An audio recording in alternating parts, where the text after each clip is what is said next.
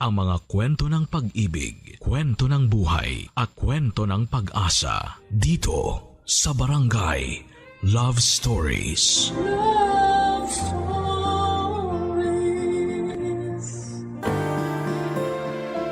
Ang pagmamahal ay hindi palaging may kapalit. Dahil mas mahalaga na minamahal mo ng buo at totoo ang isang tao. Kahit ikaw na lang ang lumalaban. Ikaw kabarangay, kaya mo bang ipagpatuloy ang pagmamahal kahit na ikaw na lang ang naniniwala? Dear Papa Dudut, sa buhay natin ay palaging may isang taong nagbibigay ng kulay at direksyon sa atin. Yung taong ginagawa nating dahilan para maging matatag tayo at magpatuloy na maging malakas. At masasabi ko na walang ibang pwedeng makapagbigay kulay sa buhay ko kung hindi ang nag-iisang anak kong si Marlon. Papa Dudo, tawagin niyo na lamang po ako sa pangalang Selly. 51 years old at nagtatrabaho bilang mananahe sa isang pabrika. Maaga kong nabiyuda dahil namatay sa stroke ang asawa ko. Kaya naman mula noon ay mag-isa ko nang tinataguyod ang anak kong si Marlon. Maswerte ako na may mabubuting tao na handa pa ring tumulong sa akin noon. Pero hindi talaga naging madali ang pagiging single parent ko. Pero kinaya ko para sa nag-iisang anak ko. Dahil wala naman na siyang ibang aasahan kung hindi ako lamang, Papa Dudut.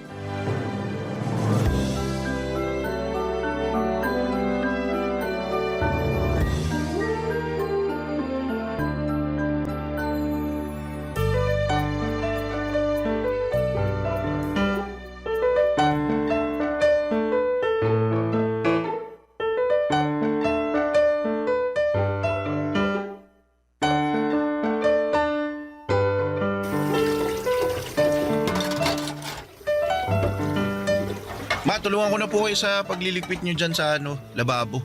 Ay, kaya ko na to, Marlon. Asikasuhin mo na lang yung mga natirang bisita mo sa sala.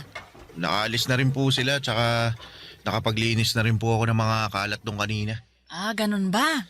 Eh, magpahinga ka na muna at hayaan mo na lang akong tapusin ang pagliligpit ko dito. Ma, alam ko po na mas pagod kayo kaysa sa akin. Kaya ako na lang po, hayaan nyo na akong tumulong sa pagliligpit nyo dito. Eh, sige na nga. Punasan mo na lang yung mga bagong banlaw na mga baso at pinggan nang matuyo agad ang mga yan. Ayan lang sa may sabitan ng malinis na pamunas. Sige po, Ma.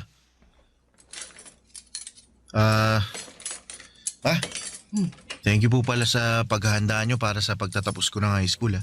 Wala kang dapat na ipagpasalamat sa akin. Kasi alam mo namang matagal ko na rin plinano to. Ilan buwan pa lang bago ang graduation mo, tinanong na kita kung anong mga pagkain ang gusto mong lutuin ko para sa espesyal na araw na to. Opo. At ang sabi ko po sa inyo noon, ayos lang sa akin kahit hindi na tayo maganda para hindi na kayo mapagod sa pagluluto. At hindi ako pumayag kasi espesyal na araw to para sa ating dalawa. Yung araw na nakapagtapos ka ng high school at natupad mo ang isa sa mga pangarap ko para sa'yo. Ang totoo, Ma, nahiya nga po ako sa inyo eh. Ha? Eh bakit naman? Eh, kasi po wala naman po akong kahit na anong award na may regalo sa inyo. Sino namang may sabi na kailangan mong magka-award para may mairegalo ka sa akin? Narinig ko lang po yun sa mga kaklase ko na honor students. Na ang regalo daw po nila sa mga magulang nila yung academic awards na natanggap nila sa graduation namin. Eh akin na nga muna yung pamunas at gagamitin ko muna sa mga kamay ko. Sige po, Ma, ito. Alam mo, anak, malaki ang regalo na binigay mo sa akin sa araw na to. Ang regalo na nakapagtapos ka ng pag-aaral mo. Kahit po wala akong natanggap na kahit na anong award kanina. Oo naman. Ay, pahawak nga ako nitong mga kamay mo.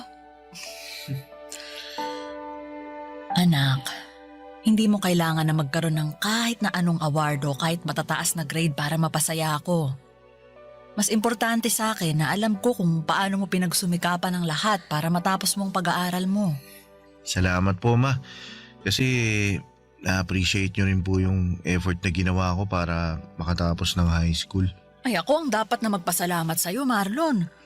Salamat kasi sinuklian mo ang lahat ng ginawa kong pagtatrabaho para sa pag-aaral mo. Salamat sa high school diploma na regalo mo sa akin. Basta ma, pagbubutihan ko pa po lalo ang pag-aaral, lalo na sa kolehiyo. Pangako po ma, ako naman po ang babawi sa inyo. Papadudot nung nabubuhay ang asawa ko ay simple lang ang buhay namin. Nagtatrabaho siya sa munisipyo at ako naman ay nagdesisyon na maging housewife. Sa asawa ko talagang si Manuel nanggaling ang ideya na yon. Dahil may trabaho din ako noon sa isang hardware shop. Pero nang maging masela ng pagbubuntis ko ay pinahinto niya na muna ako sa pagtatrabaho. Pero ang gusto ko sana noon, bumalik kapag nakapanganak na ako. Pero sumang-ayon na rin ako sa suggestion ni Manuel na maging full-time na may bahay niya. Gusto niya rin na matutukan ko ang pag-aalaga hindi lang sa kanya, kung hindi pati na rin sa anak naming si Marlon. Naging mabuting asawa at tatay ang asawa ko, Papa Dudut. Hindi man kalakihan ang sweldo niya pero nagagawa naming pagkasyahin yon sa lahat ng gastusin dito sa bahay. Pareho kasi kaming hindi maluho ng asawa ko, Papa Dudut. Kaya naman ang gastos namin ay para lang sa mga importanteng bagay o kaya ay sa mga espesyal na okasyon. Simple lang ang buhay namin pero masasabi kong masaya at kontento talaga kaming pamilya. Kaya naman nang mawala si Manuel ay ginawa ko pa rin ang lahat para hindi maramdaman ni Marlon ang malaking pagkukulang sa buhay namin, Papa Dudut.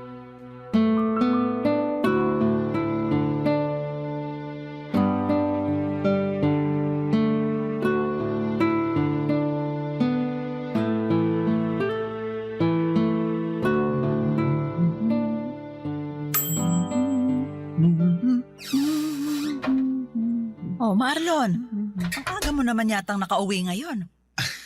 Opo ma, hindi po kasi pumasok yung professor sa last subject kaya yun, canceled yung klase namin. Ah, sakto ang uwi mo. Kasi katatapos ko lang din halos mag-bake. Uy, nag-bake po pala kayo ng paborito kong banana cake. Ayos. Nag-request kasi yung ninang Pia mo para sa birthday ng anak niya. Request din daw ng anak niya kaya hindi na ako nakatanggi na mag-bake para sa kanila. Pwede mo nang kainin yung nasa isang tray dahil yan ang first batch na binake ko. Sige po ma, kukuha na po ako dito ha. Oh.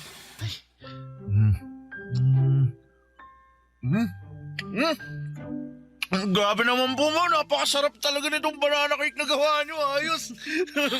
Anak, para namang ngayon mo lang natikman ang banana cake na binibake ko. Iba po kasi yung pagkaka-bake nyo ngayon, sobrang sarap. Ma, hingi pa ako ha. Kumuha ka lang sa tray na yan kasi para sa'yo talaga yan.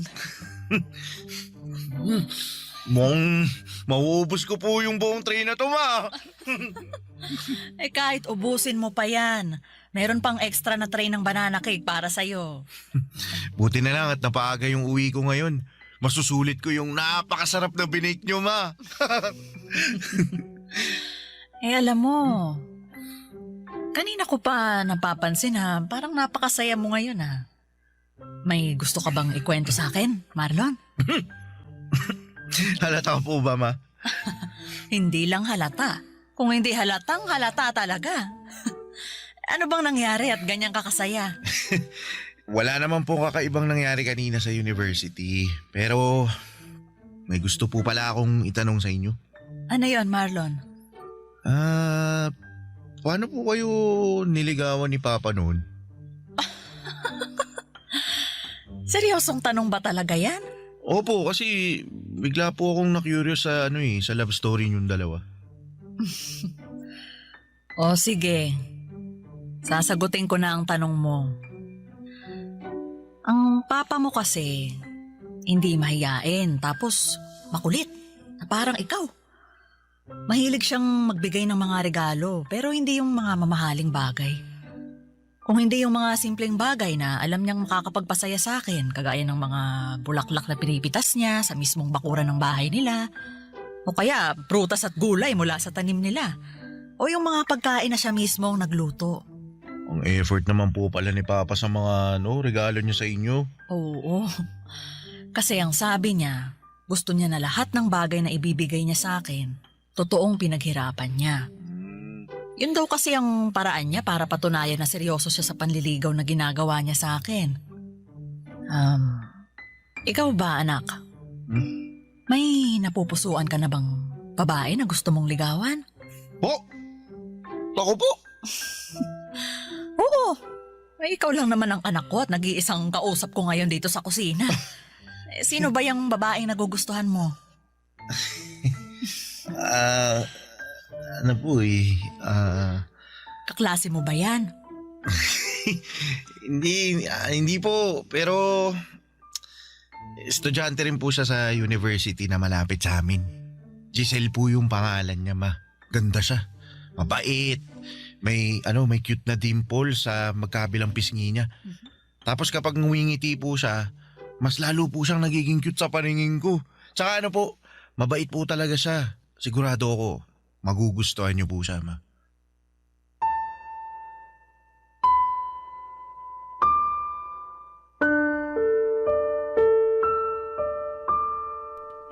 Papadudot masasabi kong maswerte ako sa anak kong si Marlon. Malaking tulong yon para kahit papaano ay gumaan ang responsibilidad na dinadala ko noon. Kasi masipag siyang mag-aral at matyaga sa mga bagay na ginagawa niya. Wala man siyang academic awards na naiuuwi sa bahay o naipapakita sa akin. Sapat na yung alam kong hindi niya pinapabayaan ang pag-aaral niya. Yun naman ang importante para sa akin. Yung nagiging responsable siya sa ginagawa niya. Bukod sa pag-aaral ay mahilig din siyang mag-basketball. Yun na halos ang pinakalibangan niya noon. May mga oras pa nga na dinadala niya sa bahay ang mga kaibigan niya at tuwang-tuwa ang mga ito kapag nagluluto ako ng pagkain, lalo na kapag nag-bake ako ng banana cake. Hobby ko na rin kasi ang pagbe-bake noon kapag may libreng oras ako. At ang banana cake na binibake ko ang pinaka-paborito ni Marlon. Sinabi pa nga ng mga kaibigan niya na dapat daw ay nagbe-business ako ng pagbebenta ng banana cake. Pero hobby ko lang talaga yon, Papa Dudut, kaya hindi yon pumapasok sa isipan ko. Barangay Love Stories. Barangay Love Stories.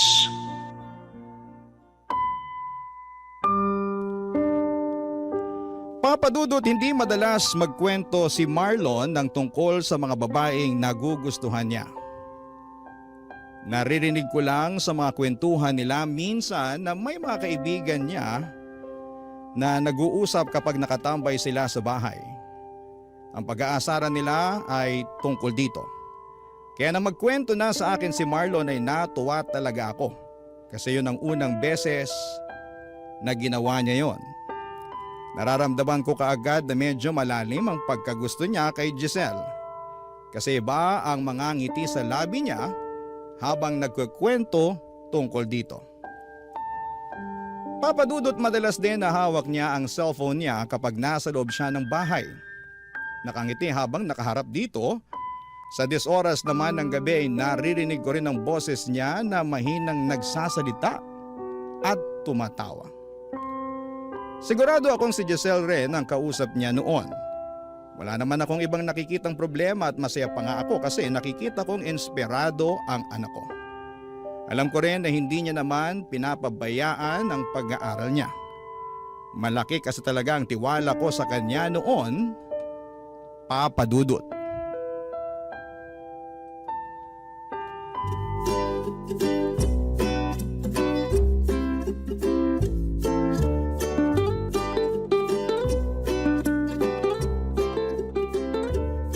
Anong masasabi mo sa sinigang na hipon na luto ni Mama? Masarap, Marlon. Pinilig ka sa sarap, di ba? Parang ganun na nga. Sabi ko naman sa iyo masarap magluto yung mama ko. Mamaya matitikman mo yung napakasarap na banana cake na palagi niyang binibig. Nirequest ko talaga yun para sa'yo. Naku, kapag natikman mo yun, makakalimutan mo talaga yung pangalan mo. Totoo ba yan, ha? Marlon, Oh. baka naman masyado nang mag-expect si Giselle na masarap ang binibake ko na banana cake, ha? Bakit? Masarap naman po talaga, ma. Ang dami na nga pong gustong umorder at maging reseller ng binibake nyo eh. Kayo na lang po talaga yung tumatanggi sa kanila. Alam mo naman na hobby ko lang ang pagbibake na ginagawa ko, Marlon. Pareho po kayo ng mommy ko, tita. Mahilig din po siyang mag-bake. Talaga? Ano yung madalas na binibake ng mami mo? Chocolate brownies and muffins po, tita. Pero hobby lang din po niya ang mag-bake kasi ayaw niya rin po na gawing business yun eh. Alam mo, sa totoo lang kasi, magastos din gawing business ang pagbibake. Malaki-laking puhunan ang kailangan namin kung gusto talaga naming simulan yun. Marami ring oras ang makakain sa bawat araw namin. Nabanggit din po yan ni mommy, tita. Pareho naman daw silang may maayos na trabaho ni daddy kaya hindi niya pinupush na gawing business. Tsaka ayaw niya rin daw po na bawasan pa ang budget na para sa bahay o sa pag-aaral ko. Kaya nga sabi ko kay mommy sa oras na makatapos ako ng pag-aaral at magkaroon ng regular na trabaho, ako mismo ang magpapatayo ng bakery para sa kanya. Nakakatuwa ka naman, Giselle. Bakit yun naman po nasabihan, tita? Kasi bumubuo ka na kaagad ng mga pangarap para sa magulang mo. Sa panahon kasi ngayon hindi lahat ng kabataan ganyan mag-isip. Pero ayos lang naman sa akin kasi alam ko na iba na talaga ang kinasanayan ng mga tao ngayon. Magkakaiba nga po ang paniniwala ng mga tao pagdating sa bagay na yan. Basta para sa akin po, obligasyon pa rin naming mga anak na suklian lahat ng naging sakripisyo ng mga magulang namin. Sana dumami pa ang mga anak na kagaya mo. Kasi hindi lahat ng magulang nagkaroon ng oras na makapag-ipon para sa sarili nila. Yung iba, binuhos ang oras at buhay nila sa mga anak nila. Pero para sa akin naman, hindi ko naman inoobliga si Marlon na tulungan ako sa oras na makatapos na siya ng pag-aaral niya. Pero sinabi ko rin naman po sa inyo na gusto ko rin makabawi sa inyo, ma. Nakwento rin po ni Marlon sa akin yung mga pangarap niya para sa inyo, tita. Talaga? Ano naman ang nakwento ng anak ko sa'yo na tungkol doon? Yung plano niyang pagbili ng malaking bahay para sa inyo, pagpapalago ng negosyo niyo, tsaka pagkuha ng sasakyan, para kayo naman po ang maihahatid at sundo niya. Ay naku, nakakatuwa talagang marinig yan mula sa inyo ng mga kabataan. Siguro, para sa akin lang ayoko naman na itali ng mga anak ang buhay nila sa pagtulong sa mga magulang na kagaya ko. Kayo ang responsibilidad namin hanggang sa tumanda na kayo at magkaroon ng sariling mga buhay. At kahit anong mangyari, responsibilidad naming mga magulang ang sarili namin.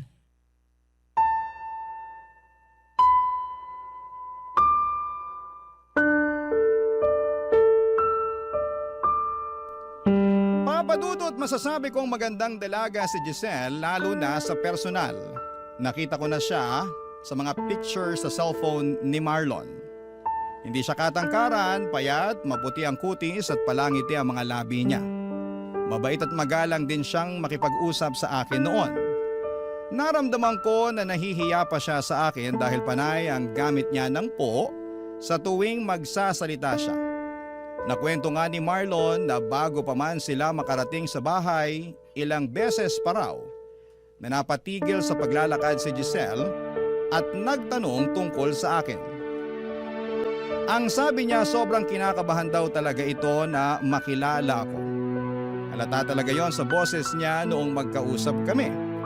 Pero hindi naman nagtagal noon at naramdaman ko na kahit papaano ay nagiging magaan na ang loob niya na kausap ako. Sa unang beses na nakilala ko ng personal si Giselle bilang nililigawan ng anak ko ay nagustuhan ko na kaagad siya. Para kay Marlon, naisip ko kaagad na makakasundo ko siya dahil nakikita ko ang sarili ko sa kanya. Kagaya ko ay nag-iisang anak lang din pala siya ng mga magulang niya. Pangarap niya na makapagtapos ng pag-aaral at matulungan ng papa at mama niya. Naniniwala raw kasi siya na kailangan niyang suklian ang lahat ng sakripisyo ng mga ito sa kanya, Papa Dudut. Kaya noon pa lang ay natutuwa na kaagad ako dahil mukhang maayos na babae ang napiling ligawan ng anak kong si Marlon, Papa Dudut.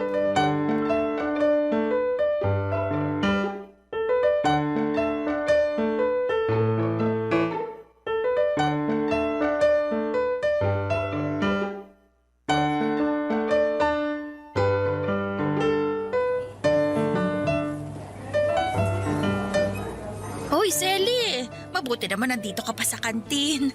Patapos ka na bang kumain? Ay, hindi pa, Pia. Halos kakasimula ko lang din mag-lunch. Ay, naku sakto, may kasabay pala akong kumain.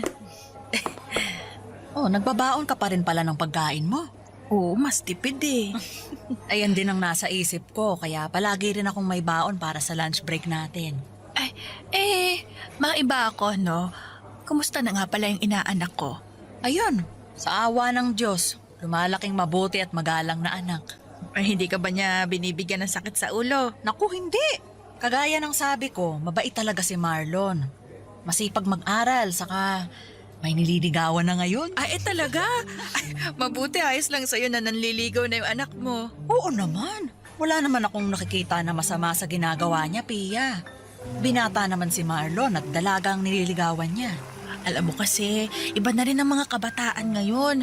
Baka lang makabuntis na maaga yung inaanak ko. Naku, may kilala ko ang anak ko at alam ko na responsable siya sa bawat bagay na ginagawa niya. Nakilala ko na nga rin yung nililigawan niya eh. Talaga? Oo. Paminsan-minsan dumadalaw din sa bahay. Nako mabait naman ba? Oo. Mabait saka magalang. Gusto ko na nga ang batang yun para sa anak ko eh. Pero ang sabi ni Marlon, hindi niya minamadali si Giselle. Maghihintay siya na maging handa na si Giselle na sagutin siya.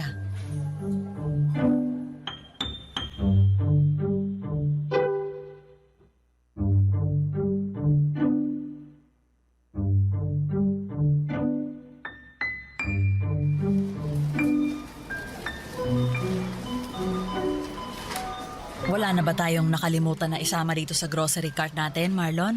Mukhang wala na pong kulang, ma. Nandito na po lahat ng nasa listahan na pinakita nyo kanina. Mabuti naman. Pumwesto na tayo dun sa may pinakamaikling pila na cashier para makapagbayad na tayo. Sige, ma. Tara po.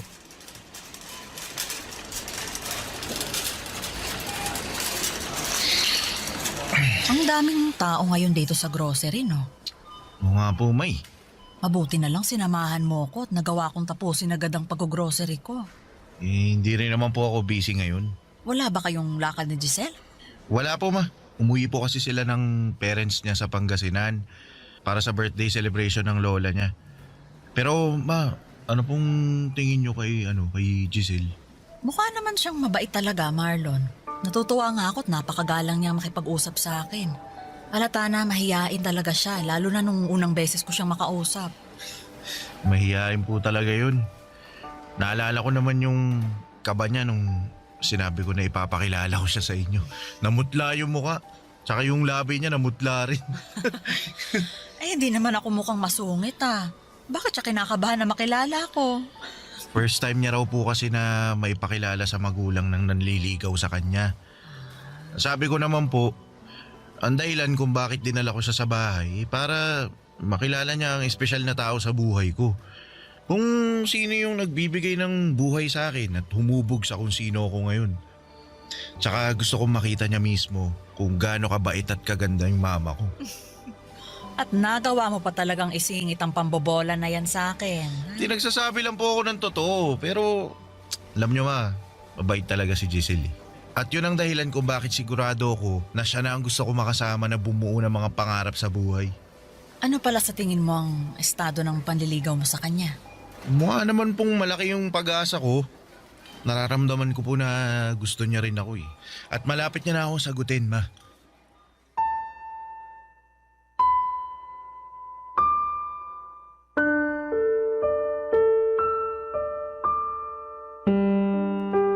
Papadudot kagaya ng sinabi ko kanina, yun ang unang pagkakataon na may naikwento sa akin si Marlon na tungkol sa babaeng nagugustuhan niya.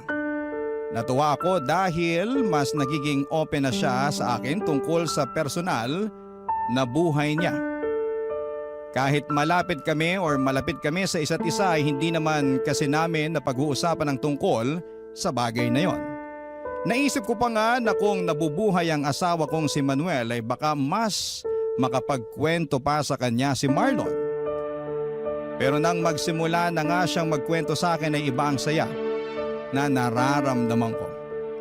Para bang mas naging close pa kami, lalo na nang magkwento pa siya ng ibang mga bagay tungkol kay Giselle.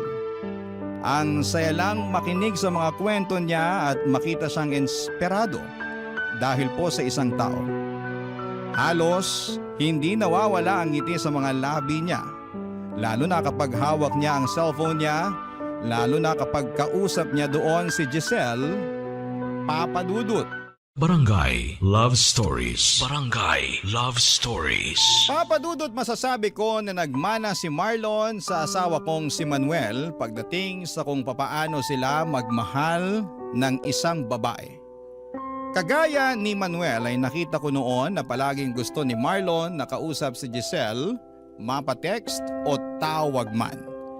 Ganon din kasi si Manuel sa akin noon, Papa Dudut, dahil hindi pa uso ang cellphone noong panahon namin. Madalas akong tinatawagan ni Manuel sa telepono ng bahay namin at madalas din siyang dumadalaw noon sa bahay namin, lalo na noong nililigawan niya pa lamang ako. Kaya naman ayos lang sa akin sa tuwing magpapaalam si Marlon na aalis ng bahay o malilate na ang uwi dahil pupuntahan niya si Giselle sa bahay nila. At sa tuwing magkukwento si Marlon ang tungkol sa panliligaw na ginagawa niya kay Giselle, nakikita ko ang kakaibang kislap at saya sa mga mata niya. Bagay na nagbibigay din ng saya sa akin kasi ramdam ko noon kung gaano niya kamahal si Giselle, Papa Dudut.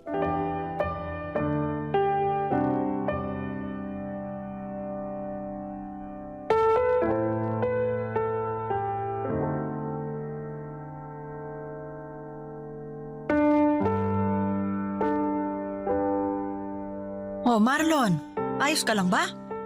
Po? Opo, maayos lang ako. Sigurado ka? Opo. Eh bakit parang ibang boses mo kanina? Nagbubukas pa lang nitong pinto, naririnig na kitang halos nang gigigil dyan sa cellphone mo. May problema ba, anak? Sinabi ko na nga wala akong problema, di ba? Ano po ba mahirap intindihin sa sinabi ko? Ayos lang po ako, kaya hindi nyo na kailangan paulit-ulit na tanungin. At hindi mo rin kailangan na magtaas ng boses habang kausap mo ko, Marlon. Pasensya na po, ma. Ayos lang. Ano ba kasing problema? Sino ba yung parang paulit-ulit na tinatawagan mo? Wala po, ma. Yung kaklase ko lang po yung tinatawagan ko kasi may kailangan ako itanong tungkol sa research paper namin eh. Sige po, papasok na muna ako sa kwarto kasi may gagawin pa ako eh.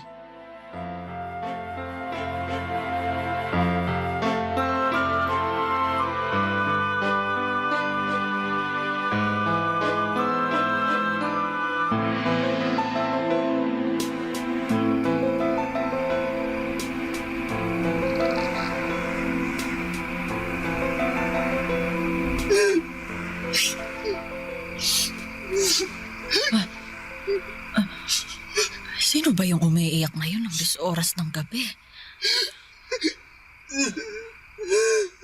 Teka, parang boses ni Marlon yun ah. Ay, makabangon na nga muna nang mapuntahan ko siya.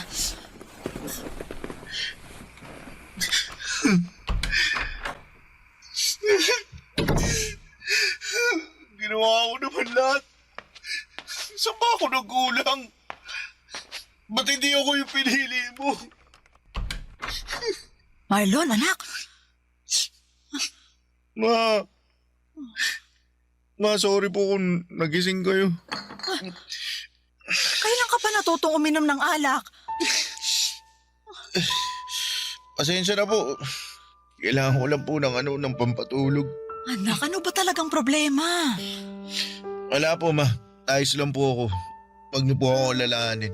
Hindi ka maayos. Magdadalawang linggo ka nang palaging tulala tapos ngayon, nagpapakalunod ka naman sa alak. Sabihin mo na sa akin ng totoo. Tungkol ba to kay Giselle?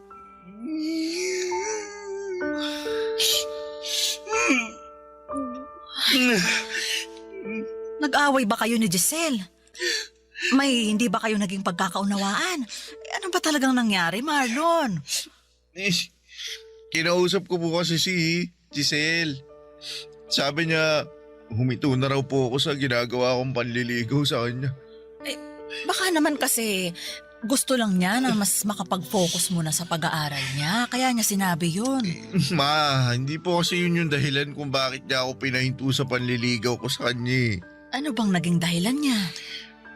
Sabi niya po kasi, sabi niya may boyfriend na raw po siya. May mahal na siyang iba kaya wag ko na raw sayangin yung oras ko sa kanya. Ba't naman ganun? Ginawa ko naman lahat eh. Ginawa ko lahat para patunayan yung pagmamahal ko sa kanya pero bakit hindi po ako pinili niya? Bakit ako po yung naiwan? Anak, si Giselle lang ang makakasagot sa mga tanong mo, ha? Alam kong mahirap pero sa ngayon, kailangan mong magpakatatag. Hindi lang naman si Giselle ang babaeng pwede mong mahalin. Bata ka pa, Marlon. Marami pang pwedeng mangyari sa buhay mo. Pero si Giselle po kasi yung gusto ko eh. Siya po yung mahal ko. Wala po ibang pwedeng mahalin kundi siya lang. Ma, siya lang po. Mahal ko si Giselle eh. Mahal na mahal ko po siya. Mahal na mahal.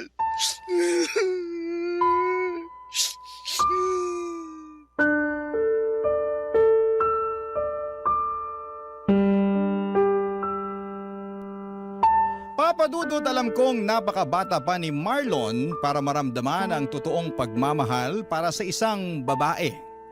Marami pa siyang iba na pwedeng makilala at mahalin. Pero sa totoo lang, umasa na rin ako noon na sanay si Giselle na rin ang makatuluyan niya sa hinaharap. Dahil sa ilang beses na dumalaw ito sa bahay, nakita ko kung gaano siya kabait at kagalang. Kaya pati ako ay nalungkot nang malaman ko na hindi niya kayang suklian ang pagmamahal ng anak ko. Na may iba na siyang minamahal kaya pinatigil na niya si Marlon sa panliligaw sa kanya. Nang mga sumunod pang araw noon ay nakita ko ang tila pagbagsak ng mundo ni Marlon. Palagi siyang walang ganang kumain, tulala sa sala kapag uuwi galing sa trabaho, at ang pinakamasakit yung naririnig ko siyang umiiyak gabi-gabi sa kwarto niya. Nadudurog talaga ang puso ko sa nakikita kong pagbagsak niya. At ginawa ko po ang lahat para maiparamdam sa kanya na lilipas din ang lahat ng sakit na nararamdaman niya. Na hindi lang kay Giselle titigil ang mundo niya, na magagawa niyang makausad kahit paunti-unti. Kaya lang ay bago pa man niya magawa yun ay tila sumuko na mismo ang katawan niya. Dahil isang umaga ay hindi na lamang siya nagising. Papadudot.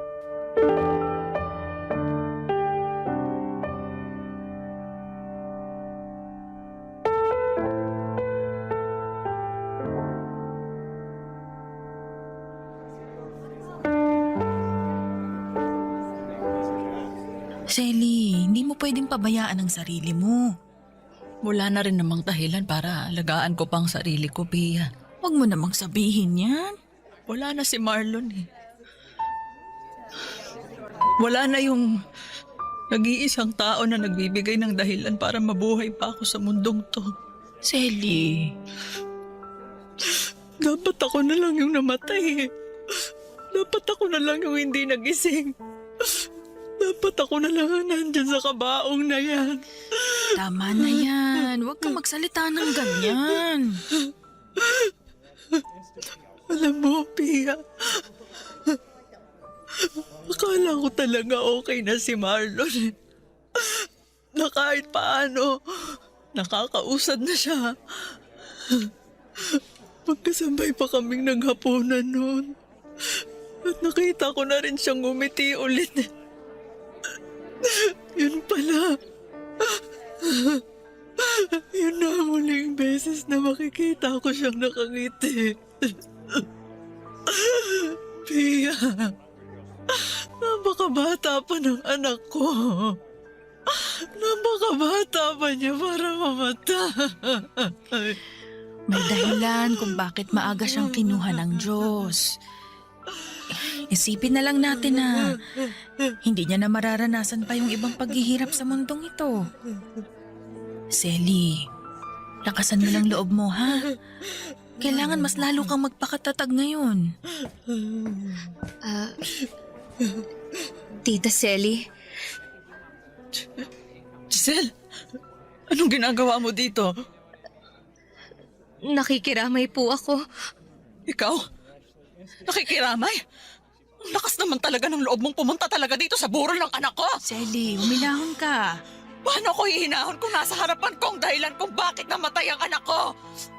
Tita, wala po akong kasalanan. Wala! Sigurado ka? Kung hindi mo pinaasa ang anak ko, hindi siya masasaktan ng sobra.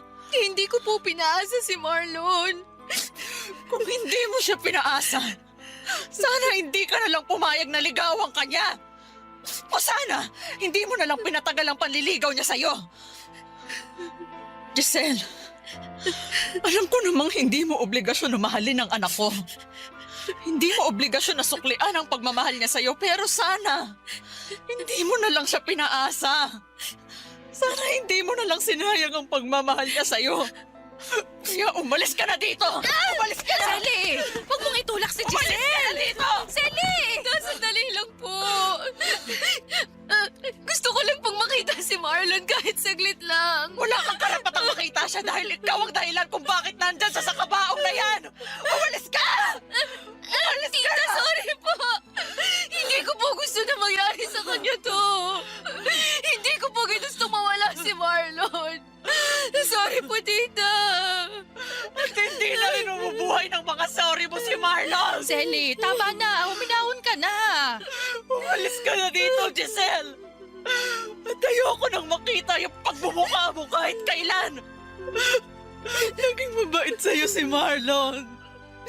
Wala siyang ibang ginawa kung hindi ang mahalin ka. Pero sinaktan mo lang siya. At ikaw ang dahilan kung bakit siya namatay. Ikaw ang pumatay sa anak ko, Giselle. Kaya umalis ka na bago pa kita kaladkarin palabas ng pamamahay ko. Umalis ka na!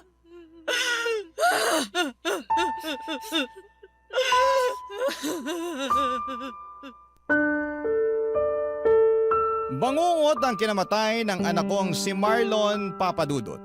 Pero pakiramdam ko ako ang habang buhay na nabubuhay noon sa isang bangungot. At kung pwede lang ay magising na ako sa bangungot na yon. Kung pwede lang na sana ay hindi na lamang totoong wala na ang nag-iisang anak ko. Hindi totoong iniwanan niya na ako. Kaya lang kahit na anong kurot o sampal pa ang gawin ko sa sarili ko. Kahit na anong kirot pa ang maramdaman ko ay hindi na mababago pa ang katotohanang wala na si Marlon. Naalala ko pa ang huling gabi na nakausap ko siya. Nagawa niya akong sabayang kumain ng hapunan pero halos 3 subo lang ng ulam at kanin ang nagawa niya noon. Nagawa rin ngumiti ng mga labi niya kahit namumugto ang mga mata niya. Nagpasalamat din siya kasi palagi ko siyang kino-comfort. Hinahawakan niya ang kamay ko at muling ngumiti sa akin. Akala ko Papadudot ay okay na siya noon. Ang buong akala ko ay magiging maayos na siya. Umasa ako na kahit papaano ay babalik na siya sa dating sigla kahit paunti-unti. Na matututunan na niyang makausad kahit mabagal. Pero hindi pala. Hindi man siya ang sumuko, ang katawan niya naman ang nagdesisyon na hindi na lumaban pa. Papadudot, hindi niyo naman siguro ako masisisi kung nagalit ako kay Giselle, lalo na noong dumalaw siya sa burol ng anak ko. Nakita ko kung gaano siya minahal ni Marlon. Walang ibang ginawa noon ng anak ko kung hindi ang ipakita at iparamdam na seryoso ito sa panliligaw kay Giselle. Pero hindi yung nagawang suklian ni Giselle. Ang nasa isip ko sana noong una pa lamang ay hindi na pinatagal ni Giselle ang panliligaw sa kanya ni Marlon. Sana'y hindi niya pinaasa ang anak ko.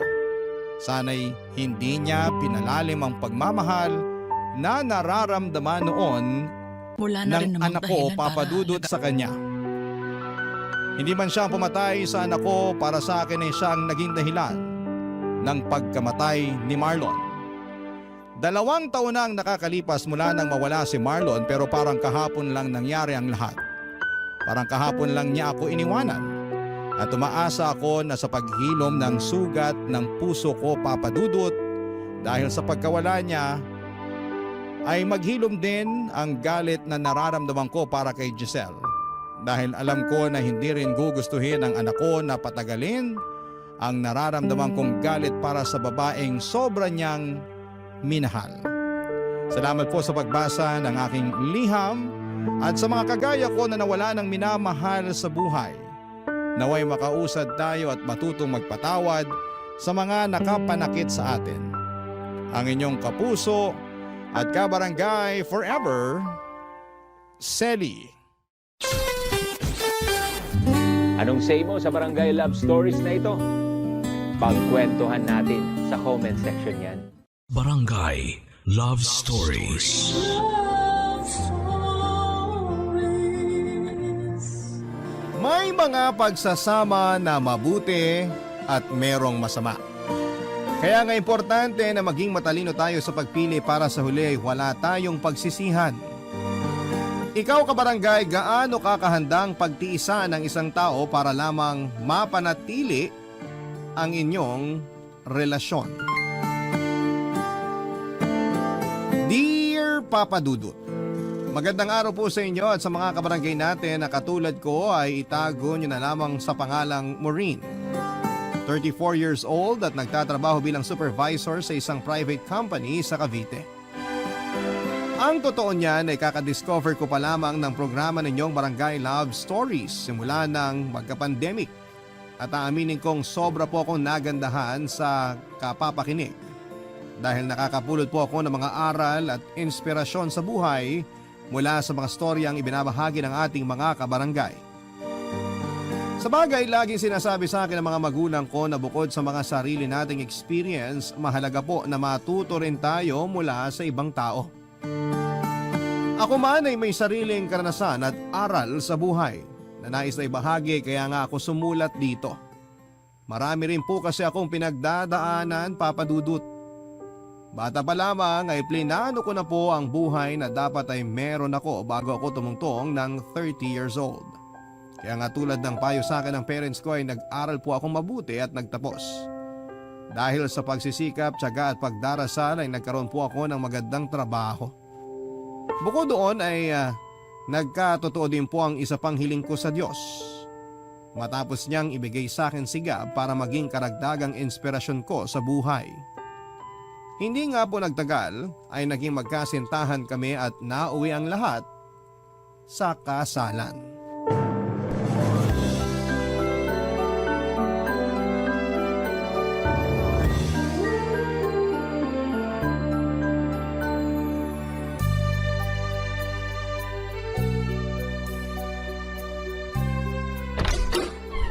Ay, nakakapagod naman ang araw na to.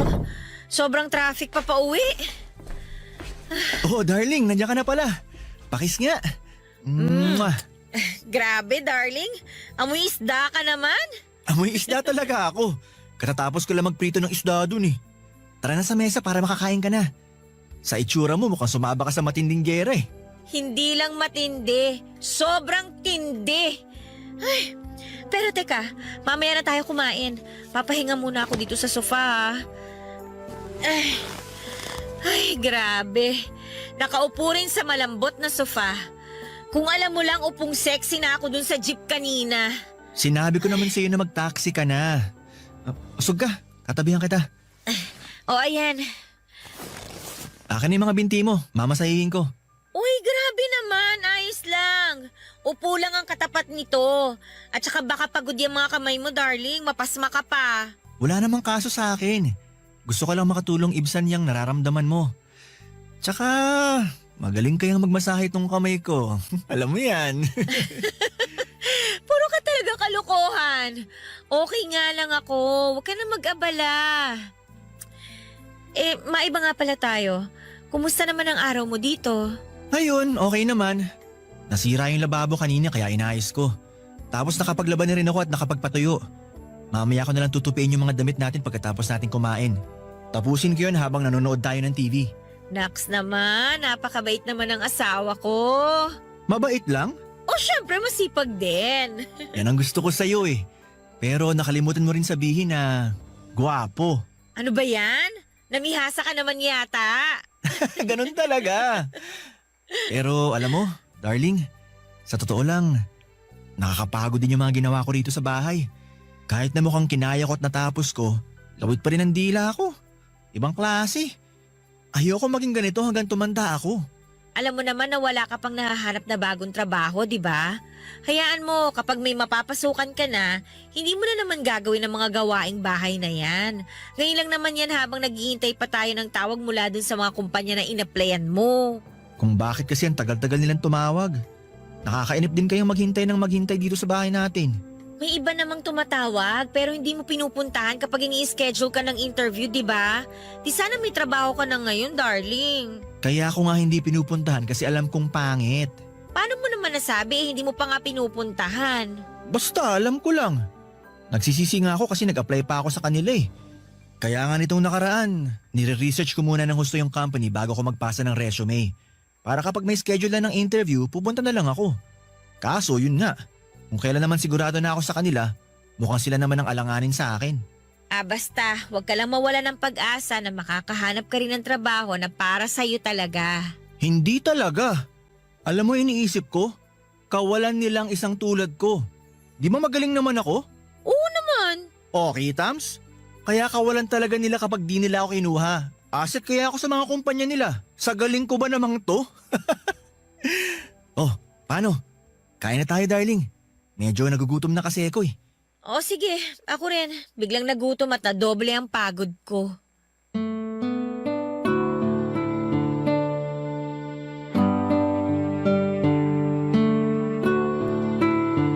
Papa Dudut, nagkakilala po kami ni Gab nang pareho kaming umattend sa birthday party ng common friends namin. And that time ay nagtatrabaho siya bilang insurance agent sa isang kilalang insurance company sa bansa. Guwapo, malakas ang karisma at sexy. Ganyan ko po siya i-describe. Mabait din po si Gab at hindi boring na kausap. Mabilis kaming nagkapalagayan ng loob matapos kaming ipakilala ng mga kaibigan namin sa isa't isa. May punto pa nga na tinukso pa nga nila kami kasi pareho kaming single ni Gab. Pero pinagtawanan lang po namin ang mga pang-aasar nila, Papa Dudut. Dahil nga magka-vibes kami ay nagkapalitan na rin po kami ng numero at social media account. Tapos ay doon na po nagsimula ang pag-uusap namin na nauwi nga sa malalim naming samahan. Nang ikasal po kami ni Gab ay wala pong pagsidlan ang kasiyahang nadarama ko. Dahil para sa akin ay siya na ang lalaking sagot sa gabi-gabi kong panalangin sa Diyos na makakasama ko sa pagbuo namin ng pamilya. Kaya lang bago pa lamang kami sa aming kasal nang subukin po ang aming pagsasama. Yon ay nang mawala ng trabaho si Gab at nahirapan siyang makapag-apply muli dahil sa pagiging pihikan niya. Nang mga panahon na yon ay nagkasundo kami na siya na lamang muna ang tatao sa maliit naming bahay dahil nagtatrabaho po ako. Nangako naman si Gab na pagbubutihin ang paghahanap ng trabaho habang nag-aasikaso sa bahay namin. Wala namang pong kaso sa akin ang pagiging house husband niya dahil wala pa po kaming anak. Nagkasundo kami na mag-iipon muna ng pera at i-enjoyin ang pagiging mag-asawa namin. Hindi nga nagtagal ay nagising na lamang ako isang araw na para bang gusto ko nang maging nanay. Doon ko kinausap si Gab na handa na ako sa pagkakaroon ng anak. Bagay na sinang-ayuna naman niya. That time, probationary na siya sa isang private company at tiwala naman siyang mareregular. At kahit papaano ay meron naman kaming naipon para sa pinaplano naming pamilya. Kaya po ginawa namin ni Gab ang makakaya namin para makabuo ng baby sa lalong madaling panahon.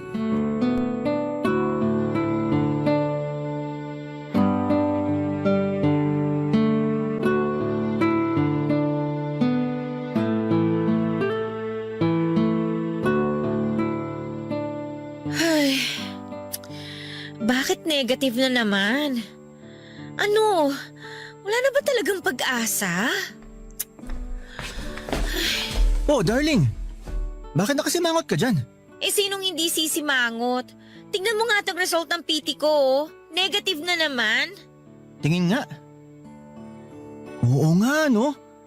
Ibig sabihin hindi ka pa rin buntis, darling. Ganun na nga. Nalulungkot lang ako. Pangilang PT ko na to. Pero ganun pa rin yung resulta. Bunga, akala ko pa naman this time makakabuo na tayo. Ginagawa naman natin ang lahat pero bakit parang ang hirap? Ay, hindi ko rin alam ang sagot sa tanong mo. Pero hayaan mo na lang siguro. Hayaan? Ano ibig mo sabihin na hayaan ko na lang? Hayaan. Yun bang kung dumating, okay. Kung hindi, okay pa rin. Ikaw nang may sabi. Ginagawa naman natin ang lahat, di ba? Para makabuo tayo ng baby. Kaso mukhang hindi pa to yung time para magkaanak tayo, darling. Kaya ang suggestion ko, hayaan mo na lang. Nandun na tayo sa sinasabi mong hayaan. Kung dumating, okay. Kung hindi, okay pa rin. Kaso bakit parang ayos lang sa'yo? Ha? Ano pinagsasabi mo? Sa tono mo kasi mukhang wala kang pakialam kung magkaanak man tayo o hindi eh. Kasi sabi mo hayaan na lang. Alam mong hindi totoo yan, Maureen. Kung hindi totoo, hindi mo rin sana sasabihin na hayaan na lang natin. Kasi hindi ka ba nakakaintindi? Gusto ko na nga magkaanak tayo eh. Tapos ayaw pang ibigay sa atin. Hindi naman natin pababayaan ang magiging baby natin ah. Palalakihin naman natin siya na maayos at saka aalagaan ng mabuti. Bakit ba hindi marinig ng Diyos yung panalangin natin? Bingi ba siya? Dinami mo pa talaga ang Diyos sa kabaliwan mo? Hindi ako baliw. Nagsasabi lang ako ng feelings ko. Pwes, ayusin mo yung feelings mo dahil nakakainis. Lalo ko lang tuloy na patunayan na wala kang pakialam sa nararamdaman ko dahil sa inaasal mo gabi. Alam mo, napipiko na ako sa'yo. O bakit ka nagagalit? Dapat ako yung magalit sa ating dalawa kasi ako yung binabaliwala mo. Wala akong binabaliwala rito, Maureen. Masyado ka lang praning mag-isip. Pwede ba? Kung frustrated ka dahil hanggang ngayon negative pa rin na result ang pregnancy test mo, pwes huwag mong ibaling sa akin. Nananahimik ako rito tapos bigla mo akong aawayin? Ano ka, baliw? Baliw na kung baliw! Pero masama bang gustuhin ko na magka-baby na tayo? Hindi nga masama. Pero ang masama yung questionin mo ang proseso. Alam mo, kung sisirain mo lang umaga ko, mabuti pa pumasok na ako sa trabaho. At least doon hindi ako bubungangaan ng katulad ng ginagawa mo. Alam mo hindi kita bubungangaan kung inaayos mo lang sana yung mga sinasabi mo. Maayos ako. Ikaw ang magulo. Hay naku, ewan ko sa'yo! Umalis ka na nga! Sinisira mong umaga ko! Ikaw ang sumira sa umaga mo, no? At aalis na talaga ako kahit hindi mo sabihin. Panira ka ng araw. Bad trip ka. Tawagin niyo na po akong desperada pero nagkakaedad na po ako, Papa Dudut. At alam naman natin na mahirap sa mga kapwa ko kababaihan ng makabuo o magdala ng sanggol sa sinapupunan habang tumatagal. Bukod doon ay nakaplano na po sa akin na magka-baby pagtungtong ko sa edad na 26 years old. Para naman meron pa po akong lakas at pagkakataon na alagaan ang anak ko. Pero dahil nga sa paulit-ulit na pagkabigo na makabuo kami ni Gab ay pinanghinaan po ako ng loob at nagduda para sa plano sa amin ng Panginoon. May punto na kunesyon ko ang pagkababae ko dahil na rin sa kung papaano tratuhin ni Gab ang sitwasyon namin. Para po kasing hindi mahalaga sa kanya ang feelings ko at ang pamilya na bubuuin namin. Hanggang sa isang beses ay may nakapagpayo po sa akin na magpakonsulta sa doktor para malaman kung may diferensya ang matres ko, Papa Dudut. Tapos ay doon ko po na-discover na meron akong PCOS. Yun po ang dahilan at tanging hadlang para magkaroon kami ng baby ni Gab sa lalong madaling panahon. Kung daw na ako na palaging negative ang nakikita ko sa resulta ng pregnancy test. Samantalang wala po akong Barangay Love Stories. Barangay Love Stories. Nang mga panahon na yon ay aminado ko na nawala na ako ng gana na isang araw ay makakabuo kami ng baby ni Gab at matutupad ang pangarap kong magkaanak. Kaya nga pareho naming ginugol ang mga panahon namin sa pagtatrabaho. Pero sa aming dalawa ni Gab, ako po ang mas focus dahil may hinahabol akong promotion. Samantalang happy-go-lucky lang sa trabaho niya ang mister ko. Nasabi ko po yon dahil lang dami po niyang panahon para sumama sa mga barkada niya na uminom sa labas o lumaboy. May mga pagkakataon na natutulog ako mag-isa sa kama dahil busy si Gab sa pakikipaglaro sa mobile games sa mga kasamahan niya o di kaya ay kung ano-ano pa pong mga gawain na hindi ko namamalaya na unti-unti na palang nagpapalayo sa amin bilang mag-asawa. Hindi naman po ako mahigpit sa asawa ko. Sa katunayan, ako rin po ang nagsasabi na sumama siya sa mga katrabaho niya tuwing may labas sa mga ito para hindi naman niya maramdaman yung lungkot kapag mag-isa sa bahay namin dahil nasa opisina pa ako at napapadala sa pag-overtime. Malaki po ang tiwala ko sa mister ko at hindi ako yung klase ng babae na may pagkasilosa. Siguro sabihin na natin na wala akong panahon na isipin ang bagay na yon dahil busy po ako sa pagtatrabaho. Kaya lang ay muli na naman pong sinubok ang pagsasama namin ni Gab bilang mag-asawa nang kung kailan na-promote na ako sa trabaho bilang supervisor ay saka naman siya natanggal sa opisina nila dahil sa pagiging irresponsableng empleyado. At syempre hindi po ulit naghanap ng bagong trabaho si Gab, sa halip ay bumalik siya sa pagiging taong bahay.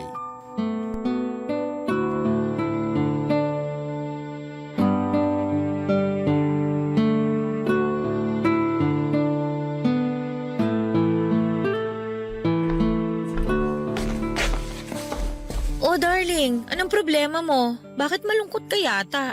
Ay, ano kasi darling? Malaki talaga ang problema ko. Gab, alam mo naman na mag-asawa tayo, di ba? Pwede mong sabihin sa akin ang gumugulo dyan sa isip mo. Nahihiya kasi ako, Maureen. Ayoko na sanang idamay ka pa rito. Bakit ka naman mahihiya sa akin? Katulad nga ng sabi ko, asawa mo ko. Pwedeng-pwede nating pag-usapan kung ano man yung mga problema mo. Ang totoo kasi niyan, na-ospital si nanay at kailangan ko ng tulong pinansyal. Kaso wala naman akong maiabot dahil wala akong trabaho. Pakiramdam ko nagkukulang ko sa kanya bilang anak niya. Sama-sama akong anak. Ay, alam mong hindi totoo yan. Hindi ka masamang anak dahil lang hindi ka nakakapag-abot ng tulong ngayon sa kanila. Ikaw na nga may sabi, wala kang trabaho, wala kang pagkukunan ng pera. Teka nga sandali lang, sino bang may sabi na hindi ka pwede mag-abot ng tulong sa kanila? May pera naman ako, Gab. Kahit paano, pwede tayong magbigay. Hindi, wag na darling, nakakahiya naman sa'yo. Ano ba kasing nakakahiya doon? Nanay mo ang pinag-uusapan natin dito. Na kung tutuusin, nanay ko na rin. Hindi siya kung sino-sino lang. Alam ko yon, kaso hindi ko naman gusto yung ideya na ibibigay mo lang yung perang pinaghirapan mo. Kung gusto mo, utahin ko na lang. Babayaran ko na lang kapag nakaluwag-luwag na ako. Hindi mo na kailangang gawin yon. Hayaan mo na lang ako. Kasi pakiramdam ko nga wala na akong silbi. Tapos lalo mo lang pinamukha sa akin na wala akong kwenta. Ano bang pinagsasasabi mo? Alam mo kung anong ibig kong sabihin. Akala mo ba hindi ko napapansin na niyayabangan mo ako? Porque ikaw nagpapasok ng pera sa bahay na to? Wala kang idea kung gaano kahirap ang sitwasyon ko. Ako ang padre de pamilya, pero taong bahay lang ako. Nakaasa ako sa'yo. Ang hirap ng lunukin. Kahit kailan hindi ako nagyabang sa'yo. Ano namang mapapala ko kung gagawin ko yun? Mag-isip ka nga. Tsaka hindi ba kagagawan mo naman kung bakit ka natanggal sa trabaho? May pagkukulang ka bilang empleyado. Kung hindi ka naging irresponsable, hindi ka mawawalan ng hanap buhay. Oh, tapos anong ginagawa mo ngayon? Bumalik na naman yung dati mong ugali na may pagkapihikan sa ina-applyan. Tapos magkakaganyan ka dahil walang perang pumapasok sa'yo. Tingnan mo tong babaeng to. Ay naku, ewan ko sa'yo. Pagod ako tapos ang sakit mo pa sa ulo. Hindi mo na dapat dinadagdagan yung stress ko kasi mapapanot ako sa mga pinaggagawa mo. Malaki ka na naman eh. Alam mo na yung tama, alam mo na yung mali. Pero bakit kung minsan, daig mo pa yung alagaing bata na nagtatantrums kapag hindi nabibigyan ng atensyon? Hindi ko na dapat to sasabihin sa'yo kaso nakakapikon ka na eh. Excuse me nga ha, maglilinis na ako ng katawan ko para makatulog na. Hoy, Maureen! Hindi pa tayo tapos mag-usap! Bumalik ka rito! Ayoko kita makausap ngayong gabi. Sumasakit ang brain cells ko sa'yo. Hindi po nangyari na binayaran ako ni Gab, Papa Dudut, tulad ng pinangako niya sa akin. Pero hindi ko na rin naman siya siningil pa dahil hindi rin naman po isyo ang pera sa aming mag-asawa. Bukod doon ay pamilya naman niya ang tinutulungan ko. Kung tutuusin ay hindi na dapat niya utangin yon, kaya lang ay medyo mataas ang pride ni Gab. Kaya naman hinayaan ko na lamang siya sa gusto niyang gawin. Kaso hindi na nga po siya nakapagbayad, napadalas pa nang napadalas ang panghihiram niya ng pera sa akin kahit na hindi naman mahalaga ang pinagkakagastosan niya. Madalas kasi luho lang talaga tulad ng bagong sapatos, damit o di kaya ay cellphone. Doon na po ako nagsimulang ma-stress, Papa Dudut. Kasi ako rin po ang nagbabayad ng mga bills and other expenses namin sa bahay since wala siyang trabaho.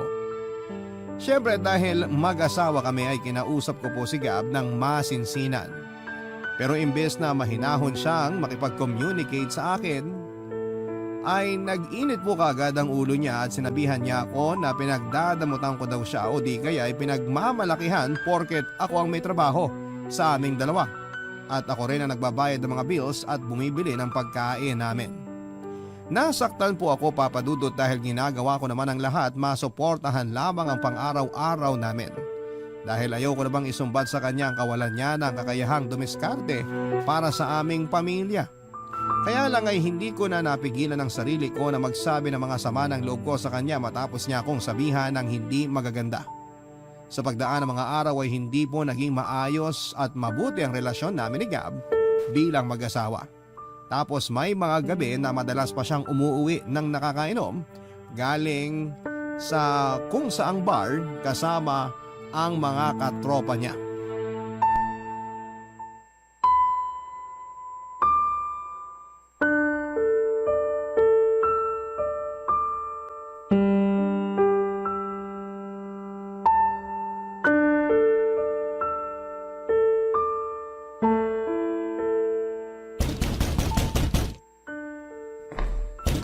Sandali! Nandyan na! Huwag mo namang sirain yung pinto, ano ba? Bakit ngayon mo lang binuksan ang pinto? Kanina pa ako rito sa labas. Alis na! Aray ko naman, Harang-harang ka. Gab! Ay, grabe. Nakaupo rin sa malambot naming sopa. Lasing ka ba? Ako, lasing? Di kaya. Nakainom lang. Sira ulo ka talaga, no? Ano bang problema mo? Bakit kinagagalit? Eh sino bang hindi magagalit? Pang ilang gabi mo na yung ginagawa. Ano ba talagang problema mo? Bakit pa na yung sama mo sa mga kaibigan mo para uminom? Alam mo ba na nag-aalala ako sa'yo? Iniisip ko kung nasan ka 10 oras ng gabi hanggang madaling araw kasi hindi mo man lang magawang sagutin ang tawag at text ko. Bakit ba? Sino ka? Nanay ba kita? Para sa kaalaman mo, malaki na ako. Kayang-kaya ko ng sarili ko kaya hindi mo na ako kailangan pagalitan ng ganyan. Ang bihira naman mo rin. Yung boses mo nakakabwisit sa tenga. Hindi nga ako ang nanay mo, pero ako naman ang asawa mo. Normal na mag-alala ako sa'yo. Tsaka hindi naman ako magkakaganito kung matino ka lang sana eh. Matino naman ako ah. Wala lang akong trabaho sa ngayon pero hindi ibig sabihin wala na akong kwenta. Lagi mo na lang pinamumukha sa akin na ganun akong klaseng tao. Kaya nakakawalang gana na eh. Alam mo ba yon? At kasalanan ko pa pala ngayon. Ayos ka rin eh, no? Sinong gusto mong sisihin ko? Yung kapitbahay natin? O yung tindero ng balot dun sa kanto? Wala ka talagang kwenta. Napakagago mong kausap. Huwag na huwag mo akong magsasalita ng ganyan ha! Gago ka! Gab, bakit mo naman ako sinampal? Ang ingay-ingay mo kasi! Hindi ba titigil yung bibig mo kakaputak? Gusto mo paduguin ko yan? Ano gusto mo? Sabihin mo lang, gagawin ko talaga! Lumayo ka sa akin, hayop ka! Ikaw ang hayop! Kasi kung tao ka, hindi ka putak ng putak! Dapat sa'yo pinapasakan ng basahan sa bunganga eh, para manahimik na! Tigilan mo nga yan, Gab! Ano ba? Oh, ano? Ha? Ano? Nasasaktan ako, sabi! Lumayo ka sa akin! Aray! Walang iya ka talaga! Lalo ko nahilo dahil sa ginawa mo! Wala akong ginagawa rito! Ikaw ang bigla-bigla na lang nananakit! Ano ba problema mo, ha? Kung hindi ka masaya sa buhay mo, huwag mo akong idamay, please lang! Tapos ang kapal pa na mukha mong isisi sa akin kung ano nangyayari sa buhay mo ngayon? Samantala sa pagkakatanda ko, hindi ako nagkulang kakapaalala sa'yo at kakasuporta sa'yo bilang asawa mo! Desisyon mo na hindi magbago para sa ikauunlad ng sarili mo! Nasa iyo yung problema! Wala sa akin! Tapos nananakit ka pa! Kung tinitikaw mo na lang yung bibig mo, sana hindi ka na nasasaktan. Hintayin mo ako makatayo rito. Lagot ka talaga sa akin. Subukan mo! Ipadadampot kita sa mga pulis! Papa Dudut, yun po ang unang beses na pinagbuhatan ako ng kamay ni Gab, pero hindi yon ang unang beses na pinagsabihan niya ako ng hindi maganda. Kaya nga doble O sabihin na po nating triple yung sakit at kirot sa dibdib ko dahil sa kagagawan lahat yon ng taong pinakamamahal ko. Siyempre, pinatawad ko pa rin po si Gab nang mahimasmasan siya at nangako sa akin na hindi na niya yon uulitin. Pero hindi rin po niya yon napangatawanan dahil naulit ang pananakit niya sa akin sa tuwing sinisit ako siya o di kaya'y minamasama niya ang mga sinasabi ko tungkol sa kanya. Papa Dudut, mahal ko po si Gab. Malaki po ang pagpapahalaga ko sa kasal namin pero aminado ako na tahimik po akong nasasaktan sa mga ginagawa niya at pinaparamdam niya sa akin. Kung nagkulang man ako bilang asawa, inihingi ko na po yon ng kapatawaran sa kanya. Pero bakit parang kahit na anong gawin ko, pinaparamdam pa rin niya sa akin na hindi sapat ang mga nagawa ko at nagagawa ko. Dahil ba sa babae lamang ako? O dahil asawa niya lamang ako? Kung alam niyo lang kung gaano kahabang pisin ang pagtitimpi ko kay Gab, masasabi niyo na sobrang martir ko para manatili pa sa isang relasyon na walang kasiguraduhan kung magtatagal nga ba. Barangay Love Stories. Barangay Love Stories. Naniniwala po ba kayo, Papa Dudut, na hindi ikaw ang makakapagpabago sa isang tao dahil ang makagagawa lang noon ay siya mismo? Kung hindi po siya determinado na tulungan ang sarili niya katulad ng pagtulong at pag-alalay mo sa kanya ay hindi siya makakausad o walang pagbabago ang mangyayari sa buhay niya. Natatandaan ko po na ganyan ang eksaktong payo sa akin ng mga magulang ko kaya nga bigla ko na lamang naalala ang lahat ng mga sinabi nila matapos kong gawin ang makakaya ko upang suportahan at tulungan si Gab bilang asawa niya.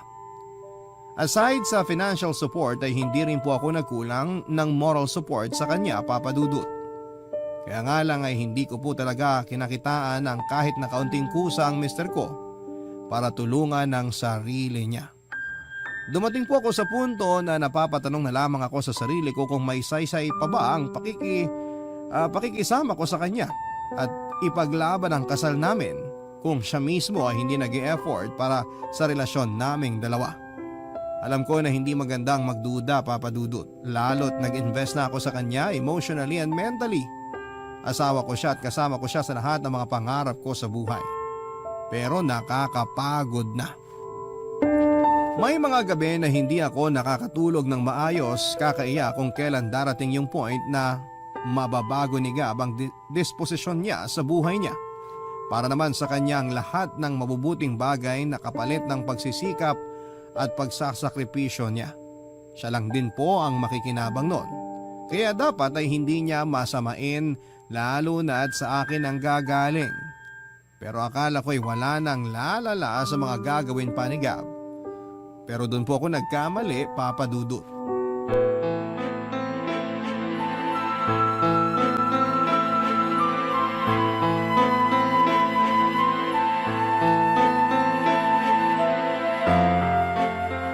Gab! Ano to? Ano ba yan? Ikaw ang tinatanong ko!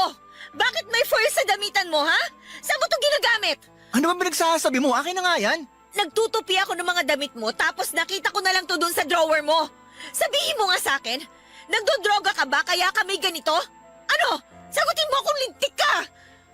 Ano kasi, Maureen? Kailan pa? Darling, Tinatanong kita kung kailan pa, Gab! nito lang nakaraang buwan, pero isang beses lang naman yun. Sinong ginagago mo?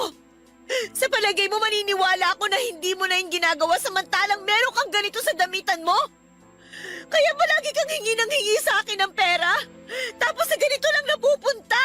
Pabayaan mo muna kasi ako magpaliwanag. Ano pa bang paliwanag mo? Alam ko na kasi kung saan pupunta ang usapan na to eh.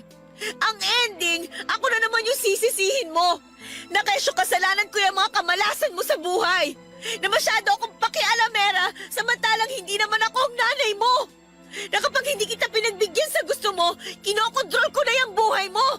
Di ba yan lagi mong sinasabi sa akin? Ang kapal-kapal ang mukha mong gumawa ng ganitong klase ng katarantaduhan imbis na pagtuunan mo ng atensyon yung relasyon at pamilya natin. Hindi ko maintindihan, nasa na ba yung utak mo? Nandiyan pa ba sa ulo mo o nasa talampakan mo na? Kasi kung nag-iisip ka, alam mong hindi to gawain ng matinong tao! Nagawa ko lang naman yun kasi pinilit ako ng mga kaibigan ko. Ano ba yan, Gab? Hinayaan mo lang na kontrolin ka ng mga taong yon? Tsaka, paano mong natatawag pa rin silang kaibigan? Samantalang hindi naman sila mabuting impluwensya sa'yo. Hindi ko na talaga alam ang gagawin ko o sasabihin ko sa'yo kasi ako yata ang unang mababaliw sa atin. Para ako nag-aalaga ng bata na nasa katawan ng matanda. Please lang, ayusin mo ang buhay mo bago ka pasirain ang bisyo mo. Inaayos ko naman, pero... Pero ano? Puro ka na lang dahilan. Ang hirap kasi sa'yo. Hindi ka consistent sa ginagawa mo. Yung gana mo, good for one day lang tapos bukas expired na.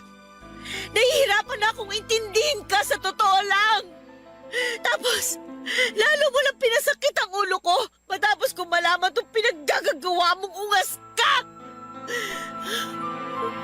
Papa Dudut, dumating po ako sa punto ng buhay ko na parang gusto ko na lamang sampalin ang sarili ko ng maraming beses nang sa ganon ay magising na ako sa katotohanan na hinding-hindi na magbabago si Gab kahit na anong tulong ang gawin ko. At matapos ko ngang malaman ang iba pa niyang bisyo bukod sa paglalasing ay mas lalo lamang akong nadismaya sa kanya, Papa Dudut. Bigla-bigla ay nag-flashback sa akin yung mga sakit at hinanakit na ibinigay niya sa akin sa loob ng aming relasyon. Kaya mas lalong-lalo akong nakumbinse na wala ng pag-asa na magkakaayos pa kami. Pero dahil may pagkatanga ako ay pinatawad ko po ulit si Gab, Papa Dudut. Pero sa kondisyon na magbabagong buhay na siya at hindi na niya isasangkot ang sarili sa ganong uri ng bisyo. Kaso ay hindi ko na alam kung ilang beses nang nangako si Gab tapos sa huli sisirain lamang niya mga sinabi niya at hindi po niya tutuparin. Sa totoo lang, Papa Dudut, laking pagsisisi ko na kinasal ako sa kanya dahil puro na lamang stress at sama ng loob ang idinulot niya sa akin. May punto na parang gusto ko na lamang siyang ibalik sa nanay niya dahil wala pa mang kaming anak ay daig ko pa ang nag-alaga ng sandosenang bata sa katauhan niya. Ang sabi nila ay darating at darating ka rin sa punto na magsasawa ka na kahit mahal mo pa yung tao ay mas gugustuhin mo na lamang na lumayo sa kanya dahil wala ka nang nararamdaman na pagpapahalaga sa relasyon ninyo. Kundi dahil pagnanatili ka pa sa pakikisama sa kanya. Baka makita mo na lamang ang sarili mong hubot-hubad na naglalakad sa kalsada. At yun po ang eksaktong naramdaman ko nang muli ay isangkot na naman ni Gab ang sarili niya sa isang gulo kung saan ay napaaway siya at pansamantalang nakulong. Kinailangan ko pa po siyang tubusin sa presinto at grabe ang kahiyan ng inabot ko para maareglo ang kanyang nagawang kaso.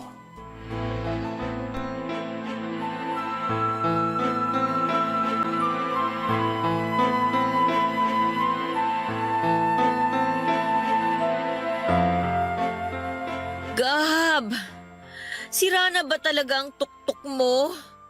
Ano bang pumasok dyan sa kukote mo para maghamon ka ng away dun sa bar na pinuntahan nyo ng mga kaibigan mo at kamuntik mo pang madisgrasya yung tao? Naiintindihan mo ba na grabing iskandalo ang ginawa mo para puntahan at piyansahan pa kita dun sa presinto? Di sana kung masama ang loob mo, hindi mo na lang ginawa. Pinabayaan mo na lang sana ako mabulok doon kung isusumbat mo lang din sa akin na... Aray! Bakit mo naman ako pinatukan? Nakuha mo pa talaga magsalita ng ganyan imbis na magpasalamat sa akin dahil pinuntahan kita at inareglo ko yung kaso mo? Gab, ano bang ginagawa mo sa sarili mo? Gusto mo na ba talaga sirain ang buhay mo? Desidido ka na ba talaga mabulok sa kulungan at doon na tumanda? Kasi alam mo kung oo, sabihin mo lang, ibabalik kita doon ngayon din! Baliw! Ah, ako pa talaga? Ako ba yung nakulong at kamuntik na makasuhan? Ako ba yung nanggulo tsaka nakasira ng mga gamit dun sa bar? Ako ba yung lasinggero? Hindi ba ikaw yon? Ikaw lahat yon! Pwede mo huwag mo nga akong baliktarin? Ay, sorry na, okay? Hindi ko lang talaga nakontrol yung emosyon ko kasi naman, napiko na ako at nakainom. Kung hindi naman ako lasing, hindi ko naman gagawin yun. Bakit ba kasi ang hilig mong uminom? Ano bang napapala mo sa pag-inom ng alak?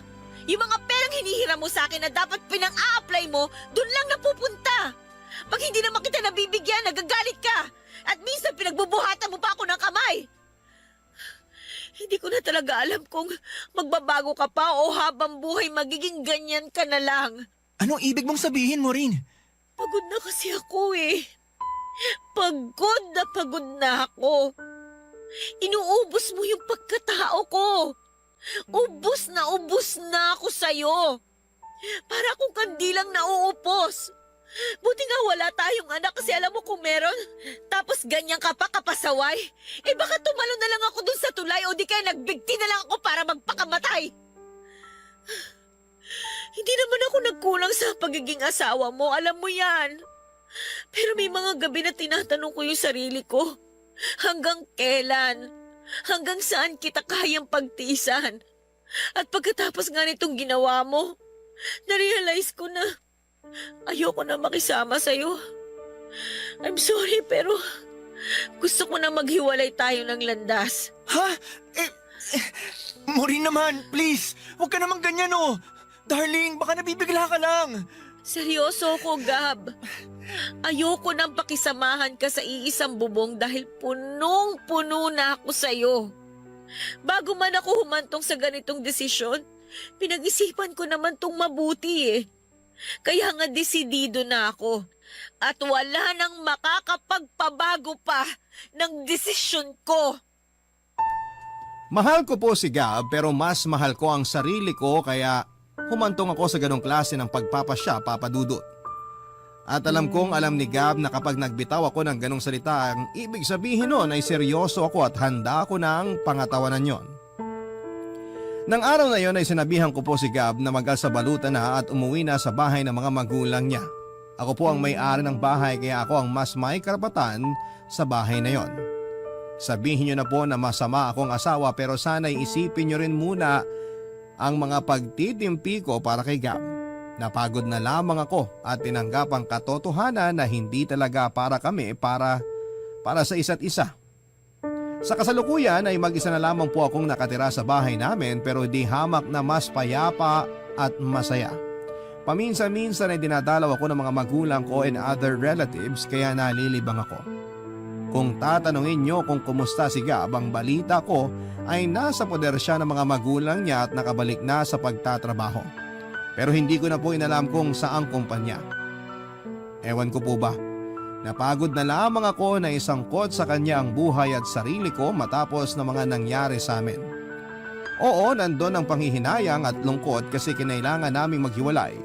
Pero minsan mas makakabuti yon dahil hindi nakabubuti sa aming sarili kapag magkasama po kami.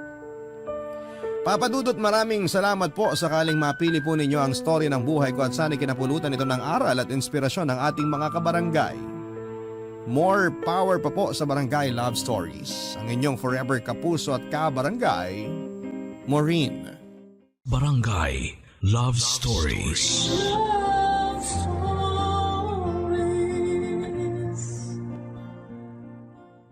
Barangay LS 97.1. 97.1. Number 1. Forever.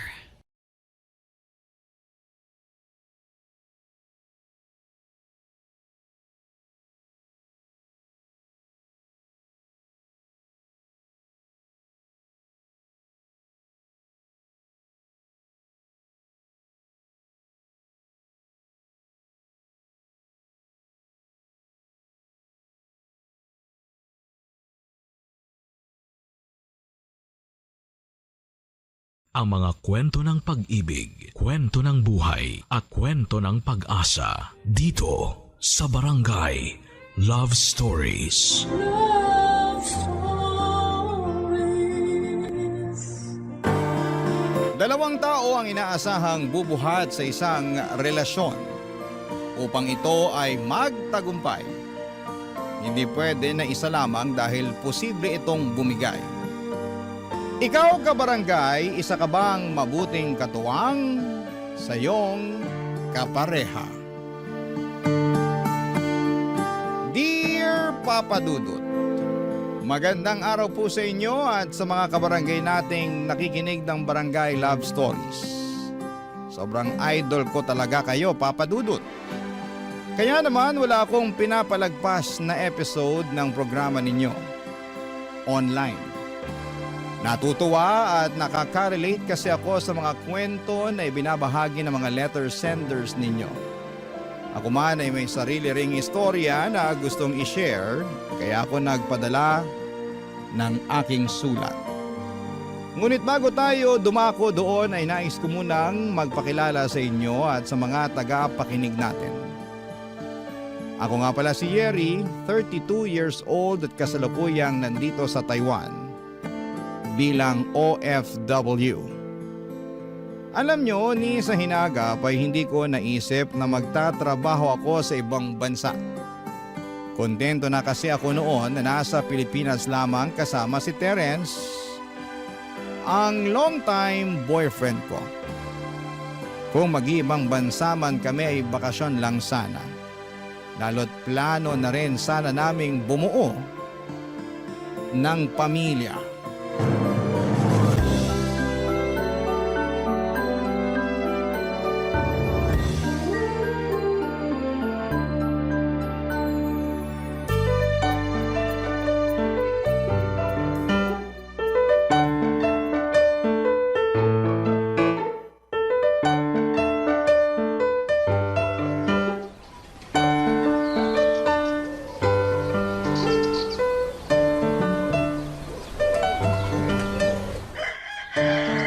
Uy, kinasal na pala si Tintin. Grabe naman, parang kailan lang. Akala namin hindi na siya makakapag-asawa pero tadhana nga naman, oh. Teka, pusuan ko nga to. Ayan, ang cute-cute naman nila. Baby love, pwede ba tayong mag-usap? Ha? Tungkol saan, baby love?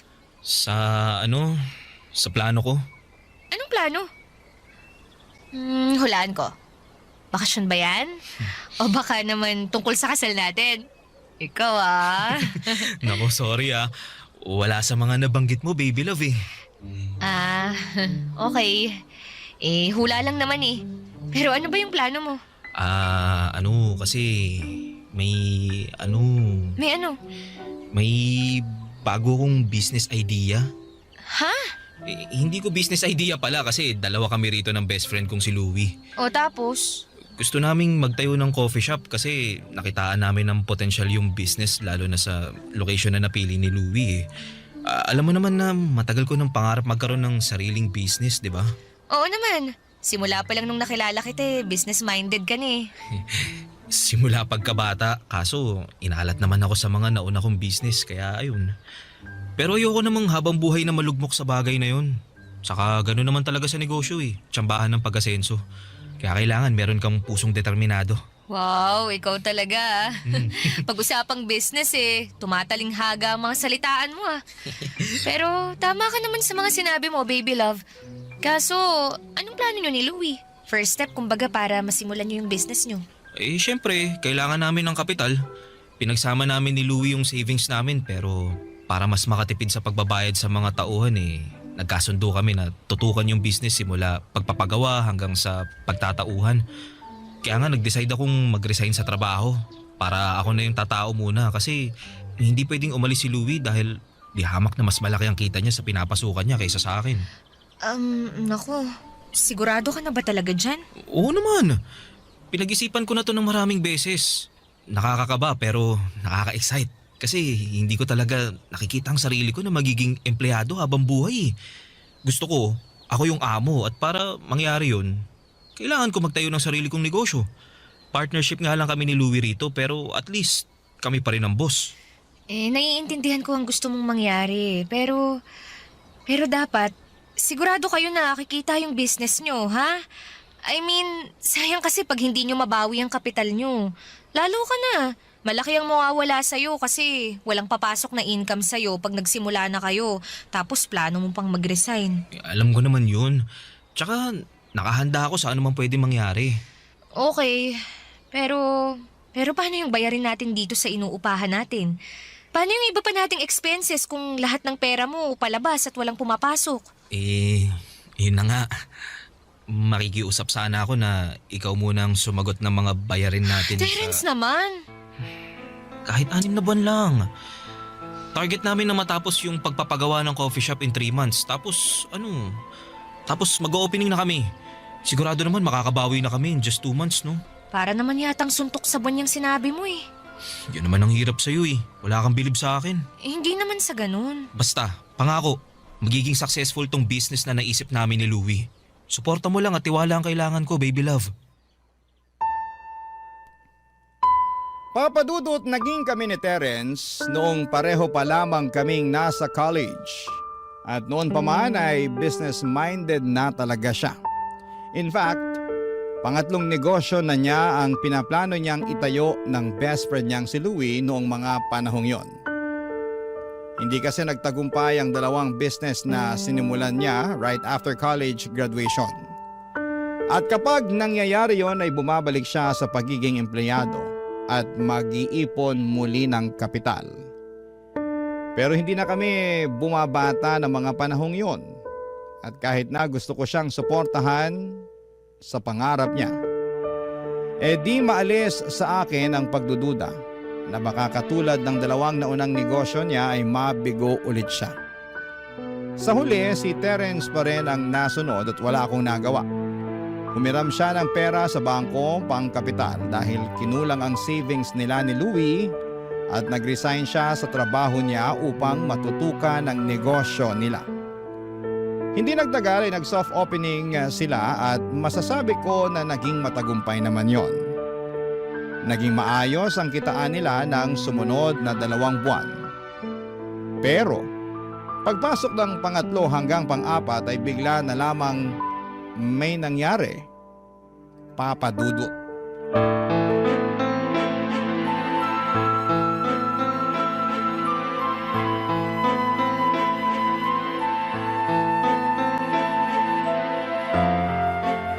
Terence, anong ginawa mo?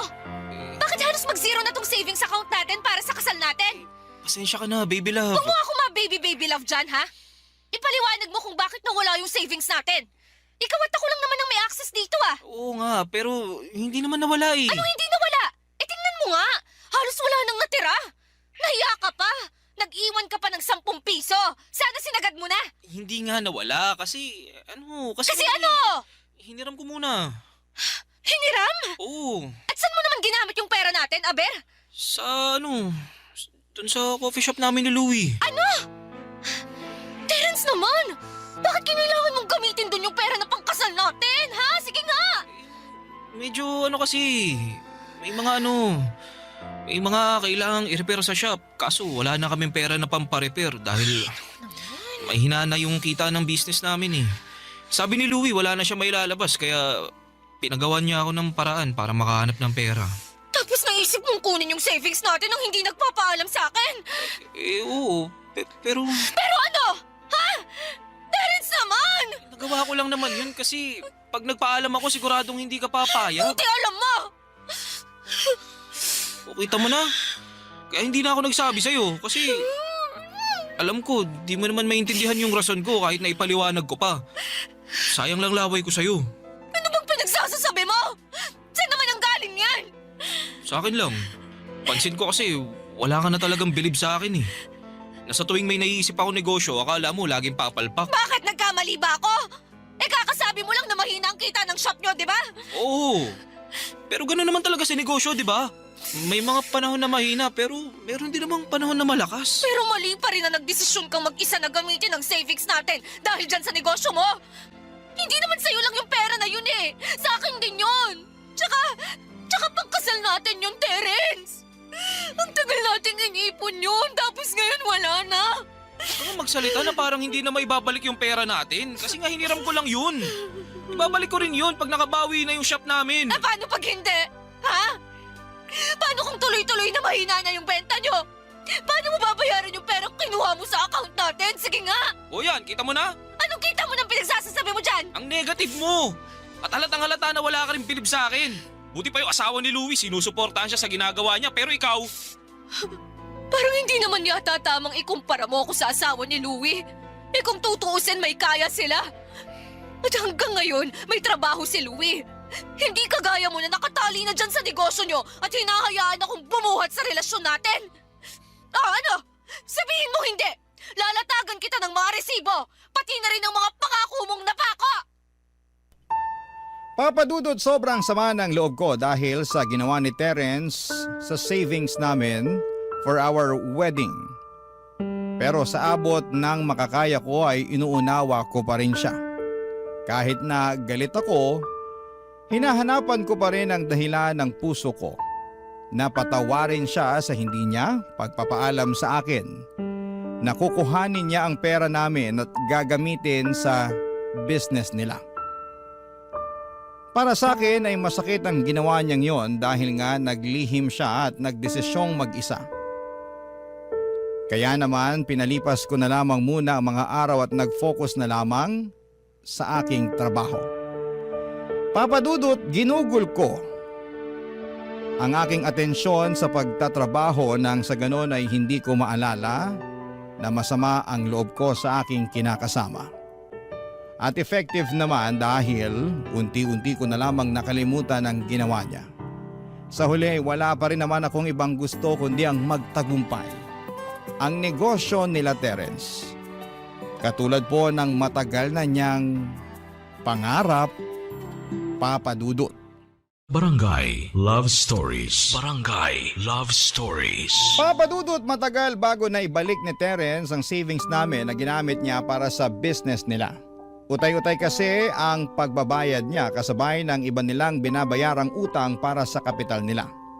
Kaya ang ending noong nakumpleto yon ay hindi na rin yon nadagdagan pa. Tapos makalipas lamang ang 1 taon ay tuluyan ng nagsarado ang coffee shop nila. Sinubukan pa nga nila yung ipasalo pero wala na talagang pag-asa. Kaya para makabawi sa mga nalugi ay binenta na lamang nila ang mga kagamitan na pinondar nila. Tapos ay pinaghatian nila ng kaibigan niya ang perang napagbentahan nila. Kaya lang ay mas malaki pa rin talaga ang nailabas nila kesa bumalik sa kanila. Sobrang lugi. Pero mabuti na rin at meron kesa wala, Papa Dudut.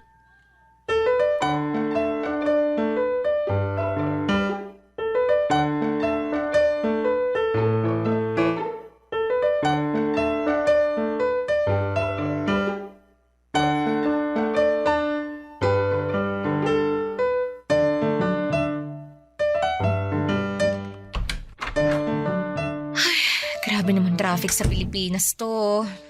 Wala na ba talagang pagbabago? Aalis kang fresh papasok ng trabaho, tapos uuwi kang bruha. Kulang na lang walis tambo eh. Teka, bakit ba ang dilim dito sa bahay? Asan na ba yung switch ng ilaw para mabuksan? Happy birthday to you. Happy birthday to you. Happy birthday, happy birthday. Happy birthday to you. Happy birthday, baby love. Terence? Happy birthday. Oh, blow mo na tong kandila ng cake mo, dali. Ha? Sige na. Pero bago yun, mag-wish ka muna. Dali. Sige, teka. Ih. Ayan, nablow ko na. Happy birthday ulit. Thank you. Oh, sa tono mo, mukhang nakalimutan mong birthday mo ngayon ah. Medyo. Ang dami kasing ginagawa sa opisina eh. Tsaka ano... teka nga. Ibig sabihin, nandito ka lang talaga sa apartment? Oo. Bakit? Saan pa ba ako pupunta? Ewan ko. Sabi mo kasi sa akin sa text eh, di mo ako masusundo kasi may lakad ka. Nung tinanong ko kung saan, hindi ka naman nag-reply. Tapos malalaman kung nandito ka lang pala sa apartment natin? Oo, teka. Kalma ka lang. Eh paano ako kakalma? Eh naipit lang naman ako sa malalang traffic kasi hindi mo man lang ako sinundo. Eh nandito ka lang naman pala. Ikaw naman no. Siyempre, pag sinundo kita, edi hindi nakita mo susurpresa ngayong birthday mo. Nagluto ako ng masarap. Yung mga paborito mong ulam, tsaka nag-order din ako ng palabok at kakanin na gusto mo. Liga, dali. Andun na sa mesa lahat oh. Upo ka na lang at kakain. Tara, punta na tayo dun. Sige na. Huwag mo na ako simangutan ng ganyan. Tsaka, di ka ba masaya na pinaganda kita ngayong birthday mo? Mukha ba akong masaya? Grabe ka naman. Pasensya na. Pagod lang talaga ako.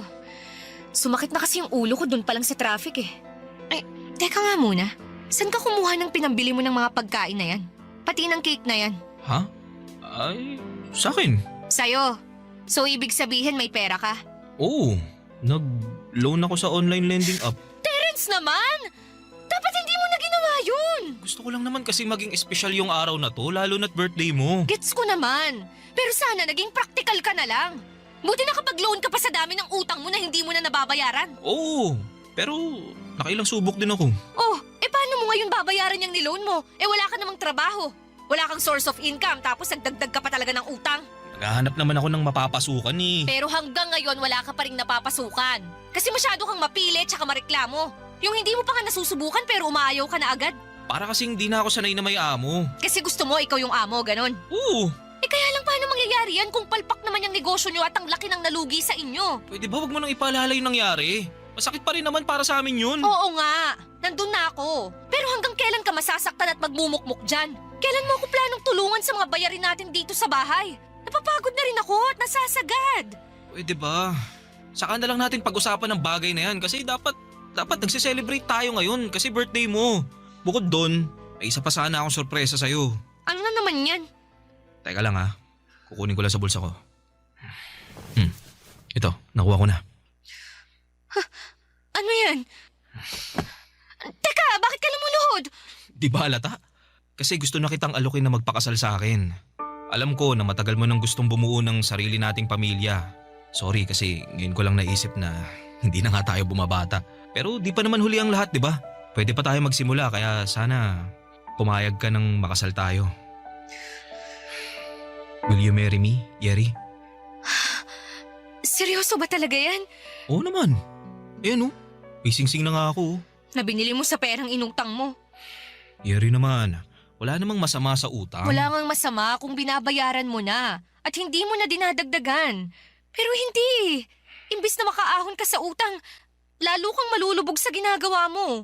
Tsaka ngayon ka pa talaga nag-alok ng kasal. Kung kailan parang... Oh, anong ibig mo sabihin? I'm sorry, pero tinatanggihan ko tong alok mong kasal. Sorry talaga. Yeri, hindi mo na ba ako mahal? Mahal kita. Pero gusto kong ayusin mo muna yung sarili mo. Maghanap ka ng trabaho.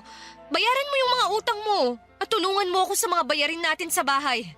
Pag nagawa mo yun, baka magbago ang isip ko at pumayag na akong magpakasal sa'yo. Papa Dudut, hindi naman siguro ako masamang girlfriend kung tumanggi ako sa kasal na alok ni Terence sa akin. Mahal ko naman siya at pangarap ko na may kasal sa kanya. Pero sa nakikita ko ay hindi pa talaga handa si Terence na mag-level up sa aming relasyon.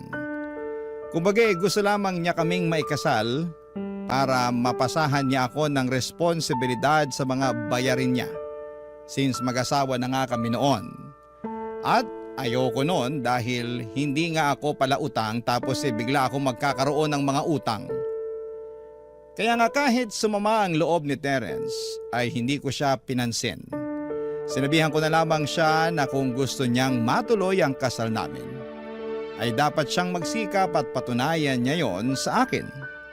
At magagawa lang niya ang mga bagay na yon kapag naghanap siya ng trabaho. At tigilan na niya ang pag-iisip ng kung ano-ano na mga klase ng negosyo. Pero imbis na gawin ang bagay na yon, ay mas naging bulakbol pa si Terence. And I had enough. Papa Dudut.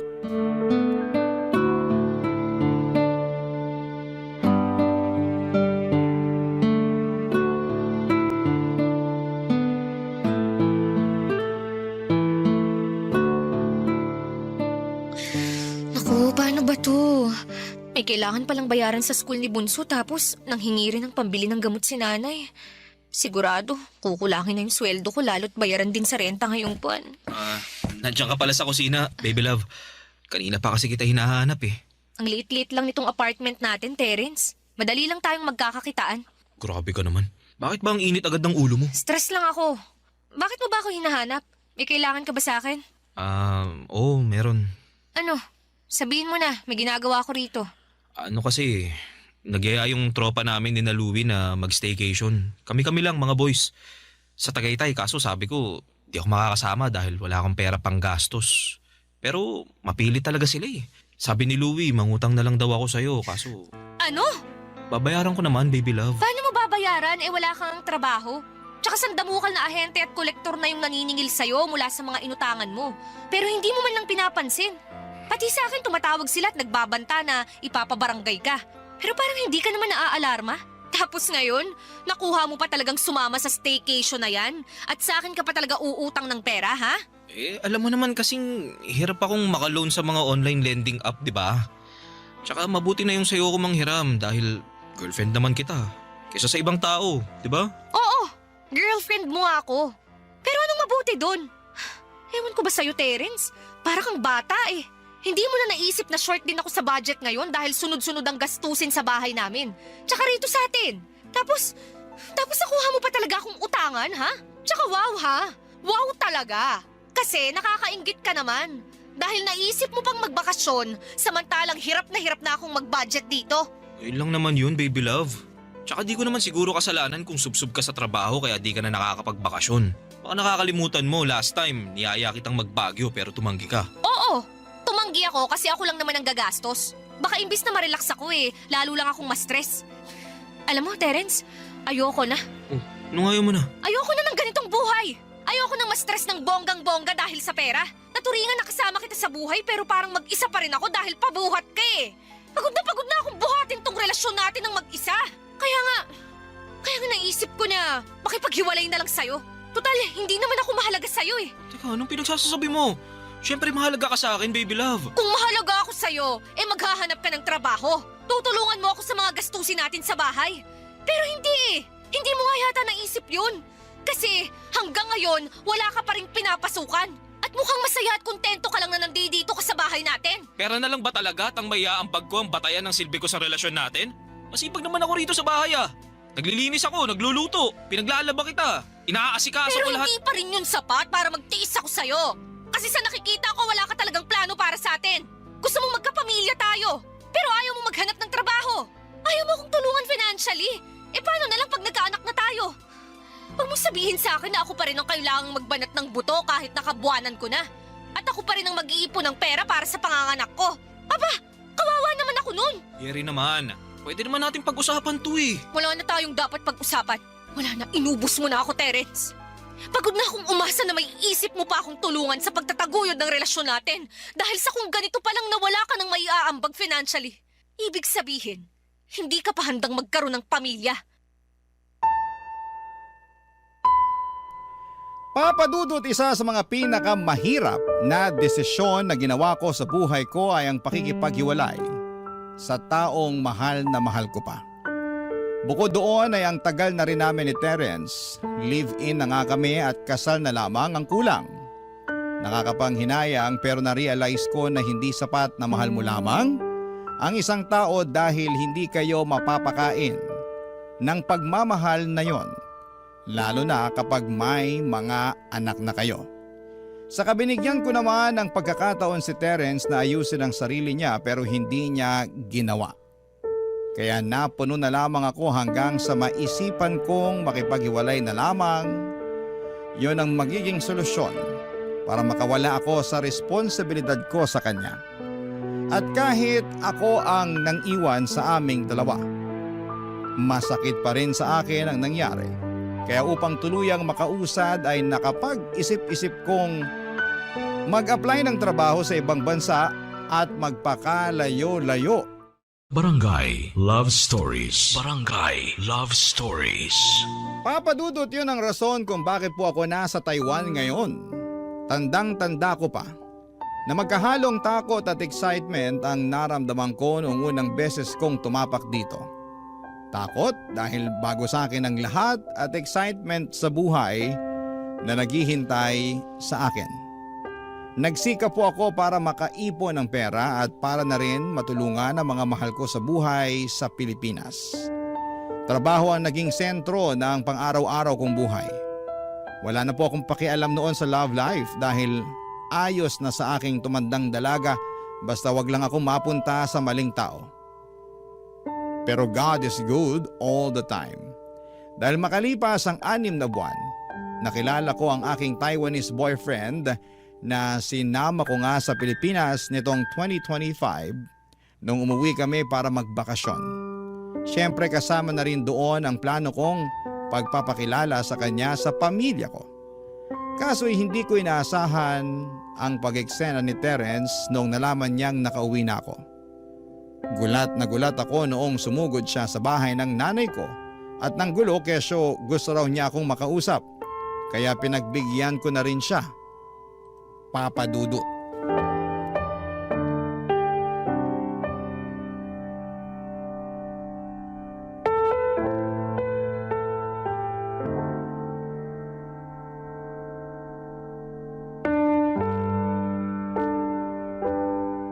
Terence, ano bang ginagawa mo rito? Pasensya ka na, Yeri, kung biglaan na lang akong pumunta rito sa inyo ah. Nung nabalitaan ko kasi na nakauwi ka na, na-excite akong makita ka eh. Nakita mo na ako. Ano pang kailangan mo? Yeri, wag ka naman ganyan sa akin. Ano mo ka kung ganito? Yun bang parang ang lamig-lamig ng pakikitungo mo? Hindi mo ba ako na-miss? Halos 2 taon din yata tayong hindi nagkita, di ba? Pasensya ka na pero hindi kita na-miss eh. Ganun na lang ba talaga kadali sa'yo nakalimutan yung pinagsamahan natin? Ano bang pinagsamahan yun? Alam mo kung anong tinutukoy ko, Yeri. Sorry pero wala naman akong rason para alalahanin pa yung pinagsamahan natin. Lalo na't ang naaalala ko lang yung rason kung bakit tayo naghiwalay. Teka nga, wag mong sabihin na hindi ka pa rin nakaka-move on. Hindi pa nga. Terence naman, almost 2 years na rin ang lumipas. Sasabi mo na lang din yan kasi may nakilala ka ng bagong mamahalin. Samantalang ako, eto wala. Wala pa at hindi ako naghanap ng iba kasi nga mahal pa rin kita. Hindi naman yata kasalanan ng boyfriend ko ngayon na dumating siya sa buhay ko. At wag mo rin sa aking isisi na wala ka pa rin nakikilalang ibang babae. Di ka ba nakikinig? Mahal pa nga kita at kahit kailan hindi ako makaka-move on sa relasyon natin. Kaya nga, nung nalaman kong uuwi ka rito sa Pilipinas para magbakasyon, di na ako mapakali. Inabangan ko talaga yung pagdating mo para personal kang kausapin. Eh ano pa bang pag-uusapan natin? Sa nakikita ko kasi wala na tayong dapat pag-usapan. Meron pa kasi gusto kong makipagbalikan sa'yo. Gusto kong ligawan ka ulit. Gusto kong maging tayo ulit. Anong sinabi mo? Hindi ko kayang mabuhay sa mundo nang wala ka sa piling ko, Yeri. Mahal na mahal kita eh. Sobrang sakit na nakipaghiwalay ka sa akin nun. Hanggang ngayon, di ko pa rin matanggap. Pag naalala ko yung rason kung bakit mo ko iniwan, nagagalit ako sa sarili ko. Kaya nga para maging karapat-dapat ulit ako sa'yo, sinubukan kong ayusin ang sarili ko pero dahil sa kalungkutan at matinding selos nung nalaman kong may iba ka na, lalo lang ako nalugmok. At anong gusto mong mangyari? Samahan kita sa pagkalugmok mo? Ayos ka rin no? Idadamay mo pa ako. Tsaka para sa kaalaman mo, ginawa ko na yan noon. Sinamahan na kita sa pagkalugmok mo, hindi lang isang beses, kundi maraming beses pa nga. Binuhat pa nga kita, di ba? Inalalayan, sinuportahan, at nagtiis ako sa relasyon natin, kahit na ako yung babae. Pero anong ginawa mo? Ha? Wala. Naging kampante ka na nandyan lang ako sa tabi mo, kasi mahal kita. Kaya nga iniwan na kita nun kahit masakit din sa akin. Kasi alam ko, wala akong magiging kinabukasan sa'yo. Tapos ngayon, isusumbat mo sa akin yung nangyari sa'yo, ha? Mas lalo mo nang pinatunayan na wala talaga akong mapapala sa'yo sakaling ikaw ang nakatuluyan ko. Dahil hindi ka pa nagbabago. Alam mo, Terence, mabuti pa umalis ka na. Huwag ka nang bumalik. Dahil sinisira mo lang yung bakasyon namin. Please lang, nakikiusap ako sa'yo. Papa Dudut, hindi ko akalain na magagawa ni Terence ang bagay na yon. Akala ko kasi makalipas ang 2 taon ay nakausad na rin siya. Pero nagkamali ako dahil parang mas lumala pa yata ang sitwasyon niya mula nung iwanan ko siya. And at the same time ay nakaramdam din po ako ng matinding awa para sa dati kong karelasyon. Awa dahil lalo niyang inilugmok ang kanyang sarili kesa tulungan yon. Kaya nga hindi na rin namin tinuloy ang pagpapabarangay sa kanya noong araw na sumugod siya sa bahay para manggulo. Pero makaraan lamang ang ilang araw. Nagulat na lamang ako matapos makarating sa akin ang balita na nagtrending ako sa Facebook, lalo na sa mga kakilala at kaibigan namin nang mag-post si Terence ng maling kwento at pinalabas doon kung paano ko siya iniwan para ipagpalit sa iba. Grabe, Papa Dudut. Sirang-sira ang imahe at mental health ko noon. Bukod doon ay panay din siya ng tawag at text sa akin. Gusto raw niya akong makausap ganito, ganyan. Kaya pumayag na ako't pinapunta ko siya sa bahay para magharap na kami sa huling pagkakataon.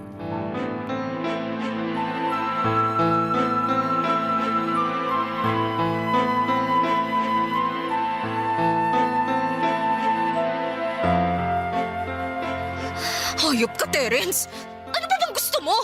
Sa pagkakatanda ko, wala naman akong kasalanan sa'yo ah. Bakit mo ba ako ginawa ng maling kwento? Pasensya ka na, Yeri. Pero desperado na kasi ako eh. Hindi mo ko pinapansin. Hindi mo nire-replyan yung mga chat tsaka yung text ko.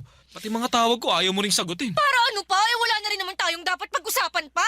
Marami tayong dapat pag-usapan. Marami, tulad ng...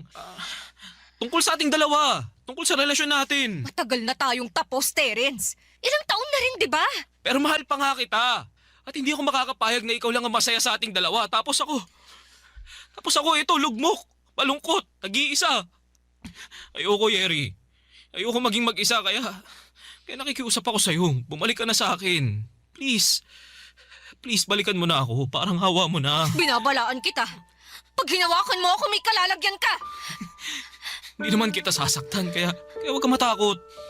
Hindi naman ako ganun eh. May natatandaan ka ba na pinagbuhatan kita ng kamay? Wala naman, di ba? Kasi nga mabait ako.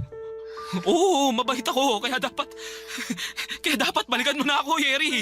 Hindi na kita babalikan dahil hindi na kita mahal. At bakit hindi, ha? Dahil ba dun sa bago mo? Bakit? Di naman siya kagwapuhan, ha? Mukha rin naman siyang lampat, patpatin. Ano ba nagustuhan mo sa kanya? Siguro mayaman siya, no? O baka naman mas magaling sa kama kaysa sa akin. Kapal naman ang mukha mo na bastusin ang boyfriend ko! Ako na lang ulit kasi ang mahalin mo, Yeri. Nangangako naman ako sa'yo na magbabago na ako eh. Sana noon mo pa naisip yan, Terence. Hindi yung kung kailan huli na ang lahat. Ang kapal naman na mukha mo sabihin sa akin ang bagay na yan. Eh kasalanan mo naman kung bakit ako lugmok ngayon. Nakakabilib din talaga ang kakapalan ng pagmumukha mo. Umiiyak-iyak pa naman ako noon at question ko ang sarili ko nung iniwan kita. Yun pala, yun ang pinakamagandang desisyon na ginawa ko sa buhay ko. Umalis ka na, Terence. Hindi ako aalis hanggat hindi ka pumapayag na makipagbalikan sa akin. Hindi na ako makikipagbalikan sa'yo. Kaya huwag ka nang umasa. Masaya na ako sa buhay ko. Kaya sana naman maging masaya ka na rin sa buhay mo. Unahin mong ayusin ang sarili mo dahil may potensyal ka naman eh. Ayoko mabuhay na wala ka, Yeri. Hindi ko kaya. Hindi ko kaya. Kaya sana bumalik ka na sa akin, Yeri. Huwag mo sabi akong lalapitan eh! Habang kita sasaktan eh. Aalagaan kita. Mamahalin kita, Yeri. Lalo mo lang sinisira ang buhay mo sa ginagawa mong yan, Terence! Please, makipagbalikan ka na sa akin. Tayo na lang ulit. Iwan mo na yung bago mo. Ako na lang ulit ang mahalin mo, Yeri. Pakiusap. Please, Yeri. Mahal na mahal kita. Mahal na mahal kita. Mahal na mahal kita, Yeri!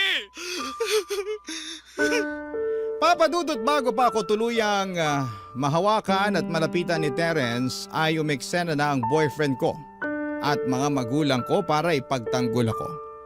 Nagkagulo pa nga ng bahagya matapos suntukin ng tatay ko si Terence.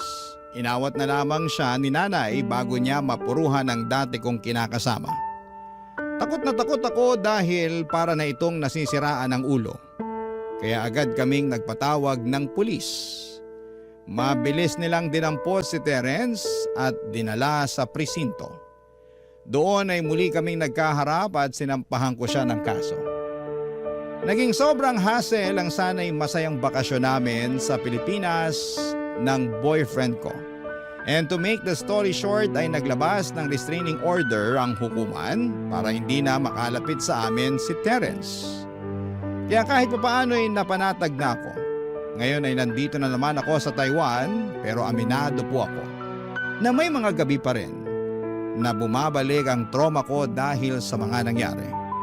Kasama na po doon ang pagsisisi na sana ay hindi na lamang ako pumayag na makipag-usap muli sa dati kong kinakasama. Pero buti na lang, nandito ang boyfriend at ang pamilya ko para maging sandigan ko at maging matibay ang aking support system. Sa ngayon, Papa Dudut, mas nakafocus na lamang po ako sa aking trabaho at sariling buhay. At umaasa na unti-unti ay mawala na sa aking isipan ang nakakatakot na pangyayaring yon. Maraming salamat po Papa Dudut sakaling mapili po ninyong basahin ang aking kwento. God bless and more power po sa Barangay Love Stories. Ang inyong kapuso at ka-barangay forever, Yeri. Uy, kabarangay! Agree ka ba sa ending ng ating Barangay Love Stories na ito? I-share mo na ang feelings mo sa ating comment section. Ang mga kwento ng pag-ibig, kwento ng buhay at kwento ng pag-asa dito sa Barangay Love Stories. Love Stories. Kapag nagmahal ang puso ay madadaig nito ang kung anong nakikita ng mga mata. Kaya nga importante na kilalanin muna natin ang husto ang isang tao bago natin sila papasukin sa buhay natin. Ikaw, kabarangay, nagmahal ka na ba ng todo? Dear Papa Dudut, ang sabi nila ay bulag daw ang pag-ibig. Pero hindi po ako naniniwala doon dahil nagiging bulag lamang ang pag-ibig kung sarado ang ating puso na tumingin at umunawa sa katangian ng isang tao. At yun ang eksaktong karanasan ko sa buhay pag-ibig na naisipan kong i-share sa Barangay Love Stories. Kung hindi ninyo na itatanong ay avid listener ako ng inyong programa. Pero bago tayo magpatuloy, nais ko muna magpakilala sa inyo, Papa Dudut. Tawagin niyo na lamang po ako sa pangalang Zelda. 34 years old at taga Parañaque City. Nagtatrabaho ko sa isang private company bilang accounting head. Sumisweldo ako ng disente, may savings, insurance, at ilang mga investment na nakakatulong din sa aking pamilya. Masasabi ko talaga na handa na ako sa buhay may asawa, pero mukhang ang tadhana ang hindi pa handa na magkaasawa ako.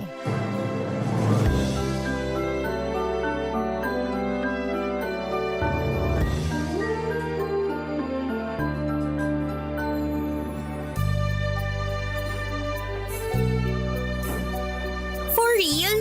Grabe naman yun. Oo. Buong akala ko may ibang babae yung tukmol na yun. Tapos yun pala, ako yung ibang babae niya. Sus! Ikaw nga lang ba? Ano ibig mo sabihin? Sa itsura pa lang kasi ng tukmol mong ex-boyfriend, babaero na talaga siya. Kaya naisip ko, bukod dun sa legal girlfriend niya, marami pa kayong side chick niya. Ay, ngayon ko lang napag-isip-isip na baka nga tama ka. Baka hindi lang ako kasi marami pa kami. Oo, itsura pa lang nun, di na talaga mapagkakatiwalaan eh. Oh, grabe ka naman. Binasi mo talaga sa itsura ng tao. Don't get me wrong. Gwapo naman yung ex mong tukmol, pero ewan, kasi nung unang kita ko pa lang sa kanya, kumulo ng dugo ko eh. Pero syempre, quiet na lang ako kasi tanda ko may period ako noon. Baka nga sign na yun na di talaga katiwa-tiwala yung lalaking yun kasi kita mo ginawa niya sa'yo, hindi mo yun deserve. Hindi talaga kasi gusto ko lang naman na makakilala ng matinong lalaki na magiging boyfriend ko. At kapag pinagkaloob ng Diyos ay magiging asawa ko na rin. Alam mo yan, gustong gusto ko na mag-asawa. Oo naman. Alam ko kaya nga bilib na bilib ako sa iyo eh. Kasi kahit marami ka ng heartbreak na pinagdaanan, umaasa ka pa rin na makakatagpo ng matinong lalaki. At bilang BFF mo, yun din naman yung gusto kong mangyari sa'yo, no?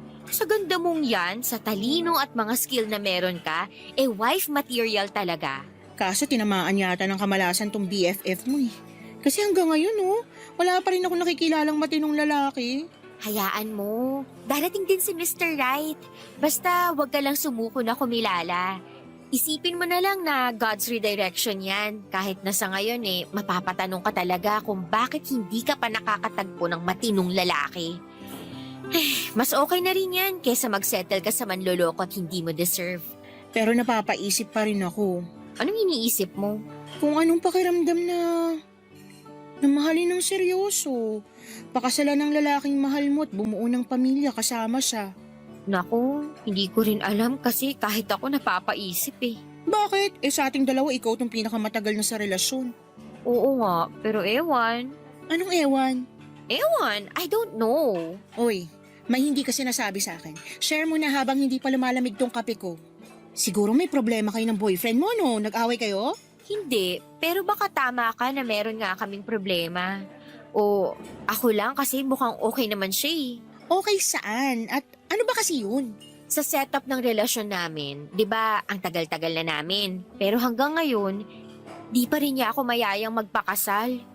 Ewan ko, pero napaisip tuloy ako kung kontento na lang siya na nagli-live-in kami o baka may iba siyang kinalulukuhang babae kaya hindi niya ako mapakasalan. Sobra naman yung huli Hindi ko naman naisip na magagawa sa iyo ng boyfriend mo. Ako rin naman, pero di ko lang napigilang mapaisip. Baka yung unang dahilan pwede pa. Kaya, payo ko, mag-usap kayo, ha? Sabihin mo na gusto mo na mag-level up kayo sa relasyon nyo. Tanungin mo kung may plano ba siyang pakasalan ka kasi matagal na rin kayo at hindi na kayo bumabata, no? Kung magbibibi kayo, baka mahirapan ka na kamo. Buti sana kung siya yung magbubuntis at manganganak. Ayun na nga. Basta mag-usap kayo. Naniniwala naman ako na walang gusto tang di maayos ng mabuting usapan. Thanks, Beshi. Gagawin ko sinabi mo. Pero paano naman yung sayo? Kaka-break mo pa lang, di ba? Wala namang kaso yun. Ikaw na may sabi na baka nilalayo lang ako ni God sa mga lalaki na hindi mabuti para sa akin. Marami pa naman dyan. Hindi ako titigil sa paghahanap hanggang matagpuan ko na si Mr. Right. That's the spirit. Papadudot maganda naman ako. Hindi ko ito sinasabi bilang pagmamayabang kundi bilang babae na may mataas na kumpiyansa sa kanyang sarili. Sa kabila ng lahat ay palagi pa rin akong naloloko at iniiwan ng mga naging boyfriends ko. Kaya nga tumungtong na lamang ako sa edad na 34 ay single pa rin po ako. Napatanong tuloy ako sa aking sarili kung hindi ako kaseryoso o talagang marami lang ang mga lalaking siraulo at manloloko. Ano man ang dahilan, sa dalawang yon ay hindi na ako natutuwa sa estado ng love life ko. Buti na lamang at nandyan si Candy para mapagkwentuhan ko. Hindi nagtagal ay kumalat sa opisina namin na single na ako kaya bigla na lamang dumami ang mga lalaki na nagpapapansin sa akin. Isa na nga doon ang manager namin na matagal na akong kursonada. Pero hindi ko siya tipo papadudot kahit na mabait naman siya at single. Bukod sa kanya ay marami rin ang mga sumubok na pormahan ako pero sa kadahilan ng hindi ko alam ay mas natuon ang aking pansin kay Kokoy. Driver at messenger sa kumpanya namin. Panay kasi siya pa-cute sa akin kapag dumadaan sa cubicle ko. Pero kilala ko naman siyang magalang at mabait na tao.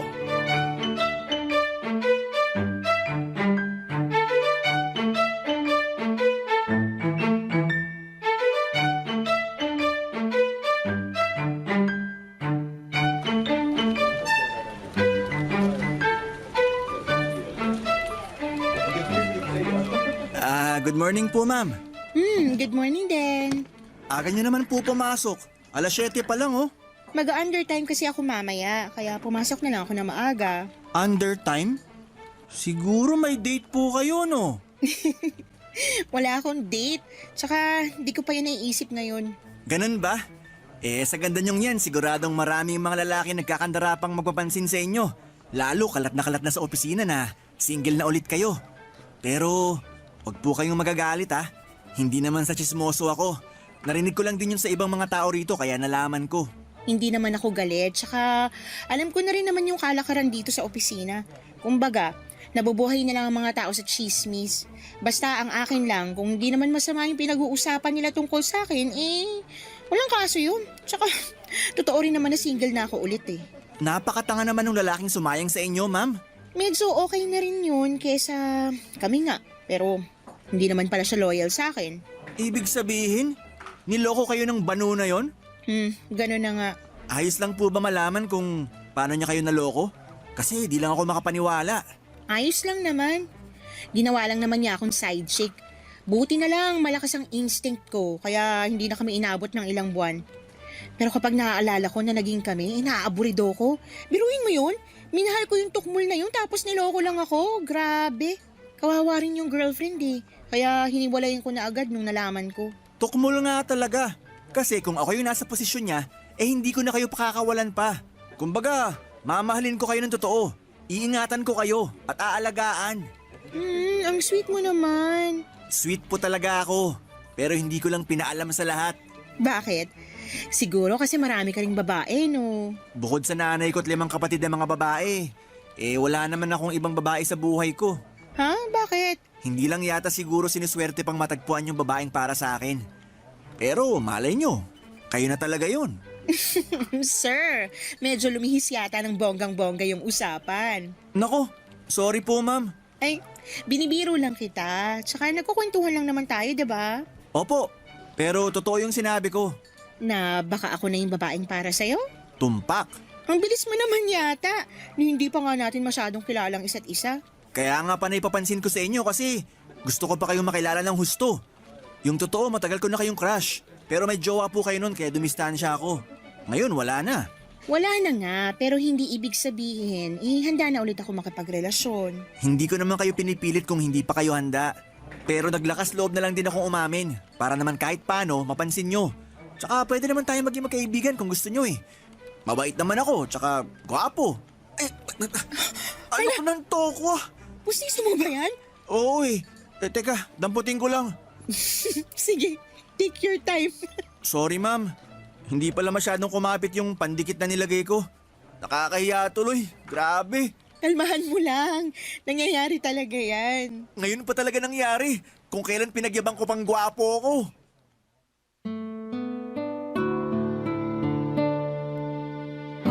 Papadudot gulat na gulat ako noong nalaglag ang pustiso ni Kokoy at nakita ko ng husto ang pagiging bungal niya. Bali bungal ang 2 ngipin niya sa harapan at taas na bahagi. Pero sa kabila ng lahat ay pawang kaaliwan lang ang naramdaman ko.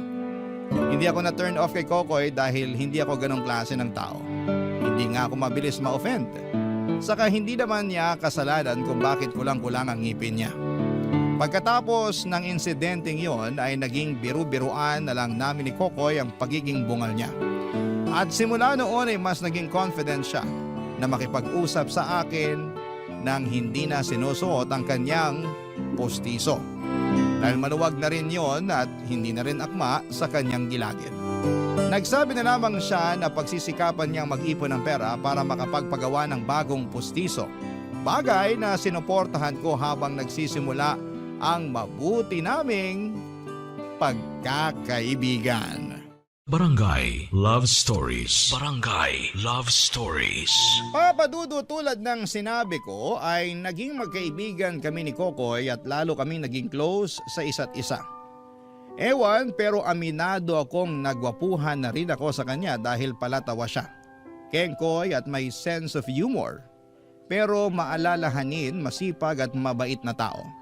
At kahit na kulang-kulang ang kanyang ngipin ay hindi yon naging dahilan upang bumaba ang pagtingin at pagrespeto ko sa kanya bilang tao. Single si Kokoy at sinabi niya sa akin na wala pa siyang napapasagot sa mga nililigawan niya noon kasi nadidismaya raw sa pagiging bungal niya. Kaya nga pagkatapos niyang mabasted, 1 taon na ang nakakalipas ay tumigil na siya sa panliligaw. Nag-focus na lamang siya sa sarili at pagtulong sa pamilya niya, lalo na at breadwinner din siya. Sobra kong humanga kay Kokoy at sa katatagan ng loob na pinakita niya sa kabila ng mga kabiguang naranasan niya sa buhay. Mas lalong tumaas ang tingin ko sa kanya at mas naging kaakit-akit siya sa aking mga mata. Hindi nga nagtagal ay nanligaw sa akin si Kokoy at kinuwento ko yon kay Candy Papadudot.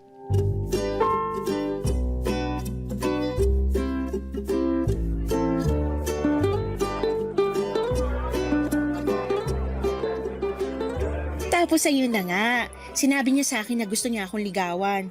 Pero di pa ako pumapayag Siyempre pakipot muna ako. Ito yon? Ha?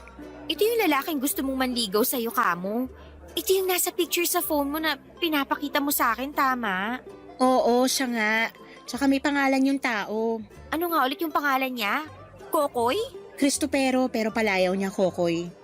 Cristopero? Ang kulit ng pangalan niya. Pangalan ng tatay niya yun. Tsaka wag mo naman pagtawanan. Hindi ko lang mapigilan eh. Mukhang nilaro, saka ngayon lang ako nakarinig ng ganung pangalan. Medyo kakaiba. Kahit na. Makatawa ka wagas. Kita ko pa nga lang alam mo. Oh.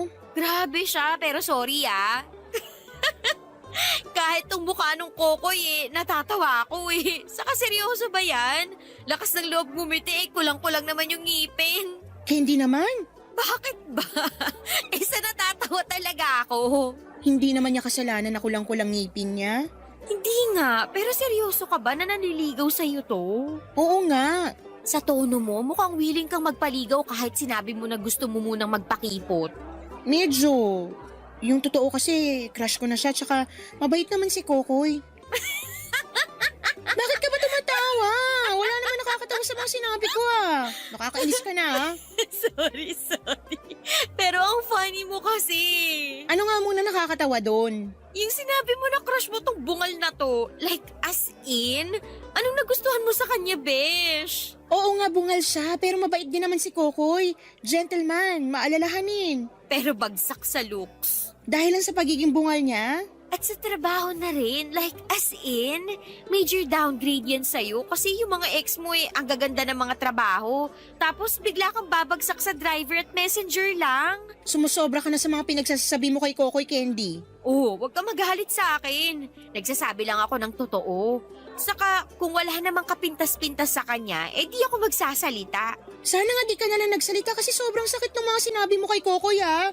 Wala namang ginagawa sa iyo yung tao eh. Karapatan ko naman magsabi ng opinion ko, saka sinabi ko yun para hindi man lait. Nagtataka lang ako kasi paano ka nagkagusto sa kanya? Ang gwapo ng mga ex mo tapos sa mukhang to ka lang babagsak? Gwapo nga at magaganda yung trabaho pero manloloko, sinungaling at mga siraulo naman. Tsaka, anong pinagsasabi mo na major downgrade?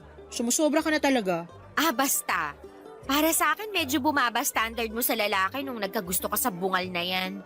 Kasi kung hindi, mas mataas pa sana sa mga naging boyfriend mo yung hahanapin mong katangian ng isang lalaki sa susunod mong magugustuhan. Siyempre, kasama na looks at status dun dahil maganda ka, edukada. Para sa akin naman, walang masama sa itsura ni Kokoy. Oo, kulang-kulang yung ngipin niya, pero pwede naman yung ipaayos eh. Tungkol naman sa trabaho niya, marangal yun. At hindi siya nagnanakaw katulad ng iba dyan. Sinong iba dyan? Basta, yung mga mukhang disente pero magnanakaw naman. Ewan ko sa'yo, besh. Baka naman nabagok ka tapos naalog lang utak mo kaya ganyan ka mag-isip. O baka naman nananaginip ka lang. Pwede ka nang gumising. Sampaling kaya kita para malaman mong walang nananaginip dito. Grabe, napaka-bayolente. Napaka-bayolente rin kasi ng bibig mo. Laitera.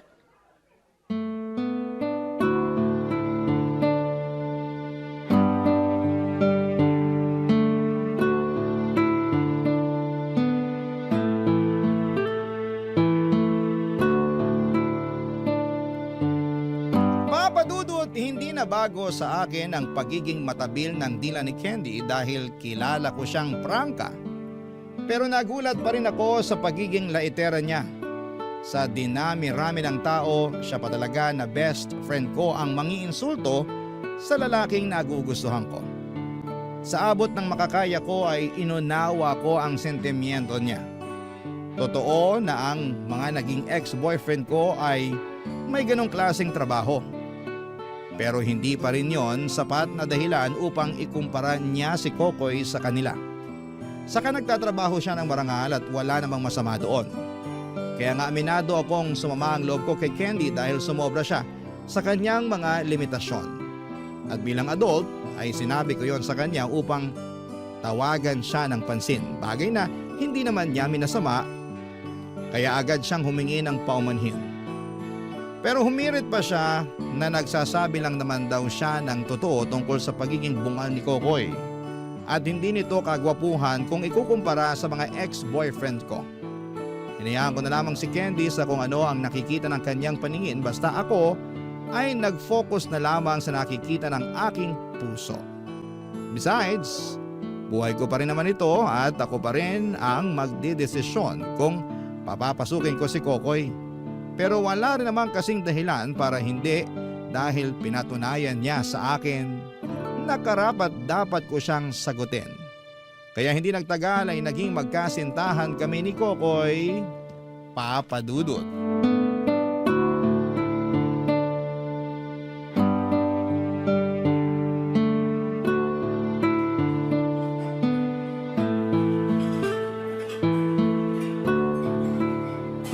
Grabe! Ang ganda naman dito sa kakainan natin. Pero baka mahal dito ah. Medyo kulang kasi yung pera ko eh. Huwag kang mag-alala, sagot ko na to. Nakakahiya naman, baby love. Ano nakakahiya dun? Siyempre, ako yung lalaki sa relasyon.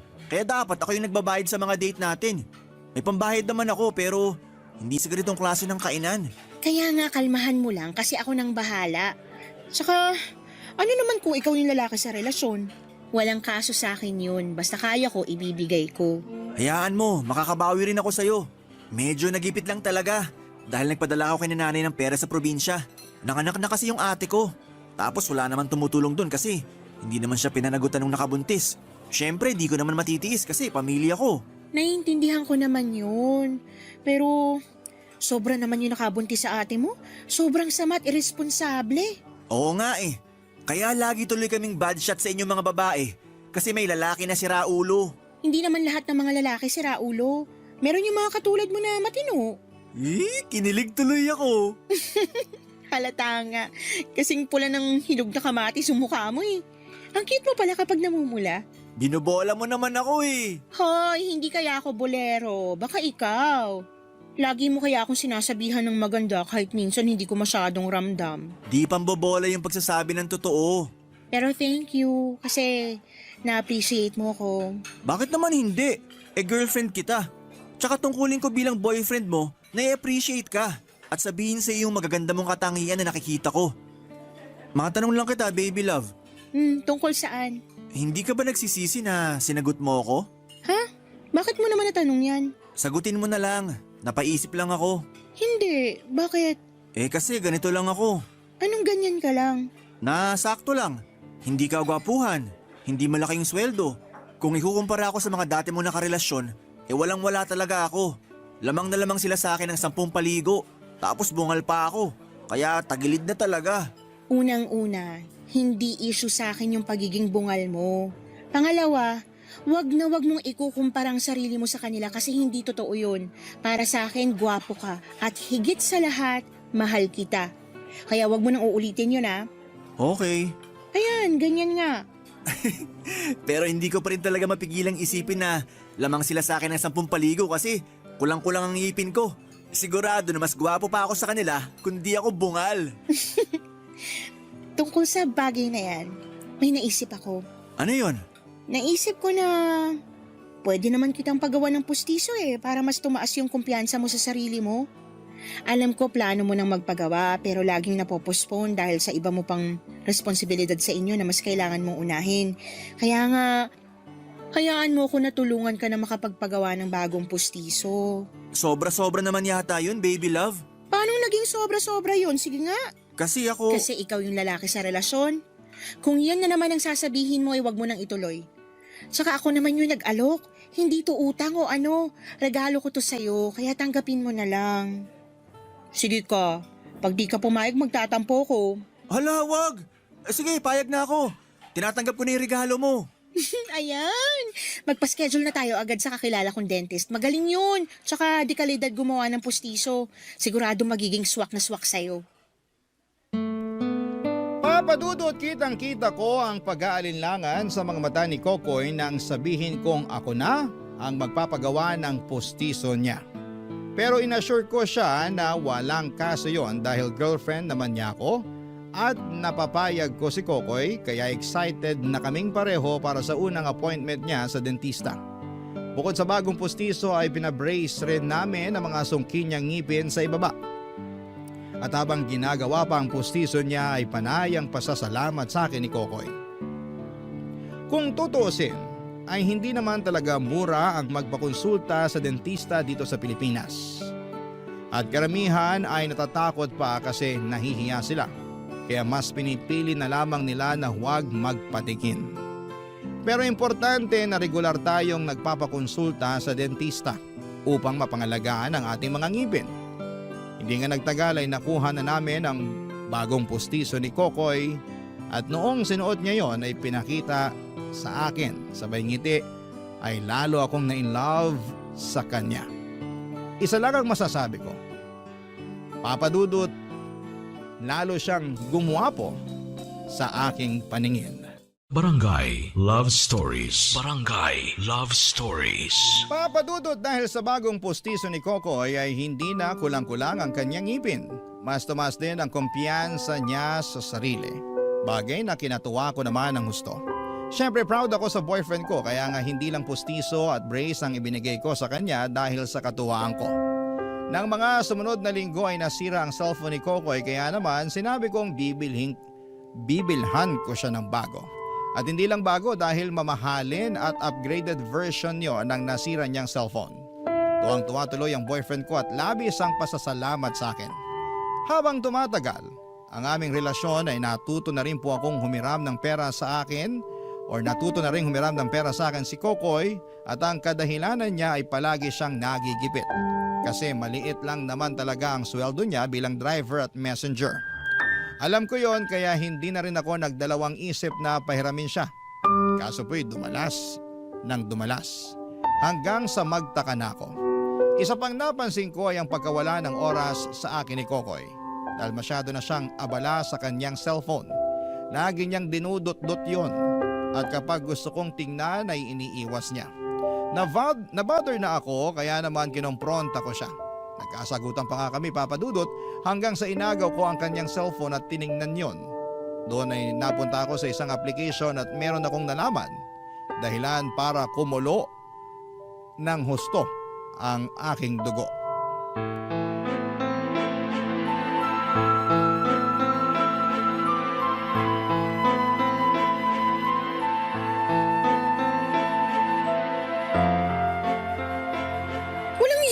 Kokoy, napakababoy mo! Pasensya ka na, baby love. Wag mo nga ako matawag-tawag na baby love. Nandidiri ako sa yung ungas ka. Huwag ka naman magsalita ng ganyan, oh. Nasasaktan ako sa sinabi mo. Ay wow!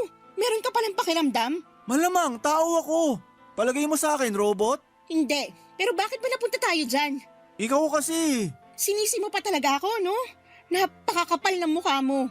Pasensya na talaga, baby love. Huwag mo sabi akong tawagin baby love. Nakakadiri ka. Okay, sige. Hindi na kita tatawagin nun. Basta patawarin mo lang ako. At bakit ko naman gagawin yon? Sige nga. Kasi boyfriend mo ako. Mahiya ka nga sa balat mo. Lakas pa ng loob mong tawagin boyfriend ko yung sarili mo. Hindi mo nga ako naisip nung ginawa mo yung bagay na yon. Kaya nga nagsasorry ako. Kasi di ko naman sinasadya. Malaki lang talaga pangangailangan ko kaya ako nagawa yun. Kailangan ko ng pera. Paano kailangan mo? Nakakahiram ka naman sa akin Pinahihiram kita, diba? Oo. Kaya bakit kailangan mo pa talaga mamakla para magkapera? Saan mo pa ginagamit yung pera na yun at pagkalaki-laki naman yata na kailangan mo? Di ba alam mo naman kung saan ko ginagamit yung pera na hinihiram ko sa'yo? Oo, sa pamilya mo. Pero yung pera na galing sa pamamakla mo, saan mo nga sabi ginagamit? Yun ba? Yun nga, Kokoy. Sagutin mo na ako dahil nanggigigil na ako sa'yo.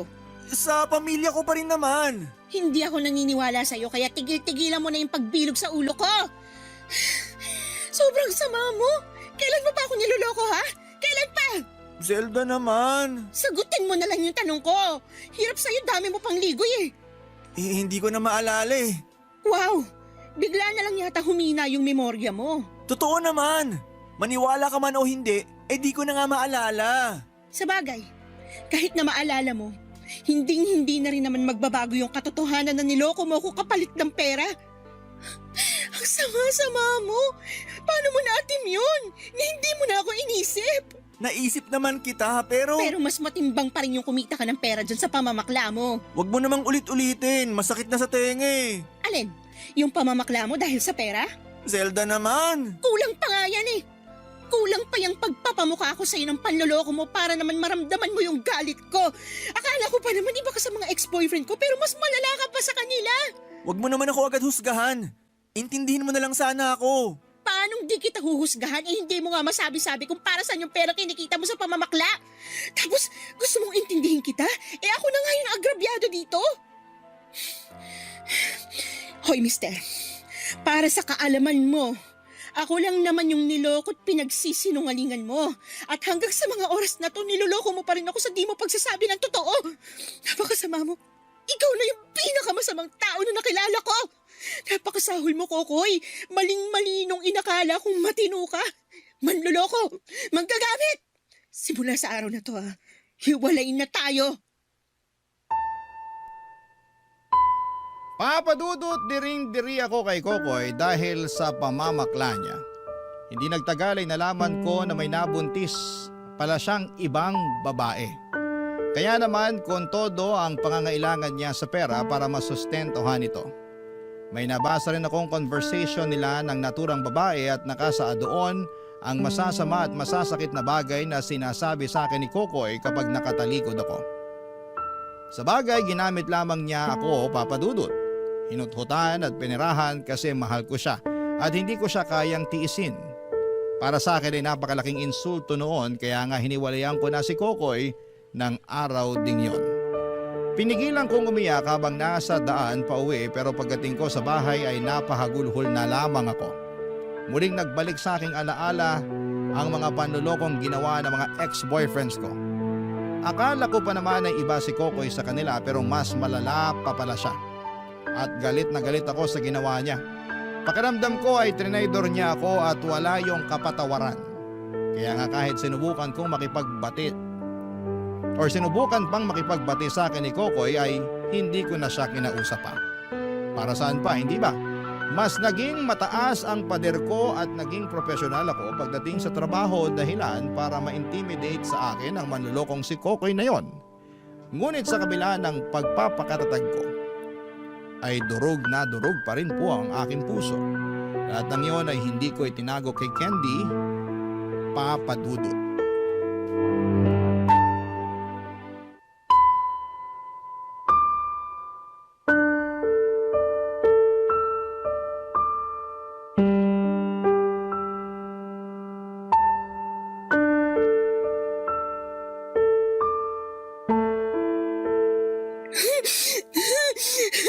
Ang kapal na mukha niya, di ba? Hindi lang makapal kundi pangit pa. Grabe, hanggang lalo ko nalalaman yung mga panloloko niya sa'yo. Mas tumitindi yung galit ko sa bungal na yun. Hindi na siya bungal. May postiso na siya. Bungal pa rin siya at hindi na magbabago yun, no? Saka ayun na nga. Pinagawan mo na nga ng postiso, pinabrace mo pa yung sungki niyang ngipin, tapos nakuha ka pang lukuhin. Napakawalang ya talaga ng lalaking yun. Ewan ko. Hindi ko alam kung paano niya nagawa sa akin eh. Ginawa ko naman lahat na makakaya ko para tulungan siya at suportahan sa mga bagay na ginagawa niya. Hindi lang tulong at suporta yung binigay mo sa kanya kasi kulang na lang saluhin mo siya. Naloka nga ako sa'yo, Beshi. Kasi naging instant sugar mommy ka ng baliw na yun. Wala naman sa akin yun eh. Anong wala? Ang dami mo nang tinulong sa damukol na yun. Tapos wala. Kung kukwentahin ko yung mga pera na nabigay mo sa kanya, baka maloka na ako sa dami. Wala nga sa akin yun. Kasi ako naman halos yung nag-alok nun sa kanya. Pero nitong mga nakalipas, siya na mismo nangungutang sa'yo, di ba?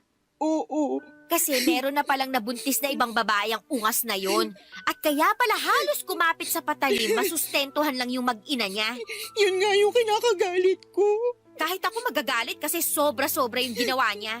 Kumbaga, 2 beses kanyang pinagtaksilan, niloko at paulit-ulit na binibilog yung ulo mo. Hindi ko akalain na meron palang tao na ganyan ka-demonyo. Nakay Kokoy na talaga ang kalahati ng trono ni Satanas. Kaya nga nakipaghiwalay na ako sa kanya kasi hindi ko na maatim makita yung pagmumukha niya. Nandidiri ako pag naalala ko lahat ng ginawa niya sa akin. Dapat lang naman talaga nahiwalayan mo siya, pero yun na yun. Ano ibig mong sabihin? Like, yun na yun. Paano na lang yung mga utang niya sa'yo? Sige nga. Ewan ko kung mababayaran niya pa yun kasi gipit na nga siya sa pera, di ba? Kaya niya rin nagawang kumapit sa patalim. Wow. Wala ka namang pakialam doon kasi siya naman gumawa ng sarili niyang ikagigipit sa pera. Kung hindi sana siya naging makati at nakontento na lang sa'yo, di masaya sana kayo. Kaso baliw siya eh. Kaya dapat lang nasingilin mo siya. Hindi mo na dapat problemahin yung problema niya. Baka kasi lalong sumakit yung ulo ko kung sisingilin ko pa siya. Kaya nga naisip ko na hayaan na lang yung mga utang niya. Wow, ulit!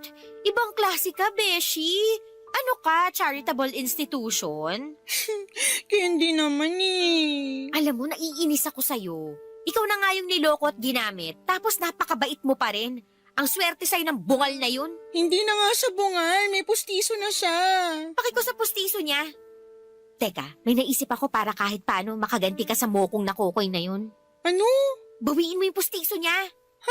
Bakit ko naman gagawin yun? Ay, slow. Sabi ko, para nga makaganti ka. Eh bakit naman ako gaganti? Wala lang. Sa lagay, sa kanya ang huling halakhak. Swerte naman niya. Kaya nga kung ako sa'yo, bawiin mo yung pustiso niya. Kasi tingin ko, kasalanan nun, kaya kanya niloko. Sabi mo mas tumaas kumpiyansa niya sa sarili niya, di ba? Tapos gwapong-gwapo sa sarili, ganon. Kung mabungal ulit siya, tingnan natin kung di ulit bumaba yung kumpiyansa niya sa sarili. As if naman magagawa ko yun. Magagawa mo. Sabihin mo, binabawi mo na. Pag hindi binigay, agawin mo sa bunganga niya tapos basagin mo, sirain mo, apakan mo hanggang magkadurog-durog. Deserve ng kokoy na yun na mabungal ulit. Papadudot ramdam ko ang matinding galit kay Candy habang sinasabi niya mga katagang yon. Pero ewan ko kung magandang ideya na bawiin ko pa ang pustiso ni Kokoy matapos ko yung ipagawa para sa kanya. Pangalawa ay nasa bunganga pa niya.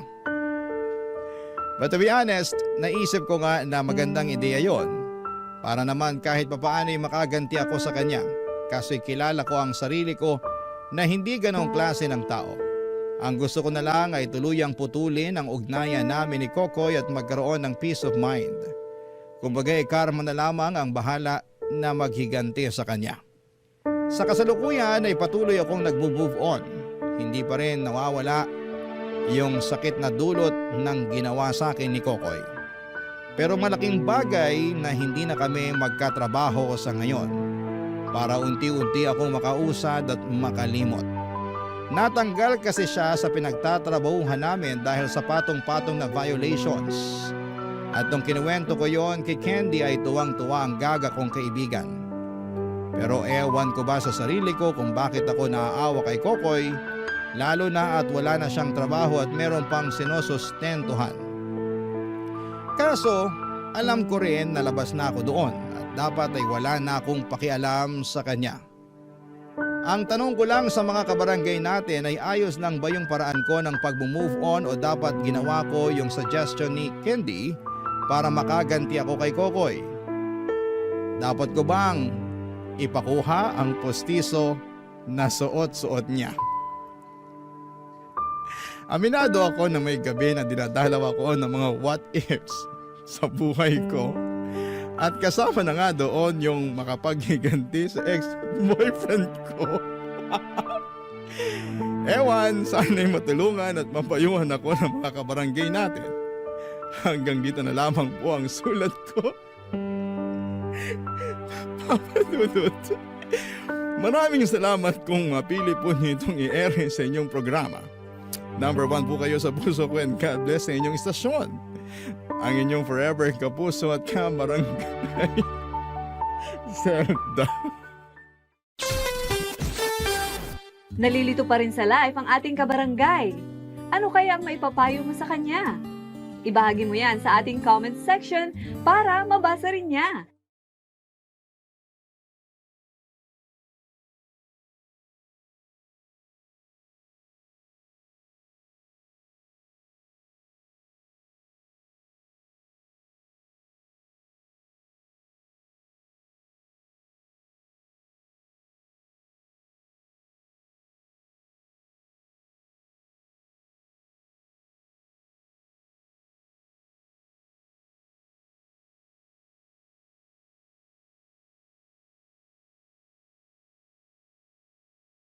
Ang mga kwento ng pag-ibig, kwento ng buhay, at kwento ng pag-asa dito sa Barangay Love Stories. Love Stories. Handa tayong magsakripisyo at tiisin ang lahat ng hirap para sa mga mahal natin sa buhay. Pero hindi maiiwasan na maubos lahat ng enerhiya natin hanggang sa maramdaman tayo or makaramdam tayo ng matinding pagod. Ikaw kabarangay, anong kaya mong isakripisyo, maibigay lang ang pangangailangan ng taong mahal mo?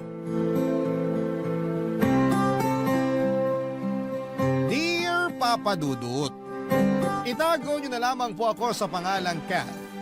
33 years old at nagtatrabaho sa isang insurance company. Matagal na akong avid listener ng inyong radio station na Barangay LS 97.1 at matagal ko na rin gustong sumulat sa programa ninyo na Barangay Love Stories. Nag-iipon lamang ako ng lakas ng loob para masimulan ito kasi may parte ng buhay natin na hindi madaling balikan para ikwento sa iba. Pero siguro, paraan ko na rin to para kahit paano'y gumaan ang pakiramdam ko at umaasa rin ako na makakapag-iwan ng aral ang kwentong ito ng buhay ko. Kakagraduate ko lang ng college nang mamatay ang papa ko at mula noon, ako na ang tumayong breadwinner ng pamilya. Pangalawa kasi ako sa 6 na magkakapatid. Pero may sarili ng pamilya ang kuya ko. Si mama naman ay huminto na rin sa pagtitinda ng gulay sa palengke mula nang ma-heat stroke siya. Mabuti na lang at kaagad din siyang nakarecover pero naging mahina na rin ang katawan niya mula noon, Papa Dudut.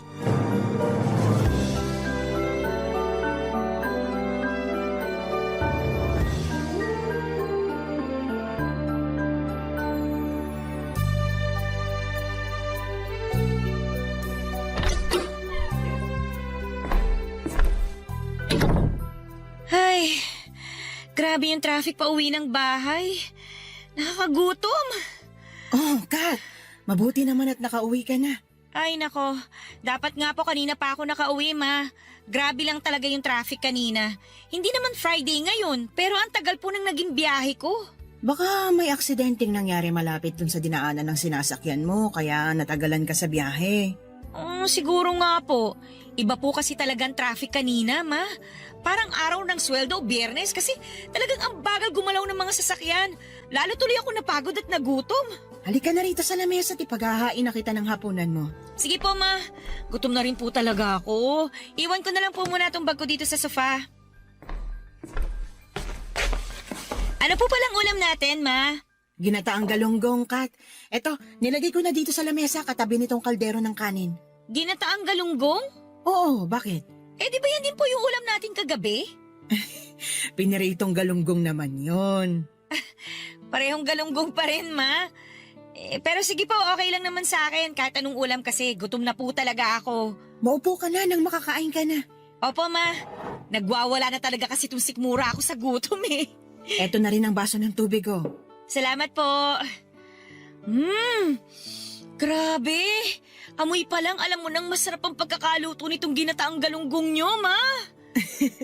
Gata ng niyog kasi talaga ang gamit ko dyan at hindi yung nasa pack lang. Bakit, ma? Magkaiba po bang lasa kapag yung nasa pack ang gamit nyo? Oo naman. Hindi hamak na mas masarap pa rin kapag yung fresh na gata ang gamit sa pagluluto. Sa bagay nga po. Hindi rin naman po kayo mahilig gumamit ng mga seasoning eh, no? Tama ka dyan. Kasi mas masarap pa rin yung walang halong preservative ang mga nilulutong pagkain. Kung bakit ba naman kasi hindi ko naman ang husay nyo sa pagluluto eh. Marunong ka namang magluto ah. Pero kasi hindi kasing sarap ng mga niluluto nyo, ma. Naalala ko pa nga nung unang beses ako magluto ng sinigang. Sobrang alat. Oo, naaalala ko yon. Napasobra naman kasi ang lagay mo ng asin sa sinigang noon. Ang sabi ko naman kasi sa'yo, tansahin mo ang paglalagay. 3 kutsara naman kasi yatang nilagay mo dun sa niluto mo. Naku ma, hindi ko na po matandaan kung gaano karami ang nalagay ko. Pero mabuti na lang talaga at naremedyohan niyo yung niluto ko at saka nakain pa rin ng mga kapatid ko. Kung hindi, masasayang yung 1 kilong baboy at ilang mga gulay na binili ko. Madali namang remedyohan ng napaalat na sinigang na baboy. Sa susunod, panoorin mo kung paano ko magluto para matutunan mo yung tamang teknik para mapasarap ang niluluto mo. Ay sige ma, gusto ko yan. Kailangan ko na rin talagang matutunan na pasarapin yung mga niluluto ko para naman hindi nasasayang. Madali lang yon, basta matutunan mo kung paano tansahin ang mga rekado na ginagamit mo. Oo nga pala, Kat. May extra ka ba na pera dyan ngayon? Meron naman po ma. Bakit po? Para saan po ba? Ay, pambayad sana ng kuryente natin kasi may dumating na disconnection notice kaninang umaga. Ha? Paano po nangyari yun? Nakapag-abot naman po ako sa inyo ng pambayad ng tubig at kuryente nung 1 linggo, di ba? Oo, nakapagbigay ka nga nung nakaraan. Bakit po nagkaroon tayo ng disconnection notice para sa kuryente natin? Ang totoo kasi, nagamit ko yung pera na yun sa pampagawa ng baradong lababo natin. Tsaka may problema rin ng tulo ng tubig sa gripo kaya isinama ko na sa pinaayos ko sa tubero. Nakakalimutan kong sabihin sa'yo na doon ko nagamit yung pera na dapat pambayad natin sa bill ng kuryente. Ganun po ba? Pasensya ka na, kasi nawala na rin sa isip ko na sabihin sa yung tungkol dun Ayos lang po yun, ma. Basta man sa susunod, sabihin nyo na lang po sa akin na mas maaga para hindi tayo nakakatanggap ng disconnection notice. Oo anak, iiwasan ko nang maging makakalimutin. Iabot ko na lang po mamaya yung pera para maibayad nyo na po bukas ng umaga. Sige, aagahan ko na lang ang pagbabayad bukas. Opo, ma. Kasi baka mamaya maputulan pa tayo tapos mas malaki pa ang magastos natin sa pagpapareconnect ng kuryente. Papadudot, hindi talaga madali ang maging breadwinner lalo na kung walang ibang inaasahan ng pamilya ko kung hindi ako lamang. Papadudot nung nabubuhay kasi si Papa. Kahit na hindi ganoon kagaan ang buhay namin ay hindi naman ako sobrang nahihirapan. Para makatulong sa kanya noon ay nag-working student ako kasi may mga oras na hindi sumasapat ang kinikita niya sa pagdadrive ng taxi para sa mga gastusin namin sa bahay. Nakikiboundary lang kasi siya ng taxi kaya hindi niya buong naiuuwi sa bahay ang perang pinaghihirapan niya sa pamamasada. Si Papa rin ang naging idolo ko noon kasi nakita ko kung paano niya itaguyod ang pamilya namin kahit pagod na siya. Kaya mula nang mawala siya ay nangako ako sa sarili ko na susundan ko ang yapak niya at gagawin ko ang lahat para mapabuti ang buhay ng pamilya namin. Pero mula nang mapunta nga sa mga balikat ko ang malaking responsibilidad ng pamilya ko, doon ko na na-realize na hindi talaga madali ang naging pwesto ni Papa sa buhay namin.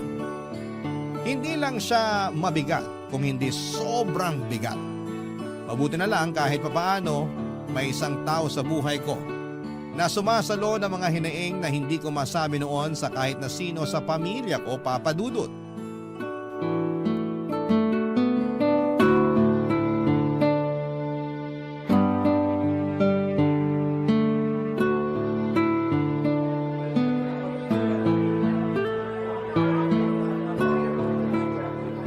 Buti naman at nagkaroon ka na ng oras para sa akin, babe. Pasensya na, babe, Naging sobrang busy ko lang talaga sa trabaho. Ayos lang, huwag kang mag-alala. Naiintindihan ko naman yun. At least ngayon, natuloy na ang date natin kahit dito lang sa coffee shop. Ayun nga lang, may dala ka pa ring trabaho. May tinapos lang naman akong report pero ito, i-close ko na tong laptop ko para wala nang storbo sa atin. Ayan, very good. Minsan ko na nga lang masolo ang babe ko. May istorbo pa na laptop. Ito na nga, nilalagay ko na sa bag ko para solong-solo mo na talaga ako. Ay, may ibibigay nga pala ako sa'yo. Ano yan? Eto. Uy, wow! Sunflower bouquet? Happy Mansari, babe. Oh, thank you. Grabe, dapat hindi ka na nag-abala pa ng ganito. Special day natin ngayon, kaya dapat may special something din ako para sa'yo. Napaka-sweet talaga ng babe ko. Siyempre naman, basta para sa napakagandang girlfriend ko. Bolero pa. Uy, hindi Sobrang ganda kaya talaga ng girlfriend ko. Kaya sobrang mahal na mahal kita. Ay naku, ewan ko sa'yo. Masyado mo na ako pinapakilig Pero paano mo pala napagkasya to sa bag mo? Etong malaking backpack ang ginamit ko para hindi ma-deform yung sunflower bouquet. Buti nga maayos pa rin hanggang sa makarating ako dito sa coffee shop. Ingat na ingat talaga ako sa pagbitbit ng backpack ko na yan. Thank you, babe, Sa totoo lang, nawala na talaga sa isip ko na mansari natin ngayon. Alam ko, babe. Sorry, Ano ka ba? Hindi mo kailangang mag-sorry. Alam ko naman kasi kung gaano ka kaokupado ng trabaho at responsibility sa family ang isip mo ngayon. Sinabi mo pa, Lalo na ngayong parehong nasa college na yung dalawang kapatid ko. Ang laki ng gastos kaya hirap talaga ako sa pagbabudget. Nawala na tuloy sa isip ko ang tungkol sa date ngayon at monthsary nating dalawa. Babe, babawi talaga ako next month kasi baka mas maluwag na ang schedule ko nun. Ibig bang sabihin, pwede na tayong mag-out of town staycation sa next monthsary natin? Ha? Naku babe, gastos yun eh. Ako nang bahala sa gastos. Basta bigyan mo lang ako ng oras mo, babe. Ayoko naman ng ganun kasi napapadalas na yung mga date natin na ikaw lang halos ang gumagastos. Sabi ko naman sa'yo, huwag mong isipin ang tungkol sa pera, di ba? Oo nga, kaya lang nagigilty pa rin ako. Kasi parang nagiging unfair na ako sa'yo eh. Hindi ka nagiging unfair, babe. Kasi nag-e-effort ka pa rin na bigyan ako ng oras kahit napaka-busy ng schedule mo. Ano, G na ba tayo sa out-of-town staycation natin? Bahala na babe. Depende sa magiging schedule ko sa trabaho kasi may mga bago kaming trainee na kailangang i-train next month. Akala ko ba mas magiging maluwag na ang schedule mo next month? Oo, pero alam mo naman na kailangan ko pa rin mag-overtime para madagdagan ng sweldo ko. Pero susubukan kong gawa ng paraan. Sasabihan ka agad kita, babe. Wait lang, babe ha. Basahin ko lang tong chat ni Kuya at baka importante. Sige lang, babe.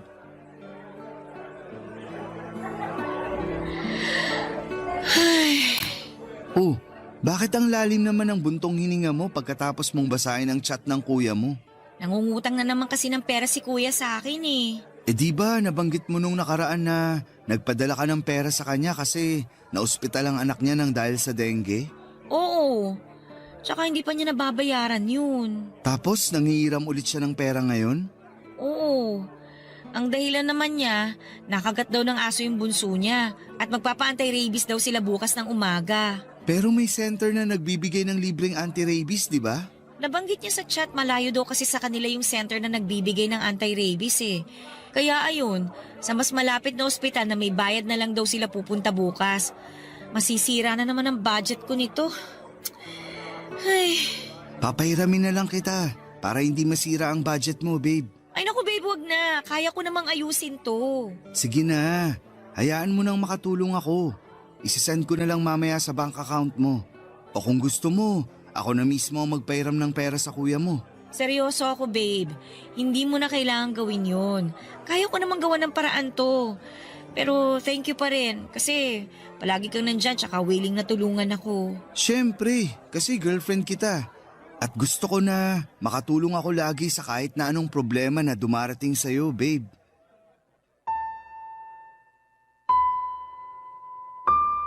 Papadudot kahit may sarili ng pamilya ang kuya ko ay may mga pagkakataon na nanghihiram siya sa akin ng pera na madalas na hindi na niya nababayaran. Nahihiya na rin ako na singilin siya kasi alam ko na madalas silang nagigipit sa bahay nila. 4 na kasi ang anak nila noon ang asawa niya tapos ay siya lang din ang nagtatrabaho para sa mga ito. Sa isang construction site siya nagtatrabaho at alam ko na hindi ganoong kalaki ang kinikita niya doon, papadudot. Hanggang 3rd year high school lang ang tinapos niya at naging tambay na siya sa bahay noon. Ilang beses pa siyang kinukumbinse ni na papa at mama na bumalik sa pag-aaral pero mas ginusto niya na bumarkada. Hanggang sa mabuntis niya ang girlfriend niya pagkalipas ng 2 taon ng pagiging tambay. Mabuti na lang at siya na rin ang nagdesisyon na bumukod sila ng girlfriend niya at hindi na inasa kay tatay noon ng responsibilidad para sa mag-ina niya. Kaya lang nang maging 4 na ang anak niya, mas madalas na siyang magipit at ako ang nilalapitan niya para hingan ng tulong. Ang pamilya kasi ng asawa niya ay nasa malayong probinsya pa kaya wala silang ibang pwedeng lapitan at hinga ng tulong kung hindi ako lamang ng mga panahong yon, papadudot. Barangay Love Stories. Barangay Love Stories. Papadudot, nakilala ko si Joey noong nasa college pa lamang ako. Doon din nagsimula ang relasyon namin at hindi ko yon sinabi sa mga magulang ko. Ayaw kasi nila na mag-boyfriend ako kasi natatakot sila na baka magaya ako sa kuya ko na nakapag-asawa ng maaga. Kahit nga nang minsang pinakilala ko si Joey sa kanila, di lang manliligaw ko. Pinaalala nila sa akin ang responsibilidad ko na pagtulong sa pamilya sa oras na makatapos na ako ng pag-aaral ko. Kumbagay, hindi raw kaagad ako pwedeng mag-asawa. Hindi naman nila yon diretsong sinabi sa akin pero pinaramdam nila ang magiging responsibilidad ko sa oras na makatapos ako ng college. Kaya naman ang maging kami ni Joey noon ay naging lihim sa pamilya ko ang relasyon naming dalawa. Baka kasi hindi nila ako maintindihan na hindi ako kagaya ng kuya ko. Kaya kong balansehin ang oras ko sa trabaho, sa pamilya, sa pag-aaral at sa relasyon na merong kami ni Joey. At nangihinayang ako na hindi yon nakita ni Papa kasi nawala na kaagad siya bago ko pa man maipakilala sa kanya si Joey bilang boyfriend ko. Nagtatrabaho na rin ako noon nang ipaalam ko kay Mama ang tungkol sa relasyon namin at wala na rin siyang naging pagtuton. Siguro kasi nakita ni Mama kung gaano ako karesponsable bilang breadwinner ng pamilya namin, Papa Dudut.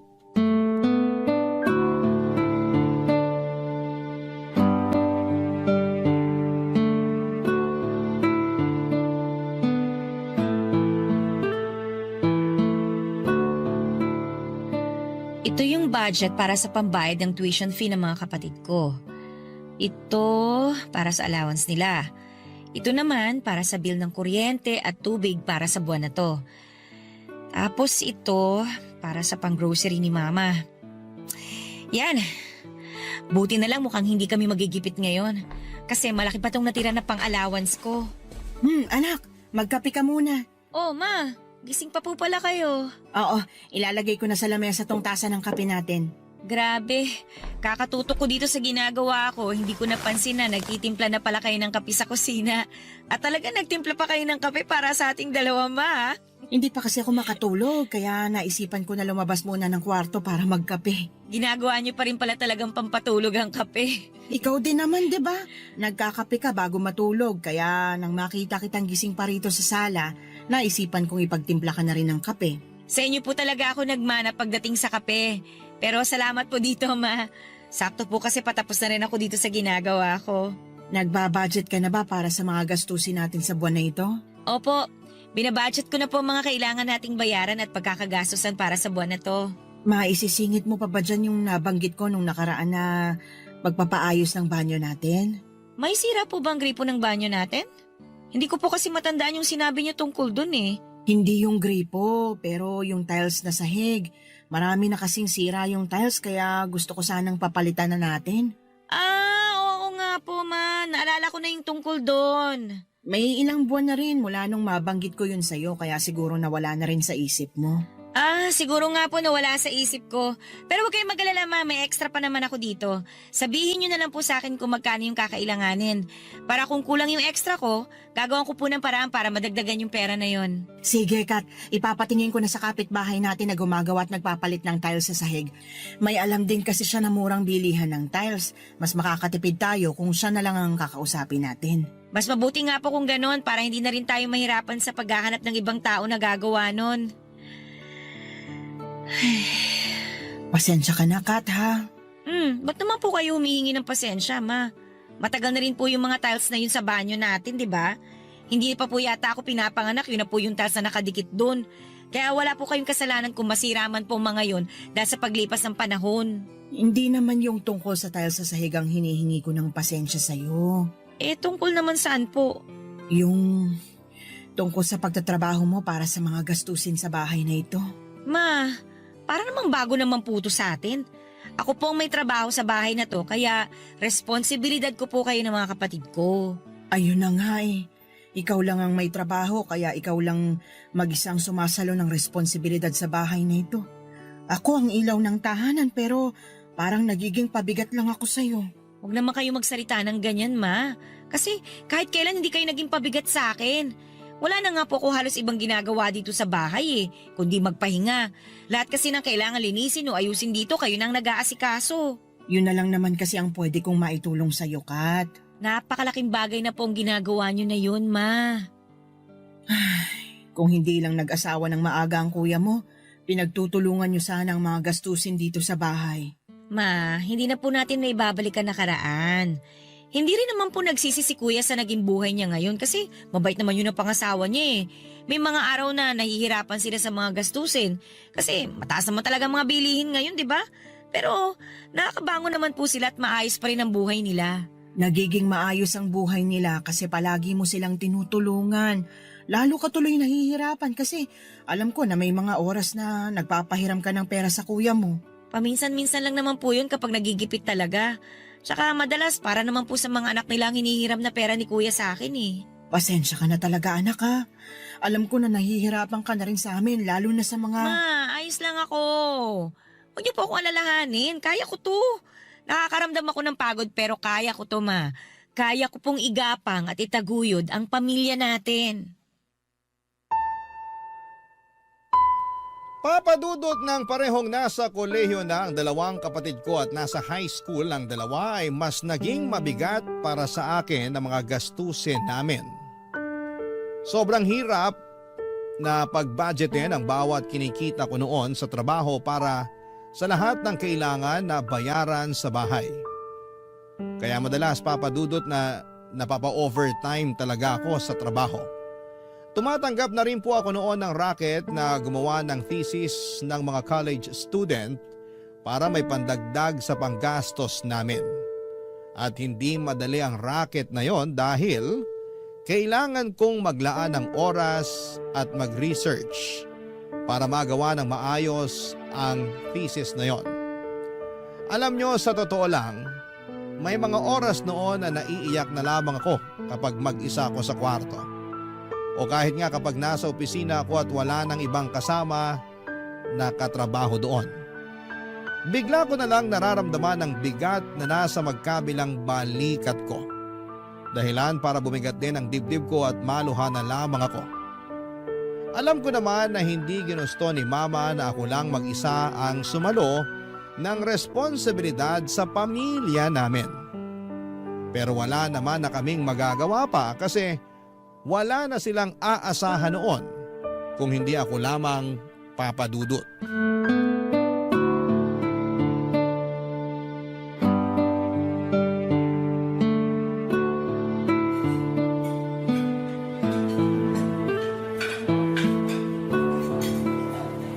Happy anniversary, babe! Happy anniversary din, babe! Thank you kasi nag-effort ka na hintayin na matapos ang shift ko sa trabaho.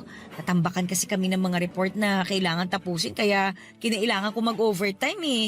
Ayos lang yon, babe. Ano ba naman yung 3 oras na paghihintay para sa espesyal na gabi na to? Kasama ang babaeng pinakamamahal ko. Humirit ka pa talaga ha? Nagsasabi lang naman ako ng totoo. Saka nasanay na rin naman akong maghintay kasi madalas ka talaga nag-overtime sa opisina nyo. Ayun na nga eh. Nahihiya na ako sa'yo kasi palagi ka nalang naghihintay ng ilang oras para lang sa saglit na date natin. Anong saglit? Hindi mo ba alam na yung 30 minuto hanggang 1 oras na magkasama tayo? Para sa akin, 1 buwan na yun. Grabe naman yung 1 buwan. Ganun talaga kapag kasama mo yung taong mahal mo. Bumabagal ang oras kasi masaya ka sa tabi niya. At yun ang pakiramdam ko sa bawat minuto na magkasama tayo. Alam mo, babe, masyado ka ng sweet. Baka lang gamin na tayo pareho dito sa lamesa natin, ha? Ang dami pa naman itong mga in-order mong pagkain kung lalanggamin lang. Umorder talaga ako ng maraming pagkain. Kasi nga, espesyal na araw to para sa ating dalawa. Kahit naman hindi natin anniversary o mansary, umu-order ka pa rin ng madami kapag magkasama tayo, eh. Kasi sa tuwing magkasama tayo, nagiging espesyal yung araw ko. Babe, ano ba? Masyado mo na akong pinapakilig. Ginagawa ko lang yung responsibility ko bilang boyfriend mo. Ang pangitiin at pakiligin ng girlfriend ko. Alam mo, napakaswerte ko talaga kasi ikaw ang naging boyfriend ko. Naalala ko na parang dati lang. Tinatago pa natin yung relasyon natin sa mga magulang ko. Oo, kasi nga ayaw mo na ipakilala ako sa kanila bilang boyfriend mo. Alam mo naman na sobrang higpit kasi ng mga yun, di ba? Sobrang takot sila na baka gumaya ako kay kuya na nag-asawa ng maaga. Kaya grabe yung paghihigpit na ginawa nila sa akin noon. Pero hindi mo naman sila na-disappoint, di ba? Oo naman. Hindi ko talaga sinira yung tiwala nila kasi nirespeto mo rin ako at ang relasyon nating dalawa. Sayang, hindi naabutan ni Papa nung naging tayo na. Ayos lang kasi alam ko naman na nakikita niya ngayon kung gaano ko kamahal ang anak niya. Tama ka dyan sa sinabi mo. Pero parang ang bilis ng panahon, no? Dati lang, nahihirapan tayong magkita para mag-date. Pero ngayon, ilang taon na tayong magkarelasyon. At marami pang susunod na taon para sa ating dalawa. Ay, sa totoo lang, minsan nakakaramdam na ako ng takot. Takot saan, babe? Na ano, baka mapagod ka na sa akin. Mahal kita. Kaya hindi ako mapapagod na mahalin ka. Babe, thank you ha. Kasi palagi kang nandyan para sa akin. At hindi ako mawawala sa'yo kahit kailan. Hindi ako mapapagod na mahalin ka. Gusto ko na ako yung maging dahilan para lalo kang lumakas. Ako yung kukuhanan mo ng lakas sa oras na nakakaramdam ka ng pagod. Kaya nga, gusto ko na rin samantalayin ng pagkakataon na to, babe. Anong ibig mong sabihin? Babe, ilang beses ko rin pinag-isipan to. At naniniwala ako na ito na yung oras para simulan nating planuhin ang buhay nating dalawa.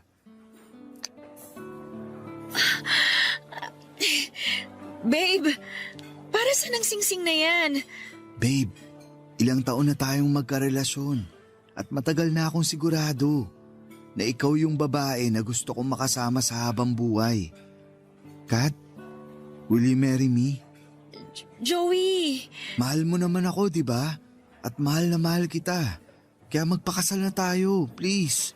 Joey, sorry pero hindi pa kasi pwede eh. Ha? Anong hindi pa pwede?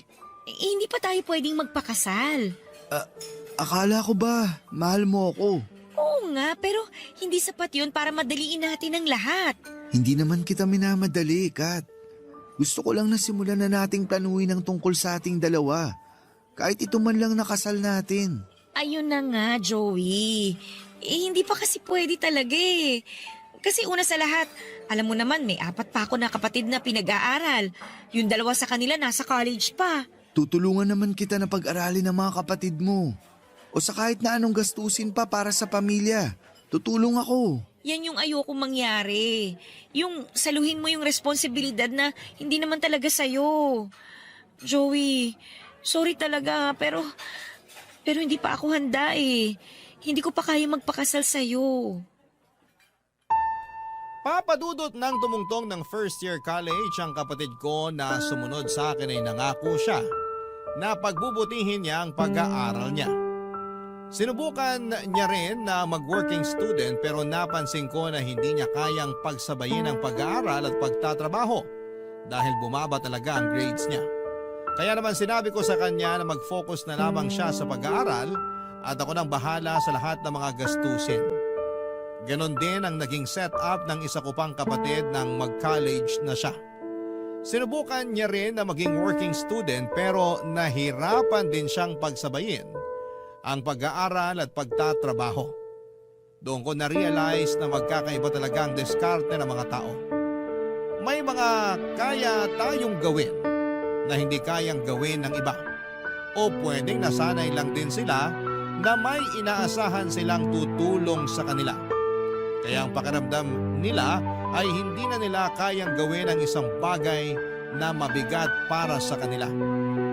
Kasi ako kahit gaano ako nahihirapan nang maging working student ako ay pinilit kong kayanin yon.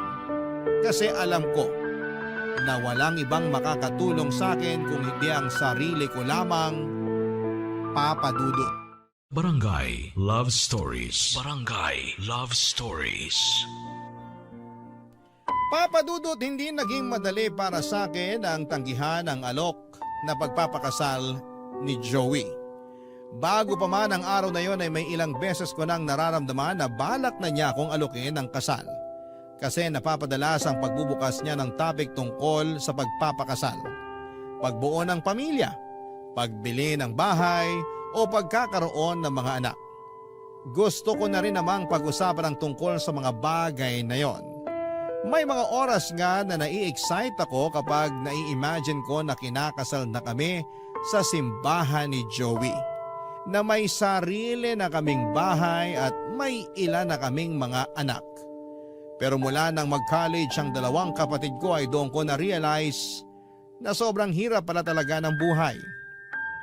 At natakot ako na iparamdam ang hirap ng buhay na yon sa mga magiging anak namin ni Joey. Papadudot, alam ko sa sarili ko na hindi pa talaga ako handa noon na magpakasal. Kaya naging buo ang desisyon ko na tanggihan ang wedding proposal ni Joey. Ayoko magbitaw ng desisyon na pwedeng hindi lang ako ang mahirapan, kung hindi pati na rin ang mga mahal ko sa buhay. Sobrang nasaktan ko noon si Joey at naiintindihan ko ang pag-iwas niya sa mga tawag o text ko na ilang buwan, papadudot. Ang hindi ko lang maintindihan ay bakit parang naging napakadali para sa kanya. Napalitan ako sa buhay niya. Dahil pagkalipas lamang ng ilang buwan ay nakita ko siya sa isang mall na may kasamang ibang babae. Hindi lang basta kasama, kung hindi kahawak kamay niya pa ito. Kaya hindi ko na napigilan ang sarili ko na kumprontahin siya ng araw na yon, papadudot.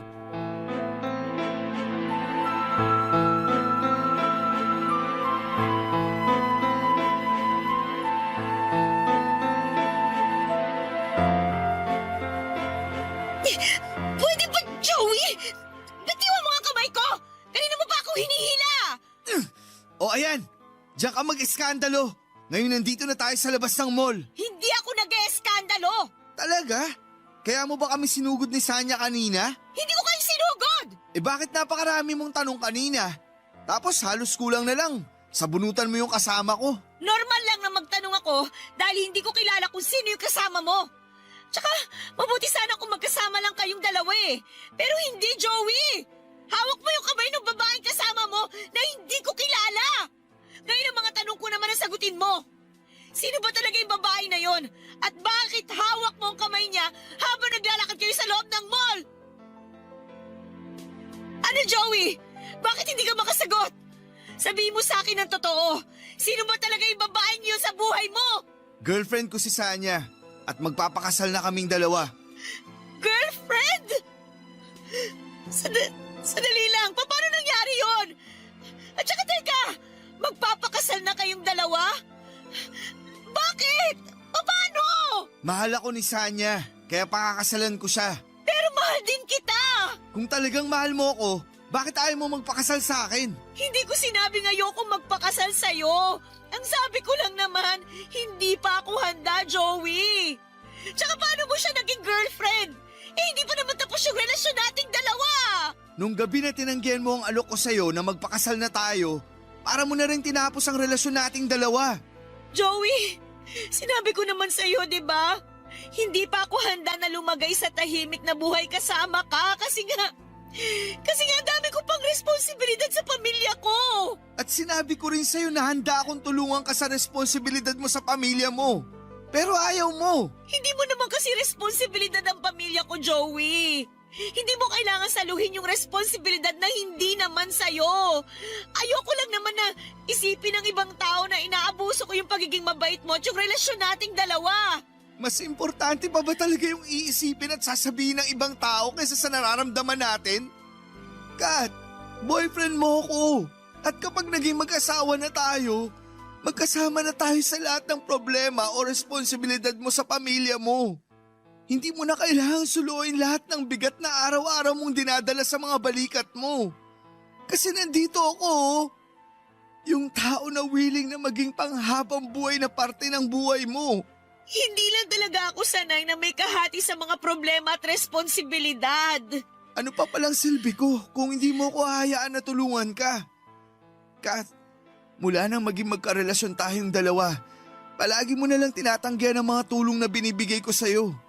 At kung tinatanggap mo man yun, sapilitan pa. Hindi na iba ang pamilya mo sa akin. Kasi halos parang pamilya ko na rin sila. Pero dahil sa ginagawa mo, para mo lang akong tinutulak palayo sa buhay mo. Sorry. Sorry, Joey. Sorry din, Kat.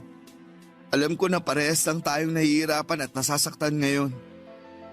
Siguro, kung hindi mo tinanggihan yung alok ko na magpakasal na tayong dalawa, kung inayahan mo ako na tulungan ka sa lahat ng responsibilidad na meron ka, siguro hindi ko mabubuntis si Sanya at hindi namin kailangan na magpakasal. Ano? Anong sabi mo? Pagkatapos ng huling gabi na magkausap tayong dalawa, nagpakalunod ako sa alak at si Sanya ang kasama ko. Hanggang sa nagising na lang ako kinabukasan na magkatabi na kami sa kama. At 2 buwan ang lumipas. Sinabi niya na buntis siya at ako ang ama ng magiging anak niya. Teka muna! Paano ako? Paano tayong dalawa? I'm sorry, pero kailangan kong panagutan yung magiging anak ko kay Sanya.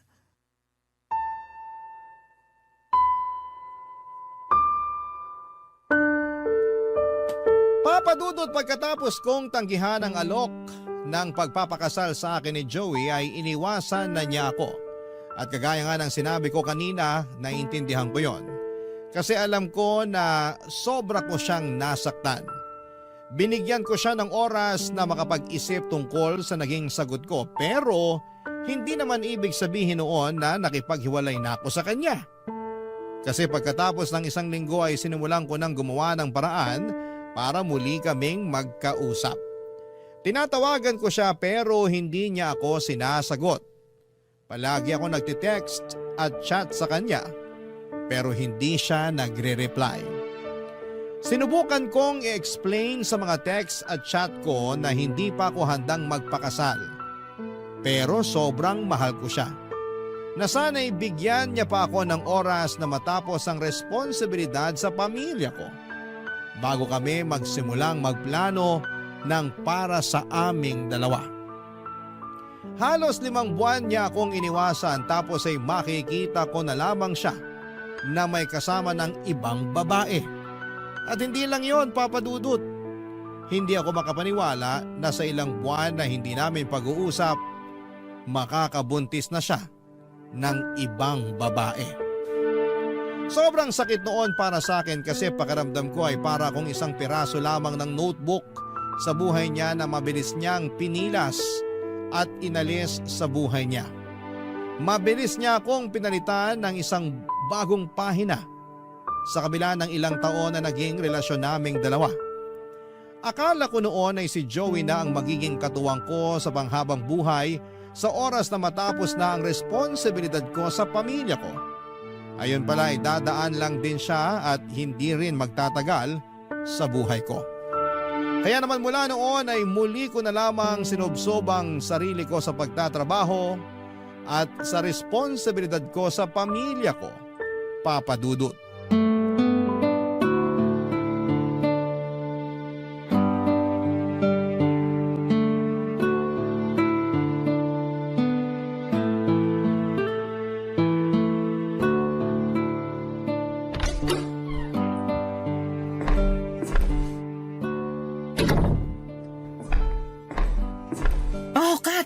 Masyado ka yatang ginabi ng uwi ngayon.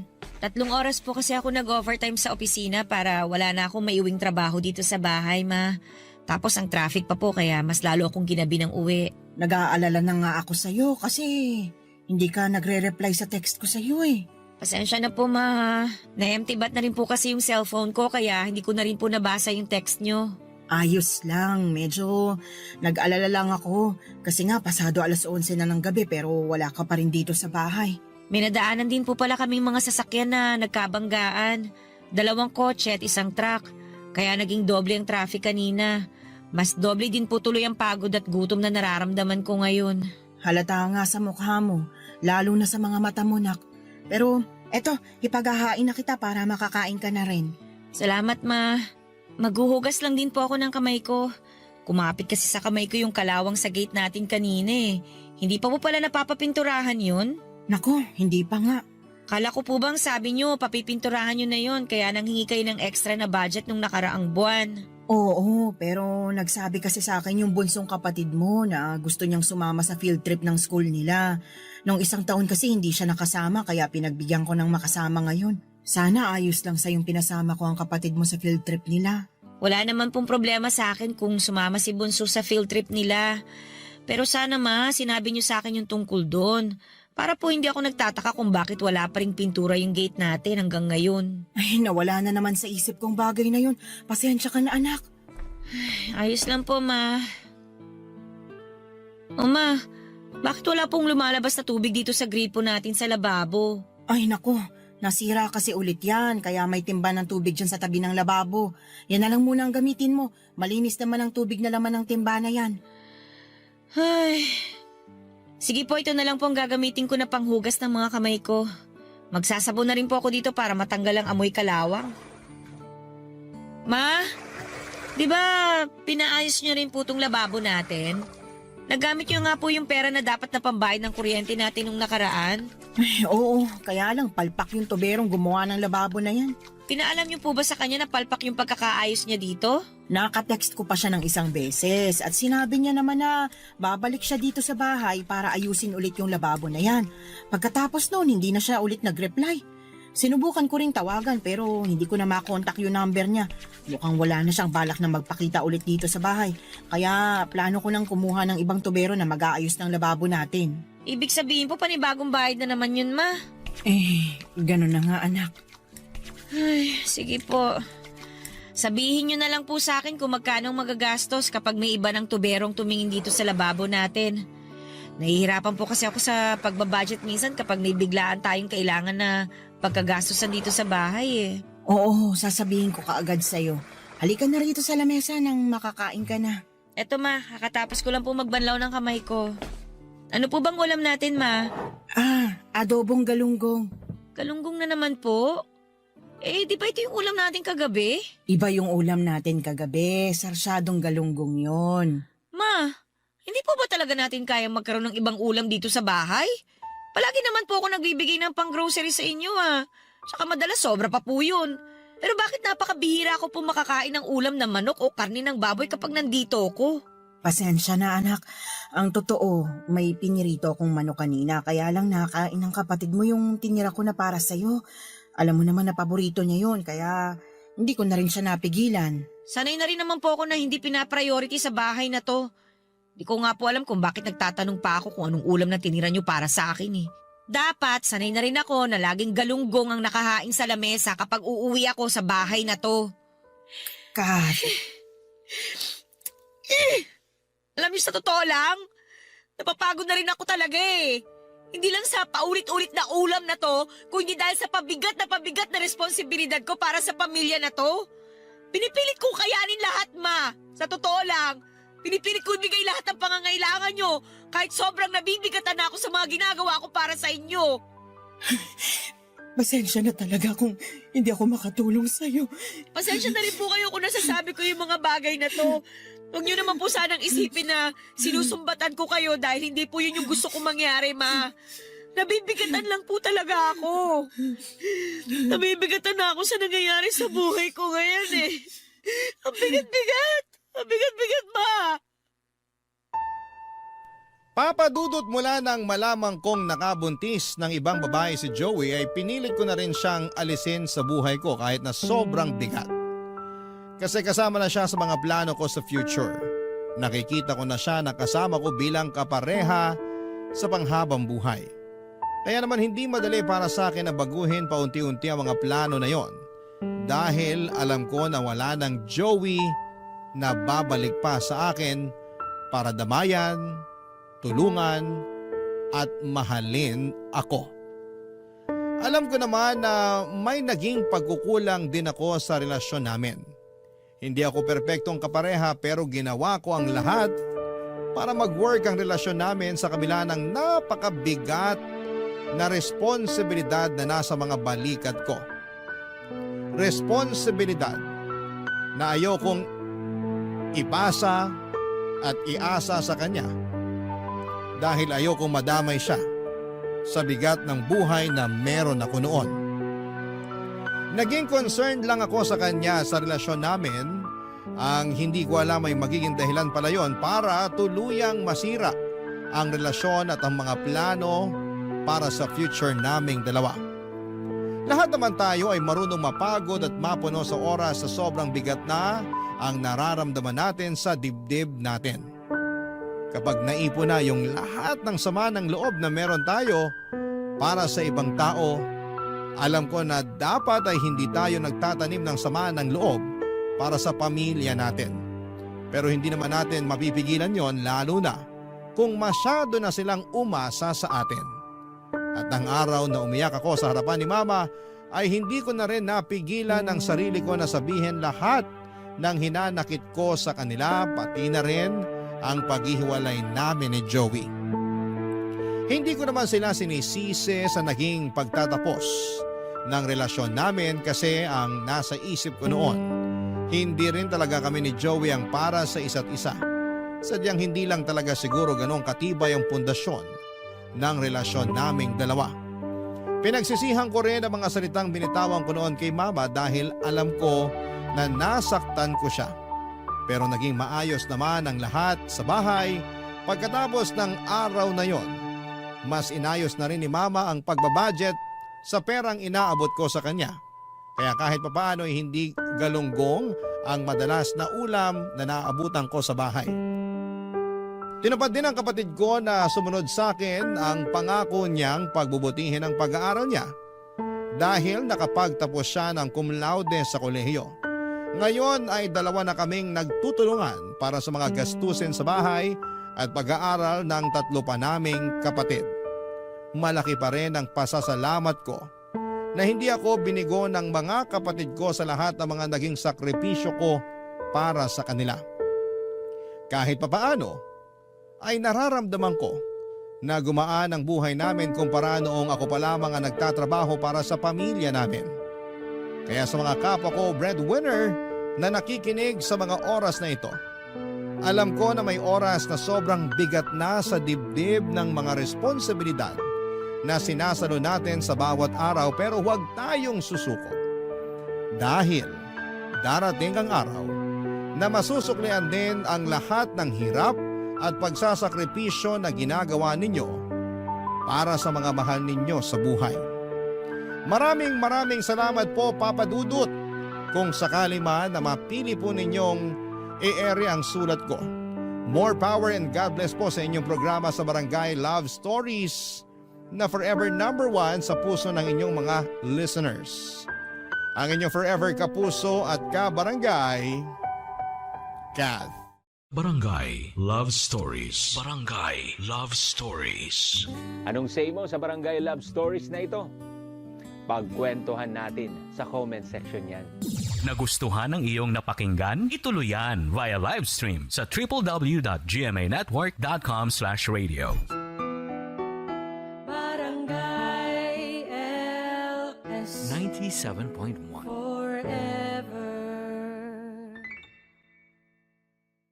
Ang mga kwento ng pag-ibig, kwento ng buhay at kwento ng pag-asa dito sa Barangay Love Stories. Love Stories.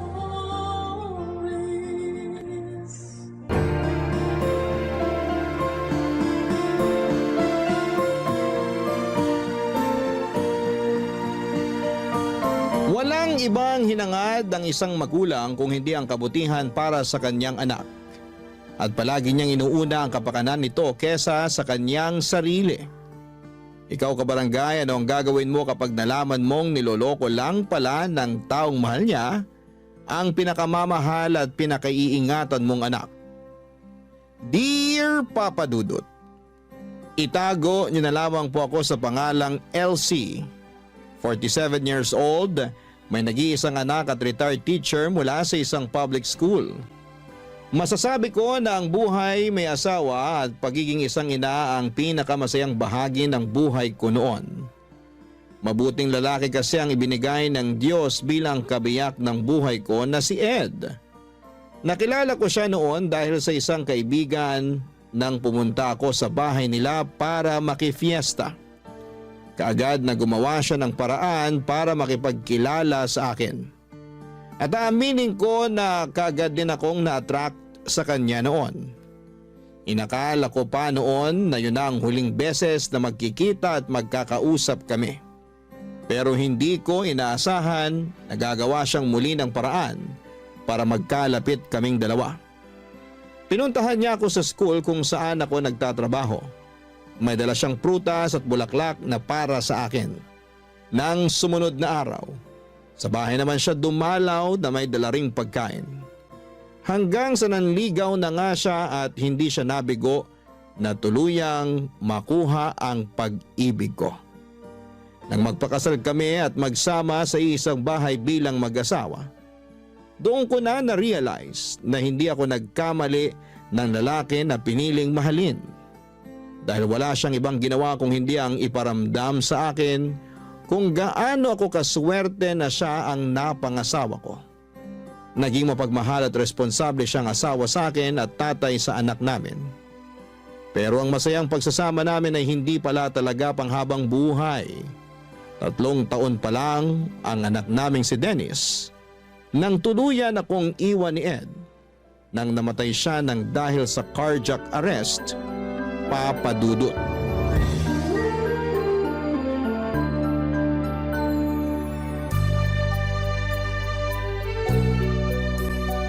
Ay, grabe. Nakakapagod maglaba kapag ganitong oras. Buti na lang, hindi pa ganong mataas ang araw sa likod ng bahay. Hindi rin masyadong mainit habang naglalaba ako kanina. Ano kayang pwedeng maluto para sa tanghalian namin ni Dennis? Teka, anong naaamoy ko? Oh, Ma, tapos na po kayong maglaba? Oo. Dineretso ko na rin ng sampay para kapag umaraw mamaya matuyo na rin kaagad. Mukhang napagod po kayo. Sandali lang po at pupunasan ko yung pawis sa noo nyo. Eto po, malinis tong tuwalya na hawak ko. Pupunasan ko lang po ang noo nyo. Masyado po yata kayong madaming nilaban. Hindi naman masyadong marami yon kasi nakapaglaban na rin ako nung nakaraang araw lang. Sabi ko naman kasi sa inyo, bumili na tayo ng washing machine para hindi na kayo napapagod sa paglalaba. Washing machine? Sus, makakasira lang ng mga damit natin yun. Pwede naman po na kahit mga pambahay na lang ang i-washing machine nyo. Tapos yung iba, kahit i-handwash nyo na lang kung gusto nyo po. Iha-handwash ko na lang para sigurado ako na malinis ang pagkakalaba ko sa lahat ng mga damit natin. Hindi pa masisira ang mga tela nun, lalo na yung mga pang-alis mo na damit. Akin na nga yung tuwalya at ako na rin magpupunas sa pawis ko. Balikan mo na yung niluluto mo at baka masunog pa yun. Ay, sige po Ma. Papatayin ko na rin yung apoy sa kalan. Kasi luto na rin naman po yung karne ng manok doon. Maupo na rin po kayo kasi nakapaghain na rin po ako ng para sa tanghalian natin. Sige, at medyo gutom na rin ako. Ano palang niluto mo na ulam? Ang paborito nyo pong binakol, Ma. Ay, kaya naman pala amoy pa lang. Mukhang napakasarap na ng niluto mo kasi paborito ko. Sana nga po magustuhan nyo. Alam nyo naman po na hindi talaga ako madalas magluto. Nagulat nga ako nang may maamoy akong ulam mula sa kusina. Yung pala nagluluto ka na ng pananghalian natin. Nung makita ko kasi po kayong naglalaba kanina, naghanap na po ako ng pwedeng iluto sa ref natin. Sakto naman po ang mga ingredients na nakita ko para sa binakol na manok. Sana talaga pumasa sa inyo ang lasa ng niluto ko na yan. Eto, titikman ko na nang malaman natin kung lasang binakol ba yung niluto mo o baka mamaya lasang afritada o adobong manok pala ito. Ma, wala naman pong sarsaya na kagaya ng sa adobo o apritadang manok. Biro lang naman. Eto, titikman ko na talaga, ha? Masarap tong sinigang na manok mo, ah. Ma, binakol po yan at hindi sinigang. Pero seryoso na anak, masarap tong niluto mong binakol na manok. Talaga po, Ma? Walang halong biro? Walang halong biro. Pwede ka na ngang mag-asawa sa sobrang sarap nitong niluto mo. Asawa agad, Ma? Hindi ba pwedeng girlfriend muna? Bakit, meron na ba? Nako, mukhang meron na nga. Kung meron man, ipapakilala ko po kaagad sa inyo. Saka, wag po kayong mag-alala. Hindi ko naman po pinapabayaan ang pag-aaral ko. Alam ko naman yon. Napakatalino mo kaya. Siyempre, kanino pa ba naman ako magmamana kung hindi sa paboritong mama ko? Para namang may iba ka pang mama, ha. Kumain na nga tayo habang mainit pa tong masarap na binakol na niluto mo. Papa Dudut, simple lang naman ang naging buhay ng pamilya namin noong nabubuhay pa ang asawa ko. Sa construction site, nagtatrabaho si Ed bilang foreman at ako naman ay nagpatuloy sa pagtuturo ko sa school. Nang ipinagbuntis ko si Dennis, naging masela ng kalagayan ko. Kaya kinailangan ko nang mag-resign.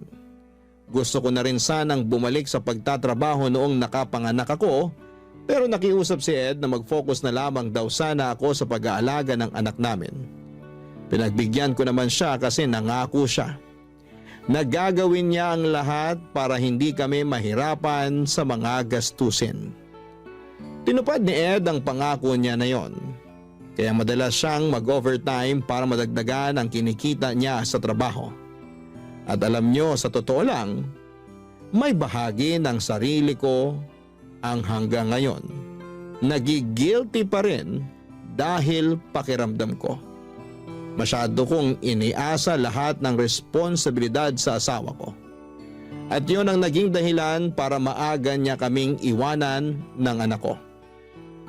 Pero mula nang mawala siya ay nangako ako na gagawin ko ang lahat para maibigay ang lahat ng pangangailangan ng anak ko.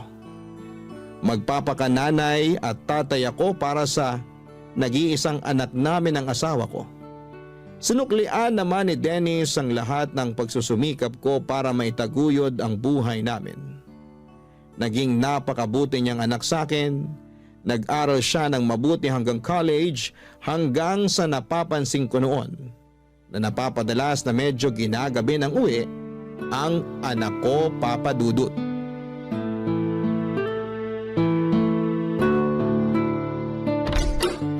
Mukhang hindi pa nakakauwi si Dennis dito sa bahay ah.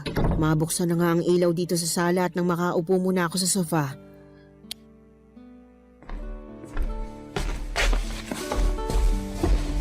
Ay, nakakapagod yung mga klase ko kanina. Ang hirap talaga kapag may bumibisita sa amin ng mga head teacher mula sa ibang school. Napakaraming dapat asikasuhin. Ma, nakauwi na po pala kayo. Kakadating ko lang dito sa bahay. Nagpapahinga lang ako ng konti tapos mag-aasikaso na ako ng pagkain para sa hapunan natin. Nagugutom ka na ba? Hindi pa naman po. Uupo na lang din po muna ako dito sa sofa. Gusto mo bang buksan natin ang TV? Hindi na po. Kasi wala naman po akong inaabangan na palabas sa TV ng ganitong oras. Sige. Pero bakit parang napapadalas yata na ginagabi ka ng uwi ngayon? May inaasikaso lang po ako. Tungkol ba yan sa introduction ng research paper ninyo? Hindi po, ma. Baka napapadalas na masyadong pagsama mo sa gimikan ng mga kaibigan mo ha? At napapabayaan mo ng pag-aaral mo. Wala namang problema sa akin kung kanino ka pa bumarkada basta hindi makakaapekto sa pag-aaral mo. Hindi po ako gumigimik. Kasi wala rin naman po akong hilig sa paglalakwatsa o pagtambay sa kung saan-saan. Saka, konti lang din naman po ang kaibigan ko sa school. Ayoko rin ang nakikipag-usap sa kung sino-sinong estudyante na walang kinalaman sa subject ko. Mabuti naman. Pero bakit nga napapadalas na ginagabi ka ng uwi dito sa bahay? Ang totoo po, naghahanap po kasi ako ng trabaho. Trabaho? Para saan? Para sa OJT mo na ba yan sa susunod na taon? Hindi ba masyado pang maaga para asikasuhin mo ang OJT mo? Hindi po para sa OJT yung trabaho na hinahanap ko. Para saan nga? Nakukulangan ka na ba sa allowance na binibigay ko sa'yo? May gusto ka bang bilhin kaya nagdesisyon ka maghanap ng trabaho? Tumaas na bang tuition fee mo at hindi ka nang nagsasabi sa akin? Ma, hindi po sa ganun. Hindi naman po kulang yung ibinibigay nyo na allowance sa akin. Madalas nga po na sobra pa. Wala rin po akong gustong bilhin na kahit na ano. At hindi rin po nagtaas ang tuition fee namin. Ang totoo, naghahanap po ako ng trabaho kasi plano ko na pong huminto sa pag-aaral ko. Ano? Anong sabi mo, Dennis? Nagbibiro ka lang, 'di ba? Pinaprank mo lang ako kaya sinasabi mo yan ngayon. Hindi po ako nagbibiro. At mas lalong hindi ko po kayo pinaprank. Seryoso po ako sa sinabi ko na hihinto na ako sa pag-aaral.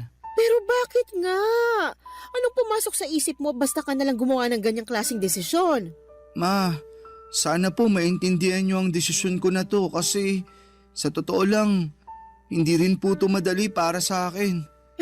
Mas lalong hindi madali para sa akin yung sinasabi mo. At hindi kita maiintindihan hanggat hindi mo pinapaliwanag na maayos kung bakit gusto mong huminto sa pag-aaral. Sorry po, Ma. kailangan ko lang po talagang gawin to kasi buntis po yung girlfriend ko. May girlfriend ka? Opo. At magkakaanak na po kami kaya kailangan ko po siyang panagutan. Ito po ang dahilan kung bakit nagdesisyon ako na hindi na mag-e-enroll sa susunod na semester. Magtatrabaho na lang po ako para sa magiging anak namin. Papa Dudut, masasabi ko na maswerte ako sa dalawang lalaki na ibinigay sa akin ng Diyos. Responsable at mabait na asawa si Ed. Pati na rin sa malambing at matalino kong anak na si Dennis. Akala ko talaga noong mawala si Ed ay hindi ko nakakayanin na magpatuloy pa sa buhay. Mula kasi nang maging mag-asawa kami, lahat ng bagay sa buhay ko ay nakaplano ng kasama si Ed. At paano ko pa susundin ang mga plano na yon kung hindi ko na makakasama ang asawa ko? Iniisip ko na lamang na kailangan ko pa ring magpakatatag para sa anak ko. Dahil ako na lang ang pwedeng asahan ni Dennis, Papa Dudut. Mabuti na lamang at lumaki talagang mabait, malambing, masunurin at matalinong bata ang anak ko. Hindi niya ako binibigyan ng sakit ng ulo at bonus na lang talagang mahusay siya sa mga klase niya. Masasabi ko rin na marami siyang namana sa tatay niya. Kasama na doon ang hilig na bumuo ng mga malalaking pangarap para sa hinaharap. Pareho din sila ni Ed na pangarap na mabigyan ako ng malaki at maayos na bahay.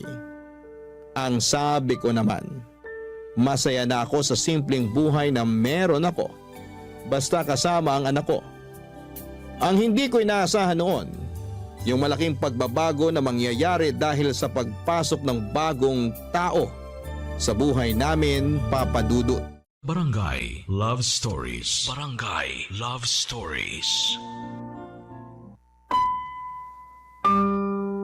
Papa Dudut, sa totoo lang, gusto kong magalit nang sabihin sa akin ni Dennis na nakabuntis siya ng babaeng hindi ko pa nakikilala.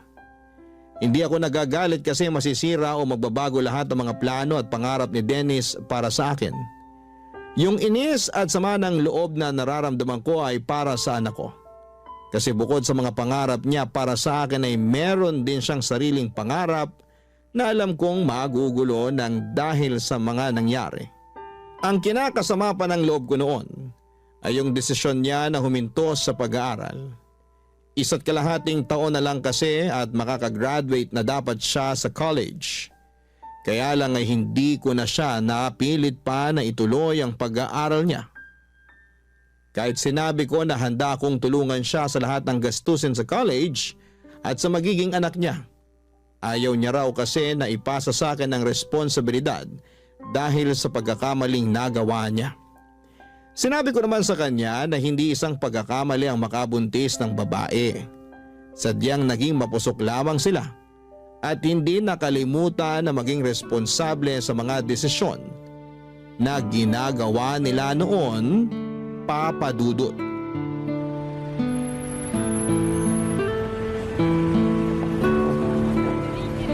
Malapit na tayo sa bahay namin, Kyla. Medyo malayong lakaran pala to, no? Oo, kasi bihira ang dumaraan na tricycle dito sa street namin. Napansin ko rin na parang konti ang mga tindahan dito sa inyo. Medyo nga. Pero wag kang mag-alala kasi may sari-sari store na katabi mismo ng bahay namin. Ayun, sakto. Alam mo naman na mahilig akong bumili ng mga kutkuti na pagkain. Mas okay talaga na may malapit na tindahan sa atin. Pero sa totoo lang, kinakabahan na ako. Kasi baka hindi ako magustuhan ng mama mo. Sobrang bait ng mama ko. Kaya sigurado ako na magugustuhan ka niya at magkakasundo kayong dalawa. Nandito na tayo sa bahay namin. Pagpasensya mo na lang kasi simple lang tong bahay namin. Uy, ang ganda kaya ng bahay niyo, Dennis. May gate pa bago yung mismong pinto ng bahay. Ang ganda pa ng mga halaman dito sa garden niyo. Naku, alagang-alaga ni mama yung mga halaman na yan. Pasok na tayo sa loob. Kasi sigurado akong excited na rin si mama na makilala ka.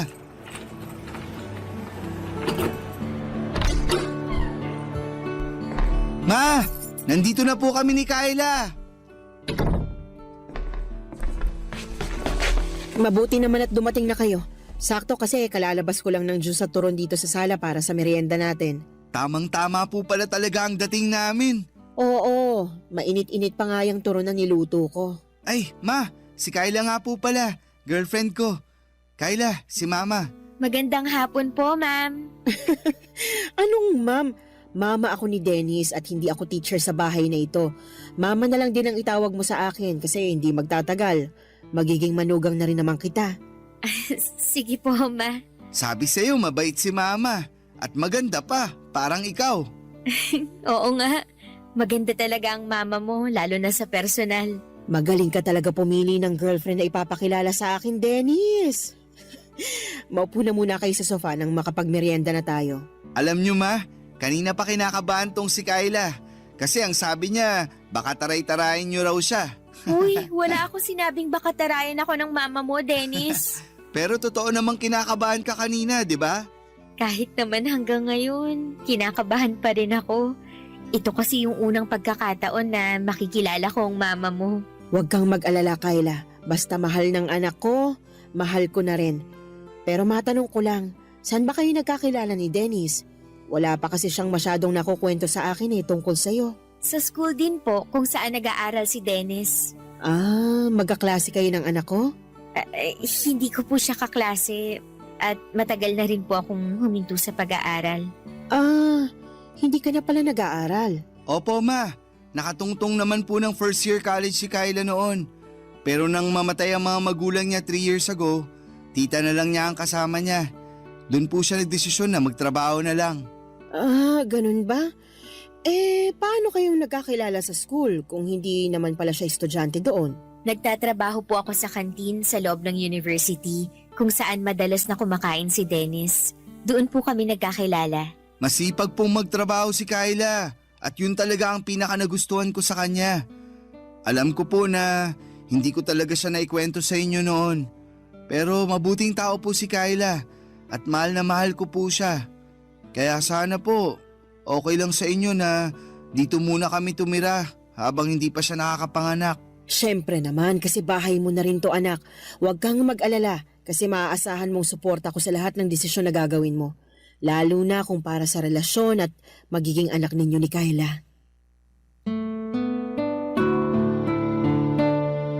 Papadudot, wala talaga akong alam na kahit na ano tungkol kay Kyla. Ni hindi ko alam na may girlfriend na pala ang anak ko. Ang akala ko noon ay nakafocus siya sa pag-aaral niya, yun pala ay may ibang tao na siyang binibigyan ng atensyon, papadudot. Pero noong araw na nakilala ko naman si Kyla, ang naisip ko kaagad ay makakasundo ko siya dahil mukha siyang mabait na babae. Nalaman ko rin noon na halos 3 taon na pala ang tanda niya kay Dennis. Medyo halata ngayon nang unang beses ko siyang makita sa personal. Naisip ko pa nga na baka may ibang anak na siya dahil medyo malaki rin talaga ang katawan niya. Kahit 2 buwan pa lamang siyang buntis. Pasimple ko yon at tinanong kay Dennis sa paraan na hindi ko siya mau-offend. At sinabi naman niya na wala pang ibang anak si Kyla at sadyang may kalakihan lang din ang katawan nito, papadudot.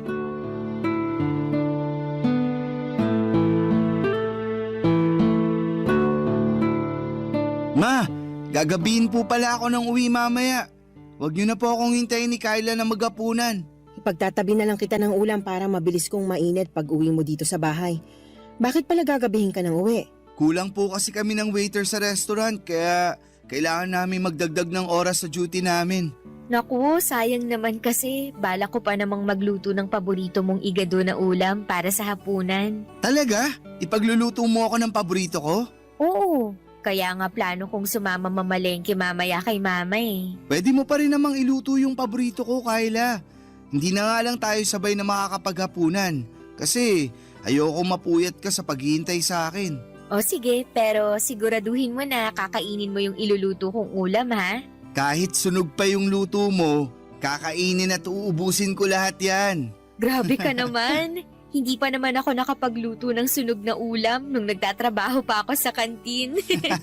Joke lang naman yun. Ikaw naman akala ko naman nakatikim ka na ng sunog na luto ng girlfriend mo. Naku ma, masarap po magluto si Kyla. Ay talaga? Opo, kasi minsan binibigyan niya pa ako ng pagkain na niluto niya sa bahay nila kapag wala siyang pasok sa kantin. Malapit lang din po kasi yung bahay ng tita ko sa university kung saan nag-aaral dati si Dennis. Kapag wala po akong trabaho, dumadaan po siya doon para saglit na dalawin ako o makipagkwentuhan sa akin. At kapag aalis na po ako, palagi na po siyang may pabaon na pagkain sa akin. Kaya pala may mga oras noon na maaga kang umaalis ng bahay natin. Akala ko may inaasikaso ka lang na para sa mga klase mo eh. Opo ma, pero never ko naman pong pinabayaan ang pag-aaral ko kahit nanliligaw pa lang ako nun kay Kyla. At kahit po boyfriend ko na si Dennis, palagi ko rin pong pinapaalala sa kanya na mag-focus sa pag-aaral niya. May isang beses lang po talaga na naging mapusok kami. Sorry po ma. Nako, huwag nyo nang isipin yon kasi hindi na natin mababago yung mga nagawa nyo noon at yung mga nangyari noon. Mas mahalaga ngayon na mag-focus tayo sa present, lalo na sa future na para sa baby ninyo. Tama po kayo.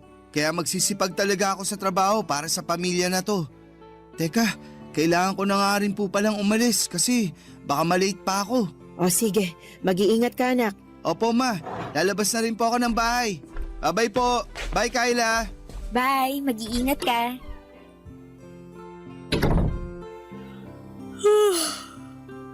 Ang dami ko po palang nakain na pandesal at pansit. Napansin ko nga rin yan. Mabuti naman at nagustuhan mong binili kong pansit dyan sa malapit na tindahan para sa almusal natin. Masarap din po kasi talaga yung pansit kahit wala masyadong gulay. Ayos din po yun dahil hindi rin ako mahilig sa gulay. Pareho pala kayo ni Dennis na hindi mahilig kumain ng gulay. Pero ngayon po, pinipilit ko naman na kumain ng gulay para sa pinagbubuntis ko. Inaantok na tuloy ulit ako. Oh, saan ka pupunta? Papasok po muna ako sa kwarto namin ni Dennis. Akala ko sasamahan mo kung mamalengke. Naku ma, tinatamad na po ako lumabas ng bahay. Ah, ganun ba? Sige, ako na lang ang bibili ng mga sahog na gagamitin mo sa lulutuin mo mamaya. Kayo na lang din po siguro magluto mamaya.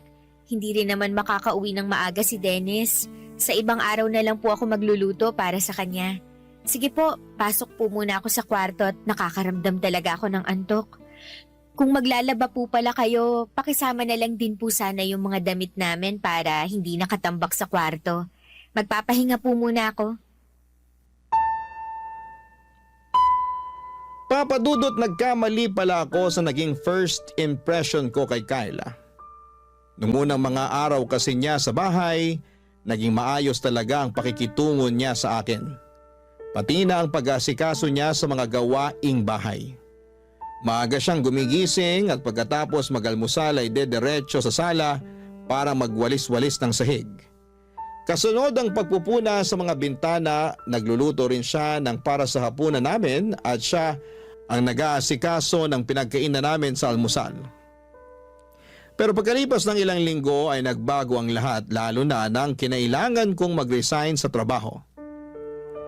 Napaaga noon ang retirement ko dahil lumala ang katarata sa kanang mata ko. Nadaan pa naman sa oral medication pero hindi na ako bumalik pa sa pagtuturo. Mula noon, si Dennis na ang nagtatrabaho para sa mga pangangailangan at gastusin sa bahay. Doon din nagbago ang ugali ni Kyla na halos inaasa na niya sa akin lahat ng gawain sa bahay. Pero naisip ko na baka hindi nagbago ang ugali niya.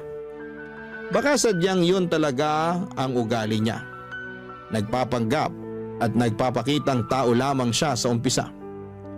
Pilit ko na lamang siyang pinakisamahan noon dahil ayoko nang bigyan pa ng problema ang anak ko na alam kong palaging pagod galing sa trabaho niya, Papa Dudut. Barangay Love Stories. Barangay Love Stories.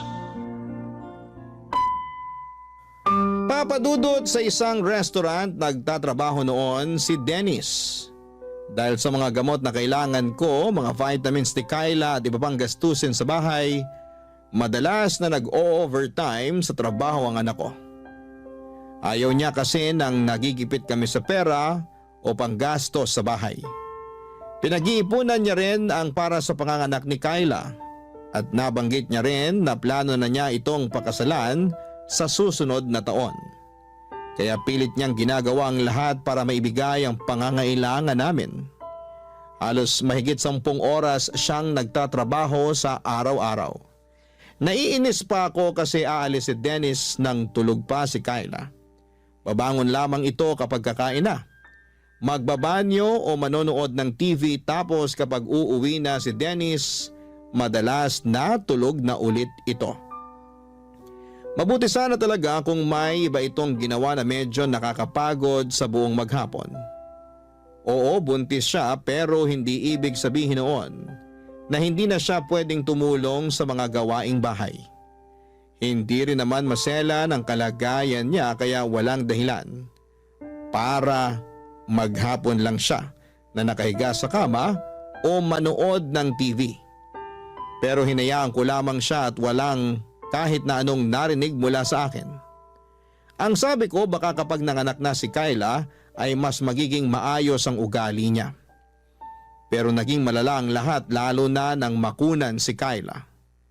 Pagkalipas lamang ng ilang buwan, naging maayos na ang kalagayan nito pero mas naging tamad sa mga gawaing bahay, papadudot.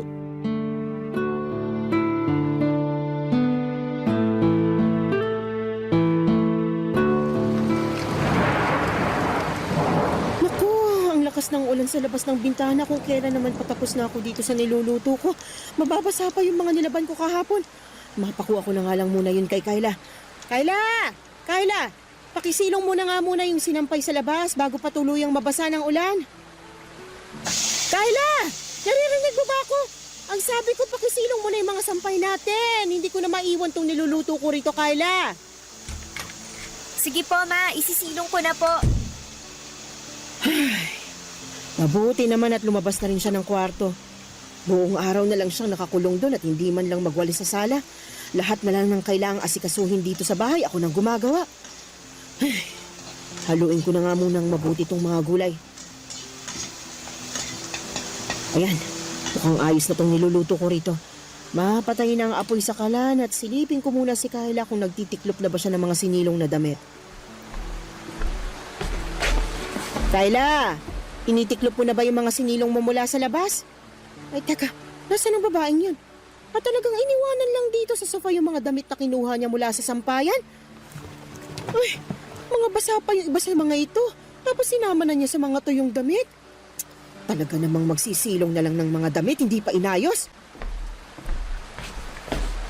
Kailan mo ba aayusin ang mga kilos mo dito sa bahay na ito, Kyla? Bakit naman po hindi kayo kumakatok bago niyo binuksan yung pinto at pumasok dito sa kwarto namin? Bukas tong pinto ng kwarto niyo kaya hindi na ako kumatok. Eh bakit po kayo nandito? Mamaya pa naman po ako kakain ng tanghalian pagdating ni Dennis. Hindi kita pinuntahan dito para sabihin nakahain ng tanghalian mo sa lamesa. Hindi ba ang sabi ko sa'yo? Isilong mo yung mga sinampay sa labas dahil umuulan ha? Opo, at sinunod ko po ang utos nyo na isilong ang mga sinampay.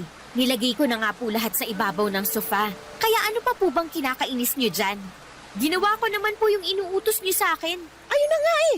Ginawa mo nga ang inuutos ko pero hindi mo naman inayos. Ni hindi mo malang inihiwalay yung mga tuyong damit doon sa iba, doon sa mga nabasa na sa ulan. At sana, tiniklop mo na rin yung ibang tuyo doon nang hindi nakakalat sa may sofa. Ma, ang sabi nyo kanina, isilong ko lang ang mga yon. Wala naman po kayong sinabi na pati pala pagtitiklop, kailangan ko pang gawin. Kailangan ko pa ba talagang sabihin yun? Syempre naman po. Hindi ba pwedeng magkusa ka na lang kasi alam mo naman kung anong dapat na gawin pagkatapos isilong ang mga damit? Hindi ko naman po damit ang lahat ng yon. Yung iba po doon, damit nyo at damit ni Dennis. Kaya bakit ako pa ang magtitiklop ng mga yon? Ako na nga ang naglaba? Ako pang pagtitiklopin mo ng lahat ng ulan yon? sa labas. Oh, Ma, ano pong ginagawa niyo dito sa kwarto namin ni Kyla? Kinakausap ko lang itong girlfriend mo. Bakit po? Ay nako Dennis, di ba kanina ko pa sinabi sa'yo na masakit ang ulo ko? Oo, nabanggit mo nga bago ako umalis kanina para kumuha ng updated police clearance ko. Ayan kasi si Mama. Inutusan pa ako na lumabas para isilong ang mga damit kanina. Naulanan ako kaya lalong sumakit ang ulo ko. Tapos ngayon, inuutusan pa ako na tiklopin ang lahat ng mga damit na sinilong ko kanina. Ma, Bakit naman po kay Kyla nyo pa pinapagawa yun?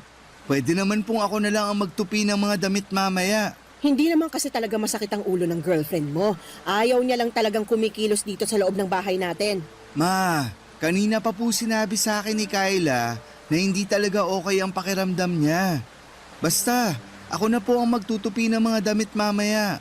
Huwag niyo na pong ipagawa yun kay Kyla para makapagpahinga na lang din po siya. Nakapagluto na po ba kayo ng para sa tanghalian natin? Oo, maghahain na ako para sabay-sabay na tayo makakain ng tanghalian. Papadudot, 7 buwan na ang ipinagbubuntis ni Kyla nang makunan siya dahil naging mahina ang puso ng baby niya. Grabe ang pagdadalamhati ng anak ko noon at halos 1 linggo ko siyang hindi makausap ng maayos. Mabuti na lang at pagkalipas ng 2 linggo mula nang mailibing ang anak ni Kyla, nakita ko na muling nagkaroon ng direksyon ng buhay niya. Nang mga panahon na yon ay madalas ko siyang nakakausap tungkol sa mga naging pagsisisi niya sa nangyari sa buhay niya.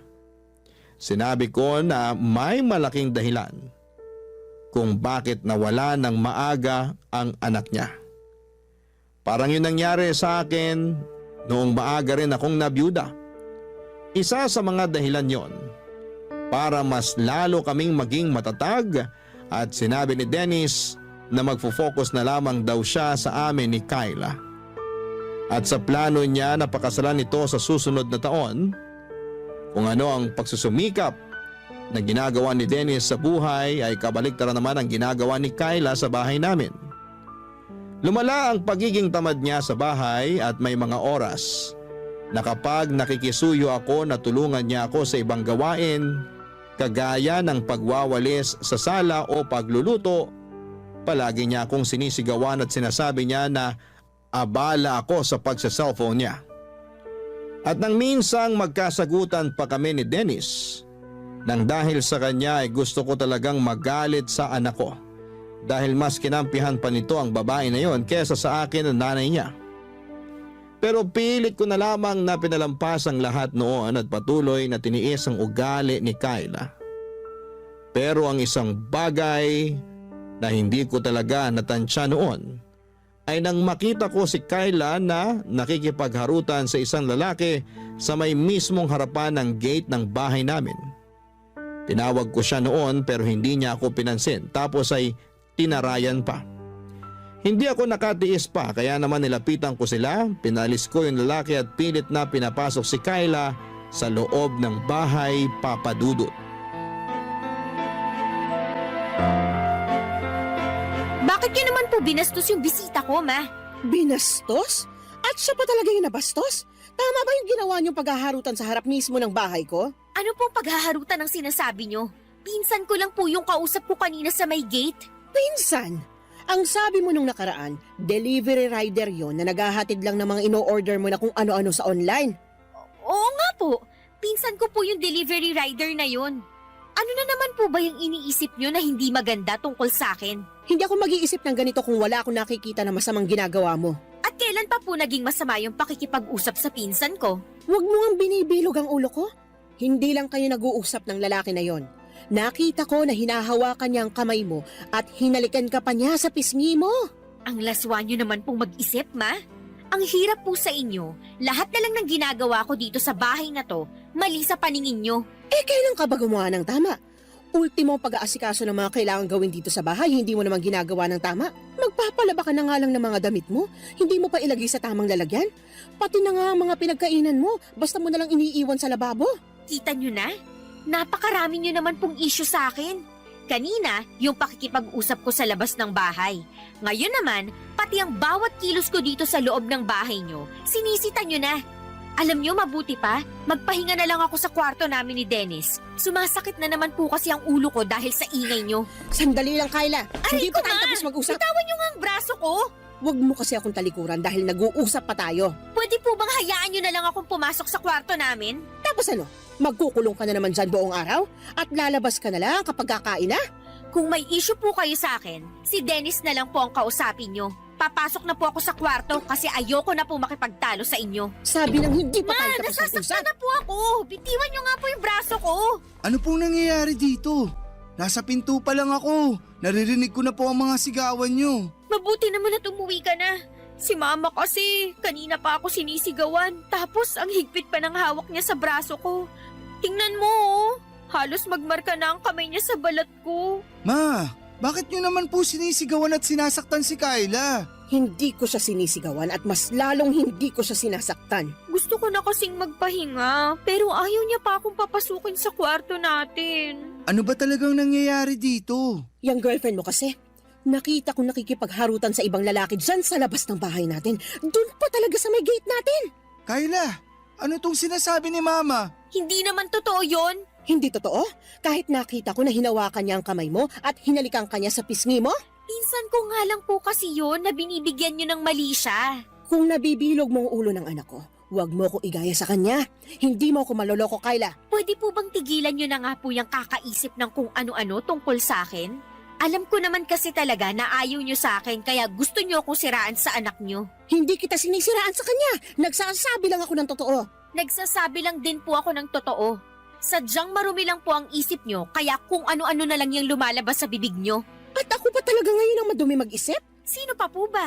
Kayo lang naman po yung walang tigil sa pagbabantay sa bawat galaw ko dito sa bahay na to. Teka, wag na nga kayong magsigawan ni Mama, Kyla. Hindi naman kasi ako nag-umpisa nito. Yang mama mo. Palibasa, sampid lang ako dito sa bahay kaya ginaganyan niyo na lang ako. Tama na. Huwag ka nang umiyak. Gusto ko lang naman talagang magpahinga muna. Pero ayaw niya akong papasukin sa kwarto natin. Palagi niya na lang binabantayan bawat kilos ko dito. Kulang na nga lang, pati paghinga ko dito sa loob ng bahay na to, bantayan niya. Tama na. Huwag ka nang umiyak. Sige na, pumasok ka na muna sa kwarto natin. Pero Dennis! Ma, mamaya na lang po tayo mag-usap. Gusto ko na lang din po sana munang magpahinga. Papa Dudut, matagal ko nang napapansin ang mga kakaibang kinikilos noon ni Kyla na pinagsasawalang bahala ko lang madalas. Kapag nakalis na si Dennis ng bahay papunta sa trabaho niya, maririnig ko na si Kyla sa loob ng kwarto nila na halos bumubulong na parang may kausap. Minsan nang nasilip ko siya sa loob ng kwarto nila. Nakita ko na may hawak siyang cellphone at nakangiti habang parang kinikilig sa kausap niya. Napapadalas din yung lalaki na kausap niya noon na pumunta sa may gate ng bahay namin. Nung unang nakita ko siya na kausap ni Kyla sa may gate ay nag-usisa ako at sinabi niya na nagde-deliver lamang daw ito ng item na in-order niya online. Hanggang sa halos araw-araw na silang nagkakausap noon. May mga araw din noon na umalis siya sa bahay kapag nasa trabaho na si Dennis. At ang paalam niya ay pupunta siya sa isang kaibigan. Uuwi siya bago makauwi si Dennis sa bahay. Pero minsan papadudod. Naunang umuwi si Dennis sa kanya at nagtaka ang anak ko kung bakit wala si Kyla sa bahay.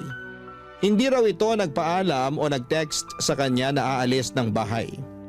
Ang sabi lang ni Kyla nang makauwi siya ay may dinalaw lamang itong kamag-anak kaya ginabi ng uwi. Pero iba na ang pakiramdam ko noon dahil nakita ko na noong magkausap sila ni Dennis. Hindi makatingin ng diretso sa kanya si Kyla.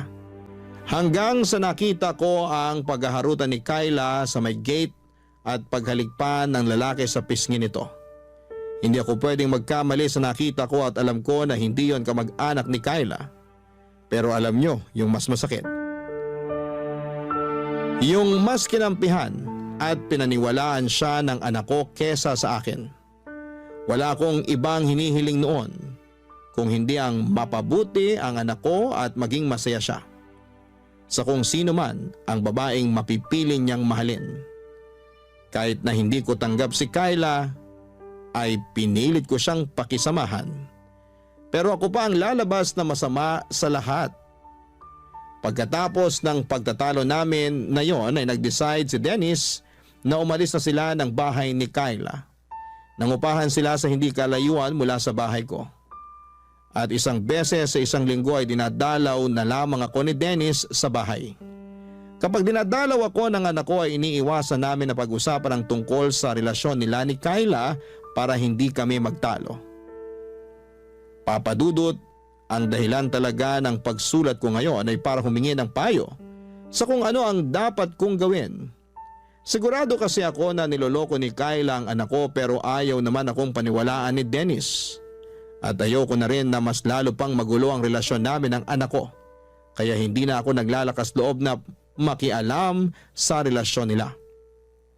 Ano bang dapat kong gawin para mamulat ang anak ko sa katotohanan na hindi karapat-dapat si Kyla para sa kanya? Sana'y matulungan ninyo ako sa problema kong ito, Papa Dudut. Ang inyong forever kapuso at kabarangay, LC. Barangay Love Stories. Barangay Love Stories. Nalilito pa rin sa life ang ating kabarangay. Ano kaya ang maipapayo mo sa kanya? Ibahagi mo yan sa ating comment section para mabasa rin niya. Nagustuhan ng iyong napakinggan? Ituloy yan via live stream sa www.gmanetwork.com/radio.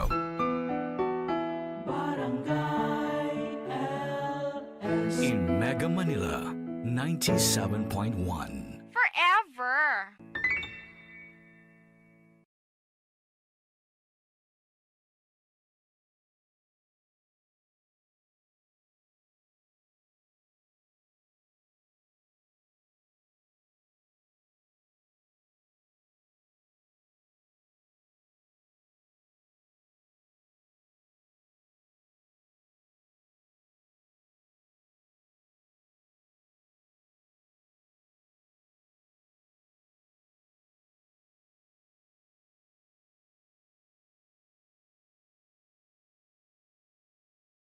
Ang mga kwento ng pag-ibig, kwento ng buhay, at kwento ng pag-asa dito sa Barangay Love Stories. Love Stories.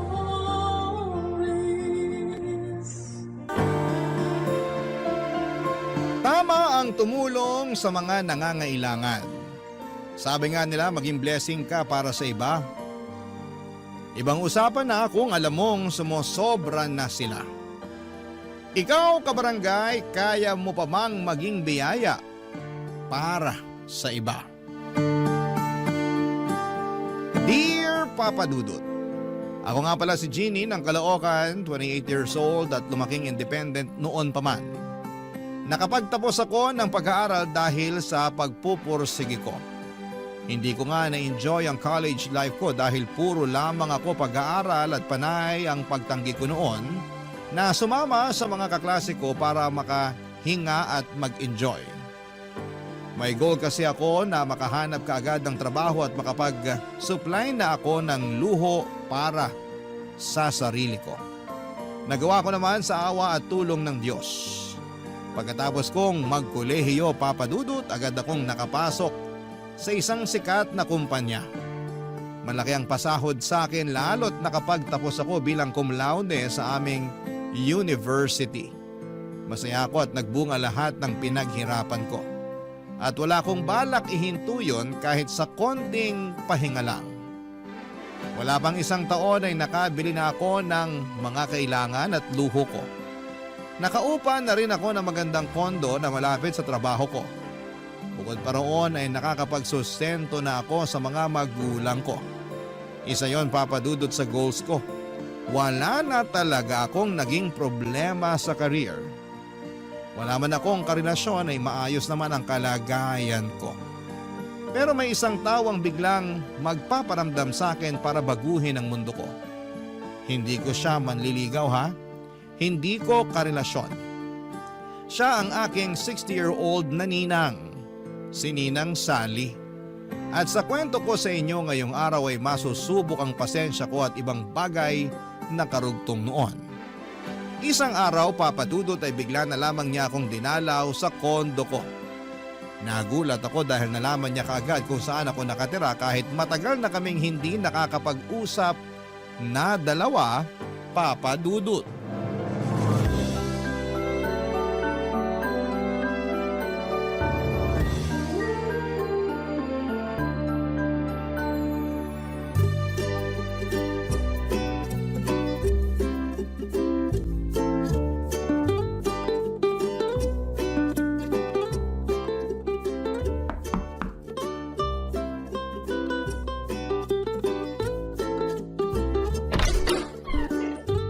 Sally! Jeannie! Akala ko na may nakalimutan mo na ako. Ano pong ginagawa niyo rito? Paano niyo nalaman kung saan ako nakatira? Papasukin mo muna ako bago ka mang intriga. Ay, sige po. Pasensya na, Ninang. Nabigla lang kasi ako. Pasok na po kayo.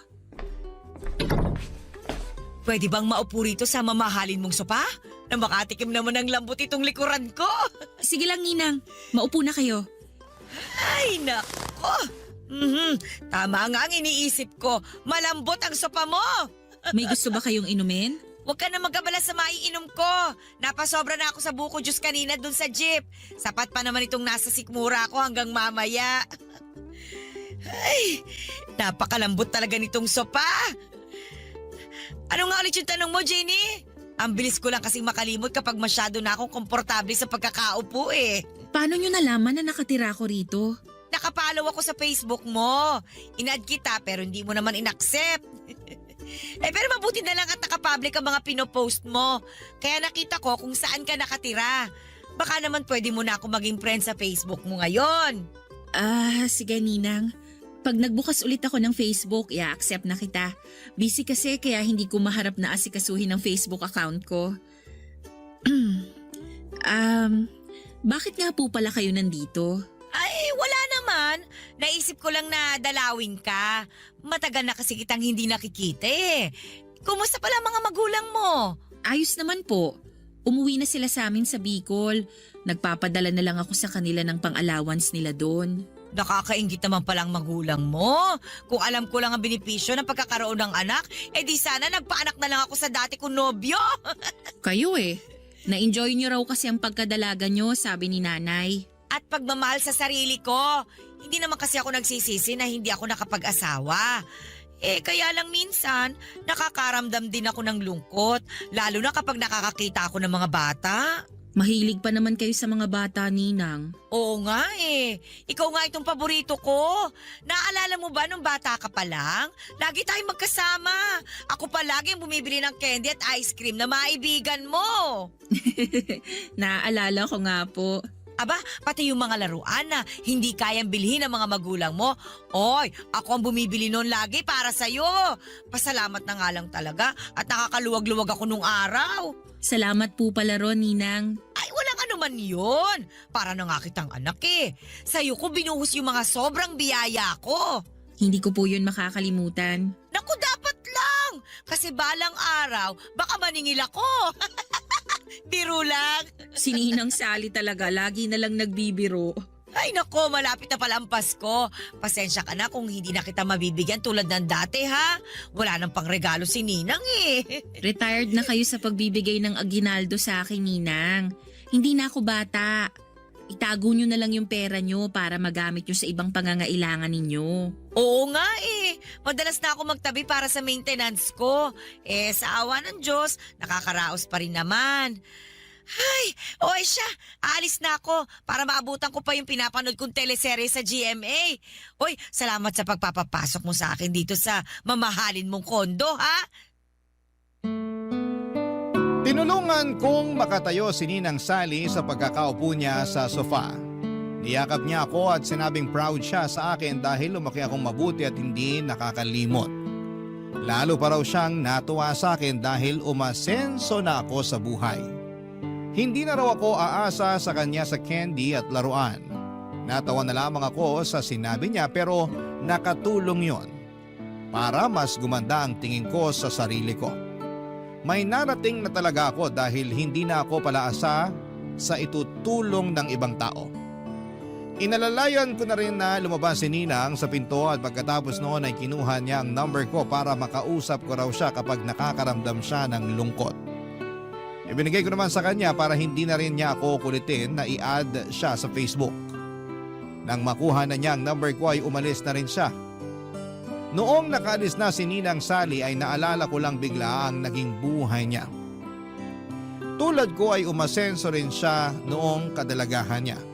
Kaya nga siguro ay hindi na siya nag-asawa pa dahil kontento na siya sa buhay na meron siya. Independent din siyang katulad ko at hindi umaasa sa iba. Doon ako napabilib sa kanya. Kaya lang isang araw ay binawi sa kanya mga biyaya niya. Nasangkot noon si Ninang sa isang pyramid scheme. Hindi naman siya ang may kagagawan pero nadamay siya. Doon na nawala ang pinaghirapan niya at mula noon ay nahirapan na siyang makabawi. Ang alam ko ay umalis din siya ng Metro Manila para manirahan sa probinsya. Kaya nawalan na rin ako ng contact sa kanya. Hindi ko nga alam na nakabalik na pala siya kung hindi siya dumalaw sa kondo ko. At mula nung dumalaw siya ay naging madalas ko na rin siyang nakikita at nakakausap. Tulad nung nakaraang Pasko, pinawagan niya ako sa cellphone ko, Papa Dudut.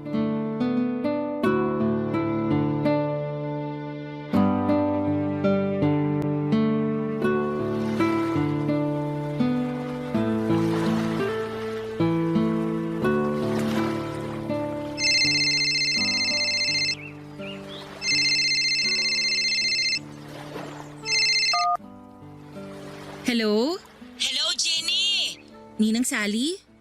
Oh, napatawag po kayo. Ay, Merry Christmas, Jenny! Merry Christmas din po, Ninang. Nasa kondo ka ba ngayon? Wala po, Ninang. Andito ako ngayon sa beach. Nakabakasyon na kasi ako. Ay, nakakaingit naman! Padagat-dagat ka na lang! Ay, naku, kailan kaya ulit ako makakatapak sa dagat? Huwag na kayong malungkot, Ninang. Hayaan niyo sa susunod, isasama ko kayo. Maghanda na kayo ng swimsuit nyo. Aasahan ko yan, ha? Para naman makaamoy na ako ng alat sa hangin. Hindi puro polusyon dito sa Manila ang naamoy ko. Sa susunod, Ninang, promise. Asaan po ba kayo ngayon? Ay, nandito lang naman ako sa bahay. Ayaw niyo po bang lumabas para mamasyal? Maraming makikita ngayong Pasko sa mga mall o park. Naku, hindi na. Baka mamatay lang ako sa ingit sa mga tao ron. Bakit naman po? Alam mo namang wala akong pambili ng pamasko ko para sa sarili ko. Nakalaan talaga ang pensyon ko para sa maintenance at sa iba pang mga kailangan ko. Hindi kasali sa budget ang pamasko ko eh. Ah, ganun po ba? Eh di hindi kayo maghahanda para sa Pasko. Ay, hindi na. Itutulog ko na lang ito bago pa ako makaamoy ng spaghetti sa kapitbahay. Eh, sabi ko nga sa'yo, ayoko mamatay sa inggit. Papadalang ko na lang kayo, Ninang. Ako nang bahala sa pang Noche Buena nyo.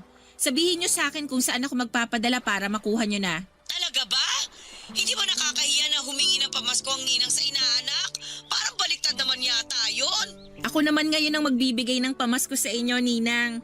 Pasalamat ko na lang sa lahat ng candy at laruan na binigay nyo sa akin nung bata ako tuwing Pasko. Uy, naiiyak naman ako sa sinasabi mo ngayon, Jenny.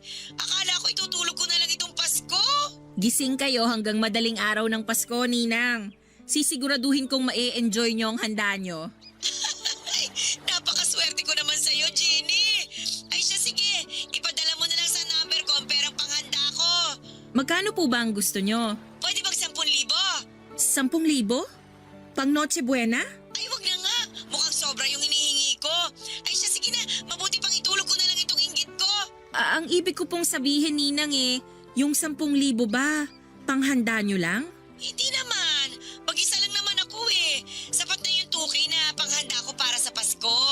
Eh para po saan yung matitirang 8,000? Eh, pagsisini ko sana kinabukasan. Yung buong 8,000? Hindi naman, syempre. Yung iba kasi panghahanda ko sa Three Kings Day. Three Kings Day? Pati yun ang selebrasyon ng Pasko, Ginny. Pinagdiriwang ko rin yun bago ako magtanggal ng mga Christmas decor ko. Ngayon ko lang nalaman na dapat paghandaan ng Three Kings Day. Noche Buena at Media Noche lang kasi ang alam kong may paspaghetti at fruit salad eh. Ay, ibahin mo ang kalendaryo ko. Kung sakaling maghahanda rin kayo sa Three Kings Day, parang sobra pa rin yung matitira sa inyo. Yung iba kasi gagamitin ko para mag-enjoy naman sa Valentine's Day. Ang advance nyo naman, Ninang. Malayo pa ang Pebrero. Eh, gusto ko lang kasing magliwaliw at maging masaya sa Valentine's. Kahit minsan lang ba? Para naman makalimutan kong single ako at walang pamilya. Dala nga po ng awa kay Ninang Sally ay nagpadala na ako kaagad ng 10,000 sa kanya. Nadaan ako sa pagpapaawa niya tungkol sa pagiging solo at single, hindi lang sa Pasko kundi sa Valentine's Day. Naisip ko na maliit lang din naman ang 10,000 kumpara sa 13 years na pinamaskuhan niya ako. Bukod nga doon, kahit na hindi Pasko ay nagbibigay din siya sa akin basta makikita niya ako.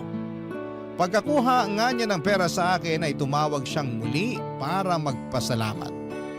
Panayang iyak niya dahil yun daw ang unang beses matapos ang napakahabang panahon na nakahawak siya ng ganon kalaking pera.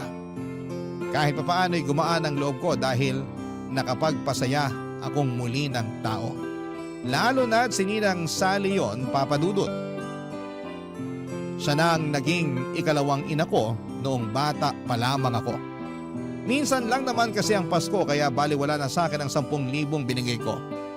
Kinabukasan pagkatapos kaming makapag-usap ay tinawagan niya akong muli at nagulat ako dahil nagpapadagdag pa siya ng 500 pesos. Tinanong ko kung para saan. Ang sagot niya lang sa akin ay para sa pangdagdag niya sa pagpapagawa ng postiso niya. Sinubukan kong sabihin sa kanya na mukhang kasya naman ang 10,000 binigay ko sa kanya para maisingit niya ang pagpapagawa ng postiso niya. Pero marami siyang sinabi na dahilan kaya hinayaan ko na lamang. Muli na naman ako nagpadala ng 500 piso. Akala ko ayun na ang huli, Papa Dudut, pero kahit natapos na ang Pasko, hindi ko inaasahan na muli siyang lalapit sa akin para muling humingi. At sa mga susunod na parte ng kwento ko ay malalaman ninyo kung gaano karami na ang hinihingi sa akin ni Ninang Sally kahit na hindi naman Pasko, Papa Dudut.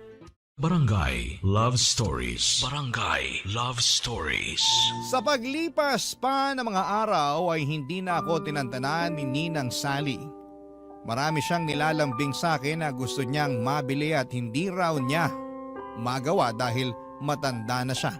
At wala siyang pera bukod sa maliit na pensyon na nakukuha niya. Hindi naman ako makaangal noon dahil nauunahan ako palagi ng hiya. Hindi ako nakatanggi ang hirap lalo't lagi niyang binabanggit sa akin ang mga niregalo niya noong Pasko at lalong-lalo na yung mga binibigay niya sa akin kahit natapos na ang Disyembre. Para bang nagkaroon ako ng utang na loob at hindi ko alam kung paano ako makatatapos sa pagbabayad noon sa kanya. Maliit lang naman po yung mga hinihingi niya pagkatapos nung pinadala kong 10,000. Minsan 500 piso para pambayad ng kuryente, minsan naman ay 1,000 dahil na short daw siya sa pangbayad ng renta at meron naman yung tig 200 pesos. Para ipangbili ng merienda o di naman kaya ay bagong wallet dahil ayon sa kanya ay lagi siyang nakawawala o di naman kaya ay nabubutasan ng wallet. Alam na rin niya ang araw ng sahod ko at alam na rin niya kung kailan ako pwedeng tawagan para masagot ko. Sinubukan ko namang hindi sagutin noong una pero hindi niya ako tinitigilan hanggat hindi niya naririnig na mag-hello ako sa kabilang linya. At kapag hindi ko naman sinasagot agad siyang pupunta sa kondo ko. Kapag hindi ko siya pinagbuksan, kapag nagpapanggap akong wala sa kondo ay tumatambay na lamang siya sa pintuan at inaabangan ako. Mas lalo niya akong kokonsensyahin noon dahil sa paghihintay niya ng matagal. Tulad na lamang nung isang beses, sinadya ko siyang hindi pagbuksan ng pintuan pero hindi na rin ako nakatiis. Dahil alam kong hindi siya uuwi hanggat hindi niya ako nakakausap at hindi ako humaharap sa kanya, Papa Dudut.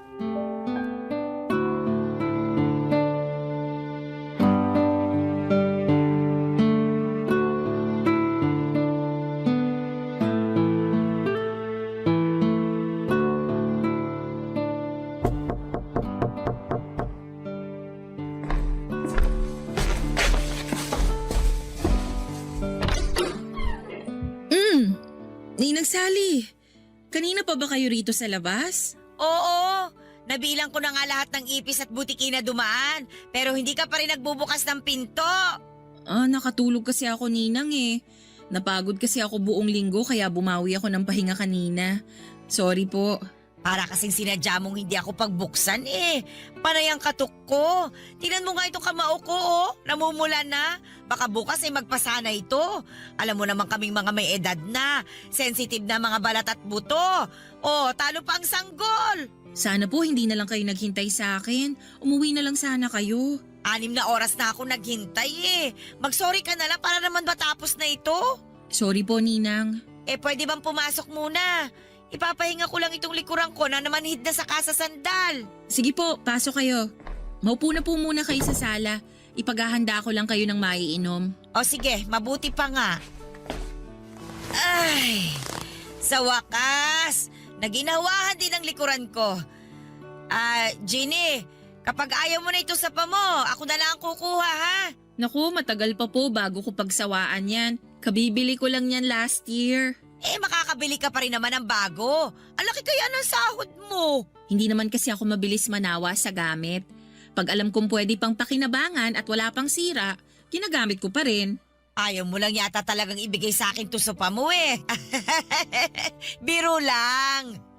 Ginny, kahit malamig na lang na tubig ang ibigay mo sa akin. Tsaka kung pwede, buksan mo naman kahit sandali lang yung aircon mo para malamigan ako. Parang nakakapaso ang init sa labas ng kondo mo kanina eh. Nasa kwarto po kasi yung aircon ko. Pwede ko namang i-on na lang tong electric fan. Teka lang po, i-on ko lang.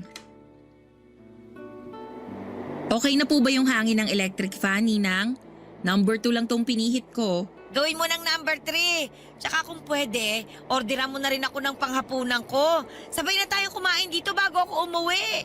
Dito na kayo kakain? Ay oo, para may kasabay ka. Tsaka ayoko pang umuwi eh. Marami pa ako makakasabay sa bus. Mamaya na lang kapag humupa na yung dami ng tao.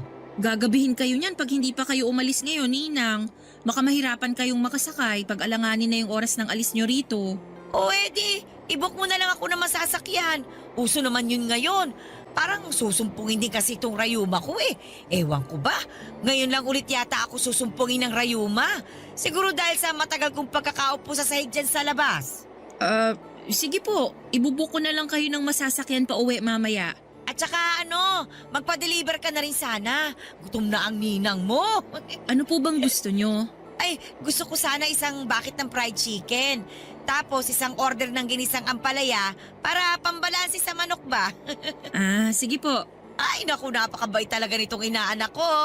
Pagpalain ka ng Diyos. Salamat po, Ninang. Ginny, hindi ba talaga pwedeng makaabot yung lamig ng aircon sa kwarto mo dito sa sala? Baka naman pwede.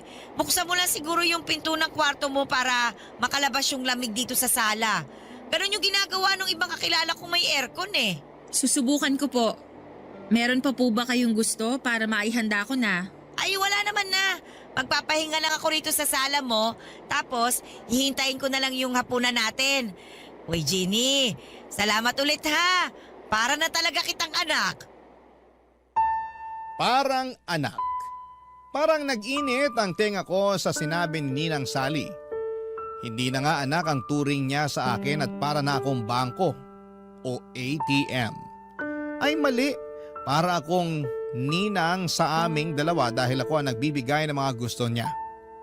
Napailing na lamang ako at sinikap na tanggalin ang inis ko habang papasok ako sa kwarto para iayos ang aircon na nire-request ni Ninang.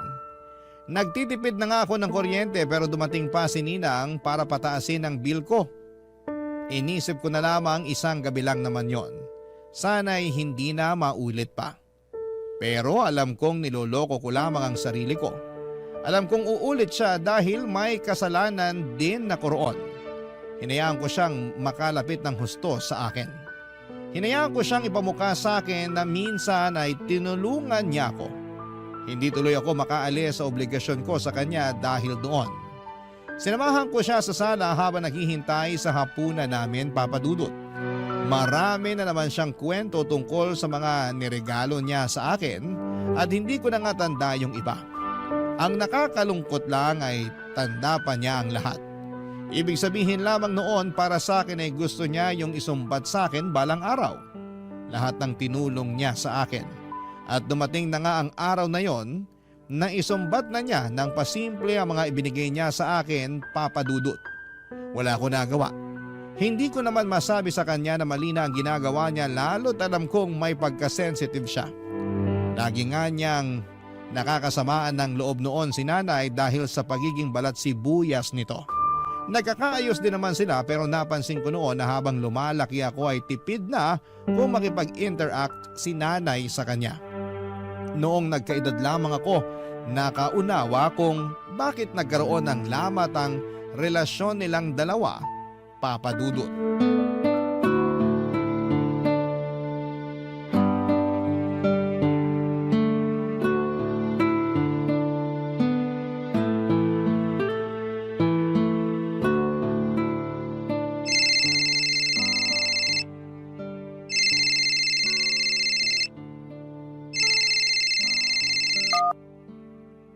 Hello, Ninang.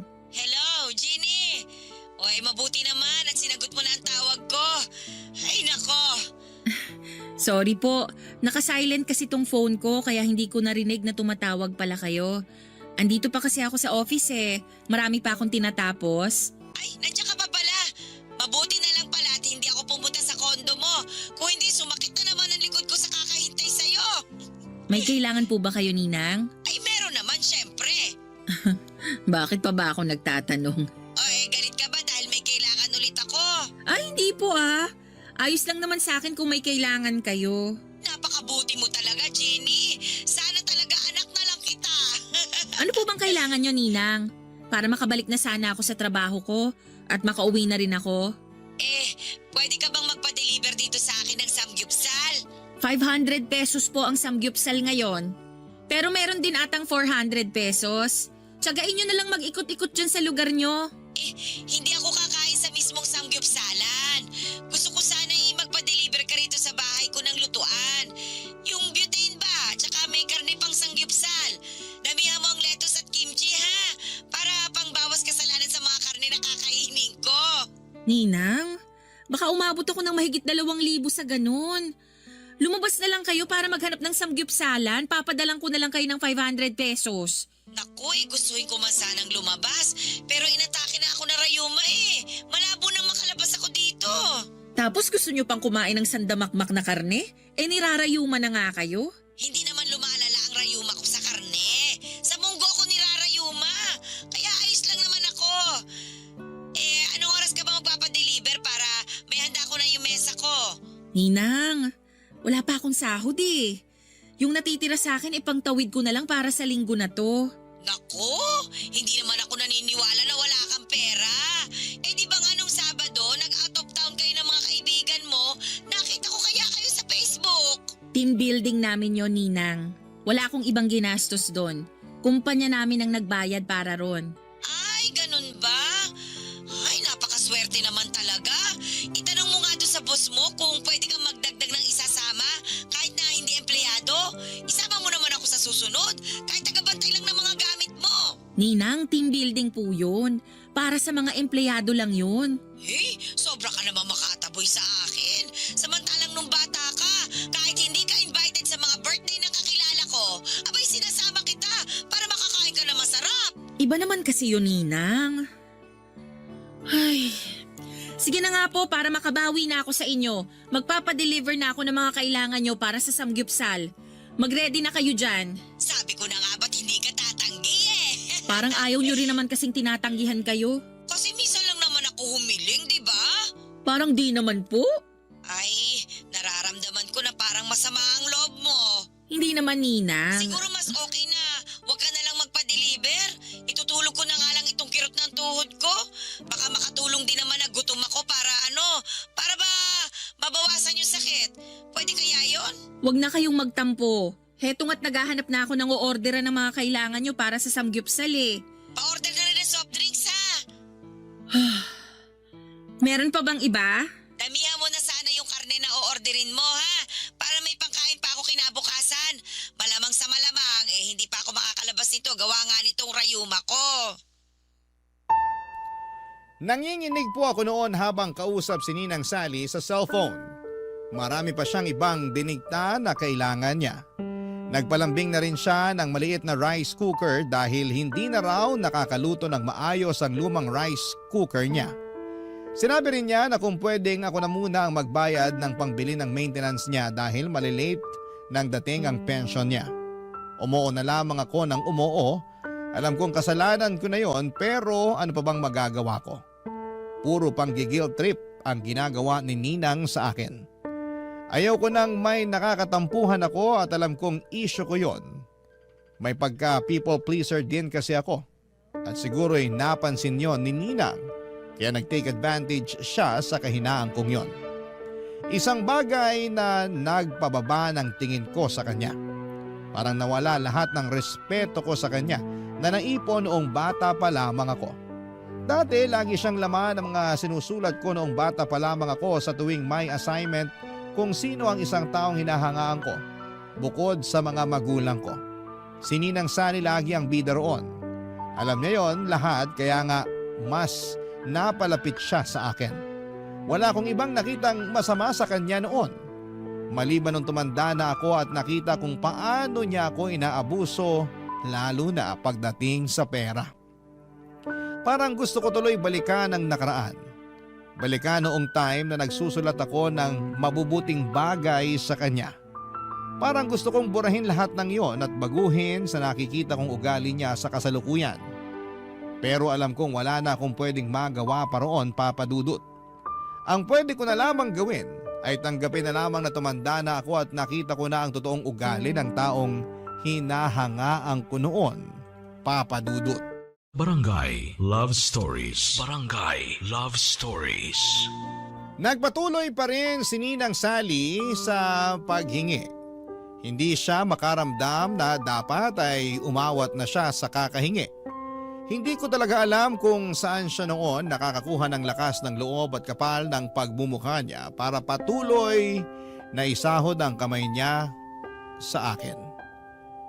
Hindi ko nga magawang isumbong yon kina nanay at tatay ang ginagawa ni Ninang. Alam kong kagagalitan lamang nila ako at paniguradong magtatampo pa nga ang mga yon dahil parang mas malaki pa nga ang nakukuha ni Ninang Sally kesa sa kanilang mga magulang ko. Yun na rin ang naging dahilan ko noong mga sumunod kung bakit iniiwasan ko na si Ninang. Patuloy ko lang na iniisip na mas importante at mas dapat kong bigyan ang mga magulang ko kesa sa kanya. Nakakayangang isipin para kay Ninang dahil mas demanding pa nga siya kesa sa mga magulang ko. Ang mga magulang ko kung ano lang ang iabot ko ay pagpapasalamat na nila yon at makokontento. Pero iba si Ninang Sally. Hindi siya marunong makontento hanggat alam niyang unlimited ang tsansa para makahingi sa akin ay inaabuso niya ang pagkakataong yon. Isang araw ay nagpigil na talaga akong sagutin ang mga tawag niya kahit na anong katok niya noon sa kondo ko ay hindi ko na rin siya pinagbubuksan. Tiniis kong hindi makaramdam ng konsensya sa tuwing napapakinggan ko ang hirap niya sa pagkatok. Napapagod din naman siya at umaalis na. Umuulit nga lang siyang pumunta kinabukasan pero ganoon pa rin ang ginagawa ko kahit mabulok na ako sa loob ng kwarto ko sa kondo. Hindi ako lumalabas para maiwasan na siya. Alam kong mapapagod din siya at makakaramdam na. Hanggang sa isang araw ay hindi na niya ako tinawagan sa cellphone, isang araw ay hindi na siya kumatok pa sa kondo ko. Nakahinga na ako ng maluwag. Hanggang isang araw, sa trabaho ko na siya biglang nagpakita.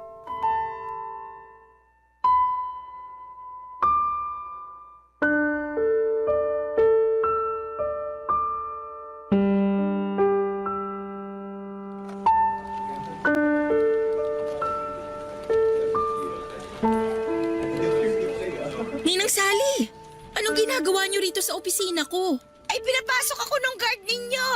Sabi ko kasi sa kanya, ako ang nanay mo at may iaabot lang ako. Bakit naman po kailangan magsinungaling kayo sa guard? Mapapahamak ako sa ginagawa niyong yan eh. Eh kasi naman, hindi na kita makausap eh. Panay ang tawag ko sa'yo, pero hindi ka naman sumasagot. Busy kasi ako, Ninang. Halos hindi ko na nga mahawakan ng cellphone ko kasi puro na lang ako computer dito sa trabaho. Eh ano bang rason mo kung bakit hindi mo ako pinagbubuksan ng pinto doon sa kondo mo? Lagi akong wala sa kondo kasi madalas naka-OT ako rito sa office. Sinungaling! Hindi po ako sinungaling. Akala mo ba hindi kita naririnig sa loob ng kondo mo? Matanda na ako at malabo ang mga mata. Pero klaro pa rin ang pandinig ko. Ilang beses kaya kitang narinig doon sa kondo mo na palakad-lakad. Ninang, baka naman yung mga daga ang naririnig nyo na palakad-lakad sa kondo ko. Ay nako, huwag mo nang lusutan. Napapahiya ka lang eh. Alam ko namang iniiwasan mo na ako. Kaya ba kinumpronta nyo na lang ako dito sa trabaho ko? Eh parang gano'n na nga. Pero mas gusto ko makita ang pinagtatrabahuhan mo. Aba, tama nga ako. Asensado ka na. Maganda itong opisina mo, oh. Mukhang mayayaman ang mga empleyado rito. Tama nga talaga ako. Malaki nga ang sahod mo. Hindi naman ata tama na pag-usapan ng sahod ko, Ninang. Tama ka. Mali nga ako ron. Ay, pasensya ka na kung dumiretso ako rito, ha? Nalulungkot lang kasi ako sa bahay, Ang hirap mag-isa sa buhay. Kung gusto nyo po, pwede kong tawagan si nanay para makapag-usap kayo. Magkwentuhan kayong dalawa. Alam ko gusto ka rin niyang makausap ulit. Ay, wag na. Wag mo na rin babanggitin sa nanay mo na inaabutan mo ako, ha? Baka magselos yun at pagbawalan ka ng bigyan ako. Sige po. Salamat, ha? Sa atin na lang sana itong pagbibigay mo sa akin ng pera. Para naman hindi ako magmukhang masamang ninang sa ibang tao. Alam mo naman yung ibang tao, ang hilig-hilig magkukomento sa buhay ng iba. Kaya iniiwasan ko yung mga ganong klase ng tao, Mas mabuti pang mag-isa na lang ako kesa makisalamuha sa kanila. Wala po akong pagsasabihan pero please, Ninang. Baka naman pwedeng umuwi na kayo. Pag naabutan kayo rito ng boss ko, baka mapagalitan pa ako. Saglit na lang, pwede ba? Gusto ko lang namang pagmasdan itong opisina ninyo, Bigla ko kasing naalala nung nagtatrabaho pa ako sa dating opisina ko. Proud na proud ako sa trabaho kong yon. Malaki ang pasahod. Tapos, naililibre ko pa ang mga mahal ko sa buhay. Oh, lalo na ikaw. Di ba nga? Halos ikaw ang nakinabang sa mga sinasahod ko. Kayo ng nanay mo. At habang buhay akong magpapasalamat doon, Ninang. Kaya lang... Hindi habang buhay, nasa ibabaw ka talaga, no? Kaya ikaw, Jenny, ingatan mo itong trabaho mo, ha? At saka, huwag kang gagaya sa akin na nagpauto sa mga scammer. Huwag ka masyado magtitiwala. Baka isang araw, mawala sa iyo ang lahat. Ay, nalulungkot naman ako sa nangyari, no? Kung naging maingat lang sana talaga ako. Huwag nyo na lang pong laging balikan ng nakaraan para hindi kayo malungkot ngayon. Tapos na yun. Tingnan mo nga ako ngayon, Jenny. Sana ko nakabawi. Walang-wala ako. Para akong inaanak na umaasa lang sa aginaldo ng ninang tuwing Pasko. Ay, nako. Alam ko, nasasagad ko na rin ang pasensya mo sa paghingi-hingi ko ng pera sa'yo. Kaya hindi naman kita masisisi kung iniiwasan mo na ako. Kaya lang, Jenny, wala na kasi akong ibang malalapitan at mapagkakatiwalaan kundi ikaw lang. Kaya sana naman, matulungan mo rin ako. Tulad ng pagtulong ko sa'yo nung bata ka pa lang. Konti na lang naman ang ilalagi ko rito sa mundo Sana makatulong ka para medyo guminhawa naman ng konti ang mga natitirang araw ko bago man lang ako bawian ng buhay. Nakaramdam ako ng kurot sa mga sinabi ni Ninang Sally. Alam kong madalas nagtutunog, nangungonsensya lamang siya. Pero nang pagkakataong yon ay naramdaman ko talaga ang lungkot niya. Ramdam kong balak na niyang sukuan ang laban niya sa buhay. Sa totoo lang ay mukhang sinukuan na talaga niya ang buhay. Mula nung nasangkot siya sa pyramid scheming ay hindi na siya naglakas pa ng loob na ilaban ang kanyang sarili. Hinayaan na lamang niya ang lahat. Nawala yung dating siya, yung masiyahin at matulungin. Matapos siyang masangkot doon kahit piso ay hindi niya iaabot sa mga pulubi. Hindi ko naman siya masisisi at masyadong masakit ang nangyari sa kanya noon. Pero sana'y lumaban pa rin siya ngayon. Kahit sabihing matanda na siya at inihintay na lamang niyang mawala siya sa mundo ay may dahilan pa rin naman para magpatuloy. Kaya lang parang ayaw na nga niya. Siguro dahil nga sa dinidibdib niya masyado ang pagkatalo niya. Nadala na naman ako ng awa sa kanya. Kaya kahit na hindi nga siya humihingi ng pera noon ay inabutan ko pa rin siya ng 500 pesos. Sinabi ko sa kanya na mamasyal muna siya sa mall at kumain na lang doon. Kahit sa food court lang kung anuman ang magkakasya sa inabot ko. Para lang mawala ng lungkot niya kahit na ilang oras lang. Niyakap niya ako at nagpasalamat. Pagkatapos noon ay umalis na rin siya at sinunod na niya ang payo ko. Nagbalik na ako sa trabaho at alam kong magpapatuloy muli ang cycle ng pagtulong ko kay Ninang Sally. Nagkatotoo naman dahil kinabukasan ay muli niya akong pinuntahan sa kondo. Pinagbuksan ko na siya noon at ayoko na rin magtago pa. Papa Dudut.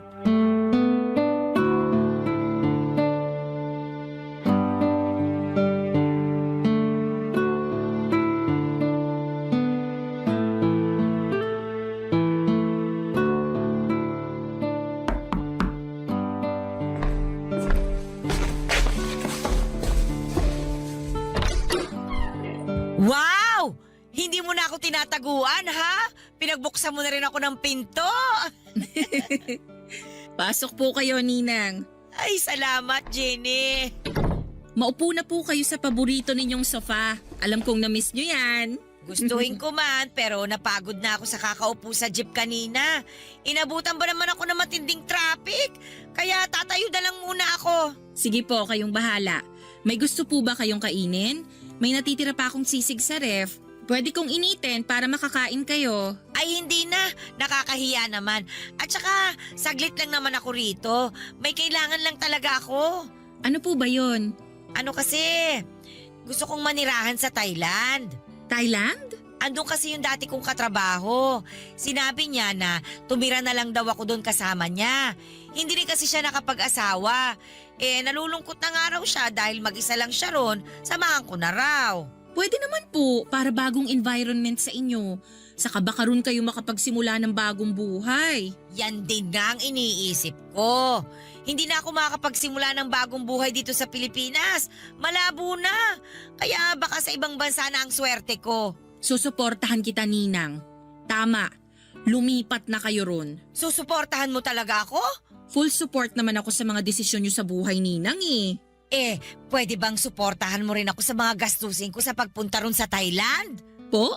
Bigyan mo ako ng pera para maproseso ko yung pagtira ko sa Thailand.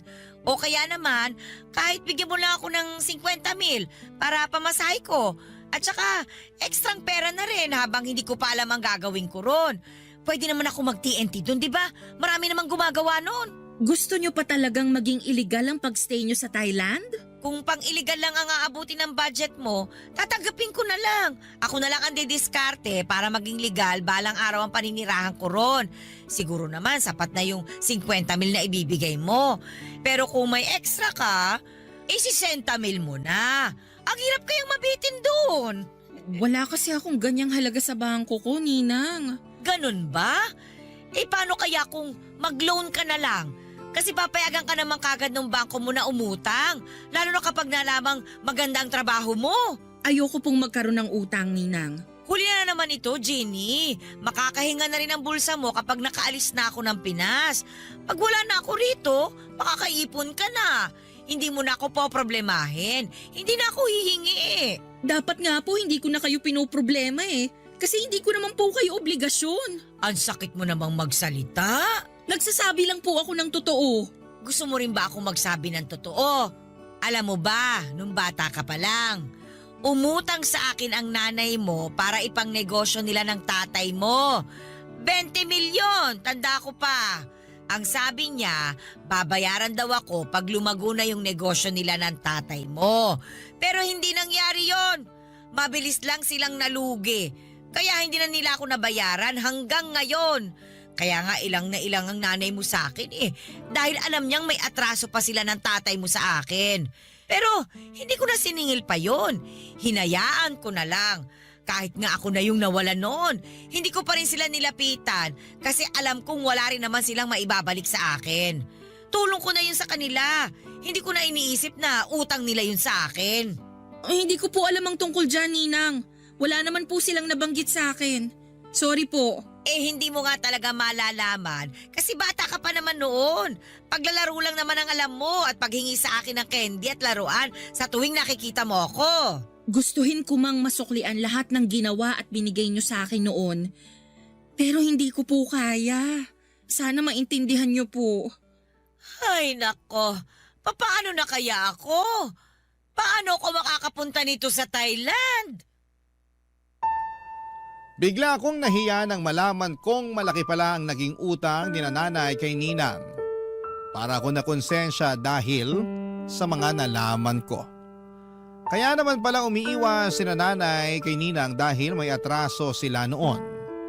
Mali ang balitang nakarating sa akin na masyado raw sensitive si Ninang, kaya iniiwasan siya ni nanay. Gusto kong makaramdam noon ng inis sa mga magulang ko pero matatanda na rin sila at kailangan na rin ng pangunawa. Parang ako talagang naipit sa sitwasyon nila. Hindi ko naman kasalanan ng mga nangyari pero parang ako ang umako sa pagbabayad ng lahat. Kaya pala malakas ang loob ni Ninang Sally na humingi ng humingi sa akin dahil alam niyang may karapatan siyang gawin yon. Dahil may utang ang mga magulang ko sa kanya. Malaking halaga na nga ang naibigay ko sa kanya noon at pwedeng masabing bayad or bayad na dapat ang utang ng mga magulang ko sa kanya. Kaya lang sa puso ko, parang gusto ko pa siyang tulungan. Kaya naman nag-decide ako na sa huling beses ay bigyan ko siyang muli ng aginaldo. Kahit na hindi Pasko at hindi ako ang inaanak. Nag-loan ako ng 50,000 pesos para panimula niya.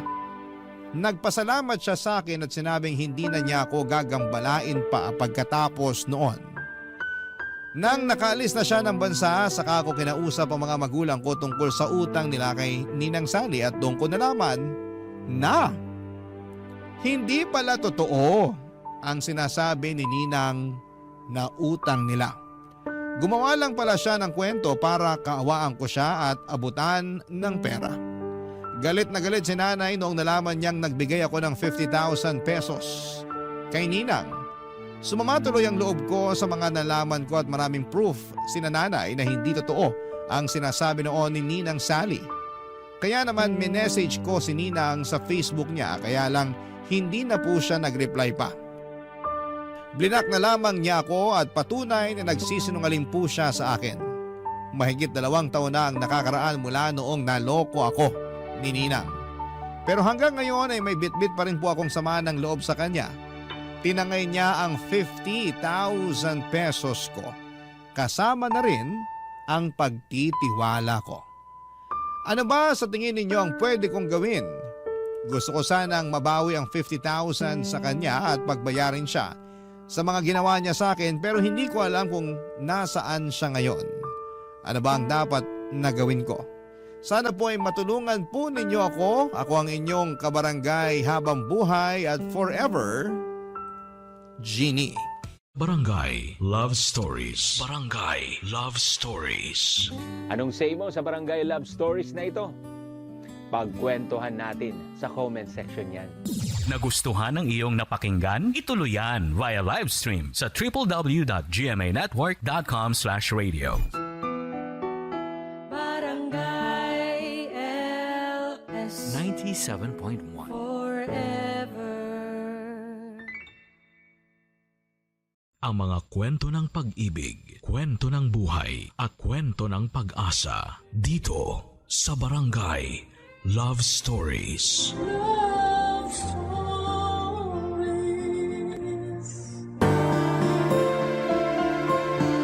Sabi nga sa mga meme, ang AFAM daw ang shortcut sa pag-ahon sa kahirapan. Kaya hindi nakapagtataka na marami sa atin na naghahanap ng foreigner na pwedeng maging forever. Ikaw kabarangay, handa ka bang magka-AFAM at makaranas ng halo-halong swerte at dugong banyaga? Dear Papa Dudut, magandang tanghali po sa inyo at sa mga kabarangay natin. Ako po si Desa, senior na po ako. Naging libangan ko na tuwing tanghalian ang makinig sa inyong programa at maraming beses na akong naiyak.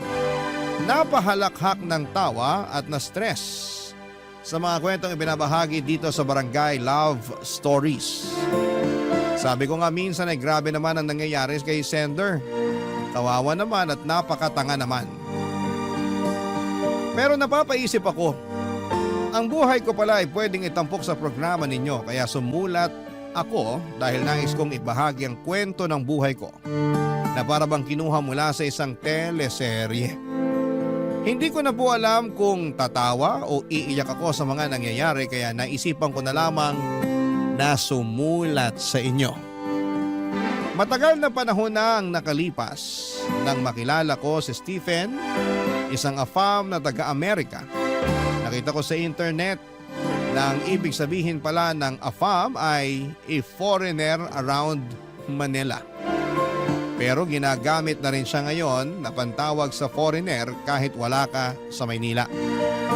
Dati simpleng foreigner o kaya ay kanulang ang tawag. Nagkakilala kami ni Stephen sa isang beach resort kung saan ako nagtatrabaho bilang taga-linis ng kwarto.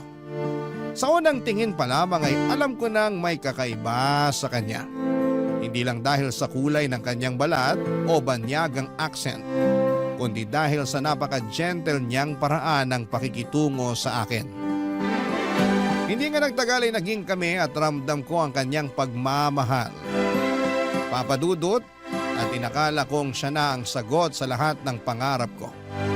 Pero sabi nga nila ay hindi lahat ng maganda ay nagtatagal. Dumating ang araw na kinailangan niyang bumalik sa Amerika.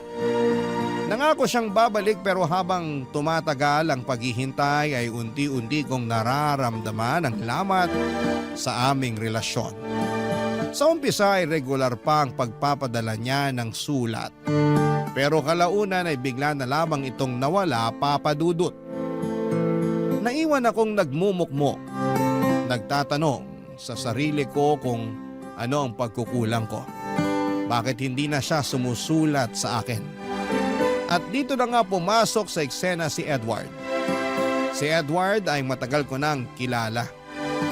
Kaibigan siya ng pinsan ko at matagal nang umaaligid sa akin. Noong una ay hindi ko siya pinapansin dahil mahal na mahal ko nga si Stephen. Pero sa mga pagkakataong umiiyak ako dahil sa kawalan ng balita mula kay Stephen, si Edward ang laging nariyan sa tabi ko. Siya ang nagpapatawa sa akin at umaalalay kapag bumibigat na ang loob ko. Hindi ko maitatangking napapalapit na rin ang loob ko sa kanya, papadudot.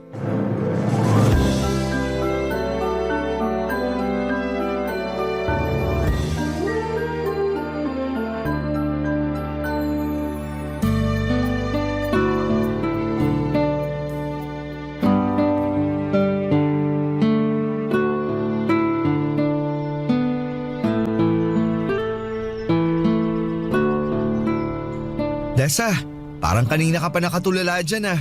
Bagong taon na pero ganyan ang mukha mo. May problema ka ba? Okay ka lang ba? Halata ba talaga may problema ako, Edward? Heto, hindi ako sinungaling ha. Pero halatang maganda ka pa rin. Bolero ka talaga, Edward. Totoo naman na maganda ka. Kaya nga gusto kita eh. Pero teka ha, hindi lang dahil sa maganda ka, kundi dahil mabait ka. Ewan ko sa'yo. Ito talaga, totoo ang sinasabi ko, Desa. Ayaw mong maniwala sa akin? Siguro kung yung foreigner mo ang nagsabi sa'yo na maganda ka at mabait, tsak na naglulupasay ka na sa kilig dyan, hindi ba? Siyempre naman, iba kasi kapag yung Prince Charming mo nagsabi nun. Aray naman, ibang klase ka talaga. Kung Prince Charming siya, ano ako sa'yo? Naku, baka may masabi akong hindi maganda. Tingin ko, nabulag ka na talaga ng foreigner na yun. Love is blind nga, kaya ganun. Wow! Ibang klase rin to. Hindi ba halos 2 taon ka nang di sinusulatan nun? Edward, baka saan na naman mapunta tong usapan na to? Nag-aalala lang naman ako sa'yo, Desa. Sulat ka ng sulat. Wala ka nang natatanggap na sagot galing sa kanya, di ba? Ang hirap kaya nun. Siya tong mayaman at hindi pinoproblema ang pagbayad sa pagpapadala ng sulat. Siguro, may iba na yun. Binura ka na sa buhay ng mokong na yun. Tigilan mo nga yun kasi hindi totoo yan. Mahal ako ni Stephen. Payong nagmamalasakit lang ha. Kung talagang mahal ka nun, binabalikan ka na at sinasagot ang sulat mo. Parang ganyan naman lahat ng mga kano. Tingin ko talaga hindi ka nababalikan nun. Marami na ako naririnig sa mga tulad nila. Matapos makuha ang gusto sa babae, ayun, kumaripas na.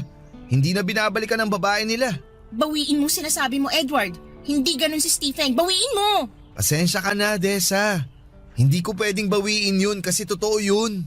Kaya gumising ka na. Iniwan ka na ng foreigner mo. Hindi ka na babalikan nun. Hindi. Hindi. Araw-araw ka na lang ganyan. Hindi siya dapat iniiyakan. Tama na nga, Edward. Nandito naman ako. Gusto kita. Hindi ko gagawin yung ginawa sa'yo ng lalaki na yun. Hindi. Mahal ko si Stephen. Pwede ba? Hindi kita gusto. Ako lang ang lalaking nagmamalasakit sa'yo. Ako ang nandito sa'yo ngayon, oh. Bigyan mo naman ako ng pagkakataon na mahalin kita. Edward, ilang beses ko bang sasabihin sa'yo na babalikan ako ni Stephen? Kung talagang babalikan ka at mahal ka nun, bakit hanggang ngayon wala pa rin? Huwag ka nang umasa doon. Nasa kabilang mundo yun. Hindi ka nakakasiguro kung talagang mahal ka nun kasi hindi mo nga siya nakikita. Basta, babalik siya para sa akin. Babalikan niya ako.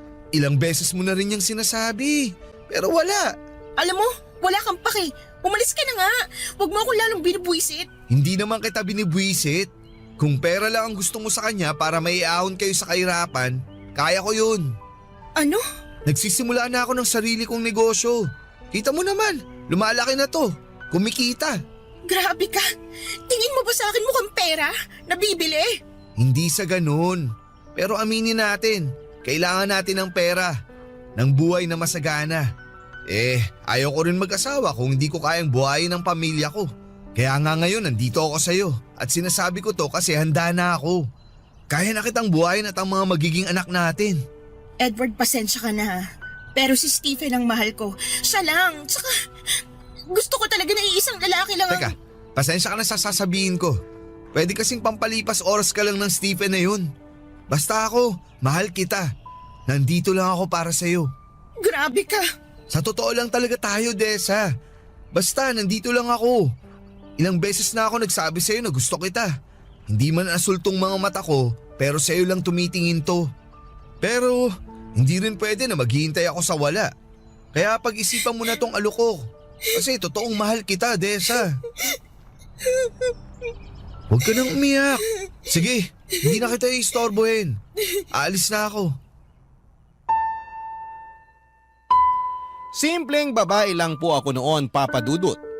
Tahimik po ako at walang ibang pangarap kundi ang makahanap ng taong magmamahal sa akin ng totoo. Buong akala ko talaga na si Stephen na yon, pero dahil sa tagal na hindi siya nagparamdam, ay parang sinasabi nito sa akin na pinapaniwala niya lamang ako na mahal niya ako. At tama si Edward sa mga sinabi nito na ginagamit niya lamang ako at nang nakuhan nito ang gusto'y hindi na nagparamdam pa. Nang dumating si Edward sa buhay ko ay isang lalaking hindi ko akalaing mamahalin ako at walang judgment na hindi na ako virgin. Grabe kasi ang prejudice ng mga tao noon, pero si Edward ay tanggap niya ang nakaraan ko. Naging sandigan ko si Edward nang iniwan ako ni Stephen. Akala ko si Stephen na ang lahat para sa akin, Papa Dudut. Pero mali pala ako. Iniwan niya ako sa ere at hindi na binalikan pa. Sa mga panahong yun si Edward ang nagparamdam sa akin ng halaga. Sa kabila ng lahat ng sugat sa puso ko, pinilit ni Edward na buuin ang pagkatao kong nagkalamat dahil sa nakaraan. Dahil sa pagmamahal ni Edward, natutunan kong muling buksan ang puso ko, Papa Dudut. Sinagot ko siya at hindi nagtagal ay nagpakasal kami. Akala ko sa wakas, ito na ang simula ng masayang pamilyang bubuuin namin. Ngunit sa hindi inaasahang pagkakataon ay bumalik si Stephen sa buhay ko. Nagulat ako, Papa Dudut, nang makita siyang muli. Nakipagkita siya sa akin kahit masakit ay kinausap ko siya. Gusto kong malaman kung bakit siya bumalik at ano ba ang hinahanap niya matapos ang lahat ng ginawa niya. Sinabi niya sa akin na mahal niya ako at wala siyang natatanggap na sulat na galing sa akin. Pareho kaming nagtataka at baka nawala ang mga sulat naming dalawa. Hindi ko alam kung papaano pero nadala ko sa init ng muling pagkikita namin, Papa Dudut. May nangyari sa amin. Isang bagay na hindi ko po inaasahan. Pagkatapos noon ay sinabi ko na kay Stephen na hindi na kami pwedeng magkita at makipag-communicate pa kasi may asawa na akong tao. At ang nangyari sa amin sa kama ay isang pagkakamali lamang. Sumang-ayon siya at hindi na nga kami nagkita matapos ang tagpong yon pero nabuntis ako, Papa Dudut. Walang araw na hindi ko ipinagdarasal sa langit na sana anak lang namin ni Edward ang dinadala ko sa aking sinapupunan. na hindi nagbunga yung nangyari sa amin ni Stephen pero laking gulat ko na asul ang mata ng anak ko. Parang Snow White sa balat. At ang nga ito ni Stephen at hindi ko may tatago ang kataksilan na ginawa ko kay Edward, Papa Dudut.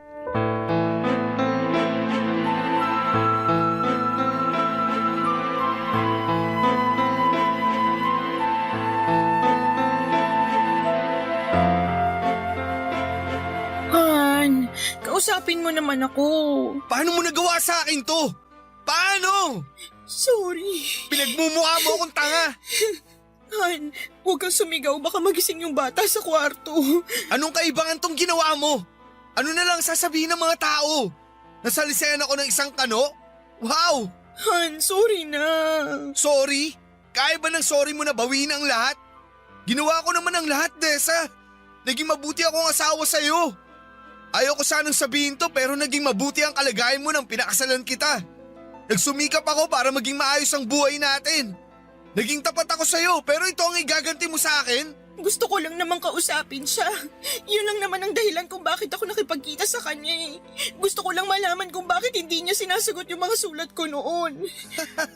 Nagkita pala talaga kayo ng kanong yun? Nagpauto ka naman sa mga sinabi niya. Tapos tumihaya ka. Hindi pa ba ako sapat?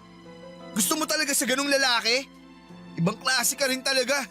Anong pinagkaiba mo sa ibang babaeng nagbebenta ng aliw? Sa ginawa mo, mas masahol ka pa sa kanila. May gana ka pang sampalin ako? Ikaw tong nagtaksil? Ikaw tong nangloko sa akin? Hindi ako bayaran, Edward. Eh kung hindi ka bayaran, anong ginawa mo? Di ka bayaran. Alam ko na kung ano ka. Makati ka. Nagpakamot ka sa lalaking yon kahit may asawa ka na. Marumi kang babae. Pinagtaksilan mo ako. Sorry na. Natukso lang ako. Lintik na dahilan yan. Ano? Natukso tapos nagumpugan kayo sa kama? Tapos ayun, nakalunok ka ng bola at lumaki ang tiyan mo. Tapos eto, tingnan mo yung anak mo. Kulay pa lang ng mga mata, kitang-kita na ang pagtataksil mo sa akin. Anong klase kang asawa? Oo na, mali na ako. Mali ang ginawa ko. Akala ko kasi... Pinigilan ko naman ang sarili ko eh.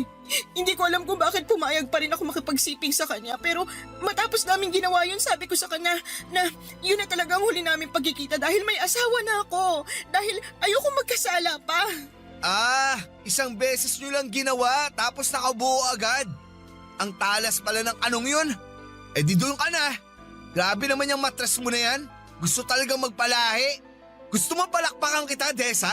Magtatawag ako ng mga kapitbahay para pumalakpak kami sa ginawa ninyo. Edward. Saka isang beses o maraming beses man yan, nagkasala ka. Nagtaksil ka at yung anak mong yan ang ebidensya ng pagtataksil mo sa akin. Edward, patawad. Ang sakit, Desa. Hindi mo alam kung gaano kasakit. Hindi kita masisisi kung galit ka. Siguro nga, maghiwalay na lang tayo. Hindi akong babae para sa'yo. Ano? Kasi nga ang bait-bait mo sa akin eh. Ginawa mong lahat para sa akin pero itong sinukli ko. Ayoko naman na magsama tayo at araw-araw mo ipapamukha sa akin ang nagawa ko. Ayoko na araw-araw na makikita mong anak ko sa pagkakasala. Kaya siguro, maghiwalay na lang tayo. Hindi! Hindi tayo pwede maghiwalay. Pero, nagkasala ako sa'yo. Nagtaksil ako. Sandali! Huwag tayo magpadalos-dalos. Hindi ko rin kayang mawala ka. Eh anong gagawin ko? Wala na akong mukhang ihaharap sa'yo at sa pamilya mo. Tsak na magiging pulutan tayo ng mga chismis ng kapitbahay. Teka lang, may nakaalam ba na nagkita kayo ng kanuna yon? Yung kapatid ko, siya lang ang may alam. Ayaw ko maghiwalay tayo. Basta ipangako mo sa akin na hindi ka nagagawa pa ng bagay na ikakasama at ikakasira ng relasyon natin. Han? Mahal mo naman ako, hindi ba? Oo naman, mahal kita. Kalimutan na natin ang lahat. Hindi ko kayang mawala ka sa piling ko. Pero, paano ang bata? Paano ang itsura niya? Pwedeng sabihin natin pinaglihim mo siya sa biren sa simbahan. Parati ka namang nasa simbahan eh. Ano? Yan ang sasabihin natin. Anak ko yung batang iniluwal mo. Ako ang ama, pero ipinaglihim mo siya sa mga santo. Kaya naging ganun ang itsura ng anak natin. Nagulat ako sa mga pahayag ni Edward ng gabing yon, Papa Dudut. Mahal na mahal ako ng asawa kong si Edward pero nasaktan ko siya ng todo dahil sa isang katotohanan na hindi ko na kayang itago. Masakit kay Edward na malaman na iba ang ama ng anak namin. Ramdam na ramdam ko ang sakit at pighati niya sa tuwing tinitingnan niya ang aming anak. Wala akong magawa kundi ang umiyak at tumingin ng tawad sa kanya, Papa Dudut. Hindi ko rin kayang saktan si Edward ng tuluyan lalo na't alam kong mahal na mahal niya ako. Kahit pa masakit para sa kanyang nangyari ay sinabi niyang hindi niya ako kayang iwanan. Matapos nga ang pag-uusap na yon ay hindi na niya ako sinumbatan pa. Hindi niya ako tinulak palayo. Pero alam kong bawat araw na kasama niya ako ay isang mabigat na laban yon para sa kanya. Sa kabila ng lahat ay naaawa ako kay Edward. Alam kong hindi niya deserve ang ginawa kong pagtataksil. Kaya naging mabuting asawa ko sa kanya at kinalimutan ko na ng tuluyan na may isang Stephen akong minahal. At para sa aming dalawa ni Edward, ang anak ko ay galing sa dugot laman namin ni Edward. At pinaglihi ko lamang ang bata sa mga birhen na nakikita ko sa simbahan. Siguro ay nakuha ni Edward ang ideya na ito noong pinag-aaralan niya sa high school yung tungkol kay Maria Clara sa libro ni Dr. Jose Rizal. Ibang klase ang pagmamahal ni Edward. Walang katumbas ang paglimot niya sa mga kasalanan ko at pagpatuloy sa pag-ibig na kanyang ibinigay sa akin ng mga panahon na kahit nasasaktan siya ay patuloy pa rin siya sa pagmamahal, Papa Dudut. Barangay Love Stories. Barangay Love Stories. Papa Dudut, si Edward po ay hindi lamang asawa ko. Naging tagapagligtas ko siya sa pinakamadilim na bahagi ng buhay ko. Sa kabila ng pagkakamali ko ay tinanggap niya ang lahat. Siya ang tumayong ama kay Scarlett kahit alam niyang hindi niya ito dugo. Hindi niya kailanman itinuring na hadlang ang katotohanan yon. Sa halip ay niyakap niya si Scarlett na parabang siya mismo ang nagbigay buhay sa kanya. Hindi ko kayang sukatin ang laki ng sakripisyo ni Edward para sa amin. Napakabuti niyang tao at kahit gaano kasakit ang nagawa ko, pinili niyang manatili para maging asawa ko at ama ni Scarlett. Hindi na namin pinag-usapan pa ang tungkol sa aking pagkakamali. Hindi dahil sa pag-iwas kundi dahil mas pinili naming ituon ang panahon at lakas namin sa mga bagay na mas mahalaga. Sa pag-aalaga kay Scarlett at sa muling pagbuo ng aming pamilya, ang sentro ng aming mga oras. Sa kabila ng mga bulong-bulungan ng mga kapitbahay sa tunay na ama ni Scarlett ay hindi nagpatinag si Edward. Pinangalandakan niya sa lahat na anak niya si Scarlett at pinagbantaan pa. Nakakasuhan ang mga nagsasabing hindi niya anak si Scarlett. Matapos ang ilang taon ay nagkaanak din kami ni Edward. Nakita kong masaya siya at pantay ang tingin niya sa mga anak ko. Kaya naman sa aspetong yun ay sobrang nagpapasalamat ako kay Edward. Pero habang lumalaki si Scarlett at nagkakaisip, ay hindi maiwasan na magtanong ito sa kanyang itsura. At gaya nga ng sinabi ni Edward ay pinaniwala namin ang bata na pinaglihi ko siya sa birhen at kami naman ni Edward ay hindi na namin pa napag-usapan ang tungkol sa pangangaliwa ko noon at ang tungkol kay Stephen, Papa Dudut.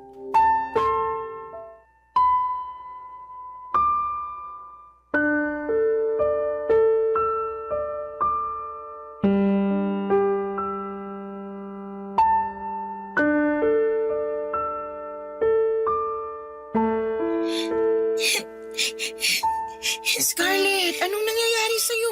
Bakit ka umiiyak? Ma? Anak niyo po ba talaga ako? Bakit mo naman natanong yan? Oo, anak kita. Siyempre naman. Hindi niyo po ba ako napulot sa basurahan? Ay, ikaw talagang bata ka. May maganda bang bata na iniwan lang sa basurahan? Hindi kita napulot sa basurahan, anak. Galing ka sa tummy ni Mama. Anak ka namin ng papa mo. Kaya tumahan ka na, okay? Pero sabi ng mga kalaro ko, hindi daw ako Pinoy. Kaya hindi niyo ako anak. Sino ba yung mga kalaro mo na yan para masabihan ko na mali ang sinasabi nila? Tsaka, huwag ka nang makipaglaro sa kanila. Sa mga bunsong kapatid mo na lang ikaw makipaglaro. Ha? Sila dapat ang kalaro mo. Ang gusto ko, girls ang kalaro ko, Ma. Sabihan ko ang pinsan mong si Meryl na pumunta dito sa bahay para makipaglaro sa'yo, ha? Bibili kita ng panibagong manika, okay? Sige po, Ma. Kaya tumahan ka na. Ikaw talaga, nagpapapaniwala ka sa mga yun. Mama, may iba pa po silang sinasabi. Parati nga nila akong tinutukso talaga. Ano na naman? Ang sabi nila, Amerikana daw ako. Blue daw kasi yung mata ko eh. Tsaka ang puti-puti ko. Naku, naiinggit lang yung mga yun sa'yo kasi you're a princess. Ganyan kaya kulay ng mga mata ng mga manika, di ba? Alam mo, may kukwento ako sa'yo kung bakit ganyan ka kaganda. Gusto mo bang marinig? Opo, Ma. Halika rito. Dito ka sa tabi ko. Gusto kong niyayakap ang baby ko kapag nagkukwento ako eh. Alam mo anak, mahal na mahal ko ang papa mo. Kaya pinakasalan ko siya. Nakita mo yung picture na nakasabit sa baba? Yung puti po ang damit ninyo na parang Reyna po? Tama! Yon ang pinakamasayang araw ko para akong Reyna. At yung papa mo naman ang hari. Tapos syempre, nagdasal talaga ako noon para biyayaan ako ng magandang anak. At doon nga ako nagdasal sa Birhen. Hanggang sa nabuntis ako. Dito ka sa tiyan ko. Parang yung baby brother ko nung nasa tiyan mo pa po siya? Ganun na nga. At habang pinagbubuntis kita, parati kong tinitingnan yung mga birhen sa simbahan. Ang gaganda nila, ang puputi, at ang pupungay ng mga mata. Doon kita pinaglihi, kaya nang lumabas ka sa tiyan ko, sabi ko, parang birhen ang baby girl ko. Kaya pala ako ganito, Ma. Sa inyo talaga ako galing? Siyempre, dito ka sa tummy ni Mama. Naniniwala ka na ba? Opo, Ma. Naku, parang ang seryoso ng mag-ina ko ah. Ano bang pinag-uusapan yung dalawa? Papa, kinuwento ni Mama na pinaglihi daw po ako sa santo. Kaya ganito po yung itsura ko. Oo anak ko. Kaya ang ganda-ganda mo. Pakis nga ako sa baby ko. Naku, maganda ka nga baby. Pero amoy araw ka naman. Maghapon ka bang naglaro? Opo. Naku, kailangan mo nang maligo baby. Sige na, maligo ka na. Big girl ka na, di ba? Sige na, baka mahilo pa si Papa sa amoy mo. Sige po, Papa. Maliligo na ako.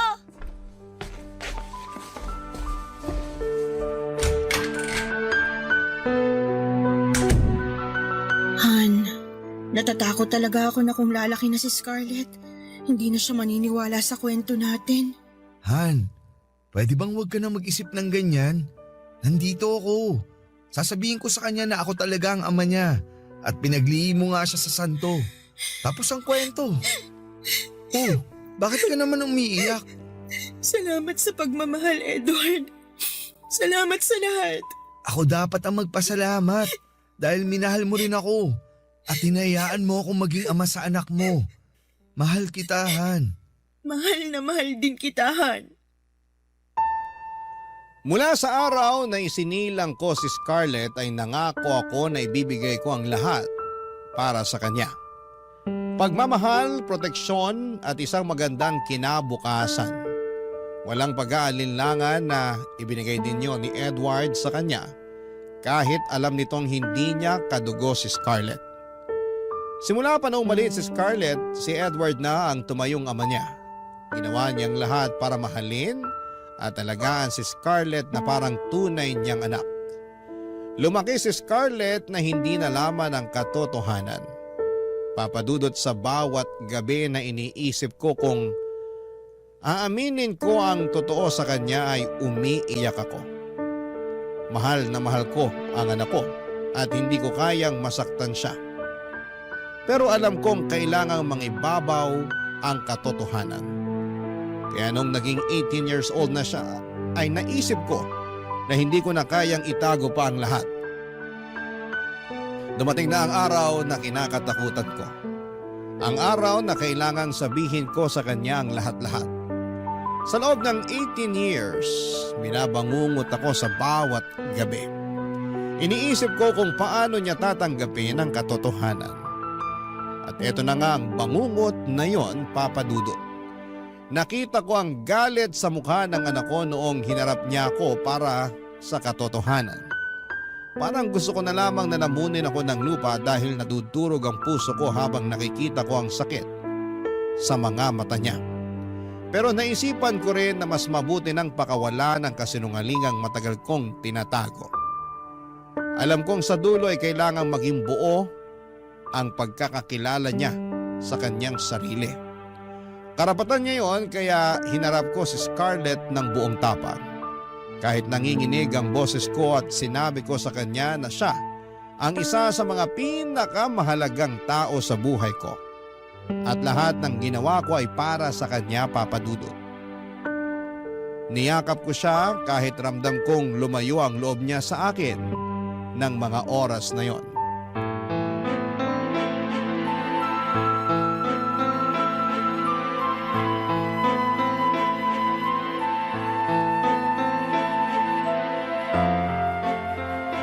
Ma! 18 years old na ako! Hindi na ako bata! Sino ba talaga ang tatay ko? Sino? Scarlett, anak. Nung bata pa ako, naging usap-usapan na hindi ako anak ni Papa dahil nga mukha akong anak ng isang kano.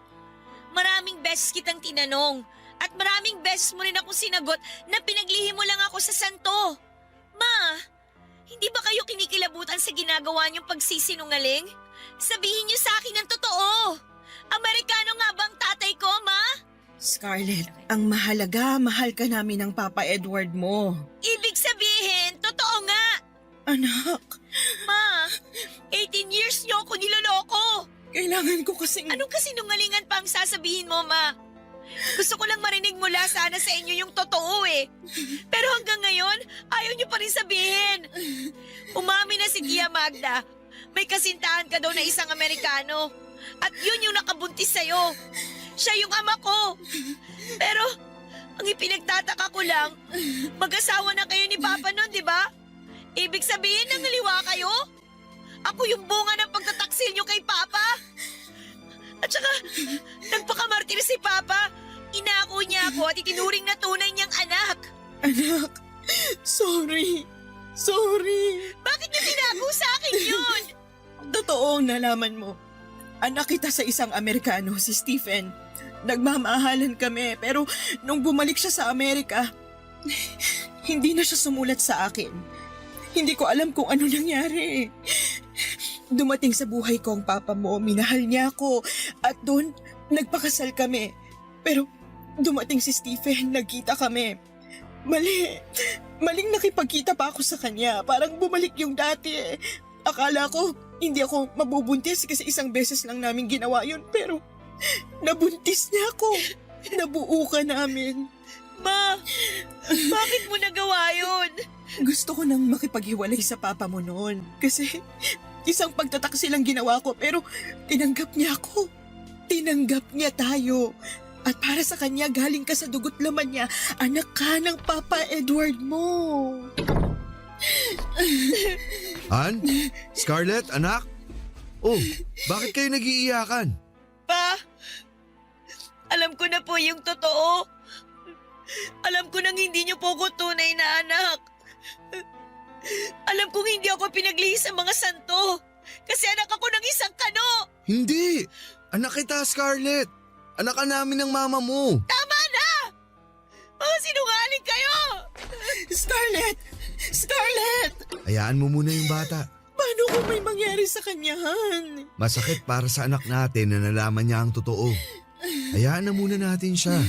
Babalik din yun. Pero paano kung hindi na siya bumalik, Edward? Paano kung tuluyan na siyang magalit sa akin? Hindi ko alam kung kaya ko yun. Nakita mo naman kung paano niya ako tingnan kanina, di ba? Puno siya ng galit. Han, makinig ka. Hindi ba dati, galit na galit ako nung una kong nalaman ng totoo? Pero napatawad kita. Hindi naging madali, pero nagawa ko. Alam kong kaya rin niya ni Scarlett. Kailangan lang niya ng panahon. Alam kong totoo yan, Han. Pero di bang sakit ang makita ang anak mong nasasaktan eh? Para bang hinugot yung bahagi ng puso ko. Mahal na mahal ko siya. Lahat ng ginawa ko para sa kanya pero ngayon, parang hindi niya yun naramdaman. Hindi yan. Ramdam niya yun. Ngayon, maaaring galit siya. Nalilito. Pero kilala ko si Scarlett. May puso yan. Tulad ng sayo. Mahal na mahal ka niya. Kahit nasaktan siya ngayon, mapapatawad ka niya. Ito talagang kinatatakutan ko, Edward. Dumating na. Lahat ng taon na tiniis ko ang takot at pangamba, parang wala na akong natira para sa sarili ko. Pero eto na nga, wala na akong tinatago. At yan ang mahalaga. Wala ka nang itatago. Wala ka nang bigat na dinadala. Han, ginawa mo na ang tama. At sa dulo, makikita rin ni Scarlett yan. Han, taan na. Han, ano kung mas piliin niyang lumayo? Edward, hindi ko kaya. Hindi mangyayari yan. Kung napatawad kita, kaya rin niyang gawin yun. Ngayon, hayaan mo munang lumipas ang galit niya. Ibigay mo sa kanya ang panahon para humupa ang emosyon niya. Sana nga, Edward. Sana nga. Tandaan mo, mahal na mahal ka ng anak mo. Tuluyang lumaya si Scarlett sa bahay, Papa Dudut. Napakasakit sa akin bilang isang ina na makita ang anak kong nagdadala ng bigat sa kanyang puso dahil sa katotohanang hindi niya matanggap. Ang sekreto na matagal ko nang tinatago ay parang bomba na sumabog sa pagitan naming mag-ina, Papa Dudut. Parang nawasak ulit ang pagkatao ko at bumalik ang mga alaala ng panahong nagpakatanga ako sa pag-asang mahal talaga ako ni Stephen. Hindi ko inakalang ang lalaking yon nang siyang magmamarka ng dugong kano sa anak kong si Scarlett. Hindi ko alam kung saan siya nagpunta, Papa Dudut. Sinubukan ko siyang tawagan, ngunit hindi niya sinasagot ang cellphone niya. Napakaraming tanong ang gumugulo sa isipan ko. Mali ba ang desisyon kong aminin sa kanya ang katotohanan? Wala akong ibang hangad kundi ang mailapit siya sa katotohanan. Ngunit sa halip na magkaintindihan kami ay parang mas lalo lamang lumayo ang loob niya sa akin. Nang mawala siya ay walang minutong hindi ako nag-aalala sa kanya. Kung nakakain na ba siya, may tinutuluyan ba o kung hindi ba siya inaabuso ng ibang tao. Bilang isang ina, isang matinding bangungot ang pag-alis ni Scarlett, Papa Dudut. Parang iniwan ako ng liwanag sa buhay ko. Maraming beses kaming naghanap sa kanya pero wala talaga. Masakit ang mawala siya at hindi ko sinusukuan ang pag-asang magkakaayos kami kapag dumating ang araw na magkita kaming muli. Patuloy akong nananalangin na makita siyang muli at maipadama sa kanya ang pagmamahal ko ay walang hanggan. Gusto kong sabihin sa kanya na hindi kailanman naging kasalanan ang kanyang pagkatao. Dahil ang pagdating niya sa buhay ko ay isang blessing na araw-araw ko na pinagpapasalamat sa Diyos. Papa Dudut. Barangay Love Stories. Barangay Love Stories. Papa Dudut, 3 taon akong walang balita sa nag-iisang anak kong babae. Napakasakit nang bigla na lang siyang lumayo. 3 taon ako nagtiis at tinatanong ang sarili, nasaan na kaya siya? Kumakain kaya siya ng maayos? May sakit ba siya? Pero walang sagot, Papa Dudut. Walang sagot. Ni Hani Ho ay wala akong nahagilap. Hinahanap ko siya sa mga kaibigan niya pero kahit sila ay hindi rin po alam kung nasaan na siya. Parang nawala na ako ng bahagi ng buhay ko na hindi ko alam kung kailan babalik. Hanggang isang araw, Papa Dudut, ay bigla siyang bumalik at nakita ko siya sa pintuan ng bahay namin. Dala ang isang maliit na bag. Agad akong lumapit sa kanya pero may napansin akong kakaiba sa kanya. Hindi lang siya umuwi, Papa Dudut, sapagkat buntis siya. Ang dami kong gustong itanong sa kanya pero hindi ko magawa dahil sa takot kong baka muli siyang mawala. Niyakap ko na lamang siya ng mahigpit at pansin ang takot at hiya sa mga mata niya. Kaya sabi ko sa kanya na kahit na anong mangyari, anak ko pa rin siya at mahal na mahal ko siya. Pero hindi ko maiwasang magtanong. Ano kaya mga pinagdaanan niya sa 3 taon na nawala siya? Sino ang ama ng dinadala niya? At bakit hindi niya man lang ako sinabihan, Papa Dudut?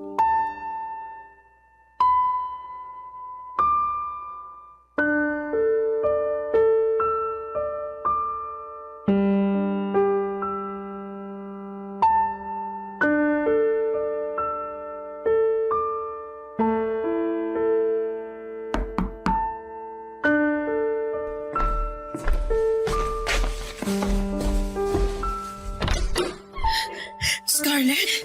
Anak! Anak! Anak! Naupo ka. Ano nangyari sa'yo? Miss na kita. Mama! Oo, nandito lang si mama mo. Huwag ka nang umiyak. Buti umuwi ka. Alala ko. Ang mga kapatid mo at ang papa mo.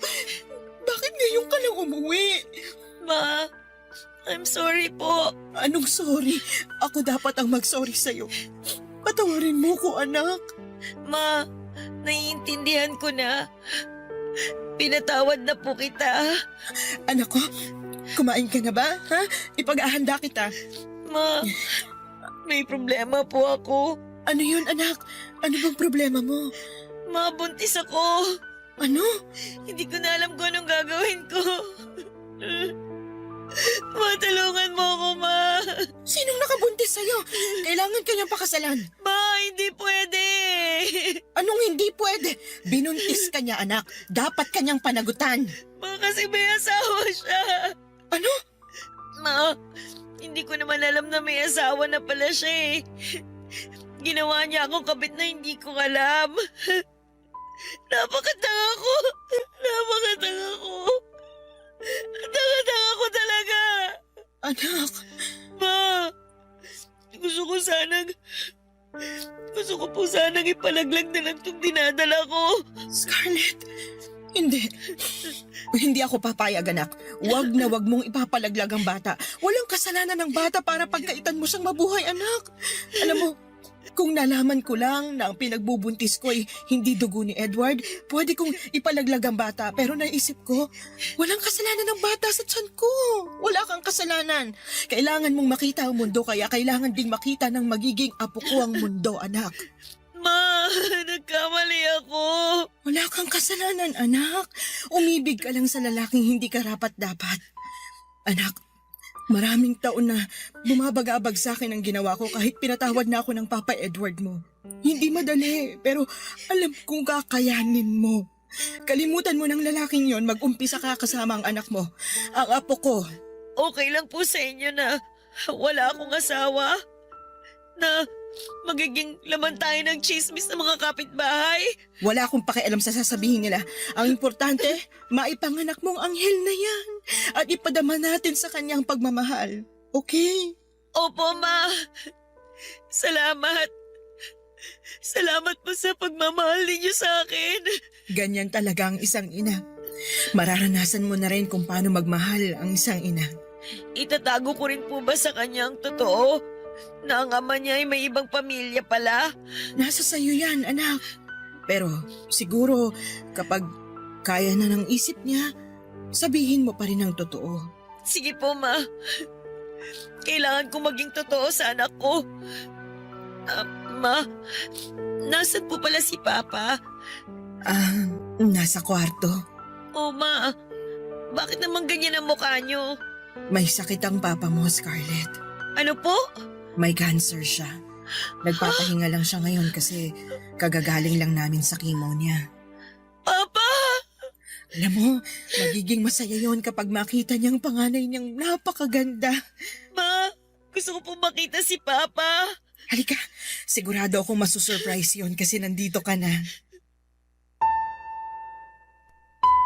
Nang dumating ang araw na bumalik si Scarlett sa bahay namin ay hindi ko mapigilan ang umiyak. Halo-halong emosyon ang bumalot sa akin, Papa Dudut. Masaya ako dahil muli ko siyang nayakap pero may kasamang takot at awa sa puso ko dahil sa kanyang kalagayan. Buntis siya, Papa Dudut, at napakabata pa niya para sa ganitong klase ng sitwasyon. Pero kahit na ganoon ay nangibabaw ang saya dahil alam kong magiging lola na pala ko. At handa akong suportahan si Scarlett sa bawat akbang ng kanyang pagiging isang ina. Habang unti-unting bumabalik ang sigla sa aming pamilya, isang masakit na katotohanan ang kinaharap namin. Ang asawa kong si Edward ay may cancer. Alam naming limitado na ang oras na meron siya. Sa bawat araw ay isang laban para sa kanya, Papa Dudut. Ramdam ko ang hirap na dinaranas niya. Pero kahit sa gitna ng sakit ay pinipilit niyang maging matatag para sa amin. Masakit makita siyang nagdurusa. Pero nagpapasalamat ako na sa kabila ng lahat ay nariyan pa rin siya bilang haligi ng aming pamilya. Nang makita ni Edward si Scarlett, hindi ko malilimutan ang ngiti sa kanyang mga mata habang hinahawakan niya ang kamay ng aming anak. Mahal na mahal niya si Scarlett at kitang-kita ko ang kanyang pagmamalasakit. Ang tagpong yon ay tila nagbigay ng liwanag sa kabila ng dilim na nararamdaman namin dahil sa kanyang karamdaman. Pagkalipas ng 1 taon ay nakita namin ang napakagwapong anak ni Scarlett. Masayang-masaya si Edward na mayakap ang kanyang apo. Pero sa likod ng masayang tagpong yon, ang isang bagay na hindi ko po inaasahan. May inamin sa akin si Edward, Papa Dudut, isang lihim na matagal niyang itinago. Ang nalaman kong yon ang tila sumira sa mundo ko na parang lahat ng pinanghawakan ko ay isang kasinungalingan. Hindi ko alam kung paano ito haharapin. Pero isa lang ang sigurado ako. Handa akong gawin ang lahat para sa aming pamilya kahit gaano pa kasakit ang katotohanan, Papa Dudut.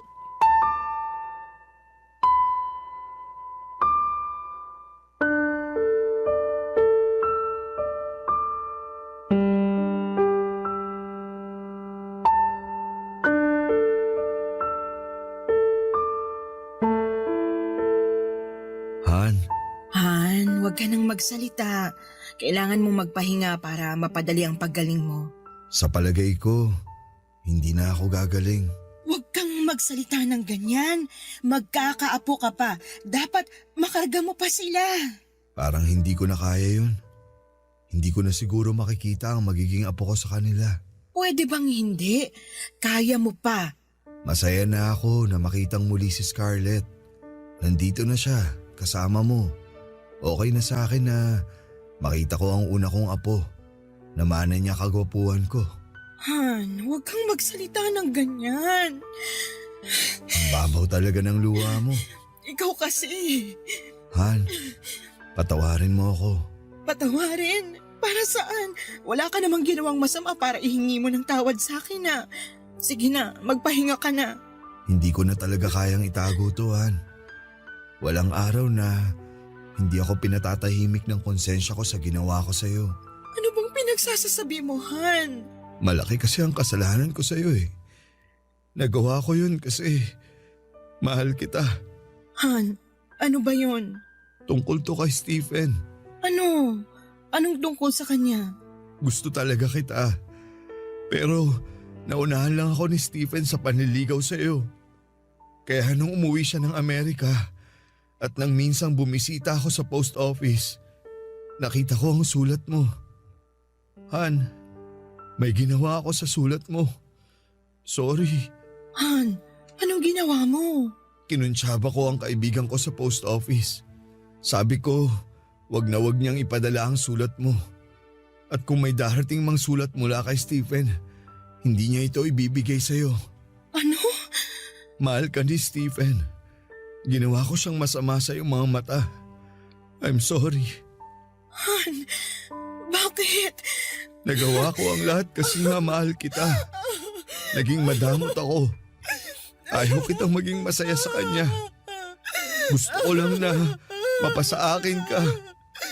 Kaya nung nalaman ko nagkaanak kayo, alam kong dahil yun sa hindi pa rin nawala ang pagmamahalan yung dalawa. Nakokonsensya ako sa araw-araw sa ginawa ko. Tuwing nakikita ko si Scarlett, naalala ko ang ginawa kong pagtutol sa ugnahan yun ni Stephen. Pero minahal ko si Scarlett na parang tunay kong anak. Hindi ako nagsisinungaling sa pagmamahal at pagtanggap sa kanya. Para sa akin, anak ko si Scarlett. Lahat ng sulat mo at ang sulat ni Stephen. I'm sorry, Ann. Lahat daw yun pagkatapos ko mabasa. Sinusunog ko. Han! Sana mapatawad mo ako. Alam kong hindi mo ako madaling mapapatawad dahil sa ginawa ko. Pero Ann, mahal na mahal kita. Sandali lang. Ang sakit sa dibdib. Parang hindi ako makahinga.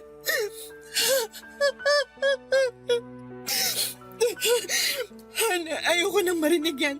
Hindi totoo ang mga sinasabi mo. Ann, I'm sorry. Mahal mo ko, kaya tayo nagpakasal sa isa't isa. Kalimutan mo na yan at isipin mong hindi nangyari yung sinasabi mo. Sa pagkakaalam ko, sa naging buhay ko kasama ka at ang mga anak natin, naging mabuti kang asawa sa akin. Naging mabuti kang ama sa mga anak natin. Yun lang ang katotohanan na gusto kong marinig. Tinaguyod mo ang pamilya natin ng maayos. Lugod pawis. Hindi man naging perpekto ang pagsasama natin pero alam natin na mahal natin ang isa't isa. May mga pagkakamali tayo. Malaki din ang pagkakamali ko pero kinalimutan mo. Kaya ayokong isipin na nangyari ang sinasabi mo sa akin. Pwede ba? Ma? Pa? Oh, bakit nag-iiyakan kayo? Naaalala lang namin kung paano kami unang naging kami. Alam mo naman. Hay nako, kayo talaga? Nasaan ang apo ko? Nasa kwarto po. Pinatulog ko po muna. Pwede mo bang dalhin dito ang apo ko?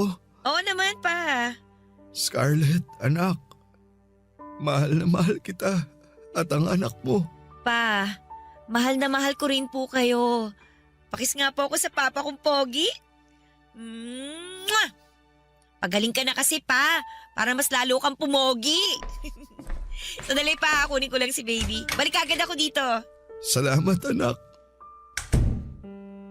Han, salamat. Han, ako ang dapat magpasalamat. Salamat sa pagmamahal mo. Mahal na mahal kita. Papadudot isang masakit na katotohanan ng narinig ko kay Edward at hindi ko kailanman inakala na darating ang araw na malalaman ko na naging faithful pala si Stephen sa akin. Na mahal niya talaga ako at yung huling pagkikita namin, yung paano namin binuo si Scarlett ay puno ng pagmamahalan. Nang aminin ni Edward sa akin ang isang lihim na matagal niyang itinago ay parang sumabog ang lahat ng paniniwala ko sa kanya. Masakit, Papadudot, sobrang sakit na halos hindi ko na alam kung paano ko haharapin ang kinabukasan. Ngunit sa kabila ng lahat ng sakit ay pinilit kong magpakatatag hindi lang para sa sarili ko kundi para sa aming pamilya. Wala na akong magagawa kundi ang tanggapin ang kapalaran at hindi ko kayang talikuran ang aming mga anak. Lalo na si Scarlett. Sa kabila ng pagkasira ng tiwala ko kay Edward, alam kong kahit papaano ay naging mabuti siyang ama sa mga anak namin. Sa bawat sandaling nakikita ko siyang nagbibigay ng pagmamahal at suporta sa kanila ay parang binuon niya ulit ang tiwala ko sa kanya. Naintindihan ko kung bakit niya ginawa yon, lalo na tuwing nakikita ko kung paano niya itinuring si Scarlett bilang isang anak. Kahit na hindi niya tunay na anak ay hindi mo mararamdaman ang pagkakaiba. At sa kabila ng lahat ng aming problema ay ipinakita niyang mahalaga sa kanya ang pamilya. Pero hindi rin maaalis sa isipan ko na paano kaya kung hindi ginawa ni Edward yung pagsunog ng mga sulat namin ni Stephen. Siguro ay kami pa rin ni Stephen hanggang sa ngayon. Siguro'y nasa Amerika na rin ako at isa ko sa mga babaeng may asawang AFAM pero wala na. Yon ang sabi ko sa sarili ko. Hindi ko inaasahan na matapos ang maraming taon ay nagkita ulit kami ni Stephen. Pareho na kaming senior nang magkita kami. Nakausap kasi siya ni Scarlett, may sarili na siyang pamilya. Sa aming pagkikita ay parang walang nagbago. Maliban na lamang sa edad at itsura namin. Matatanda na kami at hindi na niya nakita pa si Edward dahil namatay na ito. At hindi ko na rin sinabi sa kanya ang ginawa ni Edward sa mga sulat namin. Hindi man kami nagkatuluyan ay malaking bagay na rin na nagkaroon kami ng anak. Binigyan niya ako ng isang dugong AFAM na anak. Ang inyong forever kapuso at kabarangay, Desa. Barangay Love Stories. Barangay Love Stories. Anong say mo sa Barangay Love Stories na ito? Pagkwentuhan natin sa comment section yan. Nagustuhan ng iyong napakinggan? Ituloy yan via live stream sa www.gmanetwork.com/radio.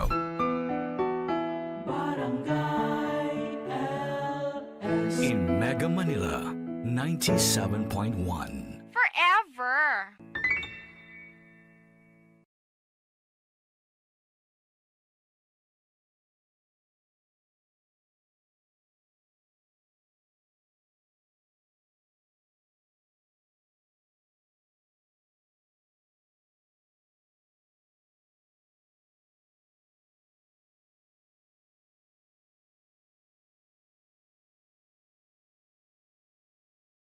Ang mga kwento ng pag-ibig, kwento ng buhay at kwento ng pag-asa dito sa Barangay Love Stories. Love Stories.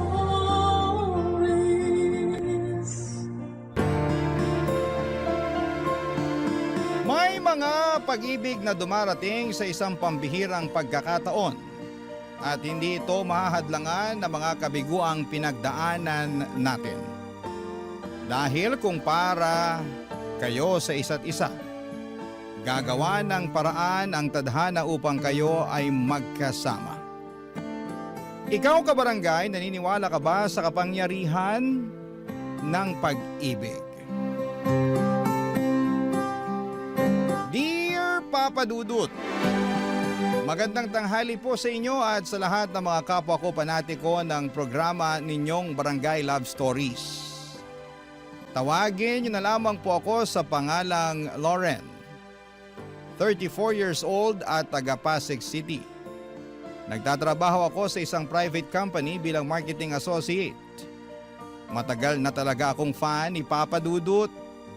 Sa katunayan ay nahawaan ko na sa pakikinig ng programa ninyo sa radyo ang mga kasamahan ko sa opisina. At hindi talaga kompleto ang aming pananghalian hanggat hindi kami nakakapag-tune in sa Barangay LS. Isang araw ay nagkatuksuhan kami ng mga kaibigan ko na magpadala ng sulat sa inyong istasyon. Bali, 4 kaming nag-send ng kwento namin sa inyong email address. Paunahan na lang kung kaninong sulat ang unang mababasa. At kung pala rin na mapili ang istorya ko, ako na ang magiging pinakamasayang babae sa mundo. Papa Dudut, magsisimula ang lahat noong 2023 kasama ko noon sa paborito kong restaurant ang longtime boyfriend kong si Sev. Naging kami 10 years ago. Tipikal na gabi lamang yon noong niyaya ko siyang makipagkita sa akin para samahan akong mag-dinner date. Papa Dudut.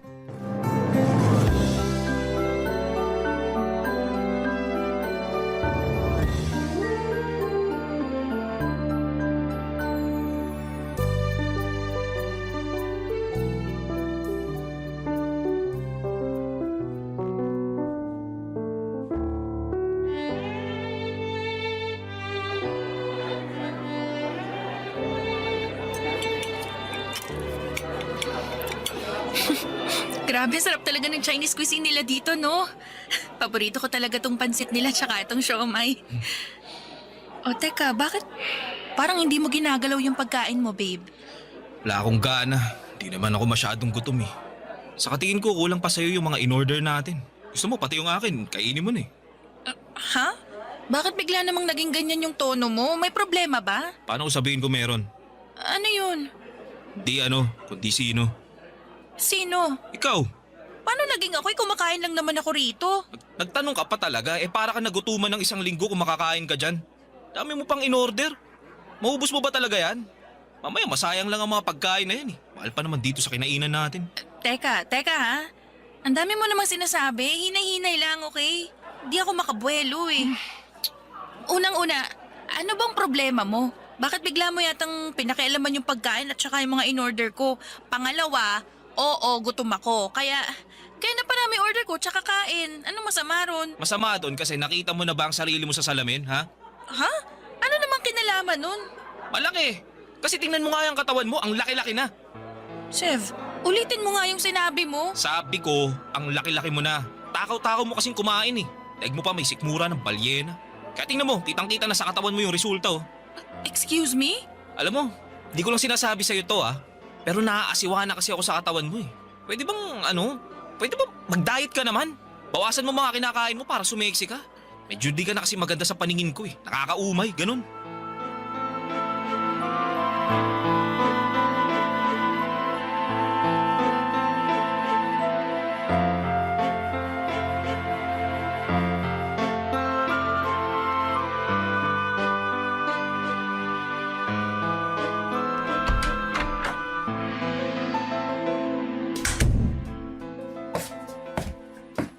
Andito na po ako. Oh, nak. Bakit malungkot ka? Hindi po ako malungkot, ma. Pagod lang po siguro ako. Ito po, kunin nyo. Pasalubong ko po sa inyo. Baka hindi pa kayo kumakain eh. Kumain na kami kanina pero ano ba to? Pagkain? Ay, ang dami naman. Akin na, dali. Take out po dun sa restaurant na kinainan namin ni Sev kanina. Ha? Bakit ang dami? Kakaunti lang naman tayo rito sa bahay. Ako lang, ikaw, ang papat kapatid mo na di naman malakas kumain. Teka nga, sabihin mo nga sa akin yung totoo, nak. May nangyari ba sa inyo ni Sev? Wala po, ma. Anong wala? Hindi mo ako maloloko, ha? Nanay mo ko. Baka gusto mong linyahan na naman kita ng mga pamosong linyahan ng mga kananayan pag alam nilang nagsisinungaling sa kanilang mga anak nila. Ano? Wala naman po talaga, ma. Hindi ako naniniwala sa'yo. Sabihin mo na kasi, nak. Baka naman matulungan kita. Nagugutom po ko, ma. Ano? Kamo kumain kayo ni Sev, di ba? Hindi ka ba nabusog? Hindi po, kasi po sinabihan ako ni Sev na ang dami ko raw order. At ang lakas ko raw pong kumain kaya lumalaki na raw po yung katawan ko. Yan po yung mga in-order ko eh. Medyo naparami nga kasi gutom ako at gusto ko lang kumain. Stress din po kasi ako sa opisina kaya napaparami yung kain ko eh. Kaso nung sinabi niya sa akin yun kanina, nawalan na ako ng gana. Tapos naiya na rin ako sa kanya kasi nga, ang pangit-pangit ko na. Ay, saan galing yung pangit, ha? Hindi ka pangit, anak. Ako yung Sev na yan, ang pangit ang ugali. Sino siya para pagsalitaan ka ng ganyan? Oo, medyo nagkakalaman ka nga pero hindi pa rin yung dahilan para insultuhin ka niya. Sira ulong yun. Parang ako na rin ang binastos niya eh. Yan niyo na po, ma.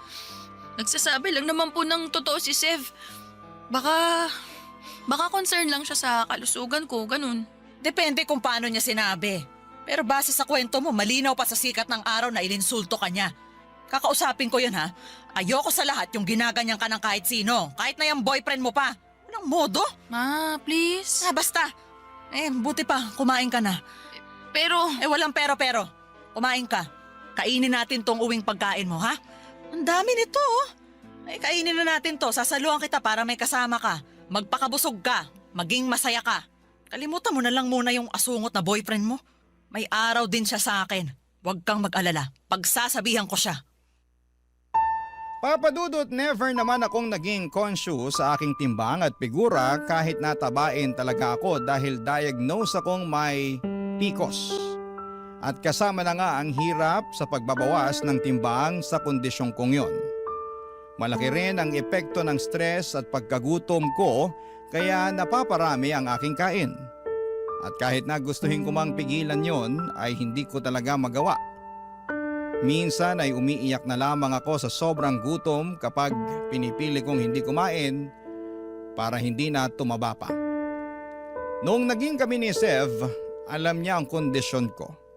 Sinabi ko yon sa kanya nang lumabas ang resulta ng ultrasound ko noong isang beses na nagkonsulta kami ni Mama sa OB-GYN. Dahil nga sa irregular ang aking menstruation. Siyempre dahil lalaki normal na hindi niya agad maunawaan ang kondisyon ko. Pero ipinaliwanag ko kay Sev ang lahat-lahat. Binanggit ko rin ang hindi ko mapigilang pagtaba at hirap na pagbabawas ng timbang, kaya nga masakit sa akin na pinunayon ni Sev sa hindi magandang paraan. Pero sa kabila ng lahat ay nagpaka-mature ako at hindi pinalaki ang bagay na yon. Hindi nagtagal ay lumipas na lamang ang sama ng loob ko hanggang isang araw noong nasa bahay ako nila Sev. Ay bigla na lamang nangati ang kamay ko na maglinis ng kanyang kwarto dahil sobrang kalat na. Tapos ay meron akong nakita na siyang dahilan para manlaki ang aking mga mata.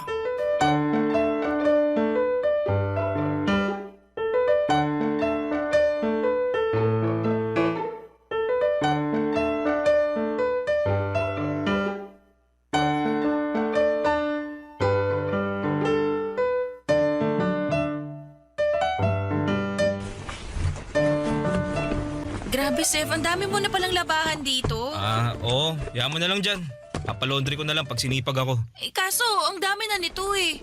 May nasusuot ka pa bang damit? Meron pa naman, tsaka hayaan mo na nga lang sabi. Wala nga lang sa akin yung tambak na mga labahan ko tapos ikaw kung todo sita. Sabi ng kung ano-ano. Hindi naman sa kung ano-ano lang ang sinasabi ko. Kaya nga naglilinis ako rito eh.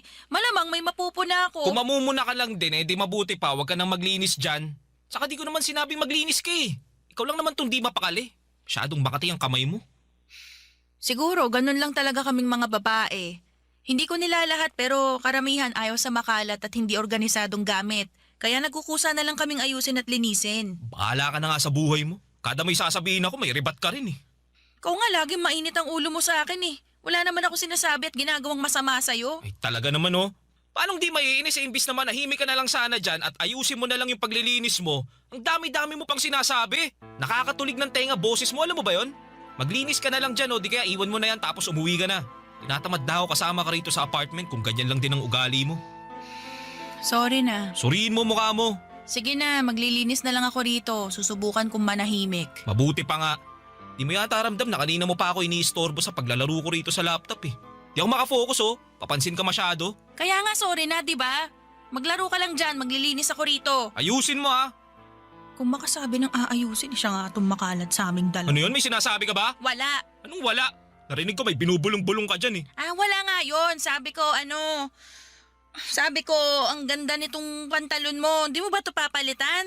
Kupas na butas-butas. Ngayon, pantalon ko naman pinag-iinitan mo. Di naman sa pinag-iinitan, nagtatanong lang. Wala akong planong palitan yan. Napapakinabangan ko pa naman eh. Okay, sabi mo eh. Alam mo, buti pa ayusin ko na lang yung pagkakasalansan dito sa labahan mo. Babalik ta rin ko na rin para pag nilabhan mo at natuyo, isusuot mo na lang. Pahala ka sa buhay mo. Check ko muna yung mga bulsa, baka may pera. Ha? Teka, anong pantalon ba yan? Ito, yung kupas na butas-butas. Yung ayaw mo kamong palitan kasi napapakinabangan pa naman. Sabi ko, salansan ko na lang dun sa gabundok mong labahan. Pero check ko muna tong bulsa. Uy, may nakuha ako. Ay, kala ko pera. Ano kaya to? Wala, basura lang yan. Tingnan ko nga. Ano to? Sev! Ano ba kasi yan? Nagtanong ka pa talaga? Tingin mo sa akin, tanga? Malinaw pa sa sikat ng araw na resibo to ng motel, oh! Laki-laki pa ng pangalan mo? Anong ginagawa mo sa lugar na yon? Wala akong ginagawa dun. Anong walang ginawa? Gusto mo yan yung isipin ko, no?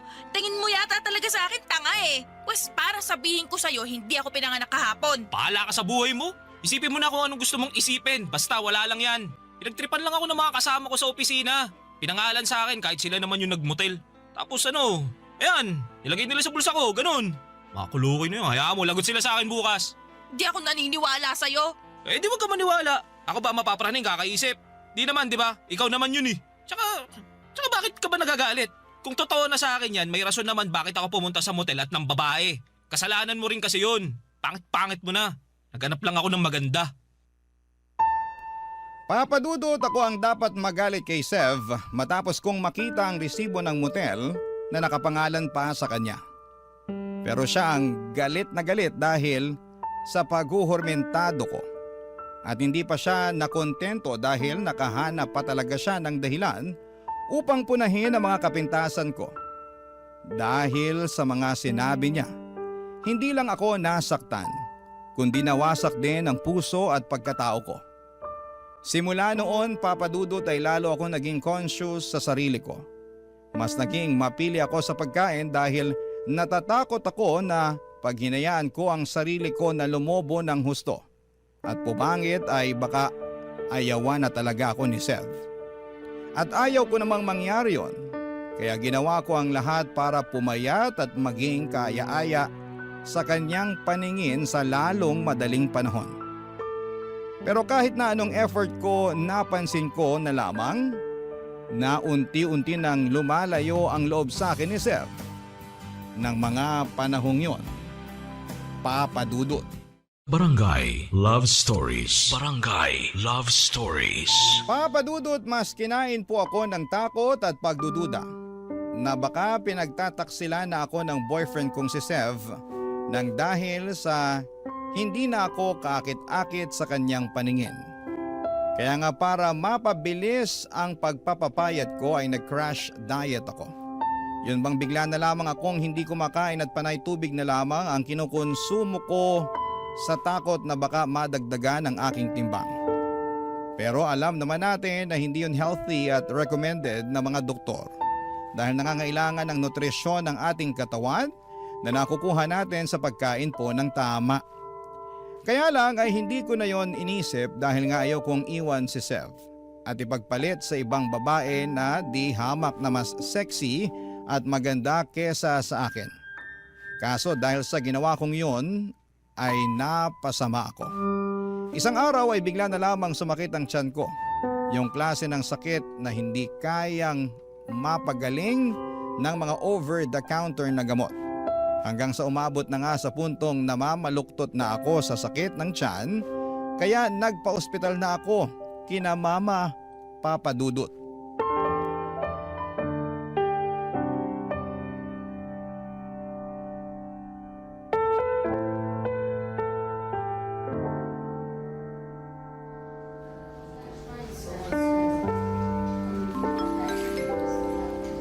Paging Dr. Abel.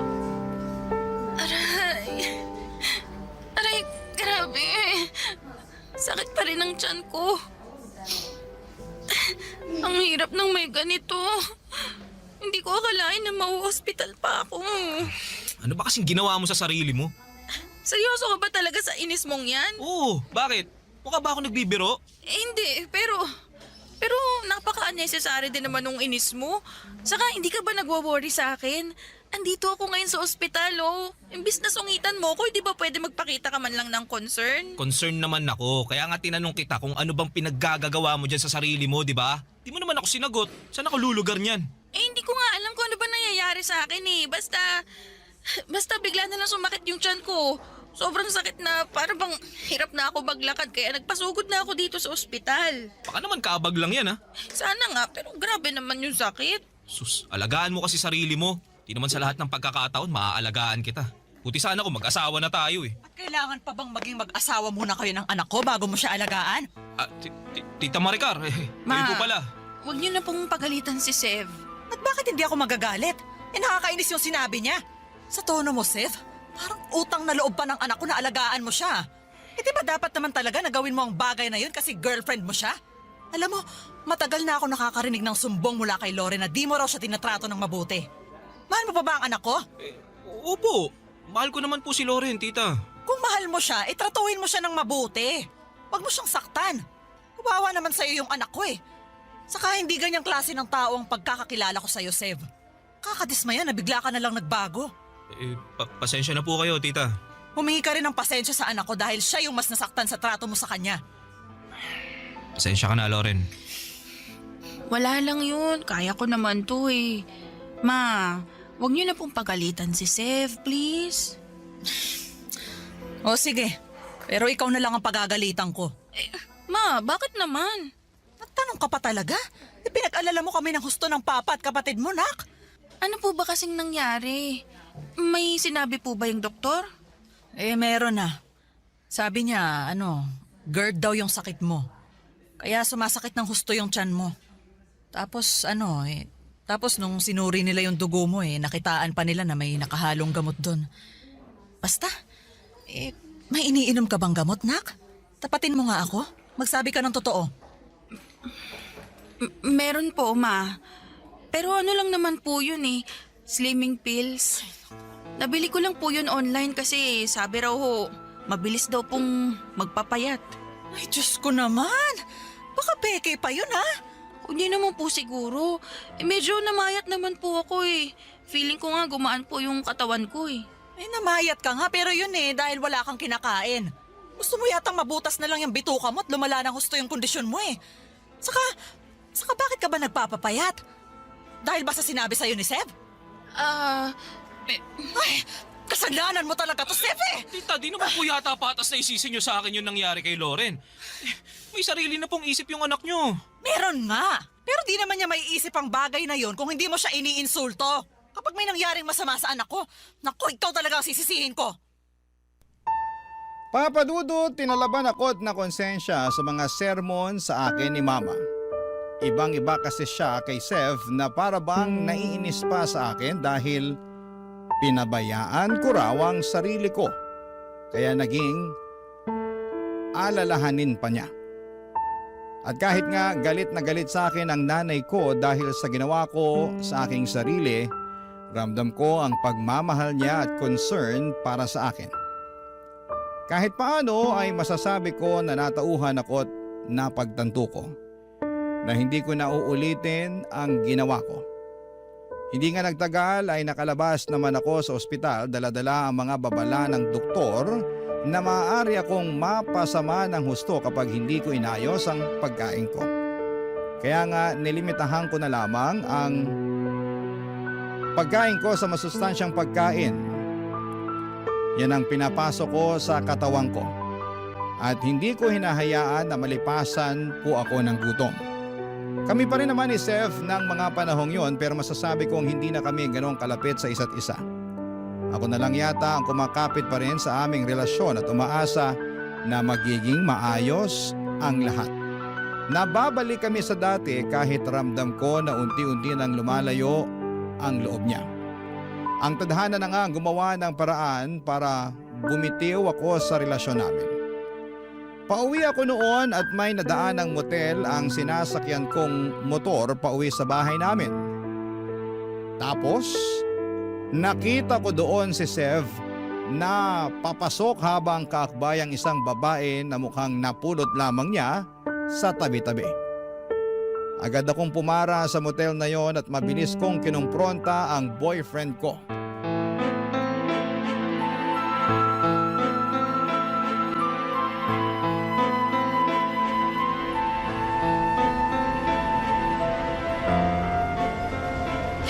Hayop ka, Sev! Sino ba yun? Loren! Ano, nagulat ka, no? Oo! Anong ginagawa mo rito? Di ba dapat ako nagtatanong sa'yo niyan? Anong ginagawa mo rito kasama yung babaeng yan? Pwede ba? Huwag kang mag-eskandalo rito. Nakakaya Pinagtitingin tayo ng mga tao. Marunong ka palang mahiya. Akala ko kasi pinakapal na ng panahon yung pagmumukha mo. At saka bakit ako mahihiya? Ikaw ang dapat mahiya kasi naturingan kang may girlfriend. Pero bakit may kasama kang iba, ha? Balak nyo pang mag-check-in para ano? Para gumawa ng milagro? Hoy, babae! Sino ka ba sa akala mo, ha? Bakit mo kasama yung boyfriend ko? Hoy ka rin. For your information, Sandy ang pangalan ko. Huwag mo akong mabababae dyan, ha?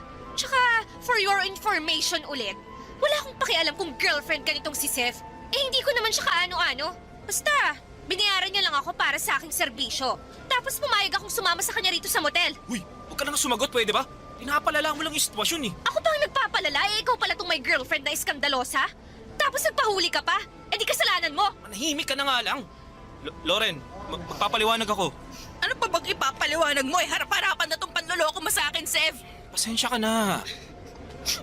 Ano pang magagawa ng paghingi mo ng pasensya sa akin? Tingin mo tatablan pa ako niyan? Tingin mo mapapatawad pa kita? Sev, bakit? Bakit mo nagawa sa akin to? Bakit mo ko niloko? Loren, kasi... Kasi pangit na ako? Ha? Kasi mataba na ako?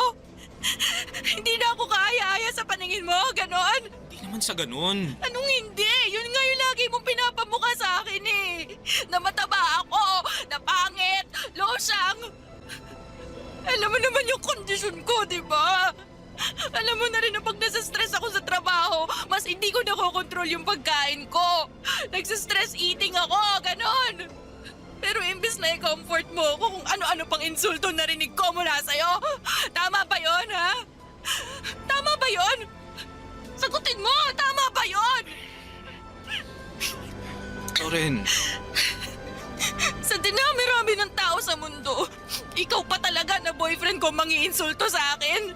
Sobrang sakit ng mga sinabi mo, yung mga pinamukha mo. Tapos ako naman to si tanga, pinilit kong ayusin ang sarili ko para sa'yo. Para hindi mo ako iwan. Pero hindi mo yun na-appreciate. Nagalit ka pa nga nung na-hospital ako kasi sabi mo pinababayaan ko sarili ko. Hindi mo man lang ba naisip na kagagawan mo yon kung bakit? Tapos ngayon, mahuhuli kita nasa motel na may kasamang ibang babae. Hindi mo na ako nirespeto. Sev, hindi mo na ba ako mahal? Loren, please naman. Kanina pa nakakahiya na ako. Bakit nga ako mahihiya? Ikaw ang dapat mahiya kasi manloloko ka. Kadiri kayo, nakakasuka kayo. Tapos na tayo, Sev. Ayoko na sa'yo. Mamaya mahawaan mo pa ako ng kung anong sakit na pwede mong makuha sa babaeng yan.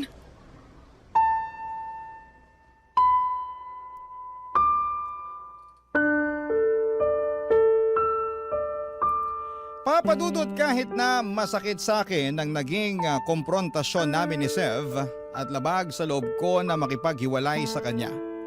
Dahil nga sa mahal na mahal ko pa rin siya, ay hindi ko na rin naman kinaya ang harap-harapan niyang panloloko sa akin. Kaya nga tinapos ko na ang lahat ng namamagitan sa amin, pero pinatikim ko muna siya ng mag-asawang sampal na deserve niya. Sa kabilang banda, labis din naman ang iniwang sakit ng kalooban sa akin ni Sev. At malaking parte nga noon ang mga pabaon niyang insulto at paninisi sa akin kung kaya nagawa niyang mambabae. Pilit ko yung inalis sa isipan ko, ngunit may mga pagkakataon pa ring minumulto ako ng mga kakulangan at kapintasan ko sa aking sarili. Naisip ko tuloy na baka kasalanan ko talaga ang lahat at deserve kong iwanan at masaktan. Barangay Love Stories. Barangay Love Stories. Papadudot, sobrang broken talaga ako noon dahil nga sa breakup namin ni Sev. Akala ko kasi ay siya na ang the one, pero it turns out na bigla siyang nagloko. Kaya naman iniyak ko talaga ang lahat. Nag-stress eating ako at kinalimutan ng pansamantala ang pagkain ng tama. Buti na lang at nandyan ang pamilya at mga kaibigan ko na siyang naging matibay kong suporta. At bukod doon ay kasama na rin ang programa ninyong Barangay Love Stories na nagpapasaya sa akin. Doon ako nagsimulang i-marathon ang inyong mga episode, maparadyo man o online. Sa katunayan ay nanonood din ako ng inyong live sa social media at madalas na nagko-comment kapag nagugustuhan ko talaga ang istoryang ini-ere ninyo. O di kaya kapag naiinis ako ng husto sa bida kasi ang syunga-syunga niya. Like me noon sa ex-boyfriend ko. Pero siguro ay ganon talaga. Once or twice sa buhay natin ay nagiging tanga tayo sa pag-ibig. Moving forward, unti-unti naman ako nakausad at muling naniwala sa love dahil sa programa ninyo, Papa Dudut. Nakakatuwa at nakakaaliw ang mga kwento ng pag-ibig, buhay at pag-asa na binabahagi ng mga kabarangay natin. Kaya nga one time ay nakapag-iwan ako ng comment sa isa sa mga live ni Papa Dudut. Sabi ko doon, sana ako na lang ang piliin noong bidang lalaki. Kesyo hindi niya deserve ang karelasyon niya noon sa sulat niya na sobrang toxic. Tapos, nagulat na lamang ako dahil biglang may nag-reply at sinabi niya doon na ako raw ang pinipili niya. At dahil nga po sa mga nangyari, natawa ako at nireplyan din siya. Bale, nag-usap kami sa comment section ng live ni Papa Dudut hanggang matapos ang programa, tapos ay nagulat na lamang ako nang makatanggap ng personal message mula sa kanya. Hindi nagtagal ay nakilala ko nga siya bilang si Stefan Papa Dudut.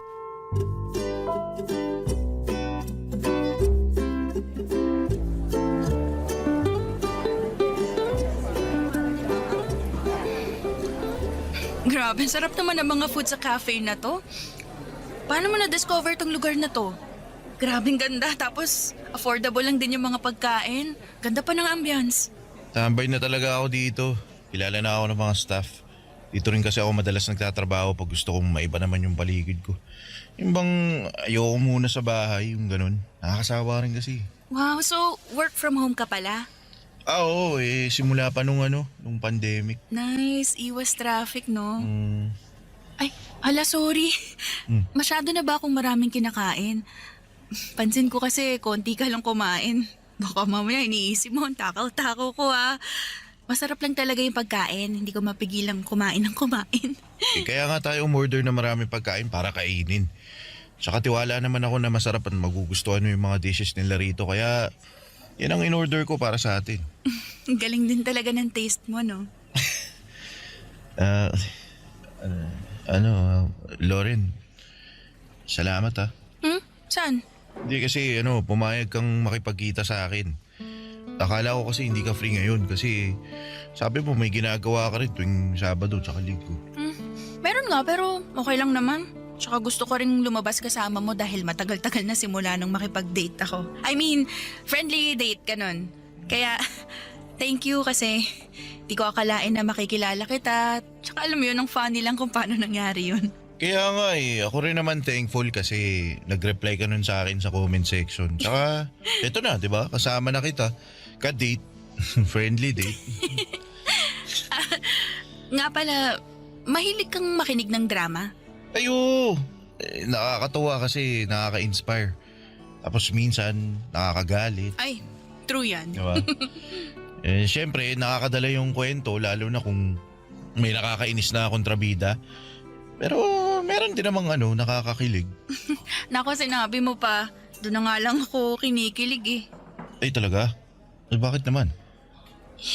Paano? Simula kasi nung iniwan at niloko ko ng ex kong masama ang ugali, hindi na talaga ako naniwala sa love-love na yan. Siyempre, bitter-bitera ng atake ng lola mo, ganun. Ikaw ba naman sakta ng bonggang-bongga Kaya, nakikringe talaga ako pag nakakapakinig ako ng mga love story na yan until nagustuhan ko na lang bigla. Narealize ko kasi na hindi naman pare-pareho yung pinagdaraanan ng mga tao, lalo na sa pag-ibig. Merong masaya, maganda, meron din naman problematic. Pero alam mo sa uli, nagiging maayos din naman yung lahat. Alam mo, kagaya na lang ng mga realization mo. Naniniwala naman ako na pag hindi tayo nag-workout sa una nating relasyon, hindi pa naman katapusan ng mundo. Oo, masasaktan tayo, iiyak, malulungkot, 'di ba? Manghihinayang. Alam mo, parang ako lang yan kasi 10 taon na kami nung ex ko noon. Ang dami ko ring tanong sa sarili ko kung bakit niya ako nagawang lokohin. Hanggang ngayon, hindi ko pa rin nahanap yung mga sagot Baka ako yung problema, baka siya, ewan. Pero hindi na siguro yun mahalaga kasi mas focus na ako ngayon sa sarili kong kaligayahan. Tama naman. Naniniwala ako na panandalian lang ang kalungkutan. Sa bawat kwento naman palagi pa rin may happy ending sa dulo.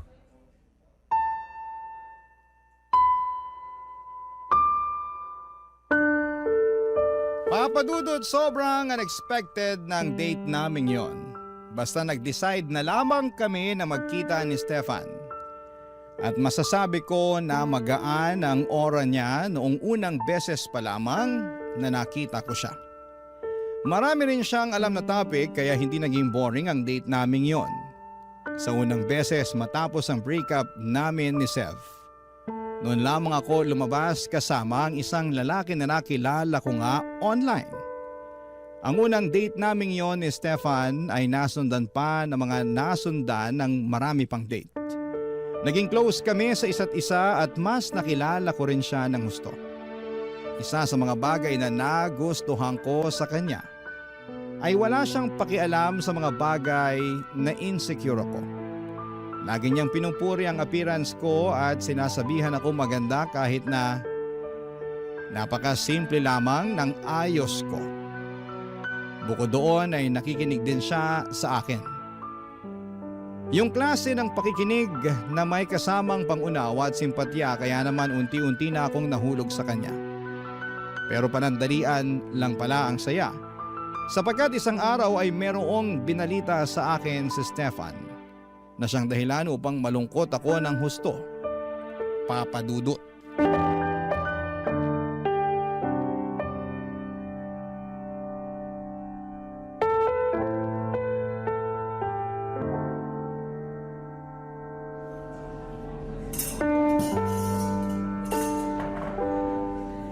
Anong sinabi mo?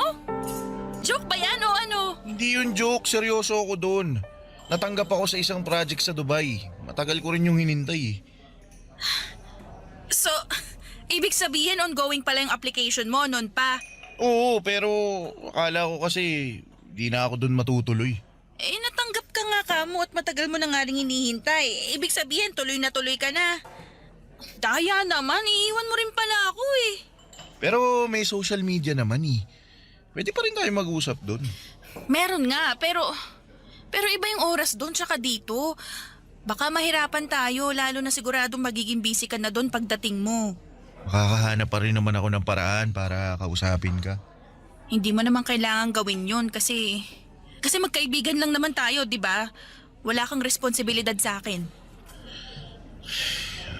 Ang totoo, meron. Anong meron? Paano? Kasi gusto kita. Gusto kita higit pa sa isang kaibigan. Wow! Sasabihin mo sa akin gusto mo ako pagkatapos mong sabihin na aalis ka para magtrabaho sa ibang bansa. Pero pwede pa rin naman natin ipagpatuloy yung relasyon natin kahit na magkalayo tayo. Diba? Ayoko. Loren, baka naman... Aaminin ko, Stefan. Gusto na rin kita. Pero ayoko ng LDR. Ayoko noon, praning ako eh. Tsaka hindi ko alam kung kakayanin ko. Kaya nga kung ganyan lang na aalis ka mabuti pa tapusin na lang natin tong kung ano mang meron tayo ngayon. Para wala ka na rin kargo pagdating mo doon. Para trabaho na lang iintindihin mo. Ayos lang naman ako eh. Huwag ka mag-alala sa akin. Makaka-move on naman ako.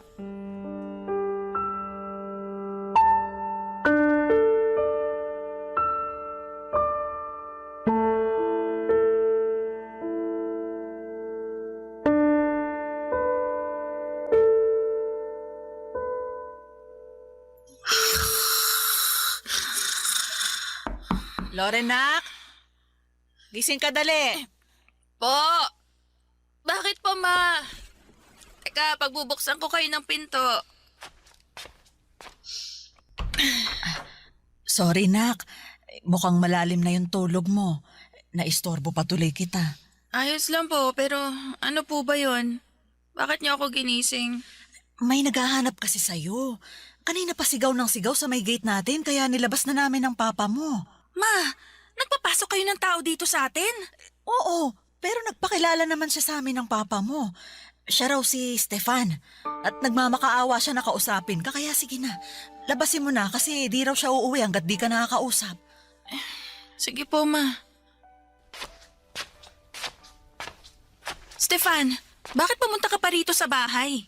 Sorry Loren, hindi ko lang talaga kayang tanggapin na ganun mo na lang tinapos ang lahat sa atin. Ano ba kasing meron tayo? Gusto lang naman natin ang isa't isa pero wala nga tayong label eh. Tsaka aalis ka na, di ba? Dapat mas mag-focus ka na doon kaya sana kalimutan mo na lang ako. Hindi ko magagawa yun dahil mahal kita. Anong sabi mo? Mahal na kita at gusto kong maging tayo. O kung ano mang meron tayo ngayon. Ayokong itapon na lang basta-basta yung pinagsamahan natin. Gusto ko lumalim pa yun at magbunga. Gusto ko tang ligawan. Gusto ko tang maging kasintahan. Gusto ko rin naman yun eh. Pero aalis ka nga eh. Pero babalik naman ako eh. Pag nakabalik na ako, magpapakasal tayo. Di pa nga kita sinasagot, kasal na agad gusto mo? Ikaw na kasi yung babae na nakikita kong makakasama ko hanggang pagtanda natin. Kaya sorry kung advance ako mag-isip. Ang totoo, ikaw na rin yung nakikita ko na gusto kong makasama habang buhay. Pero natatakot kasi ako eh. Hindi mo naman ako masisisi, di ba? Hindi, normal lang naman yung matakot. Ako rin naman natakot nung nagtapat ako sa'yo kasi naisip ko baka di tayo pareho ng nararamdaman. Baka di mo rin ako gusto katulad nung pagkagusto ko sa'yo. Natakot ako na masira yung pagkakaibigan natin pero nilakasan ko yung loob ko kaya nagtapat ako sa'yo. At sobrang saya ko nung sinabi mong gusto mo rin ako. Kaya Loren, sana bigyan mo ako ng pagkakataon para patunayan ko yung sarili ko sa'yo. At bigyan mo rin ng sansa yung kung anong meron tayo. Naniniwala naman ako na kapag pareho nating ginusto makukuha natin. Lalo na kung para sa relasyon natin. Itong pag-alis ko, panandalian lang naman to. Pagbalik ko, pangako, hindi na tayo magkakahiwalay.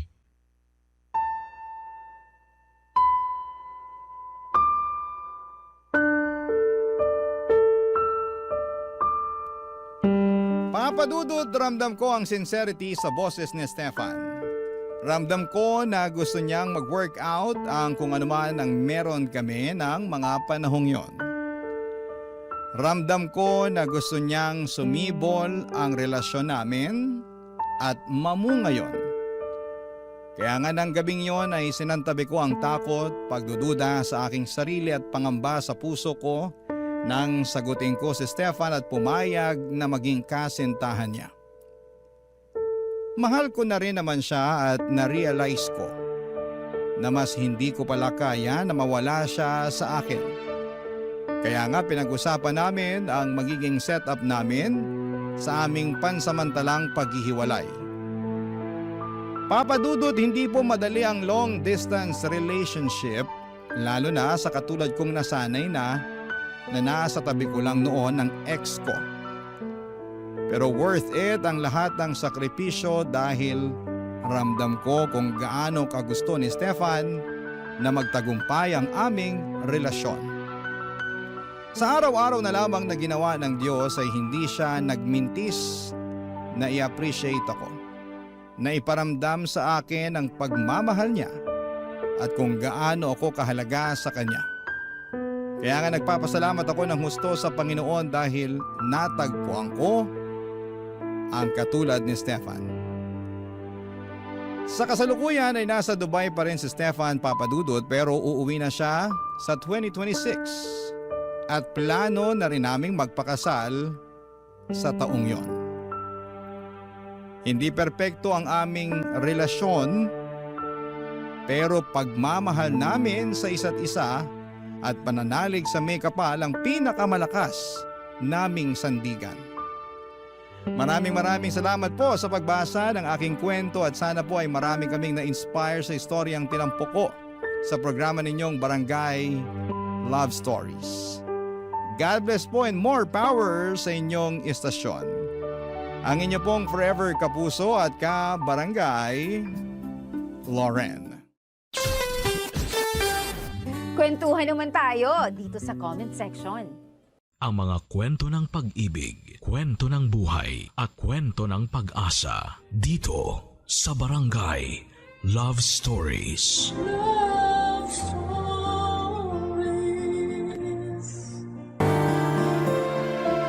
Hindi madaling makisama sa mga kapitbahay.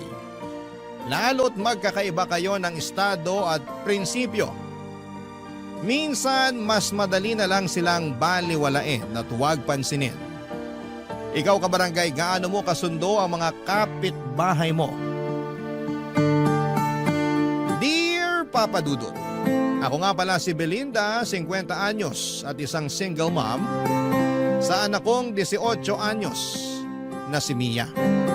Para kaming mag-best friend ng anak ko. Lagi kaming magkamaritesan lalo na kapag may mga ganap sa mga kapitbahay namin. Tulad na lamang nung nakaraan, may bago kaming dumating na kapitbahay at tumira sa Unit A. Katabi lang namin dahil kami naman ay nasa Unit B. May kamahalan ang renta sa Unit A dahil 2 floors yon at mas malawak pa.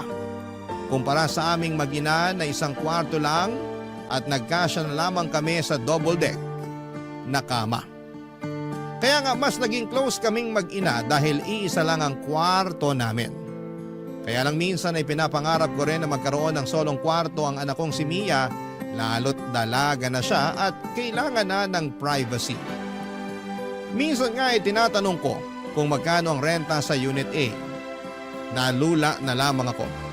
Hindi ko kaya ang presyo noon kaya sinabi kong magtiis na lamang muna kami ng anak ko dahil balang araw kapag nagkaroon na ng trabaho, ang anak ko ay magkakaroon na kami ng mas maayos na bahay. Yung bahay na may 2 kwarto. Kaya hanggang pangarap lang noon ng Unit A sa amin dahil hindi pa namin yon kayang upahan. Noong napakante nga yun ay panay ang punta namin doon ni Mia, doon kami nagkakape sa umaga, hinayaan naman kami ng landlady namin basta wala lang kaming masisira. Ini-imagine naming madalas kung saan namin ipopwesto sa Unit A ang mga gamit namin na bibilhin. Hanggang isang araw ay hindi na kami pwedeng tumambay doon para magkape at mag-imagine. Dahil dumating na ang bagong tenant at dahil alam naming may kamahalan ng renta sa Unit A, kaya nasigurado na agad naming may kaya ang bagong uupa doon, Papa Dudut.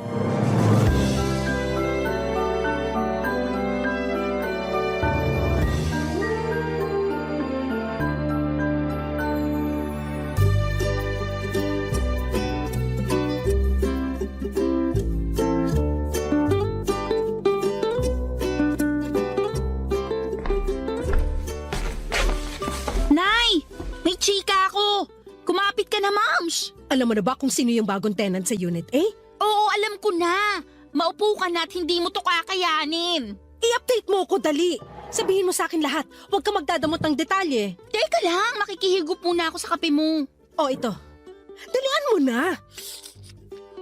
Ang sama ng timpla mo sa kape, Nay. Apakapait. Nanlait pa. Nakikihigop na nga lang. Pero perfect yung mapait mong kape sa chika ko sa bagong kapitbahay natin. Magiging bitter ka talaga sa kanya. At bakit? Suspect. 25 anyos na dalaga, makinis, sexy, maganda, at mukhang mayaman. Vivian ang pangalan. Siya yung nasa Unit A? Puso mo, pakalmain mo. Narinig mo lang na 25 anyos na insecure ka na agad? Sinong kamukhang artista? May pagka-Bea Alonso ang ilong. Heart Evangelista ang kutis. Mata ni Carla Abellana at ngiti ni Marian Rivera. Fuck! Yan ang suspect natin. Ano pang nalaman mo sa kanya? Ang dami at ang mamahal na mga gamit niya, ha? Nakakatakot nga dikitan kasi baka pagbayarin ako pag nagasgasan. Mayabang naman yun. Uy, si nanay, nai-insecure na. Hindi ako nai-insecure, no? Tsaka hindi ako maiinggit. Hindi ka maiinggit kahit malaman mong meron siyang automatic washing machine? Natatalunin lahat ng washing machine sa laundry shop dito sa barangay natin?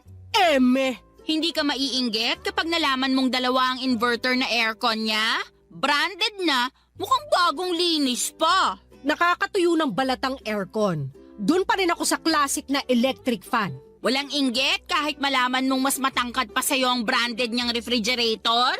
Wala pa rin tatalo sa Frigidaire natin na kaya makabuo ng yelong tig-3 kahit kalahating araw pa lang. Pero Nay, namamaho na kaya yung ref natin? Nakakahiyang ipabukas sa bisita. Sino bang kakampi mo rito? Ako o yung ref ng Vivian na yon? Nagsasabi lang ako ng totoo sa ref natin. Kahit 3 sako ng uling ang ilagay mo, ang baho pa rin. Talagang babaho yung ref natin kasi panay ang siksik mo ng mga ulam na pasirana. Sino bang kalaban mo rito? Ako o yung ref natin? Ewan ko sa'yo. Kunin mo na nga yung pang-BP ko at mukhang tataas na naman tong dugo ko. Sulitin na natin ang pagtaas ng dugo mo, Nay. Alam mo ba na si Vivian, ex ng anak ng kapitan dati? O ano naman? Ako nga nung kadalagahan ko niligawan ako ng pinakamasipag magpuyat na tanod. Yun ang gusto ko sa'yo, Nay Competitive ka. Teka't kukunin ko na yung pang-BP mo para makita na natin kung gaano ka ka-high blood dahil sa pagiging insecure mo. Hindi ako insecure. Naku, pag ikaw humaba ang ilong, gagawin talaga kitang sabitan ng kaldero natin. Aba talaga? Heto na po, kukunin ko na yung pang-BP niya, oh. Nang umalis si Mia para kunin ang pang-BP ko ay napag-isip ako. Bigla ko naalala ang nakaraang ko. Noong bata pa lamang ako ay hindi ko na naranasan na magkaroon ng magandang gamit at lagi naming pinagtsatsaga ang pamilya ang mga napaglumaang gamit ng mga kamag-anak namin na medyo nakakaangat sa amin. Kaya nga papadudot nagsumikap ako sa pag-aaral para masigurado na makapagtapos ako at makakuha ako ng trabahong may magandang pasahod. Pero parang hindi roon gustong idirekta ng Diyos ang plano sa akin na umasenso. Hindi ako nakapagtapos ng pag-aaral dahil sa maraming kadahilanan at syempre pinakamalaking dahilan na roon ay ang pagiging kapos namin. Ang masakit pa, nabuntis din ako habang nasa kalagitnaan ako ng pagkamit sa mga pangarap ko. Pinakamasakit doon ay hindi ako pinanindigan ng nakabuntis sa akin, ang tatay ni Mia. Hindi na ako nakipagrelasyon muli sa takot na mabuntis akong muli at iwan. Ayaw ko na magdala ng panibagong bata sa mundong ito tapos hindi ko rin naman pala mabibigyan ng magandang buhay. Minsan ay nahihiya na ako sa anak kong si Mia dahil hindi ko magawang ibigay sa kanya ang buhay na dapat para sa kanya. Yung buhay na tulad ng mga iniidolo niyang mararangya ang buhay. Pero mabait at maunawain ang anak ko, Papa Dudut. Ni minsan ay hindi niya ako sinisi sa nangyari sa kapalaran namin. Sabi naman niya kahit papaano ay nakakaraos kami at iyon lang ang mahalaga. Nasa ganong pag-iisip ako nang bigla akong makarinig ng katok sa pinto namin. Agad ko yung binuksan at bumungad sa akin ang bagong tenant ng Unit A, si Vivian. Totoo ngang bata pa siya, maganda at sexy. Kahit sinong anak ng kapitan ng barangay ay papatulan siya, Papa Dudut.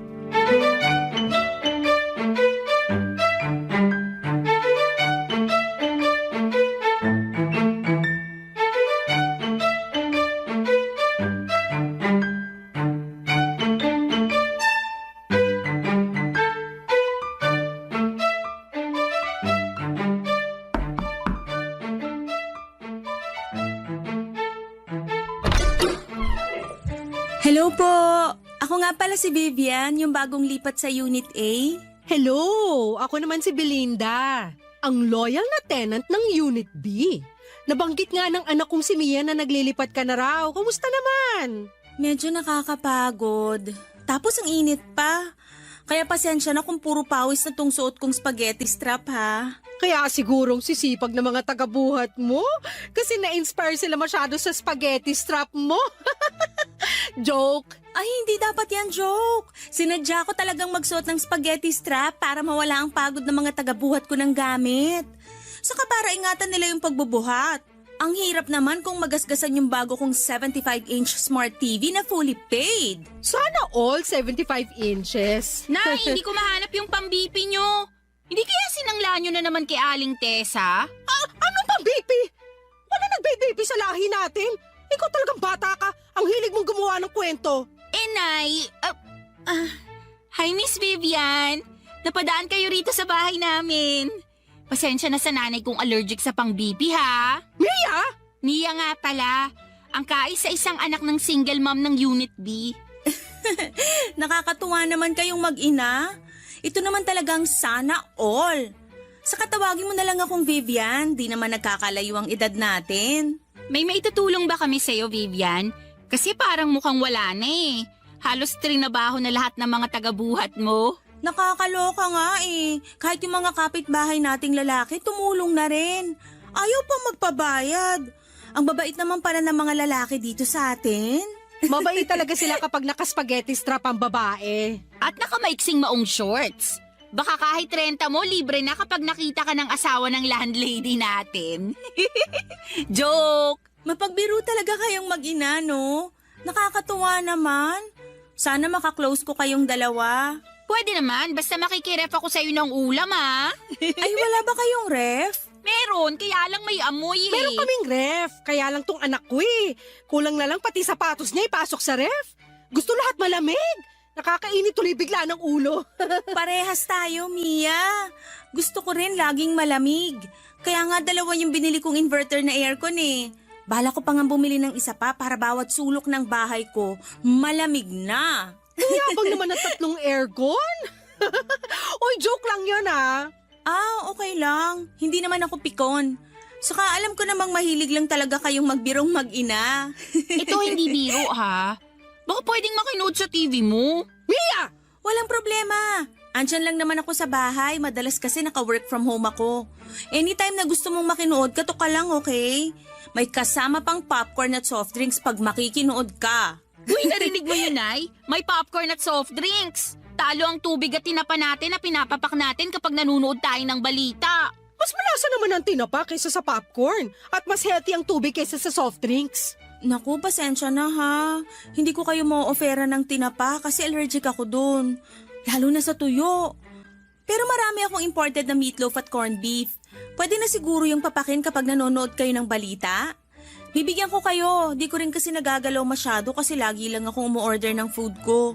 Wala akong time magluto eh. Tatanggapin namin ang ayudang yan, Vivian. Ilang taon na kasing luya lang ang laman ng kitchen cabinet namin eh.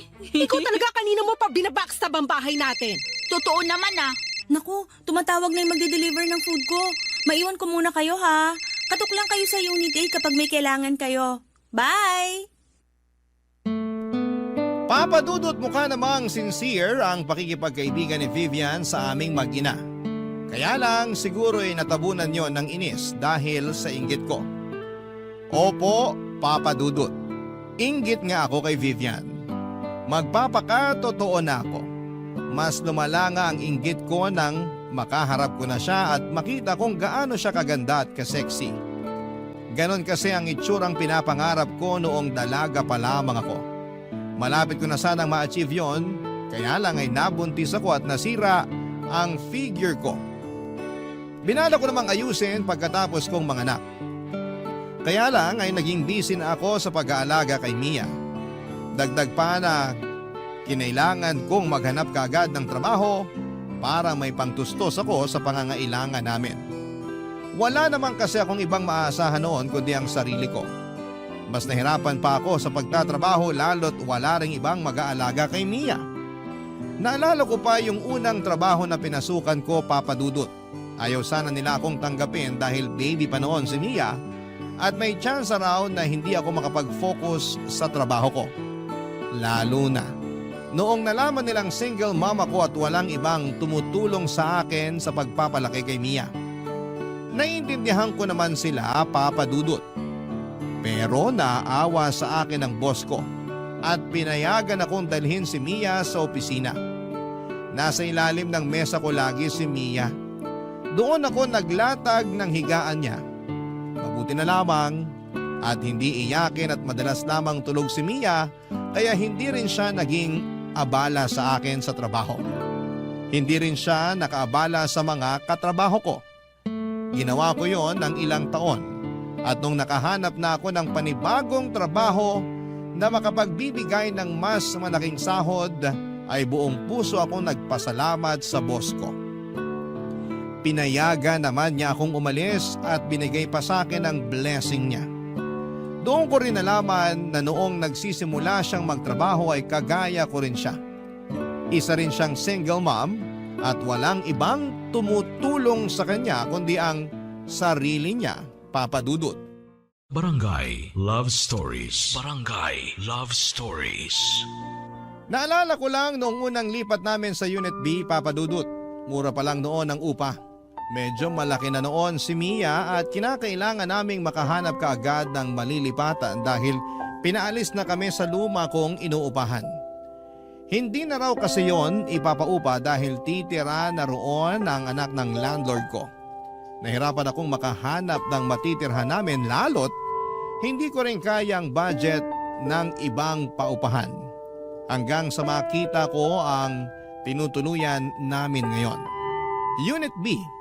Malapit yon sa trabaho at higit sa lahat ay hindi ganoong kataas ang paupa. Mabait din ang landlady ko. Nagustuhan niya si Mia kaya naman pinayagan niya akong umupa roon. Binawasan pa niya ng 1,000 ang upa ko. Naaawa marahil sa kalagayan ko bilang isang single mom. Dito na kami tumira sa Unit B mula noon hanggang magdalaga si Mia. Hindi na rin tinataasan pa ng landlady namin ang upa sa amin. Sa aming mag-ina lang yun ha, dahil sa ibang tenants ay regular na nagtataas ang landlady namin. Bilang kapalit sa kabutihan ng landlady namin ay kami mismo ni Mia ang naging tagabantay ng compound namin. Kami na rin ang naglilinis ng lahat. Sinisiguro naming na ire-report namin sa landlady kung meron kaming makitang problema sa compound. Kaya mas lalong natuwa sa amin ang landlady namin. Mukhang forever na nga kaming uupa roon dahil hindi na kami makakahanap pa ng ganong kabuting landlady. At higit sa lahat ay hindi na kami makakahanap pa ng ganong kamurang paupahan. Malapit yon sa trabaho ko at malapit yon sa school ni Mia. Kinapos man kami sa karangyaan pero biniyayaan pa rin kami sa ibang paraan, Papa Dudut.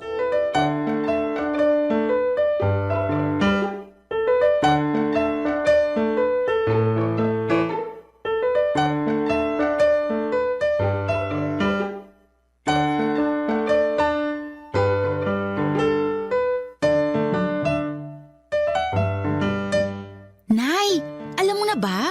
Ang alin? Yung tungkol kay Vivian. Kasiraan ba yan sa kanya? May scandal ba siya? Ano? Si nanay talaga.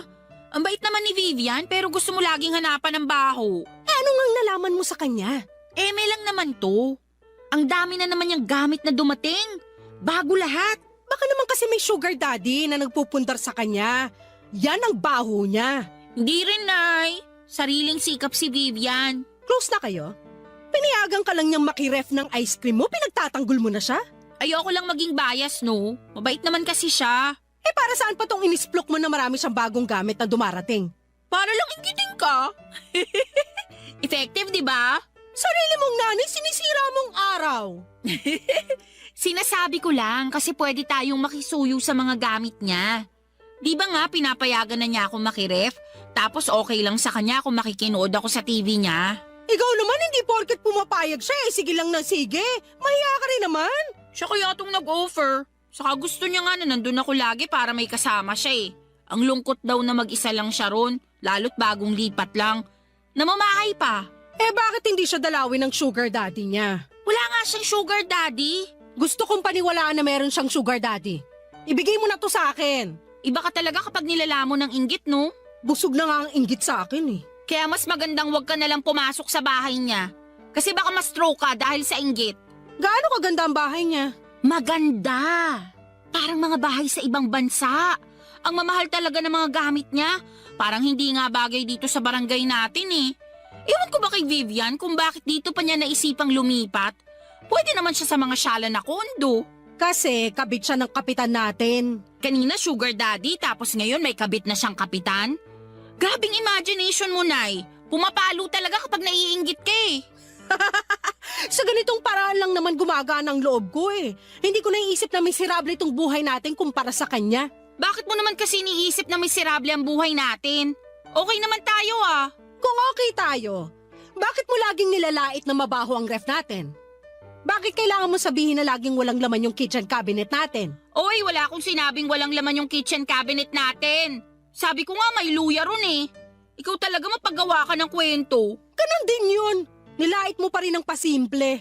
Nay, hindi ka dapat makaramdam ng inggit kay Vivian. Saka dapat hindi mo dinadaw ng buhay natin. Sa'yo talaga nang galing yan?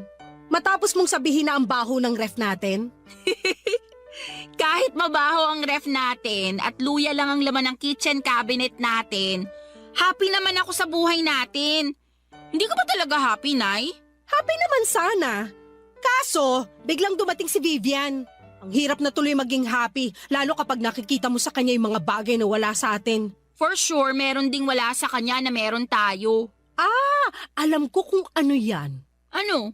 Kahirapan! Napailing na lamang si Mia sa huling sinabi ko. Hindi naman niya kinontra kasi alam niyang totoo yon. Nagpaalam na lamang siya saglit para pumunta sa Unit A para makinood ng balita sa 75-inch Smart TV ni Vivian. Inaya niya ako pero tumanggi ako. Ayos lang naman ako sa TV namin kahit na hindi flat screen ay okay lang.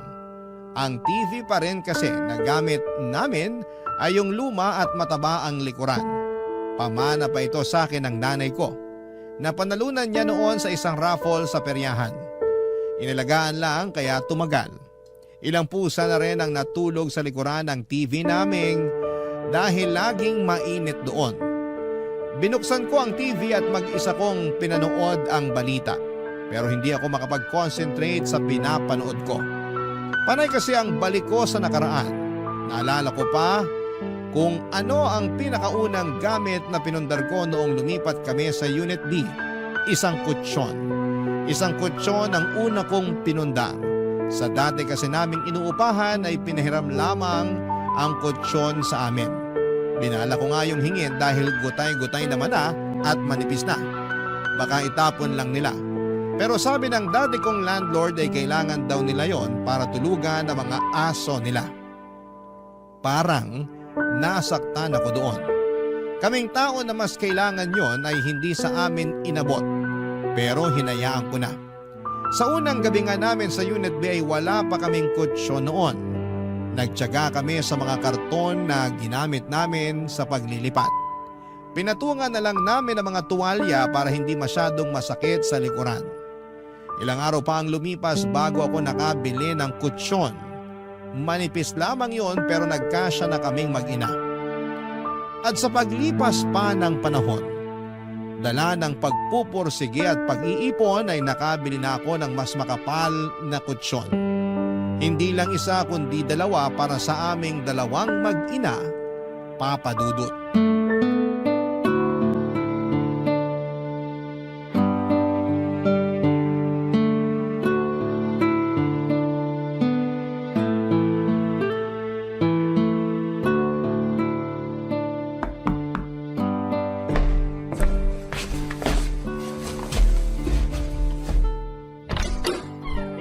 Hello, Ate Belinda! Vivian! Huwag mo na akong tawaging ate. Hindi naman nagkakala yung edad natin. Ah, ganun ba? 25 years old ako eh. Eh, ikaw? 50. Ay, hinahanap mo ba si Mia? Wala kasi siya rito. Andun sa bahay ng kaklase niya. May tinatapos para sa school nila. Ay, hindi naman. May kailangan lang sana ako sa'yo. Sa akin? May kailangan ka? Anong meron ako nang wala ka? Teka, bago mo sagutin yan, pumasok ka muna. Baka mahamugang ka dyan sa labas. Naka-spaghetti strap ka pa naman. Nagpalinis kasi ako ng aircon kanina. Ah, kaya ka naka-spaghetti strap. Para linisang maigi yung aircon mo. At bigyan ng discount. Iba talaga ang hiwaga ng spaghetti strap, no? Parang Lucky Charm siya. Ano ba yung kailangan mo pala? Ah, makikihiram lang sana ako ng electric fan kung meron kayo. Aba, mayroon ako. 3 pa. Yung isa sira. Ayun, baka naman pwedeng pahiram. Yung sira ba? Yung gumagana sana. Pwede ba? Mukhang hindi mo na afford magbayad ng kuryente dahil sa 3 aircon mo ah. Hindi naman. Kahit gawin ko pang 4 yung aircon ko, makakabayad pa rin naman ako. Eh bakit ka nangihiram ng electric fan? Eh, nakakadry pala ng skin yung lagi kang nakababad sa aircon. Napansin ko lang ngayon. Ah, mukha kang dry. Grabe ka naman. Parehas lang naman tayong dry. Joke. Oh, yan ah. Marunong na rin ako sumabay sa mga biro mo. Pero dry nga rin naman ako. Hindi ko naman kinakahiya yun. Tamad kasi akong uminom ng tubig tapos matipid pa ako sa lotion. Hayaan mo. Kapag pinahiram mo ako ng electric fan ngayon, bibigyan kita ng lotion. Deal? Duda ako kung bakit ka humihiram ng electric fan eh. Ha? Anong nakakaduda doon? Mataas na kasi talagang singil ng kuryente ngayon. Napanood ko sa balita. Ayaw mo lang aminin na namamahalan ka na sa kuryente mo. Kaya hindi ka na muna gagamit ng aircon. Sabi ko nga sa'yo, kahit 4 pa na aircon ang nakabukas sa bahay ko, kaya kong bayaran yan. Kahit nakabukas pa yung pinto ko magdamag, kaya ko pa rin bayaran kung magkano man ang makukonsumo ko ron. Kaduda-duda lang kasi na biglang electric fan na yung gagamitin mo. May masama ba sa electric fan? Para sa aming mga nagtitipid lang kasi yun. Baka nga nagtitipid ka na rin ngayon. Pwedeng umamin. Ikaw talaga? Alam ko nanunukso ka lang kaya hindi ako mapipikon sa mga pang-iintriga mo sa akin. Pero kailangan ko lang talaga mag-electric fan kasi nagdadry na yung skin ko dahil babad ako sa aircon buong araw. Alam ko na. Hindi mo na afford bumili ng electric fan kasi naubos na yung pera mo. Kasi finally paid mo yung 75-inch smart TV mo. Hindi kita masisisi kung magpapakumbaba ka na ngayon. Ganun talaga. Matuto tayo sa pagkakamali natin. Next time kasi, huwag masyadong lustay para may mahuhugot ka pa kapag kailangan bumili ng electric fan. Bakit ba masyado kang masaya na malaman na wala akong pera? So wala na nga. Kasi di mo na afford bumili ng electric fan. Umorder na ako ng industrial electric fan. Yung pinakamahal. Hindi pa siya makakarating ngayon kasi within 3 to 5 days ang delivery mula sa mamahaling shop na inorderan ko. Branded yung electric fan na binili ko. Yung gamit mismo ng mga sikat na vlogger at artista. Hayaan mo pag dumating na, ipapahiram ko sa'yo para ma-experience mo naman kung paano makatikim ng pangmayaman. Che, sa'yo na yung electric fan mo. For sure, hirap nang umikot yan dahil napupuno na ng alikabok at kinakalawang na yung loob. Che, uli! Hindi ako nakasagot sa sinabi ni Vivian Papadudut. Gusto ko siyang labanan sa pagtataray niya pero naisip kong ako naman pala yung unang nang atake sa kanya. Ewan ko ba kung bakit ko ginawa yon, siguro'y naipon na lamang din talaga yung inggit ko sa katawan ko. Masisisi niyo ba ako? May pagkamayabang din naman kasi si Vivian. Kung paano niya ibida sa akin yung mga gamit niya, akala ba niya ay hindi ko ramdam? O baka naman masyado lang akong sensitive at wala naman siyang balak ipamukha sa akin yon. Pero dahil nababalot ako ng halo-halong emosyon kaya hindi na ako nakapag-isip pa ng maayos. Para sa akin noon, kontrabida talaga si Vivian. Kaya naman naisipan kong labanan siya sa mga pinagyayabang niya. Nang makauwi si Mia, nalaman kong hinarang pala siya ni Vivian sa gate at kinuwento ang ginawa ko. Hindi ako kinampihan ni Mia kaya mas lalo akong nainis kay Vivian. Immature daw ako, sabi ni Vivian. 50 na raw ako pero kung umasta ako ay para akong grade school. Doon ako mas lalong nag-init. Napacheck tuloy ako sa BP ko. Tama nga ang hinala ko, tumaas na naman ang BP ko. Wala akong ibang sinisisi noon kundi si Vivian at nararamdaman kong inggit sa kanya. Makakabawi rin ako sa kanya, yun ang sinumpa ko habang nililinisan ang mga namuong alikabok sa electric fan namin, Papadudut. Barangay Love Stories. Barangay Love Stories. Matagal kong pinag-isipan ang gagawin kong paghihigante kay Vivian Papadudut. Mga 1 week din yon. Naisip kong bumili ng bagong TV, iyon ang simula ng paghihiganti ko kay Vivian. Inabangan ko ang sale online at nag-apply din ako ng loan sa online shop na yon. Nasilaw ako sa offer lalo't alam kong pwede ko yung bayaran ng paunti-unti. Itinago ko na ang matabang likuran na TV namin, Papadudut, at nagulat na lamang si Mia nang dumating ang bagong flat screen TV. Hindi ko muna yon ginamit para makaiwas na magasgasan at mag-overheat. Kung nag-overheat man ang mga flat screen TV. Wala rin naman kasi akong alam. Ang alam ko lang, pwede ko yung ipamukha kay Vivian oras na dumaan siya sa bahay. O di naman kaya ay lalakasan ko ang volume ng TV para marinig niyang meron na kaming bagong TV. Gusto na ngang gamitin ni Mia ang TV para makapanood na siya ng balita. Kaya lang ay sinabi ko na pasimplihan niya muna si Vivian na dumaan sa bahay. Nagtataka may sumunod pa rin si Mia dahil sa kagustuhan nitong makapanood na sa bagong TV namin. Maya-maya pa'y bumalik na si Mia pero hindi naman niya kasama si Vivian. Sinabi lang niya na busy daw si Vivian. Pero alam kong umiiwas lamang si Vivian sa akin dala nga noong minsang tensyon sa pagitan namin dahil lang sa electric fan. Kaya hinayaan ko na lamang na buksan ni Mia ang TV para makapanood na siya. Nilabas ko ang tinapa sa ref para papakin niya pero tumanggi siya dahil binigyan daw siya ng popcorn ni Vivian. Nainis na naman tuloy ako, Papa Dudut.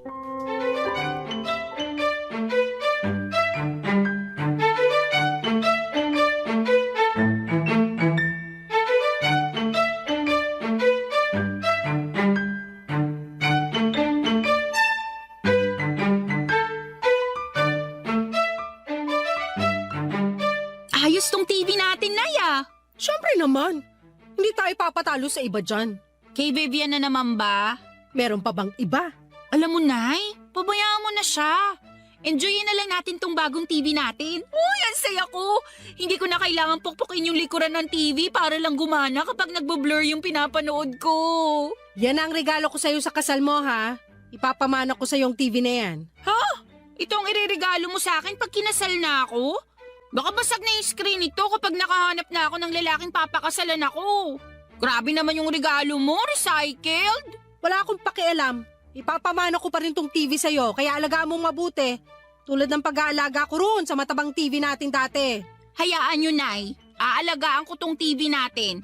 Sisiguraduhin ko na makakakain siya ng 3 beses sa isang araw. Bibilang ko rin siya ng vitamins, lalo kapag napupuyat siya sa gabi. Okay na po ba? Puro kakalokohan. Lakasan mo nga ang volume ng bagong TV natin. Malakas naman ang volume Hindi nyo pa rin ba marinig? May pangbili ng bagong TV pero cotton buds wala. Naririnig ko kaya lang gusto kong marinig din sa Unit A. Nako, kay Vivian na naman. Siya bang inspirasyon mo kaya ka bumili ng bagong TV? Malamang! Ano nga namang ikaw? Ayan na ata si Vivian. Lakasan mo yung volume. Tsaka humanap ka ng mapapanood ng matingkad ang kulay. Wala naman tayong cable na. Iisa lang ang channel natin. Wala akong pakialam. Gumawa ka ng paraan. Lagyan mo ng filter yung palabas. Teka. Bubuksan ko lang yung pinto. Hi, Belinda. Hi, Vivian! Dinig ko ang lakas ng TV niyo sa unit ko Ganun ba? Sobra naman pala ang lakas ng sounds ng nabili kong TV. High quality talaga. Umaabot talaga sa'yo yung tunog? Oo. Naka-apekto siguro na nakabukas lahat ng bintana nyo kaya dinig sa akin. Pwedeng makita? Pasok ka! Pwede ka rin makinood kahit anong gusto mo. Nay, isa lang ang channel natin. Lagyan mo ng filter! Wow, ang cute ng TV nyo Anong cute? Ang cute para sa maliliit lang. Ang laki kaya ng TV namin. Oh, sorry. Nasanay lang kasi ako sa laki ng TV ko. Ilang inches ba to? Ano siguro? 40 to 55 inches. Asian size, ganon. Hindi mo man lang chinek yung size bago ka bumili? Nagmamadali na kasi ako sa pag-shopping. Kung ano na lang yung madampot kong TV, yun na lang ang binili ko. Next month, bibili na lang ulit ako ng bago. Balitaan kita.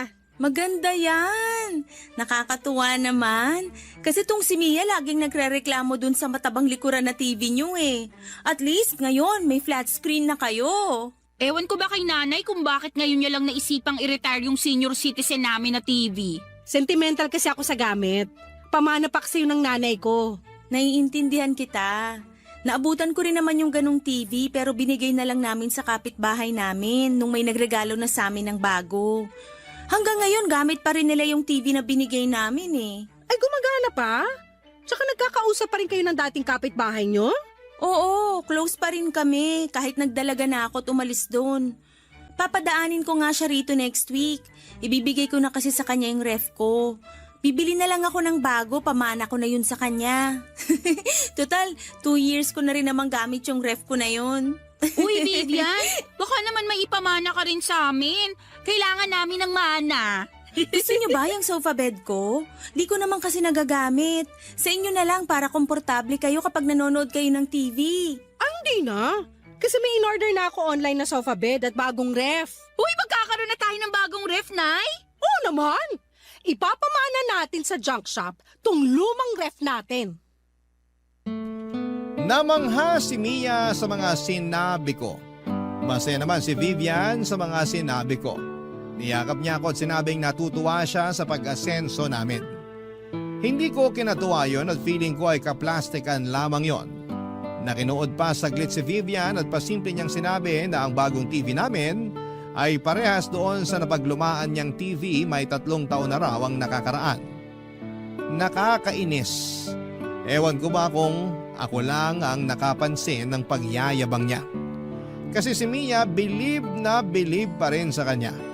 Makalipas nga ang ilang minuto ay umalis na rin si Vivian at pinapatay ko na kaagad kay Mia ang TV. Nagreklamo si Mia kasi gusto pa niyang manood pero pinilit ko siyang patayin ang TV. Natatakot kasi ako na baka mag-overheat yung TV. Saka baka malaki na ang gastos noon sa kuryente. Nagbilin ako kay Mia na limitahan lamang ang paggamit ng bagong TV para umabot pa sa kasal niya balang araw. Noong gabi bago matulog ay pinoblema ko kung paano pa ako makakapag-loan para makabili ng sofa bed at bagong ref na pinagyayabang ko kay Vivian.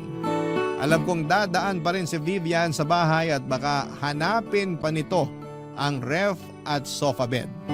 Kaya naman naghanap pa ako ng pagpapautangan or mapagpapautangan. Meron naman akong nakuha, iyon nga lang ay sobrang taas ng interest. Pikit mata ko na lamang na kinuha yon alang-alang sa pride ko. In-order ko ang sofa bed na hindi ko naman kailangan. At bumili na ako ng bagong ref kahit pwede pa naman ang luma namin. Bahala na. Kailangan kong panindigan yon pero pinangako ko sa sarili ko na huli na yon. Hindi na ako magpapadala sa kayabangan ni Vivian. Sisiguraduhin ko lang na makikita niya ang una kong pinagyabang na sofa bed at ref. Makalipas lang ang ilang araw ay dumating na yon sa bahay namin. Tuwang-tuwa na naman si Mia pero may halong alinlangan na sa kanya, Papa Dudut.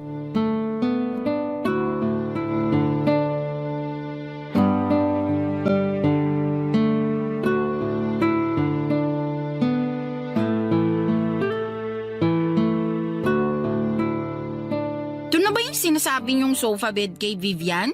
Ang ganda, di ba? Parang ang tigas. Nanlait pa. Baka naman delikado to sa spinal cord, Nay, ha? Magpasalamat ka na lang na meron na tayong sofa bed. Bakit kasi bumili ka pa parang hindi naman natin kailangan? Para ma-enjoy mo kapag manonood ka sa flat screen TV natin na hindi pa fully paid. Parang di nakaka-enjoy kasi nga matigas. Baka sumakit lang ang katawan ko. Para akong nakahiga sa isang sakong bigas eh. Eh di wag mong higaan. Ako na lang. O kaya kapag may bisita tayo makikitulog sa atin. Talaga? Tatanggap na tayo ngayon ng bisita? Di ba nga ayaw mong magpatuloy ng bisita kasi dagdag pa ka mo sa papakainin? Magpasalamat ka na lang at nakabili ako ng mga bagong gamit natin. Nagpapasalamat naman ako, kaya lang hindi ba parang sobra na tunay? Kasi hindi naman natin talaga kailangan itong sofa bed. Ay yung ref, hindi ba? Panay ang reklamo mo na mabaho na yung ref natin. Oo, mabaho nga pero may sentimental value sa akin yun eh. Yun na kaya yung ref na nakalakihan ko. Andun pa nga lahat ng sticker na dinikit ko eh. Mas maganda yung bago natin. Pag pwede na siya isaksak bukas, makikita mo. Kasing lamig ng yelo sa US ang may experience mo. Speaking of yelo, bibili muna ako sa labas. Hindi pala tayo nakagawa kagabi. May binili pa naman akong soft drinks. Sayang kung walang yelo. Bumili ka na rin ng popcorn para malantakan natin mamaya habang nanonood. Wow! Asensado na. Hindi na tinapang pinapapak. Alis na ako. Ay! Vivian! Hello! Nagulat naman ako sa'yo. Kakatok pa lang sana ako pero nabuksan mo na agad yung pinto. Andyan ba nanay mo? Oo! Nay! Andito si Vivian! Labas lang ako ha. Bibili ako ng yelo at popcorn. Hi, Belinda! Hi! Andito ka? Gusto mo makita yung sofa bed at bagong ref namin, oh? Nakita ko na kanina nung dineliver dito. Congrats ha! Hindi na magrereklamo si Mia sa amoy ng lumang ref nyo. Mareklamo lang talaga ang anak kong yan. Naalala ko nga sa kanya yung sarili ko nung bata pa lang ako Naalala? Hindi ko pa yata nakwento sa'yo kung bakit malapit ang loob ko sa inyong mag-ina. Kasi nung bata ako, Katulad ko rin si Mia. Marami rin akong gustong bagong gamit tulad ang nakikita ko sa mga kakilala namin. Pero hindi namin afford. Single mom kasi nanay ko. Parang ako. Oo. Kaya nga magaan din agad ang loob ko sa inyo. Kahit minsan tinatarayan mo ko. Mag-isa niya akong tinaguyod. Tinipid niya rin ako para makapag-aral ako at makapagtapos. Kaya nga naaawa ako sa kanya. Yun, habang nag-aaral ako, marami akong ginawang sideline. Nagturo ako ng mga Chinese at Korean online, tapos marami pa akong pinasok na trabaho. Para ako na lang yung bumili ng mga kailangan namin sa bahay. Nagawa ko naman. Lalo na nung nakapagtapos na ako ng pag-aaral, tapos nakakuha na ako ng magandang trabaho. Nasaan ang nanay mo? Ay, wala na eh. Masaya na sa kabilang buhay. Sorry, hindi ko alam. Kaya siguro ako ganito ngayon. Bili lang ako ng bili ng mga gamit na pangarap namin dati ng nanay ko. Baka sakaling makabawi man lang ako sa kanya kapag nakita niyang asensado na yung anak niya. Kaya, pasensya na kung madalas nagtutunog mayabang na ako sa mga pinamili kong gamit. Oo nga eh. Nayayabangan nga ako sa'yo nung una. Pero hayaan mo na yon. Naiintindihan ko na ngayon. Hindi ko naman gustong ipagyabang. Kaya lang pagkaharap kita, parang sinasalamin mo nanay ko. Kaya gusto kong sabihin sa'yo lahat ng nabili kong mga gamit kasi sa puso ko, parang gusto kong matuwa ka. Kasi parang sa ganung paraan, feeling ko, natutuwa na rin si Mama.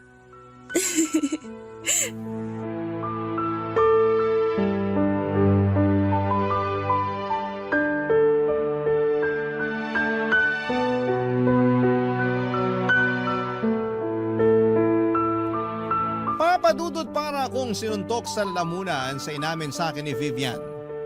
Parang nasa naman niya ang anak kong si Mia na may mga pangangailangan at hindi ko maibigay noon.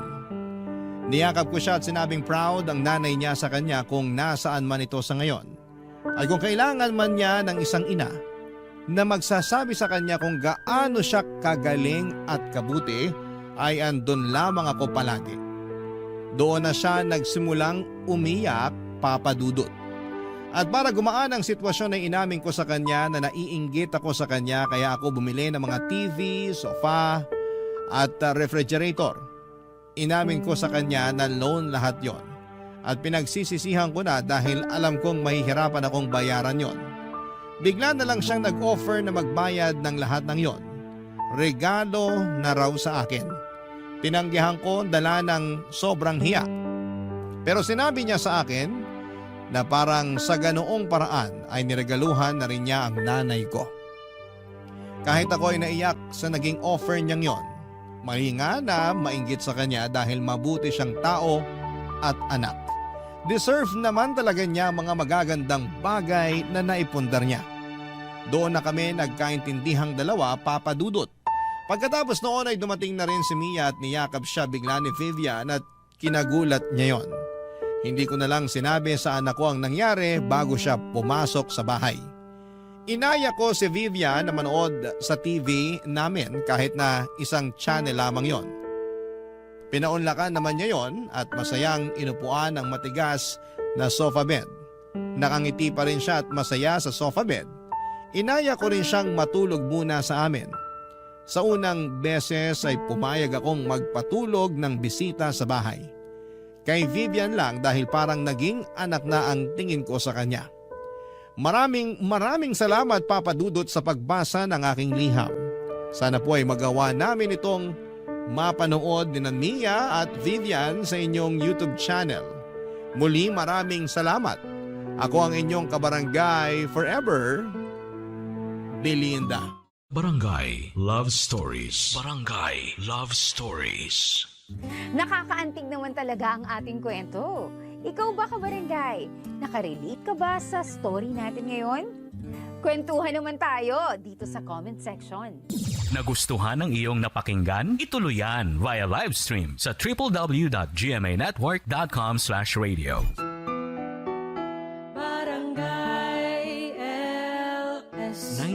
91.1. Forever.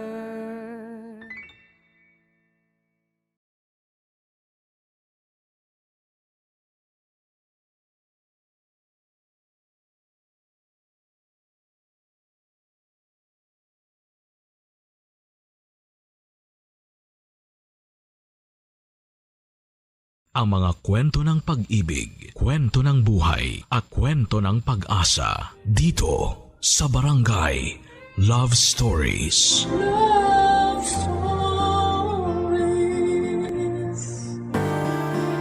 Mahirap pumili kung saan ka liligaya, lalo na kung may isang masasaktan. Pero sa bawat desisyon ay may kapalit na aral na magtuturo sa atin kung paano maging totoo sa sarili. Ikaw, kabarangay, pipiliin mo ba ang taong mahal ka o ang taong mas nakakaunawa sa iyo? Dear Papa Dudut, may mga pagkakataon na sinusubok ng tadhana yung relasyon na meron tayo. May biglang darating sa buhay natin na magpapagulo ng isipan at nararamdaman natin. At magpaparealize kung totoo bang masaya pa tayo sa buhay na meron tayo. Magandang tanghali po sa inyo at sa ating mga kabarangay na kagaya ko ay palaging bukas ang radyo sa ganitong oras para makinig sa inyong programa. Tawagin niyo na lamang po ako sa pangalang Mika. 27 years old at nagtatrabaho sa isang lending company. Sumulat ako hindi lamang para magkwento kung hindi ay para humingi na rin po ng payo. At umaasa ako, Papa Dudut, na matutulungan ninyo ako at ng ating mga kabarangay sa kung anuman ang pinagdadaanan ko. Papa Dudut, nagkakilala kami ng boyfriend kong si Aldrin sa dati kong pinagtatrabahuhan. Naging close kami hanggang sa maging kami na nga pong dalawa. Nagpatuloy ang relasyon namin kahit na magkaibang kumpanya na kami nagtatrabaho. Makalipas nga ang 2 taon ay nag-decide na kaming magsama sa iisang bubong.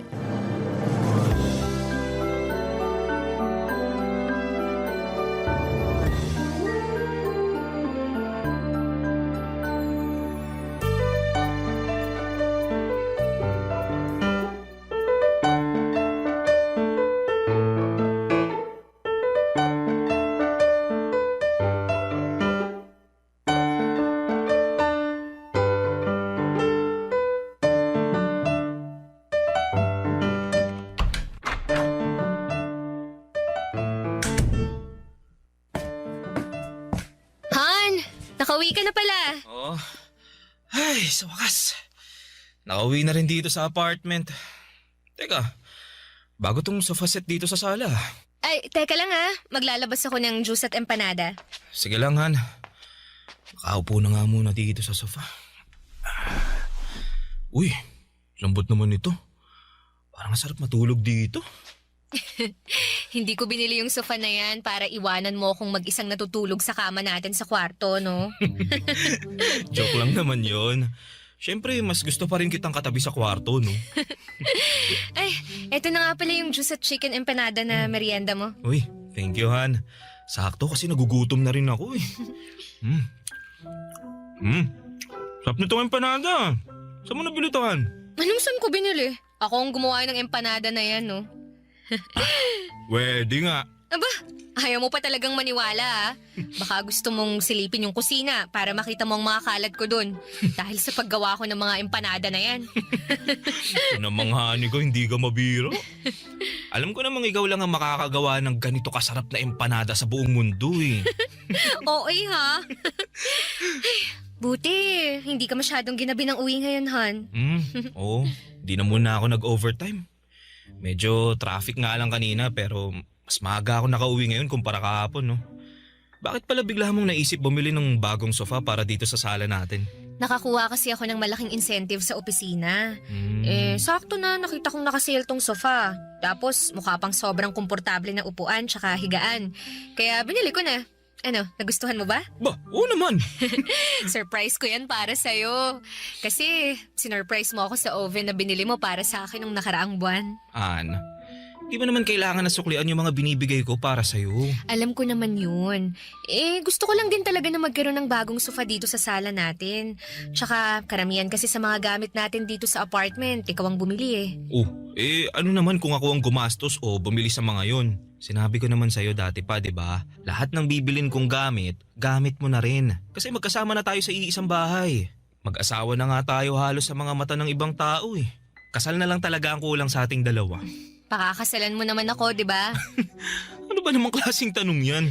Oo, hindi lang naman ang sagot sa tanong ko eh. Tinatawanan mo pa ako.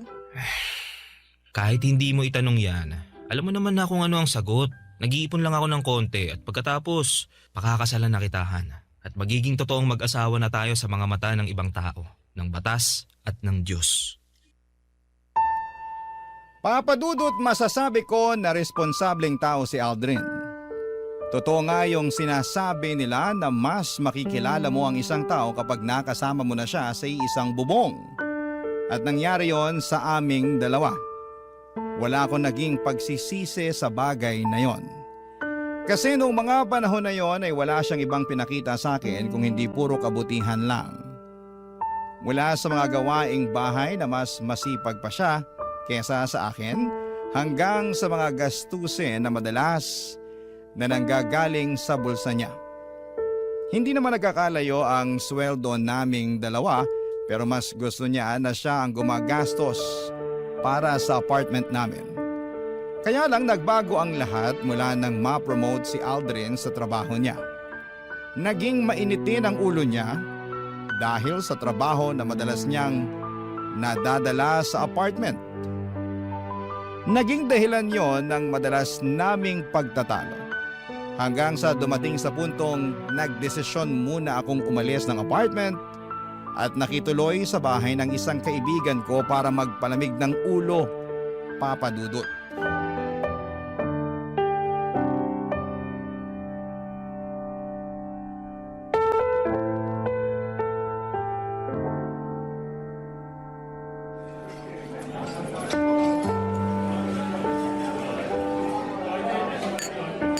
Anak pa, Mika! Ito pa, oh!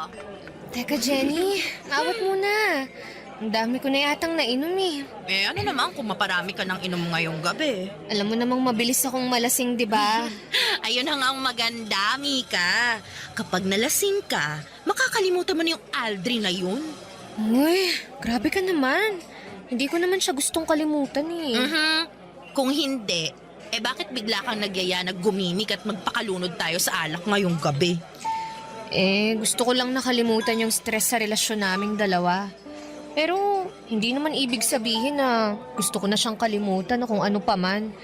Nagpapalamig lang ako ng ulo para hindi kami parehas sumabog ni Aldrin kapag nagkita at nag-usap ulit kami. Ganun na din yun. Sinasabi ko sa'yo, sa hiwalayan din matutuloy ang relasyon yung dalawa.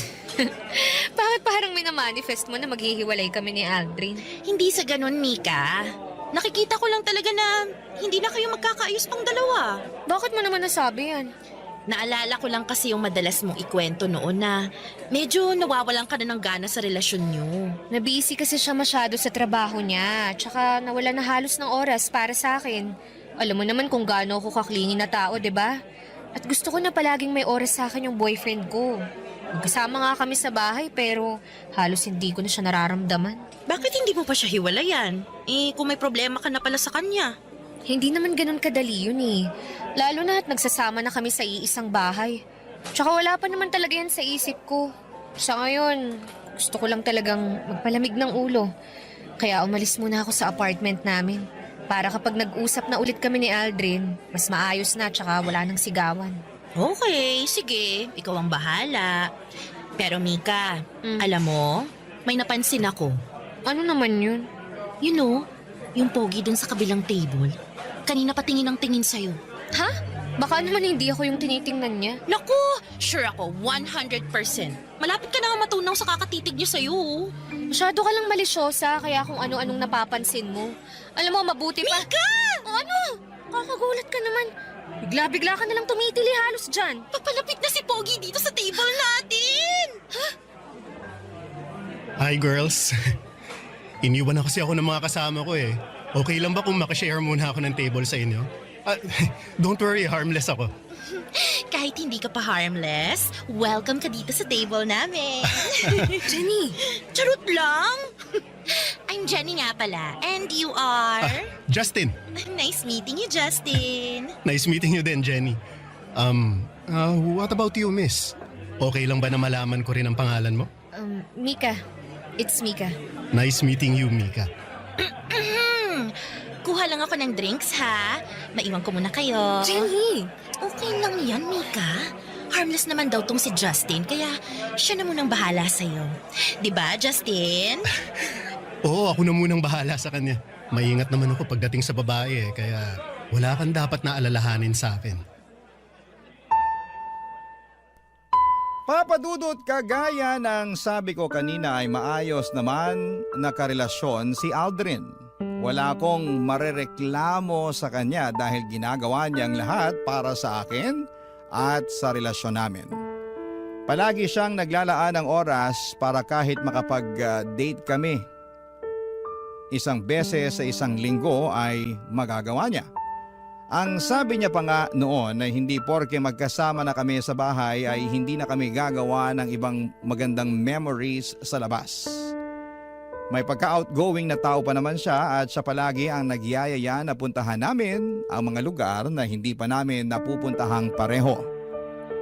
Nagsimula lang talaga ang pagbabago niya nang ma-promote siya sa trabaho. Hindi na kami masyadong lumalabas para mag-date. Late din siyang umuuwi ng apartment dahil sa mga overtime niya at madalas na mainit ang ulo niya kapag magkasama kaming dalawa. Dinadala niya rin kasi hanggang sa apartment ang mga trabaho niya. Buti sana kung trabaho lang, pero pati yung stress nadadala niya. Papadudot yon ang naging dahilan para magsimulang tumabang ang relasyon naming dalawa. Bagay na kinakalungkot ko, Papa Dudut. Barangay Love Stories. Barangay Love Stories.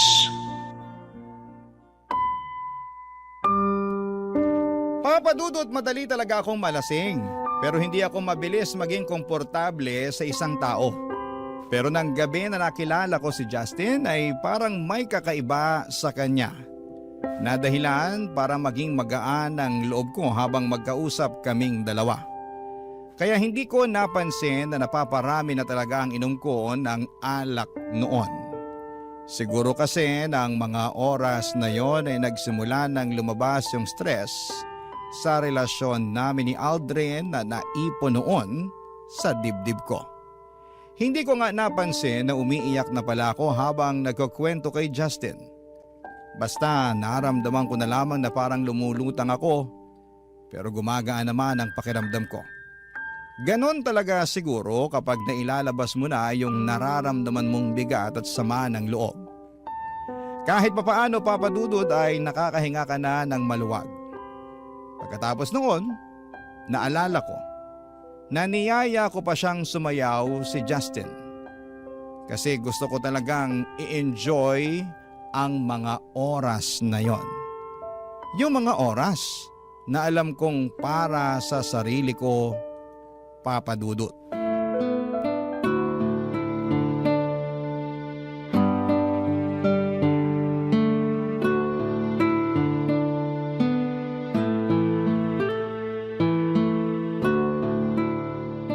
Grabe.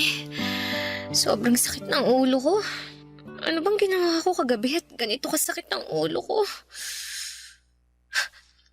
Teka, nasan ako? Bakit wala akong damit at kumot lang ang nakabalot sa katawan ko? Nasaan ang bag ko? Nasaan ang cellphone ko? Oh, mabuti naman at gising ka na, Mika. Ikaw? Anong nangyari kagabi? Wala kang naaalala sa nangyari kagabi? Magtatanong ba ako kung may naaalala ko? Nasaan ba ako? Nandito ka sa kondo ko. Kondo mo? Bakit mo ako dinala rito? Mika, relax. Mabuti pa kumain ka muna. Eto, may dala akong tray ng pagkain, kape at gamot para sa'yo. Sigurado kasi ako na masakit ang ulo mo dahil sa hangover. Sabihin mo nga sa akin, bakit mo ako dinala dito at anong ginawa mo sa akin? Ha?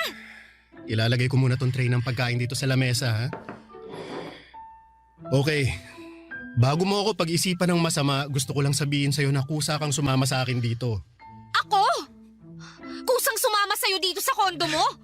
Oo, kahit tawagan mo pa yung kaibigan mong si Jenny. Nagaya na nga siyang umuwi kayo kagabi, kaya lang ang sabi mo, gusto mo pang uminom ng alak kasama ko. Sinabi ko yun. Oo, kaya inihabilin ka na lang niya sa akin. Pagkatapos, nung sobrang lasing ka na talaga at halos hindi ka na makatayo, hiningi ko na sa'yo ang address mo para maihatid na kita pa uwi sa inyo. Kung totoo yung sinasabi mo, bakit nandito ako ngayon sa kondo mo? Eh kasi ang sabi mo, ayaw mong umuwi sa bahay ng kaibigan mo. At ayaw mo rin naman na ihatid kita sa apartment yon ng boyfriend mo.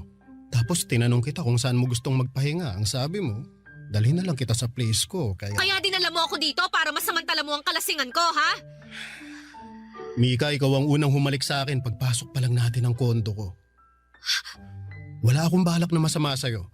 Ang gusto ko lang makapagpahinga ka saglit dito sa place ko hanggang sa maging okay ka na.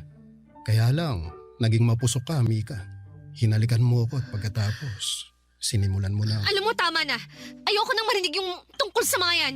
Kailangan ko na rin umalis. Nasaan ba yung mga gamit ko? Nandito sa may upuan.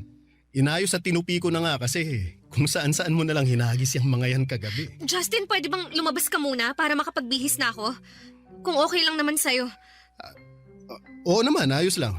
Iwan muna kita dito para makapag-ayos ka na ng sarili mo. Pero inumin mo na rin yung gamot na nandyan sa tray para mawala ka agad yung sakit ng ulo mo, ha?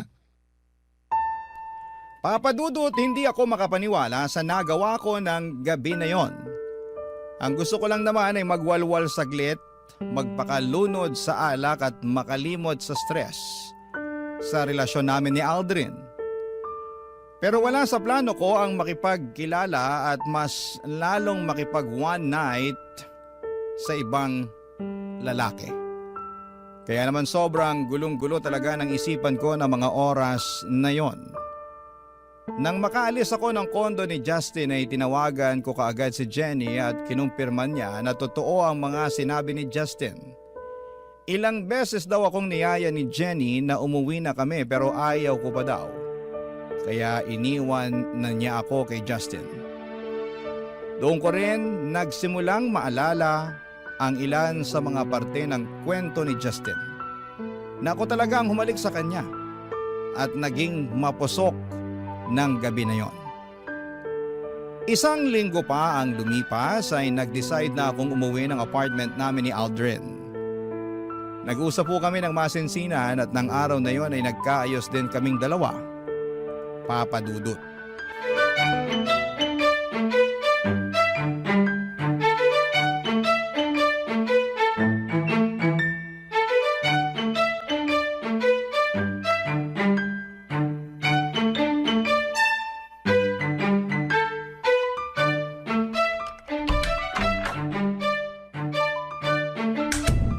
Oh, Han! Ang aga mo namang nakauwi. Nauna ka pa sa akin ngayon dito sa apartment. Natapos ko kasi ng maaga ang trabaho ko kanina eh. Adobo ba yung naaamoy ko? Oh, niluto ko yung paborito mong chicken pork adobo. Ay, wow! Talaga? Namiss ko yan, ha? Sakto nga ang uwi mo kasi kakatapos ko lang ding magluto eh. Upo ka na dito para makakain na tayo. Sige. Ito na ang paborito mong chicken pork adobo. Yun, oh. Paglalagay na kita sa plato mo, ha? Sige. Yan. Tikman mo na, Han. Sige, Han.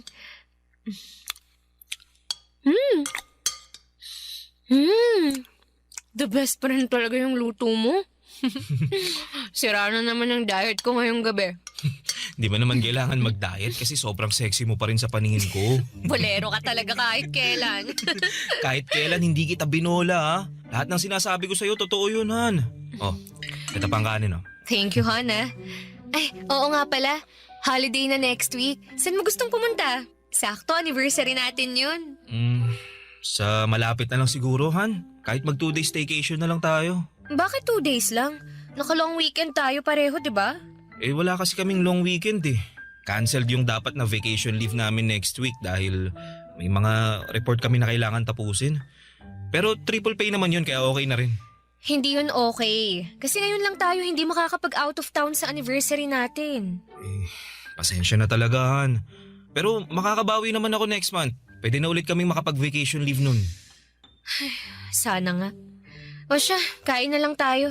Baka mawalan pa ng lasa tong niluto mong adobo.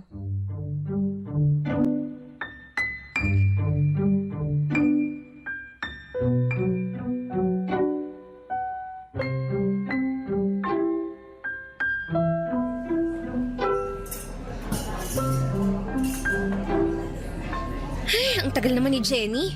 Kanina pa ako naghihintay sa kanya dito sa coffee shop eh. Mika? Justin? Sabi na ikaw yan eh.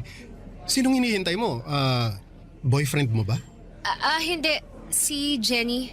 May usapan kasi kaming magkikita kami ngayon dito sa coffee shop. Ang tagal nga niya eh. Okay lang ba kung makashare muna ako ng table habang hinihintay mo siya? Oo naman. Thank you. Oh, kumusta ka naman? Ayos lang. Ikaw, kumusta ka? Ayos lang din. So, nagkaayos na kayo ng boyfriend mo? Oo. Doon na rin ulit ako nag-i-stay sa apartment namin. Mabuti naman kung ganun. Mika, sorry dun sa nangyari sa atin last time ha. Alam mo, na-realize ko na tama ka sa sinabi mo. Parang nasamantala ko nga yung kalasingan mo nun. Dapat hindi ko hinayaan na madala ako sa ginawa mo kasi lasing ka lang naman ng mga oras na yun. Ayos lang yun. May kasalanan din naman ako eh. Dapat hindi ako uminom ng marami at nagpakalasing kasi hindi ko talaga nakokontrol ang sarili ko. Kaya pasensya na rin kung nagkalat pa ako sa kondo mo. Hindi ka naman nagkalat doon. Umalis ka pa nga kaagad pagkatapos mong magbihis eh. Sa totoo lang, Justin, nahihiya ako sa ginawa ko kaya umalis na lang kaagad ako nun. Pero thank you pa rin kasi inasikaso mo ako hanggang sa umagang yun.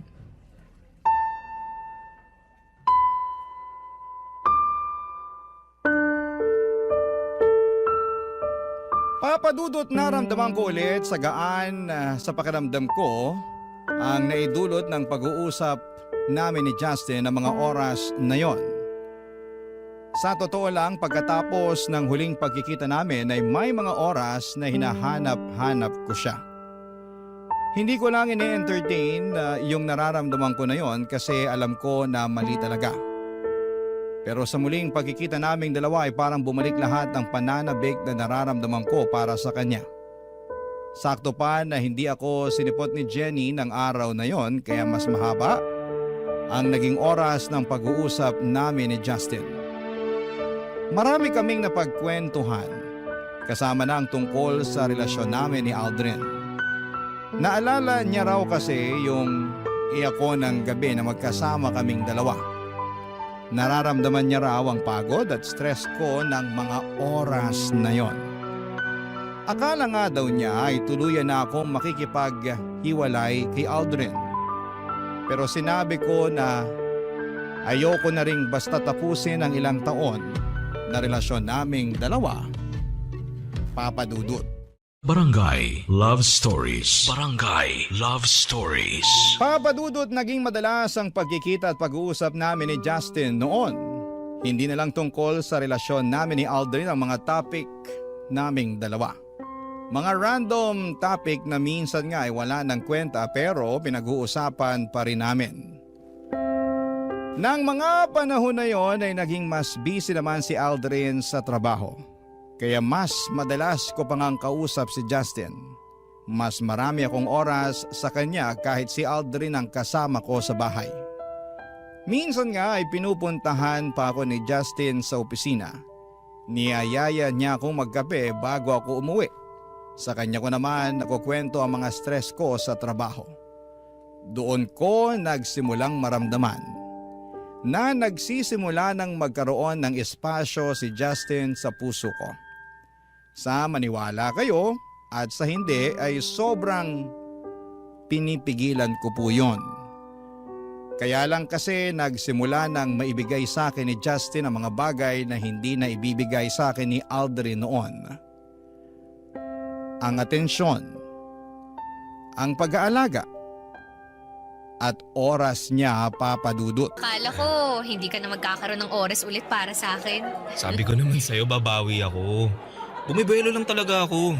Naiintindihan ko naman kasi mag-iisang taon ka palang halos sa bagong posisyon mo sa opisina. Salamat sa pag-intindi palagi sa akin, Han, ha? Alam ko na ikaw yung pinaka nahirapan kasi madalas sinasalo mo yung init ng ulo ko eh. Pero sana wag mong kalimutan na ginagawa ko lahat to para sa future nating dalawa, ha? Konti na lang. Pwede na nating malipatan yung hinuhulugan kong bahay. Tsaka makakakuha na rin tayo ng kotse kaya masusundo at maihatid na rin kita sa trabaho mo. Sabi ko naman sa'yo, tutulungan na kita sa pagbabayad sa mga yan para hindi ka na nahihirapang mag-budget. Hindi na kailangan kasi kaya ko namang hulugan lahat eh. Mas kailangan ko na lawakan mo yung pag-unawa mo sa akin. Sa mga ginagawa ko sa trabaho ko, mas kailangan kita sa tabi ko. Kahit kailan, hindi ako nawala sa tabi mo, Han. Alam ko, kaya malaki ang pasasalamat ko sa'yo kasi hindi ka napagod sa akin. Kaya nga gusto ko sana na ibigay sa'yo to. Anong laman ng maliit na kahon na yan? Buksan mo para malaman mo. Sige. Han, para saan ang singsing na to? Han, gusto ko magsimula tayo ulit. But this time, gusto ko ibang level naman. Mika, will you marry me? Oo. Siyempre, oo. I will. I will marry you, Aldrin.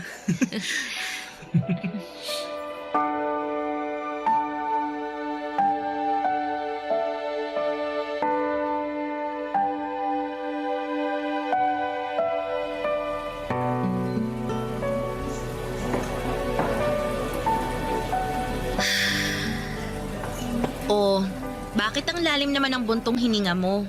Tapos, kanina mo pa tinitingnan yung engagement ring mo. Wala lang. Wala lang, pero kanina ka pa napapatulala dyan. Magkwento ka na, dali. Makikinig ako. Anong chika yan, girl, ha? Wala naman akong chika, Jenny. Pwede nga. Oo nga. Okay lang naman ako. Okay. Sige, sabi mo eh. Ako na lang ang magtatanong para may pagchikahan tayo. Bakit parang hindi ka masaya na ikakasal ka na?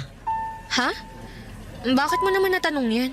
Eh, halata kasi sa mukha mo habang nakatitig ka dyan sa engagement ring mo. Tsaka, hanggang ngayon nga hindi mo pa rin pinopost o di kaya sinostory man lang sa social media yan eh. Kaya aminin mo na sa akin. May gumugulo talaga ngayon sa isipan mo, no, Mika? Sige na nga. Sasabihin ko na ang totoo. Eh, Jenny, para kasing hindi na ako sigurado kung gusto ko pa ba talagang magpakasal kay Aldrin eh. Ayan na nga bang sinasabi ko. Matagal ko nang nararamdaman yan. So, nahuli mo na ba siyang may ibang babae kaya ayaw mo nang ituloy ang kasal? Walang ganyan, Jenny. Kahit kailan, hindi ako niloko o sinaktan ni Aldrin. Ah, okay. Eh, bakit biglang nagbagong isip mo? Hindi ko na kasi nakikita yung sarili ko na siya yung kasama ko habang buhay eh. Pakiramdam ko kasi hindi niya na ako maaalagaan ng maayos.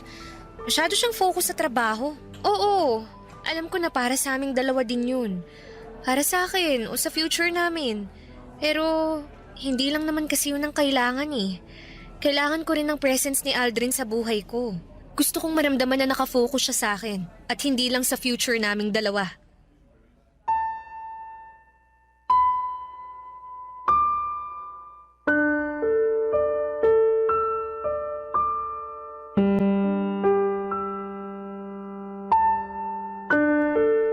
Papadudod sa ilang taon na relasyon namin ni Aldrin ay never siyang gumawa ng kahit na anong bagay para masaktan ako. Naging faithful siya sa akin kaya lang nang mas makilala ko siya. Na-realize ko na marami din pala kaming pagkakaiba. May mga katangian siya na hindi ko alam kung gugustuhin ko bang makasama sa panghabang buhay. Dumagdag pa ang presence ni Justin sa buhay ko. Si Justin na mas nabibigay ang oras na hinahanap ko mula kay Aldrin. Pero mula nang tanggapin ko ang alok na pagpapakasal ni Aldrin sa akin ay naisipan ko na kailangan ko nang itama ang lahat sa buhay ko. Hindi pwede na magpatuloy pa ang kung anuman ang nararamdaman ko para kay Justin. Ayaw ko nang patuloy na magkasala sa relasyon namin ni Aldrin. Kaya naman nag-decide ako na simulan nang iwasan si Justin, Papa Dudut.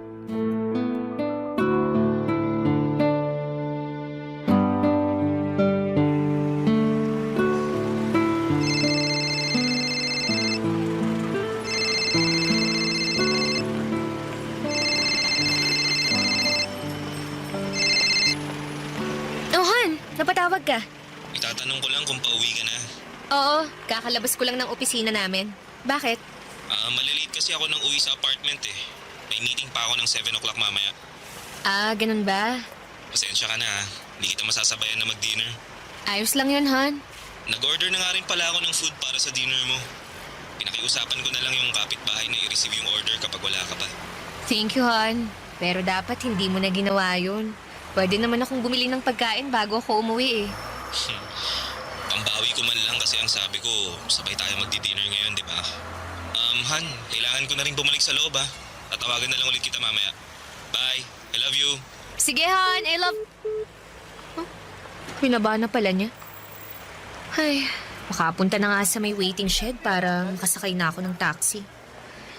Mika, Justin! Anong ginagawa mo rito? Wala naman tayong usapan na magkikita tayo ngayon eh. wala nga pero gusto kasi kitang makita kaya pinuntahan kita dito. Bakit? May problema ba? Kung meron, tinext mo na lang sana ako kaya tinawagan mo na lang ako. Mika, bakit mo ba ako iniiwasan? Ha? Saan naman galing yan? Hindi kita iniiwasan, Justin. Kung hindi, bakit hindi mo na sinasagot ang mga text o tawag ko? Naging busy lang ako sa trabaho. Yun lang yun. Mika, may problema ba tayo? Ano bang sinasabi mo? Wala naman tayong problema, Justin. At wala tayong dapat na maging problema. Talaga? Wala? Wala kang gustong sabihin? Hindi mo ipapaliwanag kung bakit mo ako iniiwasan? Sa ibang araw na lang tayo mag-usap. Kailangan ko nang umuwi. Mika, sandali. Bitiwan mo nga ako! Mag-usap nga kasi muna tayo. Huwag mo akong talikuran. Mahirap pa talagang intindihin na wala tayong dapat na pag-usapan, Justin. Gusto kita at alam kong gusto mo rin ako kaya mo ako iniiwasan. Justin, ikakasal na ako. Alam ko, sinabi sa akin ni Jenny. Pero hindi mo naman na siya mahal, di ba? Mika, aminin mo na yung totoo. Gusto mo na rin ako at ayaw mo nang magpakasal kay Aldrin. Gusto mong malaman yung totoo? Sige, aaminin ko na. Nalilito na ako sa nararamdaman ko ngayon. Litong-lito na ako kasi pakiramdam ko, may nararamdaman na ako sa iyo, Justin. Ayun naman pala eh. Bakit hindi mo nalang hiwalayan si Aldrin? Hindi ganun kadali yun. Bakit nga? Ako naman na yung gusto mo, di ba? Kaya iwanan mo na yung lalaking yon, Mika. Iwanan mo na siya. Para sa akin. Gulong-gulo ang isipan ko noon, Papa Dudut. Pero syempre, hindi ko hiniwalayan ang boyfriend ko. Ayokong basta na lamang itapon yung ilang taon ng relasyon naming dalawa. Aldrin is a very responsible partner and a good provider. Sadyang hindi lang siya perpekto at may kaunting pagkukulang. Ang pagkukulang na natagpuan ko kay Justin. Sa totoo lang kasi ay mas napupunan niya ang emotional needs na kailangan ko. Para bang hindi ko na kailangang magkwento sa kanya o sabihin kung ano man ang problema ko. Nababasa na kaagad niya kung ano ang nasa isipan at nararamdaman ko. Kaya nga mabilis na nahulog ang loob ko sa kanya. Kasi nakita ko na mas naiintindihan niya. Papadudod hanggang ngayon ay naguguluhan pa rin po ako. Patuloy si Aldrin sa pagpaplano ng kasal naming dalawa at si Justin naman ay patuloy din na naghihintay at umaasa na hiwalayan ko na si Aldrin para sa kanya. Ayokong gumawa ng desisyon na sobra kong pagsisisihan sa bandang huli. Hindi ko rin alam kung paano pipili sa kanilang dalawa. Dahil alam ko na merong isang masasaktan sa desisyon na gagawin ko. Hanggang dito na lamang po muna ang sulat ko at sana'y makarinig o makabasa ako ng mga komento sa ating mga kabarangay na makakatulong sa kung ano man ang pinagdaraanan ko. Ang inyong kapuso at kabarangay, Mika. Nalilito pa rin sa live ang ating kabarangay. Ano kaya ang maipapayo mo sa kanya? Ibahagi mo yan sa ating comment section para mabasa rin niya. 97.1 Mga kwento ng pag-ibig, kwento ng pag-asa at mga kwento ng buhay dito sa Barangay Love Stories. Love Stories.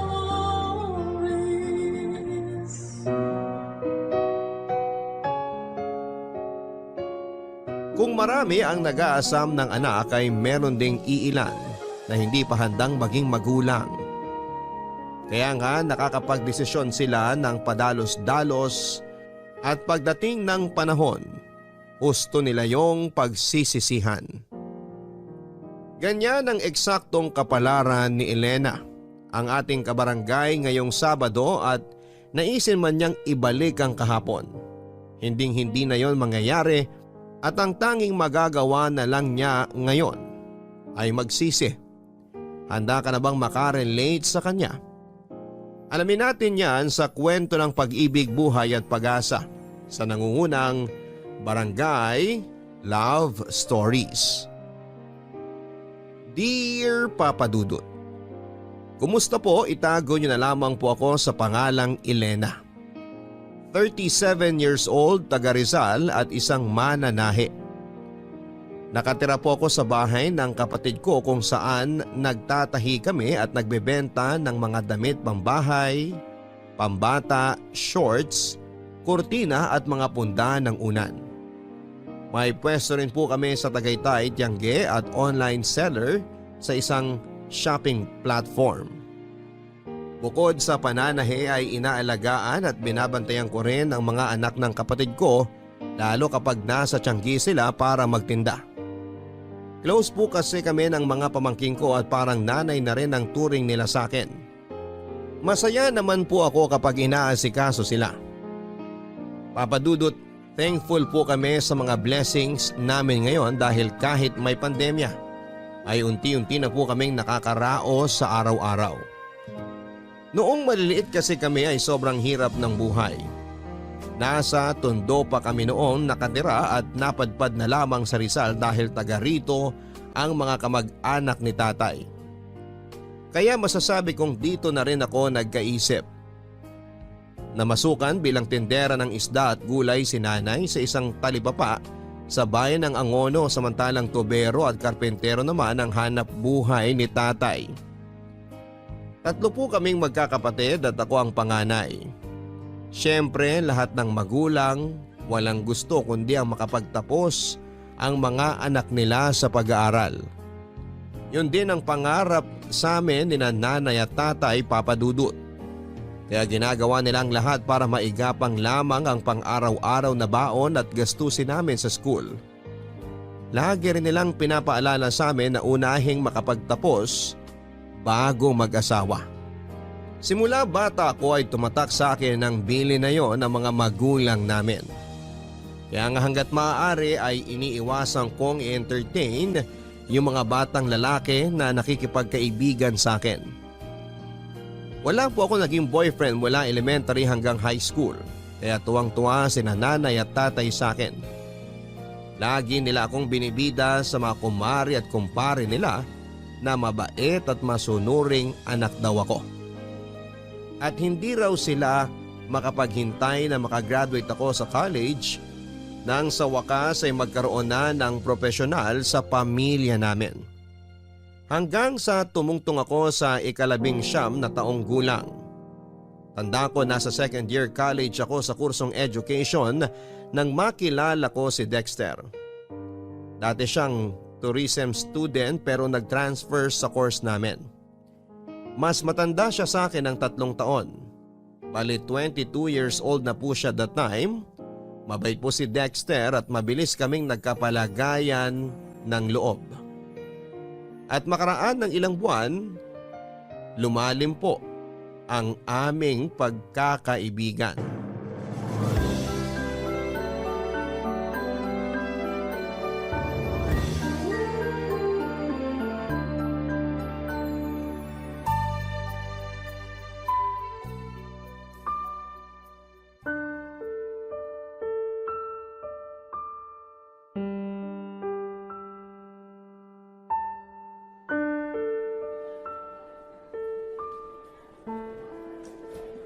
Dexter, ano ba?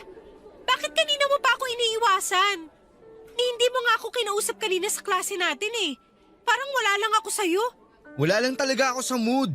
Kilala mo naman ako pag bad trip, di ba? Yun lang yun. Yun nga ang hindi ko mag-gets. Bakit ka bad trip? Kanino ka bad trip? Ay nako, ba't ba ang dami mong tanong? Ay, gusto mo talagang malaman? Malamang tinatanong ko nga, di ba? Sa'yo ako bad trip. At bakit naman? Ano bang ginawa ko para mainis ka ng ganyan sa akin?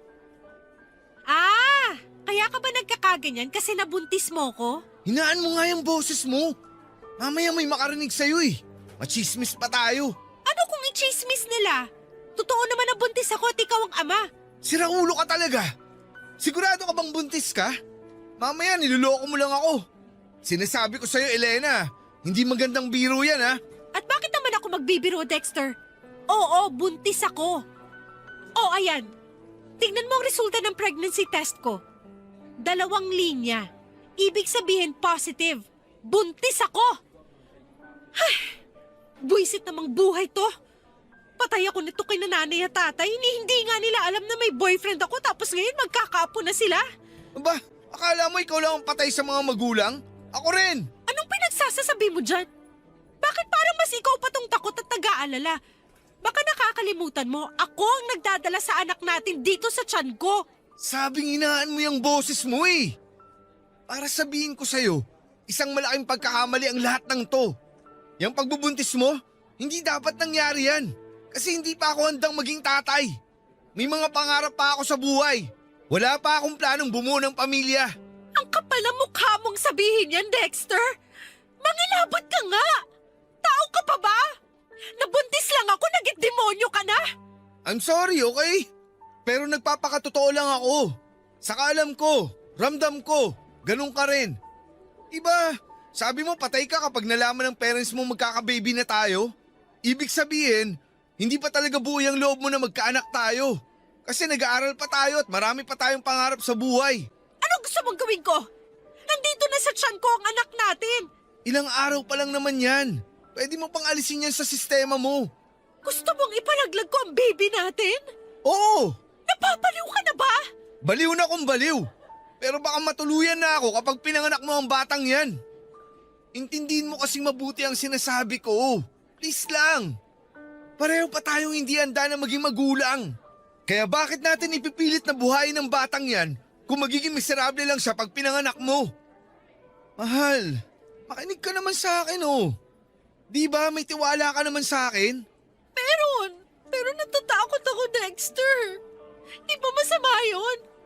Masama na ipalaglag ang baby kasi parang pinatay mo na rin siya.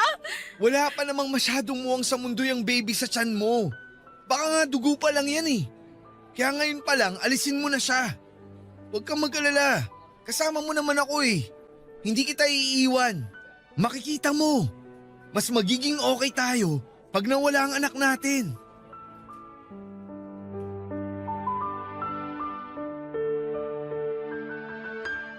Papa Dudut, alam kong malaking kasalanan sa Diyos ang pagkakasundo namin ni Dexter na ipalaglag ang baby namin. Pero pareho po kaming lito at desperado ng panahon na yon.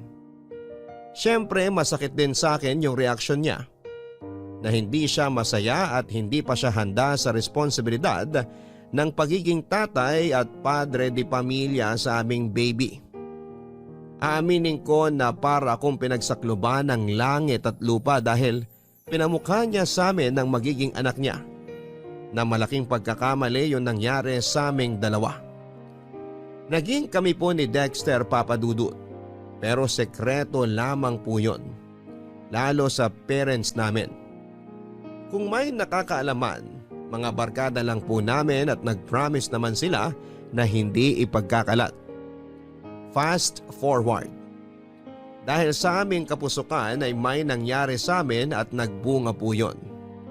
Ang totoo ay hindi pa rin po talaga ako handa na maging magulang dahil meron pa akong pangarap na makapagtapos ng college.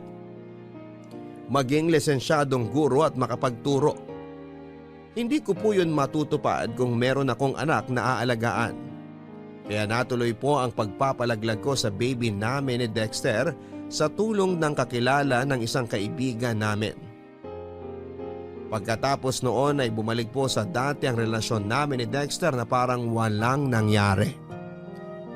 Kaya lang hindi pa nagtatagal simula nang mag-decide kaming alisin sa tiyan ko ang anak namin ay napansin ko na biglang nanlamig ang relasyon namin ni Dexter. Yun naman pala ay meron po siyang nilalanding babae na isang HRM student. Siyempre may tenga ang lupa, may pakpak ang balita. May nakapagtimbre sa akin na kakilala ko sa course na yon. Na napapansin nilang may katext lagi ang naturang babae at hindi nagtagal ay nalaman nila kung sino ang lalaking kalandian nito. Walang iba kundi si Dexter na boyfriend ko. Sobrang sama po ng loob ko, Papa Dudut, dahil kahit sekreto lamang ang pagiging mag-on namin ni Dexter, still kami pa rin po ang magkarelasyon. Galit na galit ko siyang kinumpronta ng araw na yon. Bakit mo ginawa yun, Elena? Ang kapal naman ang mukha mo tanungin kung bakit kita sinampal. Alam mo, kung Aray! tutuusin, Ano ba? kulang pa nga yan. Dapat sa'yo sinasaktan ng gusto. Napakasama mo. Pwede ba? Tigilan mo na ang kasasampal sa akin. Ano ba kasing ginawa ko? Nambababae ka. Yan ang ginagawa mong animal ka. Akala mo ba bobo ako? Tanga? Inosente? Akala mo yata ganong klaseng babae ako pwes nagkakamali ka. Huling-huli ka na. May ebidensya ako dito ng mga pictures nyo na palihim na nag-uusap kapag di tayo magkasama. Aminin mo na kasi niloloko mo akong lintik ka. Okay, sige. Inaamin ko. Napakasama mo, Dexter! Napakademonyo mo! Elena, ano ba? Kung mag-eskandalo ka ng ganyan, baka patulan na talaga kita. Mahiya ka nga. Mamaya may makarinig pa sa atin tapos isipin nag-aaway tayo. Aba, bakit? Mukha ba tayo nagkakasiyahan dito ngayon? Tsaka teka nga, bakit parang ang yabang mo pa dyan? Inamin mo na nga na nambababae ka pero parang ang dating normal lang yun sa'yo? Paano naman kasing hindi ako titingin sa iba? Ganyan ang ugali mo. Habang tumatagal, nakakabwisit ka na, alam mo ba yon? Ang dali mong magselos. Lahat na lang pinagseselosan mo. Barkada ko, classmates natin. Tapos nasasakal na rin ako sa relasyon nating dalawa. Masyado kang emosyonal at kulang sa atensyon. Ano bang palagay mo sa akin? Yaya mo? Magulang mo? Hindi naman, di ba? May sarili akong buhay tapos gusto mo lagi kang nakikisawsaw. Ano? Bawiin mong sinabi mong yan kasi nakakasakit ka na! Marunong ka palang masaktan? Kasi kani-kanina lang, ikaw yung nananakit eh. Tinan mo nga itong mga hampas at palo mo sa akin. Bakit pa sa braso ko yung kamay mo? Tapos ito yung mukha ko. Sigurado akong pulang-pula na sa sampal mong gaga ka. Ano na lang sasabihin ko sa parents ko pag nagtanong sila kung na paano to? Hindi ko naman yan gagawin sa'yo kung naging matino ka lang sana. At hindi ka nang bababae. Tigilan mo na nga ang paninisi sa akin. Saka hindi ako mambababae kung hindi ka astang baliw at siraulo dyan. Hindi mo ako pag-aari. Kung magpapatuloy ka sa ganyang ugali mo, maghiwalay na lang tayo. Ayoko na sa'yo kasi nakakasawa at nakakaumay ka. Dexter naman! Huwag mo namang sabihin yun! Huwag mo akong iwan at huwag mo ako ipagpalit sa iba! Hindi ko kasi kaya kapag nangyari yun, please lang! Ang gusto ko lang naman, ako lang! Ayoko nang may kahati sa'yo kasi sakit ka lang dapat! Baliw! Siraulo! Sinabi hindi mo ako pag-aari, lintik ka! Mabuti pa, dyan ka na! Alis na ako at huwag kang susunod sa akin! Nakakabwisit yung pagmumukha mo! Dexter! Please, wag ka umalis! Wag mo akong iwan!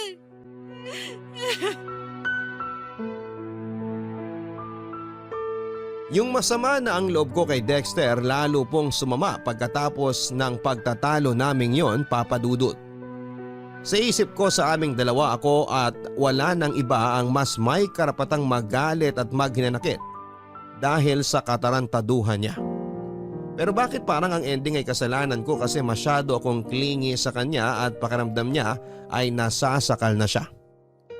Alam ko, Papa Dudut, na excuses lang niya ang mga bagay na yon para mapagtakpan ang kasalanan niya at siya ang lumabas na biktima sa aming dalawa. Kaya galit na galit po ako sa kanya ng panahon na yon at kulang na lang ay isumpa ko siya, Papa Dudut. Ilang araw din po kaming hindi nagpansinan ni Dexter at mas mahirap yon sa parte ko dahil magkaklase kami. Tingin ko nga ay ako lang ang affected dahil mukhang ayos lamang siya. Nagagawa pa nga niyang makipagtawanan sa iba naming kaklase at sumama sa mga gimmick o inuman ng mga ito after class. Mahal na mahal ko po si Dexter, Papa Dudut. Tawagin niyo na po akong tanga, martir o himang. Pero may pagka-hopeless romantic kasi akong tao. Siya rin kasi ang first love ko at first boyfriend ko kaya gusto kong siya na rin ang mapangasawa ko. Kaya kahit may kasalanan siya sa akin at sa relasyon namin ay nagbulag-bulagan po ako sa mga kalokohan niya kahit harap-harapan na po ang pakikipaglandian niya sa ibang babae. May punto po na nagmanik luhod ako sa kanya. Para piliin lamang niya ako kaso sa huli, iniwalayan pa rin niya ako. Hindi ko po kayang ipaliwanag yung sakit na nararamdaman ko ng panahon na yon. Daig ko pa ang sinaksak ng libu-libong patalim sa dibdib, sa braso, sa binti at sa katawan, pero buhay pa rin ako at nasasaktan. Hindi po ako kaagad nakapag-move on lalo na nang mag-drop out si Dexter sa pag-aaral. At nawala na lang bigla. Ang resulta, nawalan po ako ng gana. Tumigil na lamang ako sa pagpasok sa klase namin at hindi ko na natupad ang pangarap ng mga magulang namin na makapagtapos ako sa kolehiyo. Papa Dudut, disappointed po kasi sa akin ng parents namin at kitang-kita ko ang kalungkutan sa mga mata nila nang mag-decide akong tumigil na ng tuluyan sa pag-aaral. Nahihirapan po kasi akong mag-concentrate sa klase namin at para bang gusto ko na lamang magkulong sa bahay namin at magmukmok. Siyempre, palaisipan sa pamilya ko ang pinagdadaanan ko ng panahon na yon. Akala pa nga ni nanay ay may sakit ako. Kaya nangutang pa siya sa amo niya ng pera. Mapa-check up lamang ako sa doktor. Pero normal po ang mga medical test result ko. Kaya nakahinga ng maluwag si nanay. Sinabi ko sa kanya na huwag na siyang mag-alala sa akin dahil magiging okay din ako. Pagkalipas ng ilang buwan ay nag-decide po ako na tigilan na ang pagmumukmuk ko. Pero imbes na bumalik ang gana ko sa pag-aaral ay naisipan ko maghanap ng mapapasukang trabaho para makatulong sa mga magulang namin. Nag-apply po ako sa mga convenience store at swerteng natanggap ako bilang cashier.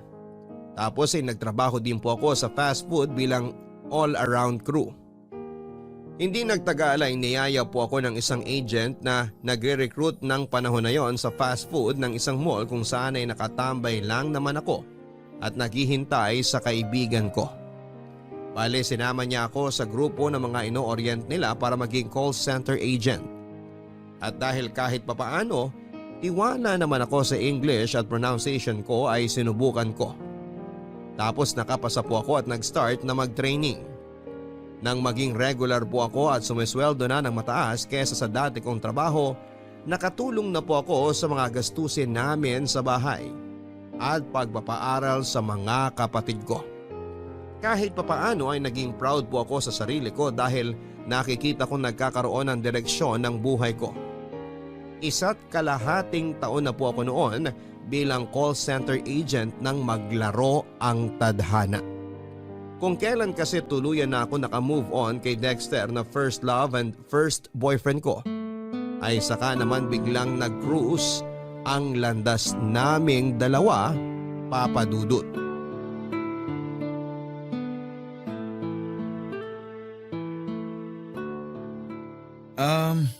Kumusta ka naman, Elena? Ang tagal din nating hindi nagkita. Ayos lang. Ito, working as call center agent. Diyan lang office namin sa malapit. Naisipan ko lang bumili ng kape bago mag-start shift ko. Ah, ganun ba? Sandali, nagkakape ka na pala ngayon? Oo, nakakailang cups nga ako nito araw-araw. Nakaka-addict kasi. Nako, hinay-hinay lang sa pag-inom ng kape ha. Masama rin yan sa kalusugan kapag napasobra. Alam ko naman yun. Hindi ko lang din maiwasan dahil kailangan lagi akong gising sa trabaho ko. Kapag hindi ako nakakapagkape, daig ko pa yung sabog at lutang. Ganun? Ayos lang ba makipagkwentuhan sa'yo? Nagmamadali ka ba? Ang totoo, gusto ko sanang humingi ng sorry sa'yo kasi bigla ako nawala after ng breakup natin. Alam ko masakit sa'yo na naghiwalay tayo tapos iniwan pa kita. Ewan ko kung anong pumasok sa isip ko nun. Kaya bigla ako nag-decide na tumigil sa pag-aaral at sumama sa tito ko papunta sa Cebu. Pinasok niya ako ng trabaho doon. Doon na rin ako tumira ng ilang taon. Elena, alam kong malaki ang kasalanan ko sa'yo. Kaya gusto kong humingi ng sorry. Aaminin ko masama ang loob ko kasi sinaktan mo ko ng sobra-sobra noon. Hindi ko maintindihan kung ano bang naging kasalanan ko sa'yo para sa huli. Iwan mo ko at hindi piliin. Ikaw ang first love ko, first boyfriend. Kaya normal na masaktan ako ng husto at mahirapang makamove on. Siguro, tinanggap ko na lang talaga na hindi tayo para sa isa't isa at merong nakalaan sa ating iba. Teka, maiba ako. May asawa ka na ba? Mga anak? Wala. Wala akong anak at mas lalong wala akong asawa. Sinubukan ko manligaw. Nagka-girlfriend naman ako pero iba ka pa rin, Elena. Sobrang ibang-iba yung relasyon natin at hindi ko yun mahanap sa mga babaeng nakasama ko. Alam ko lahat ng mga kasalanan at pagkukulang ko sa'yo. At sa maniwala ka o hindi, pinagsisihan ko yun ng gusto. Kung may babalik ko lang kahapon, hindi kita sasaktan at hindi kita iiwanan. Kaso wala eh. Nagpakagago ako. Imposibleng matama ko pa yung mga maling nagawa ko. Mga bata pa tayo noon kumpara sa edad natin ngayon. Siguro mas nag-mature na tayo. Tsaka pinatawad na kita, Dexter. Hindi ko man maintindihan yung mga dahilan mo noon kung bakit mo yun nagawa. Hinayaan ko na lang na tulungan ako ng panahon na maghilom. Tapos sino mag-aakala na magkikita tayo ulit, di ba? Napaka mapaglaro ng kapalaran. Oo nga eh. Pero naniniwala ako na may dahilan ng pagkikita nating to. Pero ikaw ba? Meron ka na bang asawa o kahit man lang boyfriend? Wala akong asawa. Wala rin ako mga anak. At mas lalong wala akong boyfriend ngayon.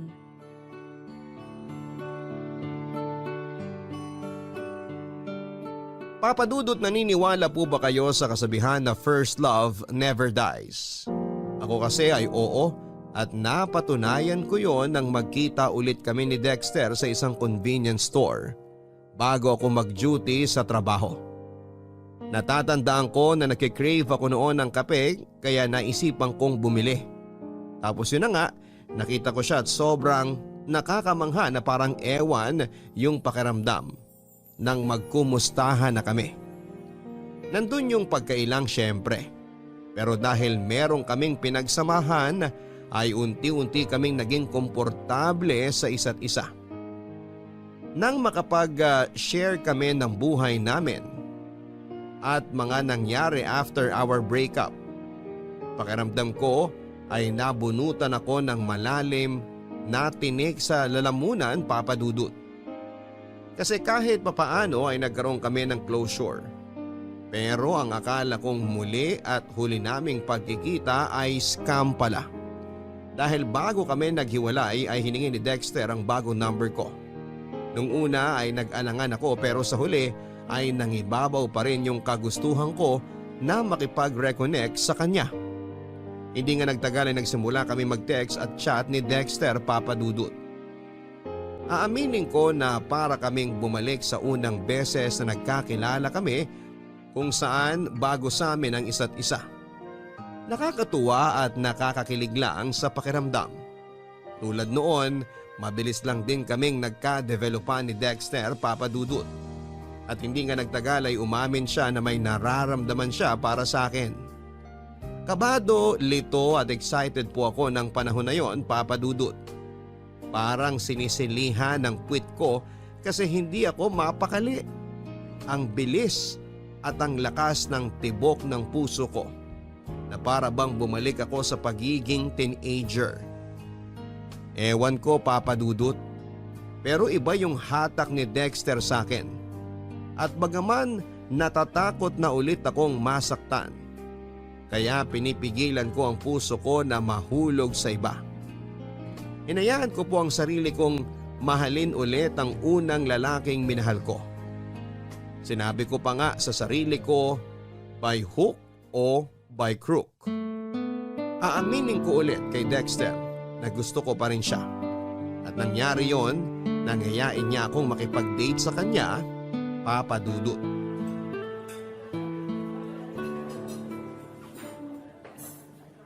Elena, thank you ah. Thank you saan? Sa pagpayag mong lumabas kasama ko. Bakit naman ako hindi papayag? Siyempre, hindi kasi ako sigurado kung, alam mo na, kung pareho pa rin tayo ng nararamdaman sa isa't isa. Ano ba to? Ang totoo kasi niyan, may feelings pa rin ako sa'yo. Tulad ng sinabi ko nung nagkita ulit tayo, iba ka sa lahat. At hindi ko mahanap sa iba yung katulad ng relasyon natin dati. Kaya nga sabi ko sa sarili ko, ngayon na nagkita ulit tayo, parehong single at walang commitment, tapos pumayag ka rin makipag-date sa akin ayoko nang sayangin yung pagkakataon na binigay sa akin ng Diyos para bumawi sa'yo at itama ang mga mali ko. Sana hindi ka masyadong nabigla sa mga sinabi ko, Elena. Ano ka ba? Ayos lang. Actually, hindi lang ikaw ang may gustong aminin. Ako rin. May aaminin ka rin? Ano yun? Nakikinig ako. Ikaw rin kasi, malakas pa rin ang impact mo sa akin. Ewan ko ba? Hindi ko may paliwanag. Nung naghiwalay tayo, ginawa ko talaga lahat para kalimutan ka. May mga nanligaw sa akin, oo, pero hindi pa rin kita mapakawalan sa puso ko. Siguro nga kinukumbinsi ko lang ang sarili ko na nakamove on na ako sa'yo, na nakamove on na ako sa relasyon natin, kahit hindi naman talaga. Masaya ako nung nagkita ulit tayo. Kabado rin syempre kasi hindi pa ako ready na marinig mula sa'yo na pamilyado ka ng tao. Pero matapos mong sabihin na wala pang ibang babaeng nakahihigit sa akin dyan sa puso mo, umasa ako na baka may chance pa tayo, Dexter. Tingnan mo nga naman oh. Nakakatuwang isipin na sinadya talaga na magkita tayo ngayon para bumawi sa isa't isa. Pangako, Elena, magiging mas mabuting boyfriend ako. Ngayon na tama na ang panahon para sa ating dalawa. Walang araw na hindi ko ipagsisigawan sa mundo kung gaano ako kaswerte na dumating ka sa buhay ko. Yun kung hahayaan mo akong ligawan kita. Ano, payag ka? Walang problema. Pumapayag ako. Basta promise mo sa akin na hindi mo na ako sasaktan katulad dati. Kasi kahit paano may takot pa rin sa puso ko. Pero syempre mas nananaig yung pagmamahal ko para sa'yo. Mahal din kita, Elena. Sobrang mahal. Pangako, magiging good boy na ako. Araw-araw kitang uunahin. Tiwala na akong mas magagawa at mapapatunayan ko na yun ngayon. Kasi nasa tamang edad na ako. Di hamak na mas mature na ako mag-isip kaysa noon. Kaya huwag kang mag-alala. Ligtas ka sa akin. At salamat pala sa pagkakataon. Huwag ka nang mag-thank you. Reserve mo na lang yan pag sinagot na kita. Ang tanong, sasagutin nga ba kita? Teka, di ba mutual na yung feelings natin? Oo, pero depende pa rin yun sa panliligaw mo. Naisip ko kasi baka magbago pa ang isip ko kaya dapat galingan mo. Matagal na yata akong magaling. Alam mo yan. Oo, at mayabang din. Kumain na nga tayo bago pa lumamig tong mga pagkain. The best daw ang steak nila rito. Oh, heto, tikman mo. Susubuan kita.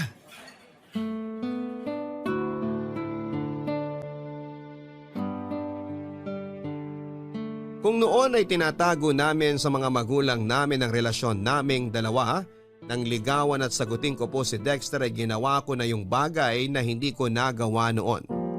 Yon ay ang ipakilala siya sa pamilya ko. Lalong-lalo na kina nanay at tatay.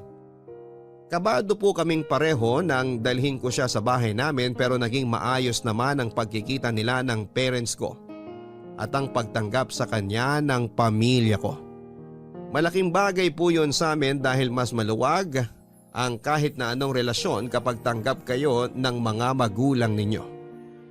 Hindi nagtagal ako naman po ang ipinakilala ni Dexter sa parents and family niya.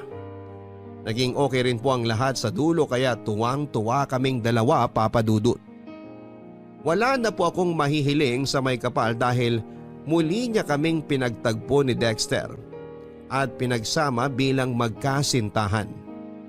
Malungkot man at masakit yung paghihiwalay namin noong araw, naniniwala po kami na paraan lamang yon ng tadhana para ihanda kami sa panibagong buhay na haharapin namin. Ang tinutukoy ko po ay yung noong nag-decide kami ni Dexter na mag-live-in na at bumuo ng pamilya. Payag din naman po ang mga parents namin dahil pareho na kaming nasa tamang edad at may trabaho. Kaya na naming buhayin ang magiging anak namin, Papa Dudut. Kaya naman malakas ang loob namin. Walang pagsidlan yung kaligayahan ko sa puso ko matapos naming tumira sa isang bubong. Nangako si Dexter na balang araw pakakasalan niya ako. Kaya naman pinanghawakan ko yon, Papa Dudut. Pero that time ay hindi po namin priority ang wedding dahil gusto na po naming magkaanak. Papa Dudut, dream come true po ang pagsasama namin ni Dexter sa iisang bubong at pangarap na bumuo ng sarili naming pamilya. Siyempre umiidad na kami at kailangan na naming maghabol para naman hindi kami mapag-iwanan sa biyahe. Karamihan kasi sa mga common friends namin ay may mga anak na. Oo, nandun yung inggit kaya nga ang magka-baby ang priority namin that time. Ang sabi ko noon sa sarili ko ay tama na ang panahon at pagkakataon kung saan ay pwede na kaming bumuo ng sarili naming pamilya. Kaya simula noon ay ginabi-gabi po namin ni Dexter ang pagsisiping, Papa Dudut. Umaasa po kasi kami na makakabuo kami kaagad kapag ginawa namin yon. Lumipas nga ang ilang buwan at wala pa ring nabubuo sa sinapupunan ko, Papa Dudut. May punto na pareho na kaming frustrated ni Dexter dahil consistent naman ang sex namin. Tapos pareho rin kaming healthy and capable. Alam ko yon dahil yon ang pakiramdam ko, Papa Dudut. Regular din kasi ang menstruation ko kaya dapat mas malaki yung chance na mabuntis ako. Pero lagi pong negative ang resulta ng pregnancy test kaya nalungkot kami ng husto. May isang beses na na-delay ako sa menstruation ko at akala namin ay buntis na ako. Deep inside ay nagse-celebrate na kami ni Dexter dahil umaasa kaming sa wakas ay dininig na ng Diyos ang matagal naming panalangin sa Kanya. Pero pagkaraan ng 2 araw, niregla po ako, Papa Dudut. Kaya gano'n na lamang ang disappointment namin ni Dexter. Pero hindi pa rin kami sumuko. Sinubukan pa rin po namin kahit paulit-ulit na kaming nabibigo. Ganon naman talaga ang buhay. Walang mangyayari kung magmumugmok lamang kami sa sulok at hindi magpapatuloy, Papa Dudut. Ay, negative na naman. Ano ba yan? Oh, mahal. Ang aga-aga, bakit parang nakasimangot ka? Sino bang hindi sisimangot? Negative na naman ang result ng PT ko, mahal. Tingnan mo, pangatlong beses ko na yan ngayong araw. Mahal, huwag ka naman stress. Ikaw din ang mahihirapan kapag inisip mo pa ng gusto. Paanong hindi ako masistress? Ang tagal na kasi nating sinusubukan. Kaso wala pa rin. Bakit yung ibang kakilala kong babae, isang beses pa lang may nangyari sa kanila ng mga partner nila pero buntis na agad sila? Bakit tayo? Hindi ko rin alam pero baka hindi pa talaga binibigay sa atin. Alam mo, malapit na akong maniwala na karma natin to kasi pinalaglag natin ang unang baby natin noon, mahal. Ano bang pinagsasasabi mo? Naisip ko lang naman. At bakit bigla mo namang naisip yan? Pareho naman natin ginusto na ipalaglag ang baby natin noon ah. Kasi hindi pa tayo handang maging magulang. Wala pa tayong kakayahan noon. Di tulad ngayon. Hindi mo kailangan magtaas ng boses dahil naririnig kita at naiintindihan ko ang point mo. Ang akin lang kasi, naniniwala pa rin naman ako sa karma. At paano kung ito na yun, di ba? Kaya hirap tayo makabuo dahil nga kinakarma na tayo. Karma ka dyan. Kasabihan lang yun. Hindi yun totoo. Pwede ba? Huwag ka nga magpapaniwala sa mga karmang yan. Dami mong papaniwalaan yan pa talaga. Bakit ba hindi mo ako mag-gets? Siyempre babae ako. Kung frustrated ka dahil kahit anong gawin natin hindi pa rin tayo makabuo, pues mas frustrated ako. Ikaw lang ang gumagawa ng ikagaganyan mo, Elena. Oo, katulad mo, busit ako. Pero nasa katinuan pa rin ako. Sinasabi mo bang baliw ako, ha, Dexter? Aray! Ano? Sumagot ka! Bakit ka ba nananakit? Wala naman akong sinasabing ganun ah. May narinig ka ba lumabas sa bibig ko? Sa'yo kaya mismo nang galing yun, Elena. Parang gago naman talaga to, oh. At ako pa talaga ang gago, ha? Anong niya ka? Wala ka nga sinasabi pero yun na rin ang punto mo. Palagay mo sa akin, mahina po make up? Aray! Sumusobra ka na! Grabe ka! Lumuwag na naman yata yung tornilyo mo sa utak. Ang aga-aga, ganyan ka. Makaalis na nga muna rito sa bahay. Diyan ka na! Buisit! Dexter! Bumalik ka rito! Hindi pa tayo tapos mag-usap!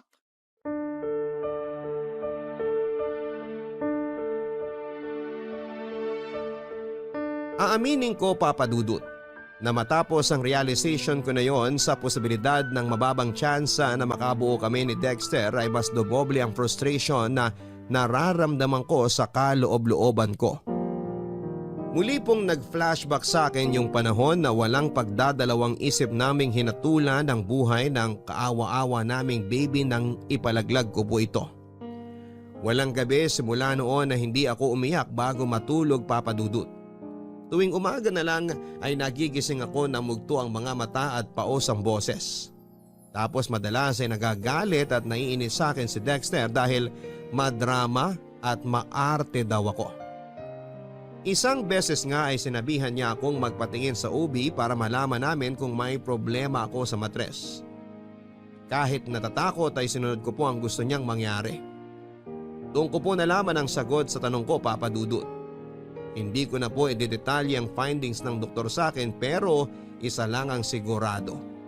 May kinalaman ang pagpapalaglag ko noong araw sa dahilan kung bakit hirap po akong mabuntis ng panahon na yon. At matapos ko pong sabihin kay Dexter ang resulta, imbes na simpatya, awa o pagdamay sa kalagayan ko, galit, panunumbat at paninisi ang initial reaction niya. Bagay na mas nagpalala pa ng matinding sakit at kalungkutan na nararamdaman ko ng panahon na yon.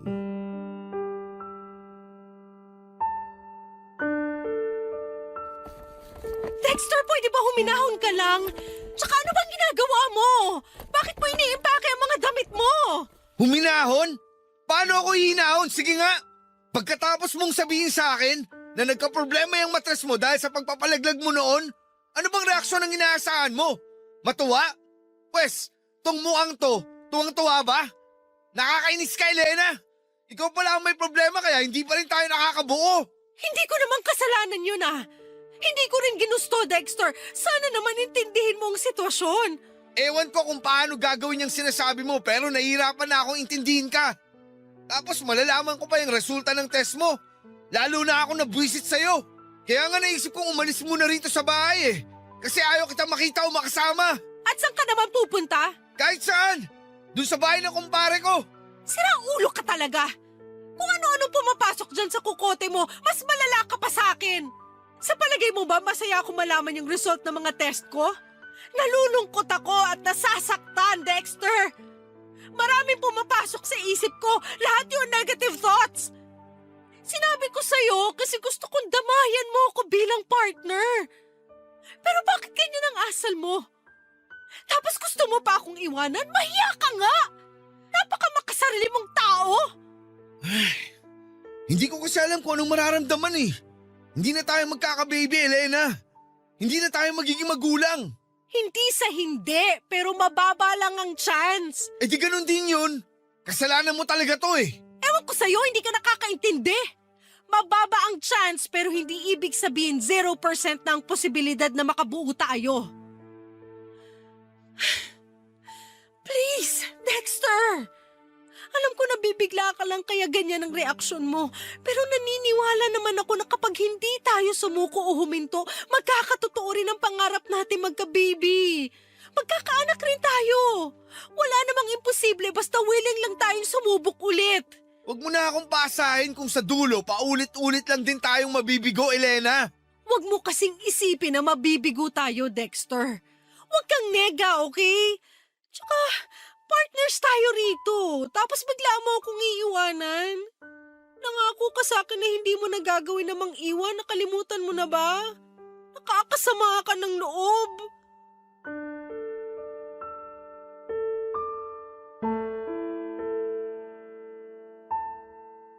Matapos sabihin sa akin ni Dexter na hihiwalayan niya ako dahil hindi kami makabuo, ay nataranta po ako ng husto at kinain ng matinding takot, Papa Dudut. Hindi ko kayang mawala sa piling ko si Dexter lalo na kung kailan pabor na sa amin ang kapalaran. Muli po ako nakiusap sa kanya na subukan lang namin. Hindi naman kasi sinabi ng doktor na wala na akong tsansang mabuntis. Mababa lang pero kung hindi kami susuko, samahan pa ng dasal sa may kapal ay baka isang araw ay matupad din po ang aming kahilingan. Mabuti na lamang po dahil nakinig sa pakiusap ko si Dexter at muli po naming sinubukang magka-baby, Papa Dudut. Bukod doon ay nag-start po kaming magpanata sa simbahan tuwing linggo para dinggin ng Diyos ang kahilingan namin. May mga binago rin po kami sa lifestyle namin para mas maging healthy kaming pareho. Halimbawa, nag-quit po si Dexter sa paninigarilyo.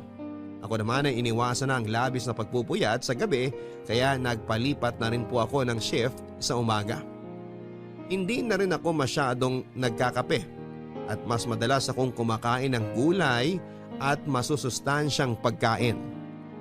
Mabilis po na lumipas ang 2 taon na punong-puno ng pag-asa at pagkabigo. Sa wakas, nangyari ang matagal na naming gustong mangyari ni Dexter. Yon ay nang mabuntis na ako, Papa Dudut. Sobrang saya po naming dalawa ni Dexter, Papa Dudut. Dahil sa wakas ay nagkatotoo na ang matagal naming hiling.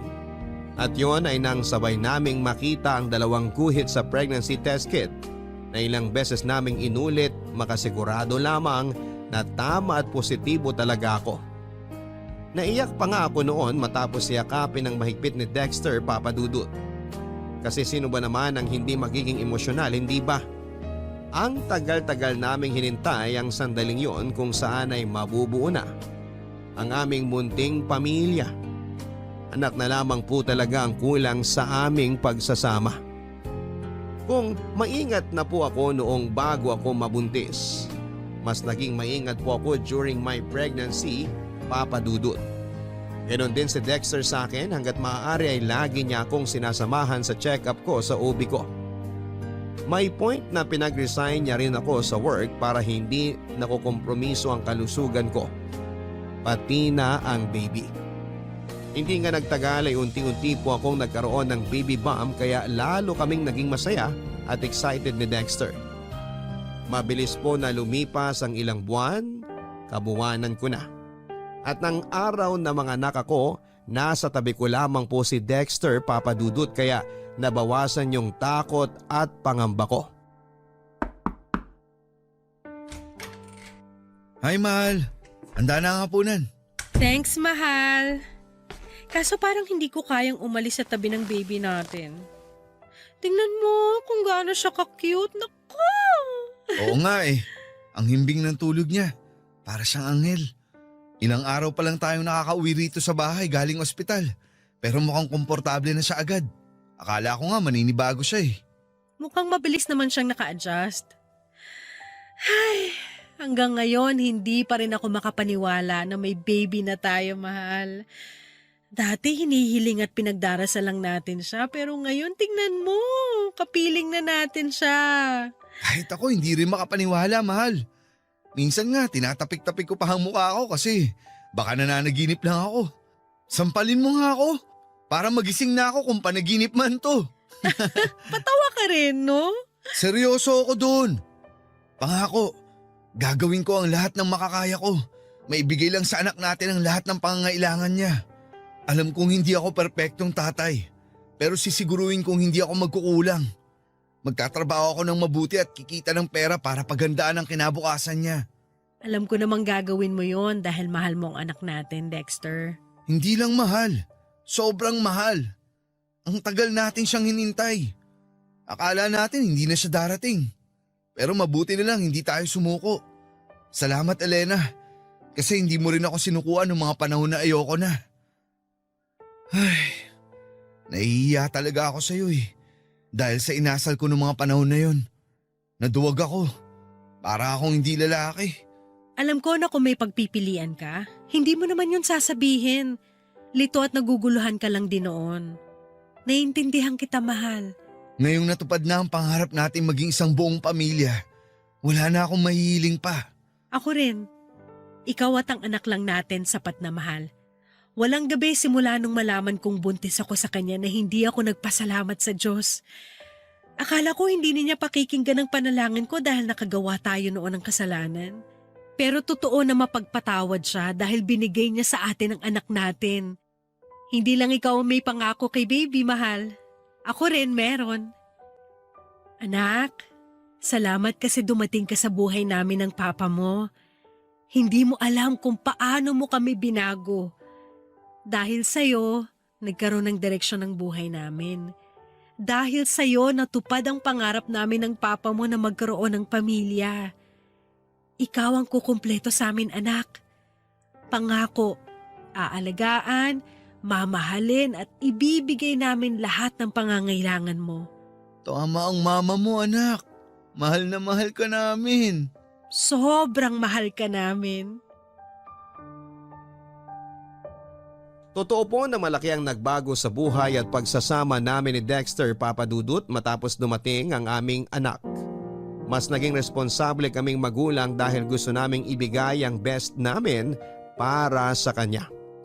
Kapansin-pansin din na mas ginanahan si Dexter sa pagtatrabaho dahil nag-promise siya sa amin ng anak niya na ibibigay niyang lahat ng pangangailangan namin. Papa Dudut, ako naman ay naging mas responsableng nanay. Bukod sa pagdating ng baby namin at tuluyang pagiging buo ng aming pamilya. Meron pa pong isang blessing na dumating sa buhay namin ni Dexter. Yon ay walang iba kundi ang maikasal kami at ganap na naging mag-asawa. Mabilis po na lumipas ang 3 taon. Naging masaya po ang aming pamilya, Papa Dudut.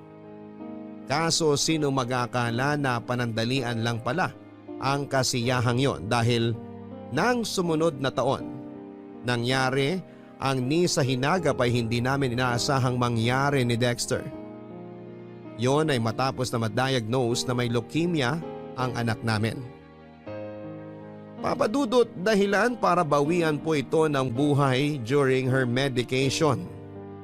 Masyado pong mabilis ang mga pangyayari at wala sa amin ni Dexter ang nakapaghanda. Bilang magulang na namatayan ng anak, kulang po ang salitang masakit para i-describe ang nararamdaman namin ng husband ko, Papa Dudut. Nang mga panahon na yon ay parang gusto na rin naming mamatay. At hanggang sa libingan ng anak namin ay hindi po namin siya mapitawan. Ngunit kasabay ng pagkawala ng anak namin, meron pa po palang matinding pagsubok na darating sa buhay at pagsasama namin ni Dexter. Bagay na lalong nagpadurog sa puso ko, Papa Dudut.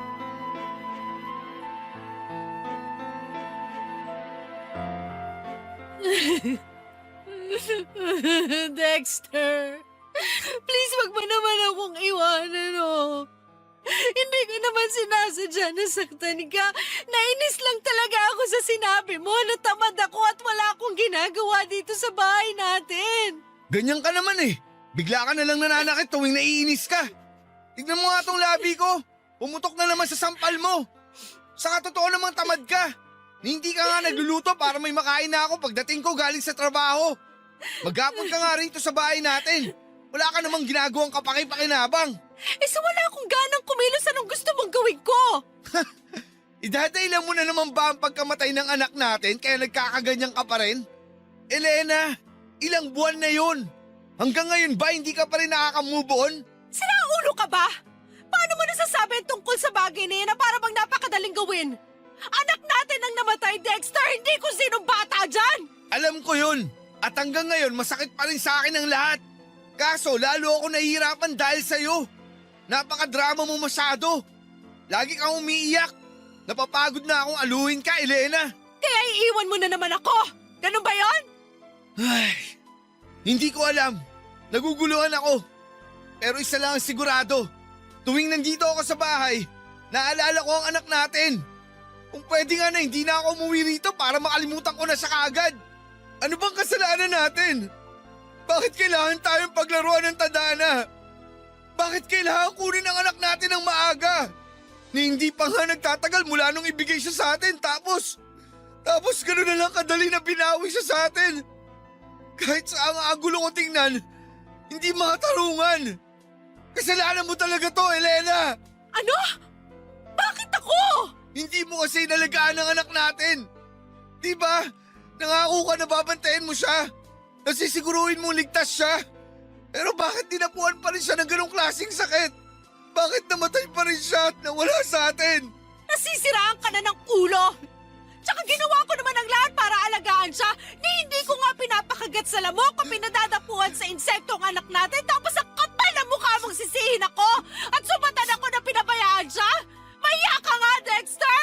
Kahit na anong sabihin mo, kahit na anong katuwiran mo, hindi na may babalik ang buhay ng anak natin, Elena.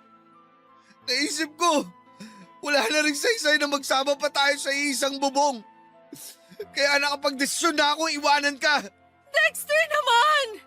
Ngayon mo pa talaga naisip yan samantalang dapat nga magkasangga at magkasama tayo sa buhay. Wala na ang anak natin. Pati relasyon at pagsasama natin bilang mag-asawa gusto mo rin mawala at masira? Bakit naman ganyan? Wala naman akong kasalanan na tulad mo nagluluksa rin ako. Tulad mo namatayan din ako ng anak. Huwag ka naman maging unfair sa akin. Huwag mo akong dramahan, buwisit ka. Dexter! Dexter, please naman huwag kang umalis. Huwag mo akong iwan, oh. Please, Dexter, nagmamakaawa ako sa'yo. Magbabago ako. Hindi na kita sasaktan. Magiging masipag na rin ako rito sa bahay. Please naman, Dexter, huwag ka nang umalis. Maawa ka naman sa akin. Wala na nga ang anak natin. Tapos ikaw mawawala rin. Hindi ko na kakayanin.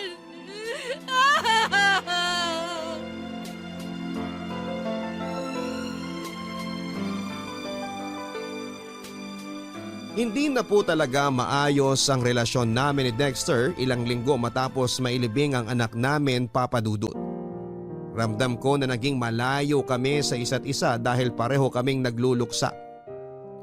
Aaminin ko na napabayaan ko rin siya bilang asawa at nagkulang din siya sa akin. Tapos huli na bago ko na-realize kung gaano na kalaki ang agwat namin sa isa't isa. Madalas na kaming mag-away kahit na sa maliit na bagay lamang. Tapos nasasaktan ko rin siya physically. Nagsisi po ako ng husto dahil nagpadaig ako sa emosyon ko.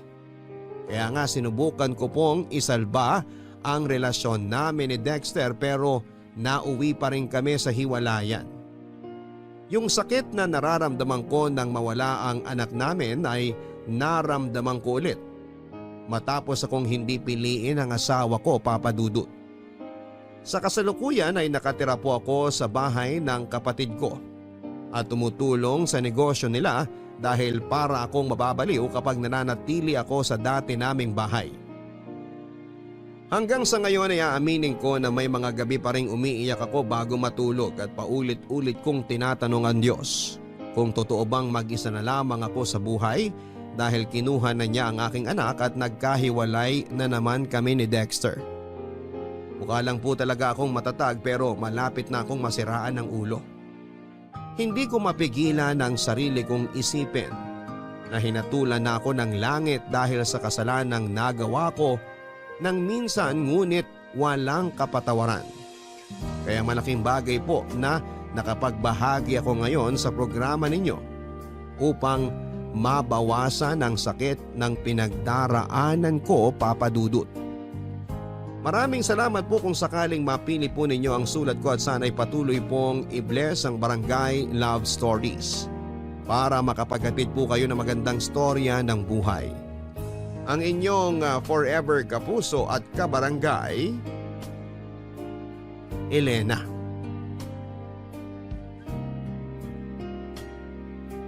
Maraming salamat Elena sa pagbabahagi mo ng iyong storya at alam namin na mabigat ang pinagdaraanan mo sa buhay. Sana'y nagkaroon ng kaunting kapanatagan sa puso mo gayong naibahagi mo na sa aming programa ang kwento ng buhay mo. Mga kabarangay, kapag po tayo ay gagawa ng isang desisyon, siguraduhin po natin at pag-isipan po natin ito ng maraming beses. Dahil mahirap magsisi sa huli. Minsan kahit kapatawaran ay hindi na po ibinibigay sa atin dahil nahatulan na tayo. Magkaganon pa man ay ipagpatuloy pa rin natin ang pagbabagong buhay at pagiging mabuting bersyon ng ating mga sarili. Hanggang sa muli, ako po si Papa Dudut sa mga kwento ng pag-ibig, buhay at pag-asa sa Barangay Love Stories number 1. Mga kwento ng pag-ibig, kwento ng pag-asa at mga kwento ng buhay dito sa Barangay Love Stories. Love Stories.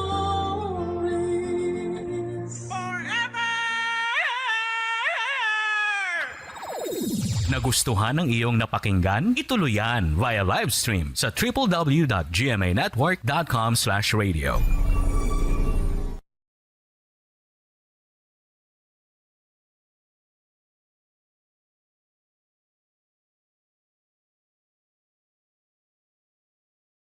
Ang mga kwento ng pag-ibig, kwento ng buhay at kwento ng pag-asa dito sa Barangay Love Stories. Love Stories.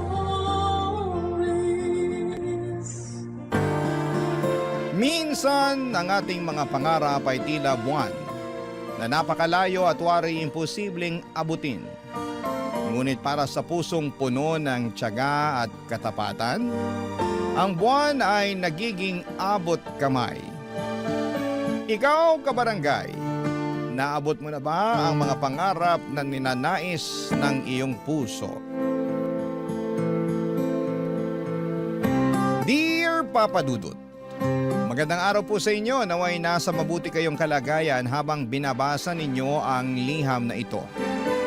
Evelyn na lamang po ang itawag ninyo sa akin. 54 years old at isa akong businesswoman. Papa Dudut, magulo pero kapupulutan po ng aral ang naging buhay ko. Kaya ako naisipang ibahagi sa inyo ang kwento ko para sana'y magsilbing inspirasyon sa inyong mga tagapakinig. Maaga ko naulila sa magulang. 6 na taong gulang lamang ako noong madisgrasya kami sa daan. Sabay na namatay ang ama at ina ko, pati na rin ang sanggol na nasa sinapupunan nito.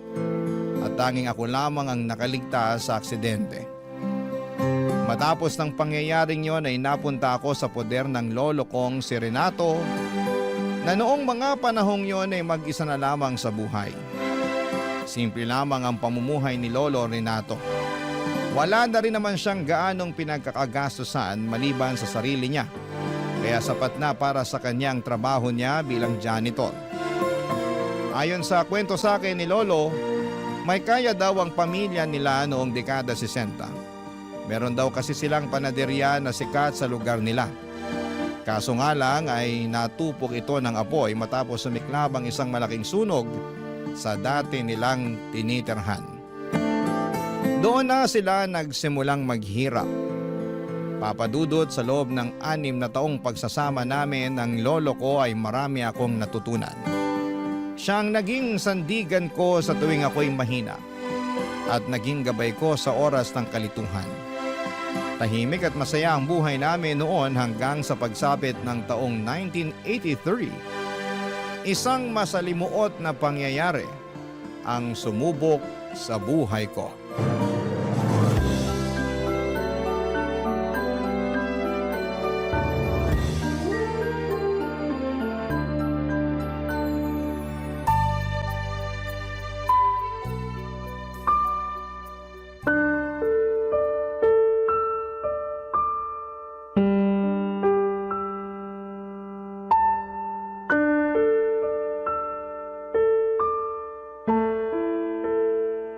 Lolo, nandito na po ako. Oh, bakit naman nakabusangot ang apo ko? Hindi po ako nakapaglaro kanina sa eskwela namin eh. Oh, bakit naman?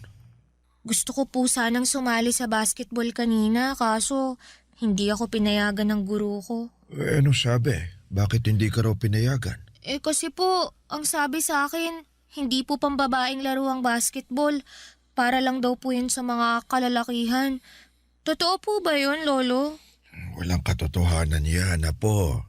Ang basketball, maaari din niyang laruin ng mga babae. Talaga po ba? Oo. Eh bakit po ang sabi ng guro namin hindi pwede? Minsan, may mga tao pa rin talagang makaluma ang pananaw sa buhay. Hayaan mo na sila. Nasanay lang siguro sila sa kung ano yung nakaugalian ng mga ninuno natin. Ang mga ganyang pag-iisip, panahon pa ng Kastila yan eh. Talaga po ba? Oo naman. Basta lagi mong tatandaan, kung ano man ang gusto mong gawin, gawin mo pa rin. Ha? Huwag mo nga hayaang pigilan kanila dahil ang babae ka. Ang bola, hindi yan namimili ng kasarian. Pwede yung laruin ng kung sino man. Eh paano po ako matututo niyan kung ayaw naman nila akong paglaruin sa eskwelahan? Madali lang ang solusyon dyan. Ako magtuturo sa'yo. Ha? Tuturuan niyo po ako? Oo naman. Gusto mo ba? Opo. Marunong po ba kayong maglaro ng basketball, Lolo? Ay, syempre naman. Yan ang paborito kong laro nung kabataan ko. Sandali lang. Sa pagkakatanda ko, nandito pa yung bola ng Tio Alfredo mo eh. Sige po, Lolo. Maglaro po tayo. Gusto ko pong matuto ng basketball. O sige, tuturuan kita kung paano maglaro ha.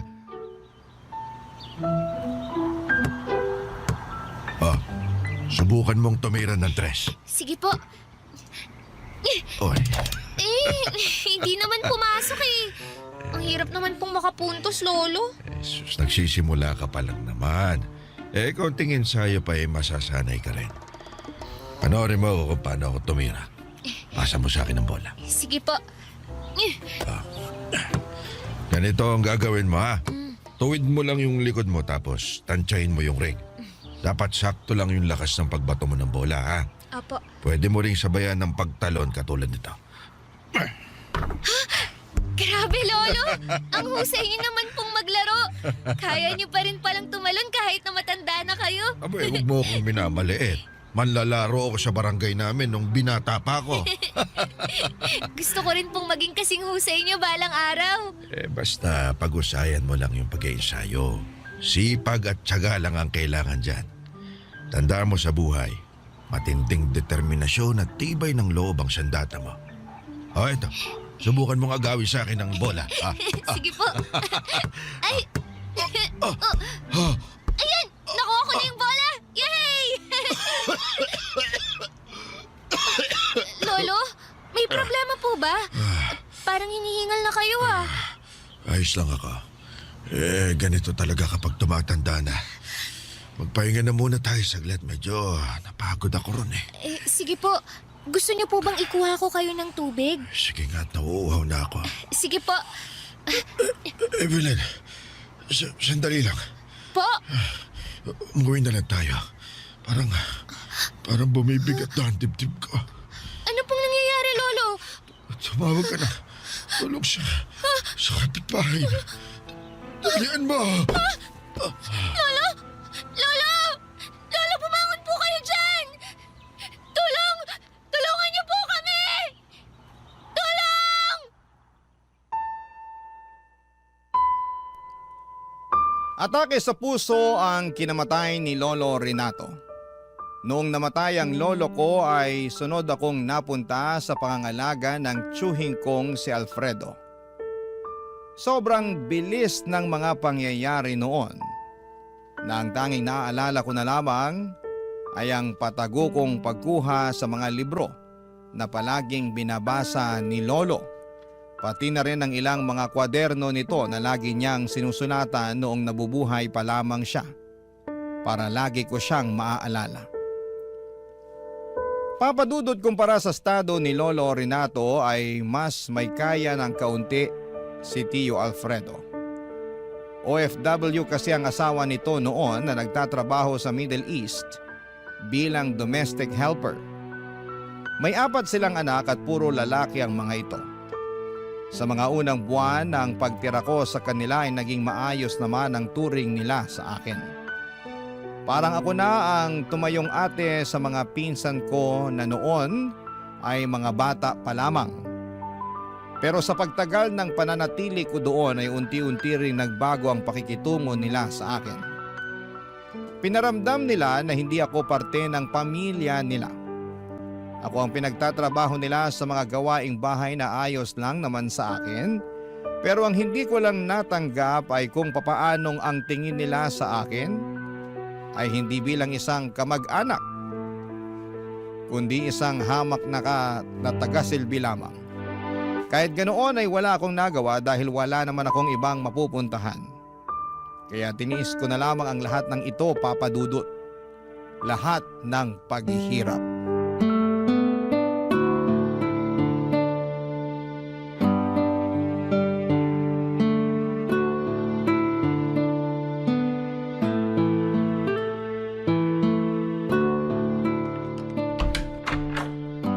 Evelyn! Evelyn, nasan ka? Bakit po, Tio Alfredo? Natapos mo na ba yung pinagutos ko sa'yo, ha? Opo, nakapagsaing na po ako. Nakapagluto na rin po ako ng pananghalian natin. Siguruhin mo lang na hindi mo na naman nasobrahan ng alat yung niluto mong ulam, ha? Opo, tansyado ko na po lahat. Kung hindi masyadong maalat, sunog naman. Kababae mong tao, di ka marunong magluto. Wala po kasing nagturo sa akin eh. 13 anyos ka na, dapat marunong ka na sa mga ganyang bagay. Paano ka makakahanap ng mapapangasawa niyan kung hindi ka marunong gumawa ng mga gawaing bahay? Masyado pa po akong bata para mag-asawa, Tio. Hindi ko naman sinasabi na mag-asawa ka na ngayon. Ang gusto kong sabihin, darating din ang panahon na magiging may bahay ka. At dapat maaga pa lang, tinuturuan mo na sarili mo sa kung anong magiging trabaho mo bilang asawa. Ayoko pong maging asawa lang ang trabaho ko. Gusto ko po, balang araw, maging doktor para makatulong ako sa mga may sakit. Tayog naman ang pangarap mo, Neng. May kakayahan ka ba para maabot yung pangarap mong yan, Aber? Opo, mag-aaral po ako ng mabuti. Oh, at sino naman magpapaaral sa'yo? Hindi po ba kayo? May 4 na akong anak na pinag-aaral. So tingin mo ba kakayanin ko pang magdagdag ng isa pa? Akala ko po ba, hindi po ba nagpunta pa tayo sa eskwelahan nung nakaraang linggo para mag-enroll? Oo, para i-enroll ang mga pinsan mo pero hindi ka kasama doon. Anong inaasahan mo, pag-aaralin din kita? Ang hirap na nga ng buhay, dadagdag ka pa. Ibig niyo po bang sabihin, titigil na ako sa pag-aaral? Pero mag-high school na po ako ah. Hindi mo na kailangan mag-aral pa ng high school. Sapat na yun nakapagtapos ka ng elementarya, babae ka lang naman eh. Ang kailangan mo lang gawin, makapaghanap ng mayamang mapapangasawa at magiging maayos na buhay mo. Pero Tio, gusto ko pong ipagpatuloy ang pag-aaral ko. Bakit? May pera ka ba? Wala po. O yun naman pala eh. Mag-aral ka kung may pampaaral ka sa sarili mo. Huwag kang umasa sa akin dahil marami akong binabayaran. Dapat nga magpasalamat ka pa't kinupkup pa kita eh. Ang dapat mong gawin, alagaan mo ang mga pinsan mo para kahit papano makabawi ka naman sa amin. Ano pong gagawin ko kapag nasa eskwela na ang mga pinsan ko? O edi, maglinis ka, maglaba, mamalengke. Lahat ng yan, trabaho ng babae yan. Doon mo na lang ito ng oras mo. Hindi yung nagsasayang ka pa ng oras at pera sa pag-aaral na yan. Di naman ikaw ang bubuhay sa pamilya mo pagdating ng araw eh. Yung asawa mo naman ang gagawa nun. Eh bakit po si Tia? Siya ang kumakayod sa pamilya niyo. Ba't talagang rumarason ka pa? Ano gusto mo palabasin? Nabatugan ako, wala akong trabaho. Totoo naman po na wala kayong trabaho. Sige, ituloy mo yung sasabihin mo. Sasumpalin ko yung bunganga mo. Pasensya na po. Bata-bata mo pa, palasagot ka na. Yan ba ang itinuro sa'yo ng magulang mo? Wala kang modo ah. Gusto mo palayasin kita dito eh. Hindi po, wag po. Ayusin mo yung pag-uugali mo, Evelyn. Tandaan mo, wala kang karapatan sa pamamahay na to dahil nakikitira ka lang. Opo, Tiyo.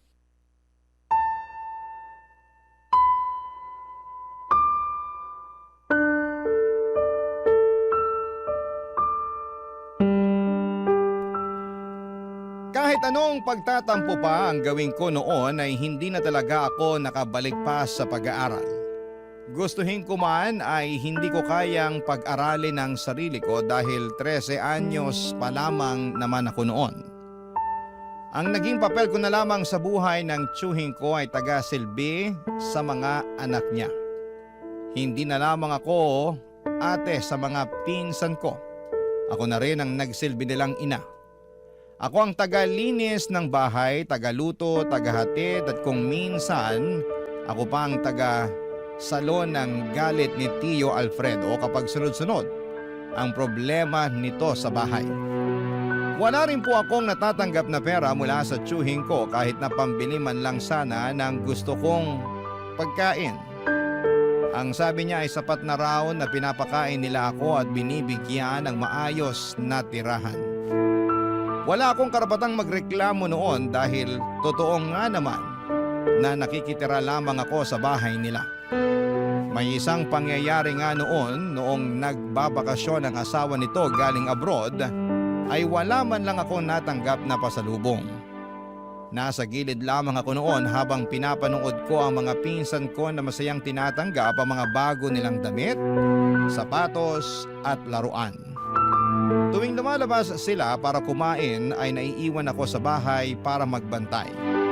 Ganon ang naging buhay ko noon sa poder ng tiyuhin ko. Pero kahit na hindi maganda ang kinakatayuan ko noon, Papa Dudut, ay hindi ko hinayaan ng sarili ko na maging kawawa. Naghanap po ako ng paraan para maiangat ang sarili ko, Papa Dudut. Barangay Love Stories. Barangay Love Stories. Papa Dudut, isang araw ay isang ideya ang pumasok sa isipan ko habang inihahatid ko ang pinsan ko noon sa eskwelahan nila. Pabalik na dapat ako ng bahay noong napansin ko ang ilang high school students na papunta sa open gym nila. Bit-bit ang kanya-kanya nilang upuan. Doon ko napag-alaman na pansamantala pala muna nilang gagawing klase ang gym dahil binabakbak ang dating high school building ng paaralan para patayuan ng bagong gusali. Dahil nasa open space sila ay naisipan kong mag-sit in sa mga nagkaklase. Kapag nakikita ko ng mga mababait na teacher ay hinahayaan lamang nila akong makinig sa klase. Pero kapag nakatsamba naman ako ng masungit ay pinapaalis nila ako. Ganon na po ang naging buhay ko sa sumunod na taon, Papa Dudut. Nakasalalay na lamang sa diskarte para matustusan ko ang mga pangangailangan ko. Bawat oportunidad na dumarating sa harapan ko ay niyayakap ko. Katulad na lamang noong nakita kong nangangailangan ng tagahugas ang tindera sa school canteen. Agad ako nag-volunteer na maging tagahugas, kapalit ng 2 piso para may panggastos ako sa sarili ko. Malaking bagay na ang 2 piso noong dekada 80 para sa isang batang tulad ko, Papa Dudut. Sa panandaliang panahon ay nagkaroon ako ng pagkakaabalahan. Pero mabilis din itong natigil dahil mas lumala pa ang kalbaryong pinagdadaanan ko. Nung isang sekreto ang aksidente kong nasaksihan na siyang bumago sa takbo ng buhay ko.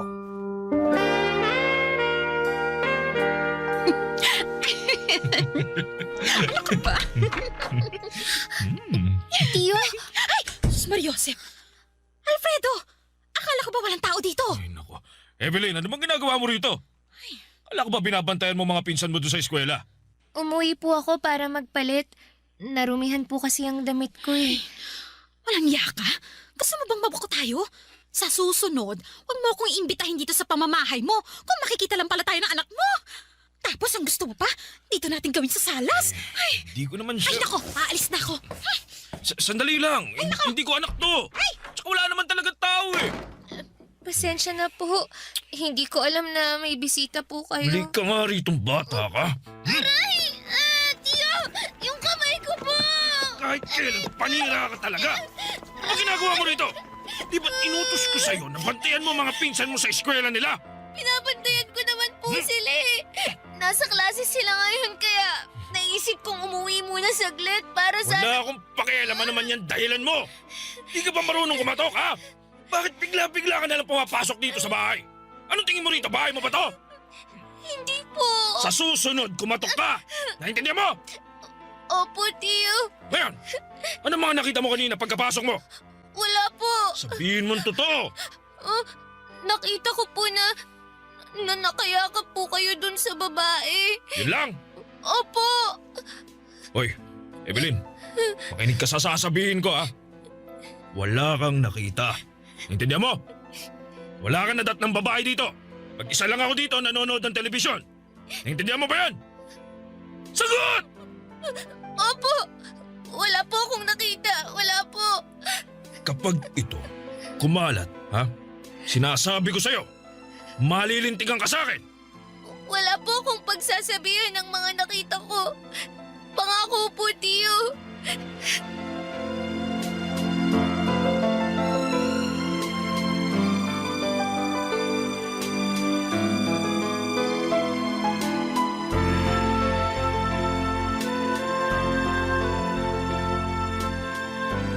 Evelyn! Evelyn! Po, Tiyo Alfredo, may ipag-uutos po ba kayo? Anong ginawa mo? Ano pong ibig niyong sabihin? Wala po akong ginagawa. Hindi ba't nag-usap na tayo? Hindi ko po kayo maintindihan. Ikaw ang nagkalat ng balitang yon, no? Ano pong balita? Umangan ka pa? Ikaw ang nagkalat na may babae ako! Hindi po! Wala po akong pinagsabihan sa mga nakita ko. Anong wala? Paano malalaman ng mga tao na may inuwi akong babae dito sa bahay kung hindi manggagaling sa'yo? Hindi po kung... Huwag ka nang sumagot! Magdadahilan ka pa! Alam ko namang gusto mo akong bawian eh. Nang dahil sa bunganga mo, nag-aaway kami ngayon ng asawa ko. Gusto niyang makipaghiwalay sa akin ngayon. Ano, masaya ka na? Masaya ka na ba na mawawala na ng inang mga pinsan mo? Hindi po. Naiinggit ka siguro sa kanila dahil wala ng mga magulang mo kaya sinisira mo pamilya namin. Alam mo, ang dapat sa'yo, turuan ng leksyon eh. Ha? Nasaan na ba yung pamalo ko, ha? Ha? Eto, sigurado akong magtatanda ka rito. Tiyo, wag po. Wala kang utang na loob. Tiyo, tama na po. Ha? Aray! Masakit po. Tama na, Tiyo. Ikaw na nga ang kinupkup namin. Ikaw pa ang malakas na loob na sirain ang pamilya ko. Tama na po. Grabe na po kayo sa akin. Ba't malakas na ang loob mo ngayon? Sumasagot ka na talaga? Ano? Bakit ganyan ka makatingin? Ha? Kaya mo nang lumaban ngayon? Isusumbong ko po kayo sa mga pulis. O edi sumbong mo ako. Gusto mo samahan pa kita eh. Ha? Liga rito. Aray! Tiyo! Yung kamay ko po! Masakit po! Lumayas ka sa pamamahay ko! Ayoko nang makita ang pagmamukha mo rito! Subukan mo pang tumapak sa pamamahay ko. Hindi ka na makakaalis dito ng buhay! Malis ka sa harapan ko! Alis!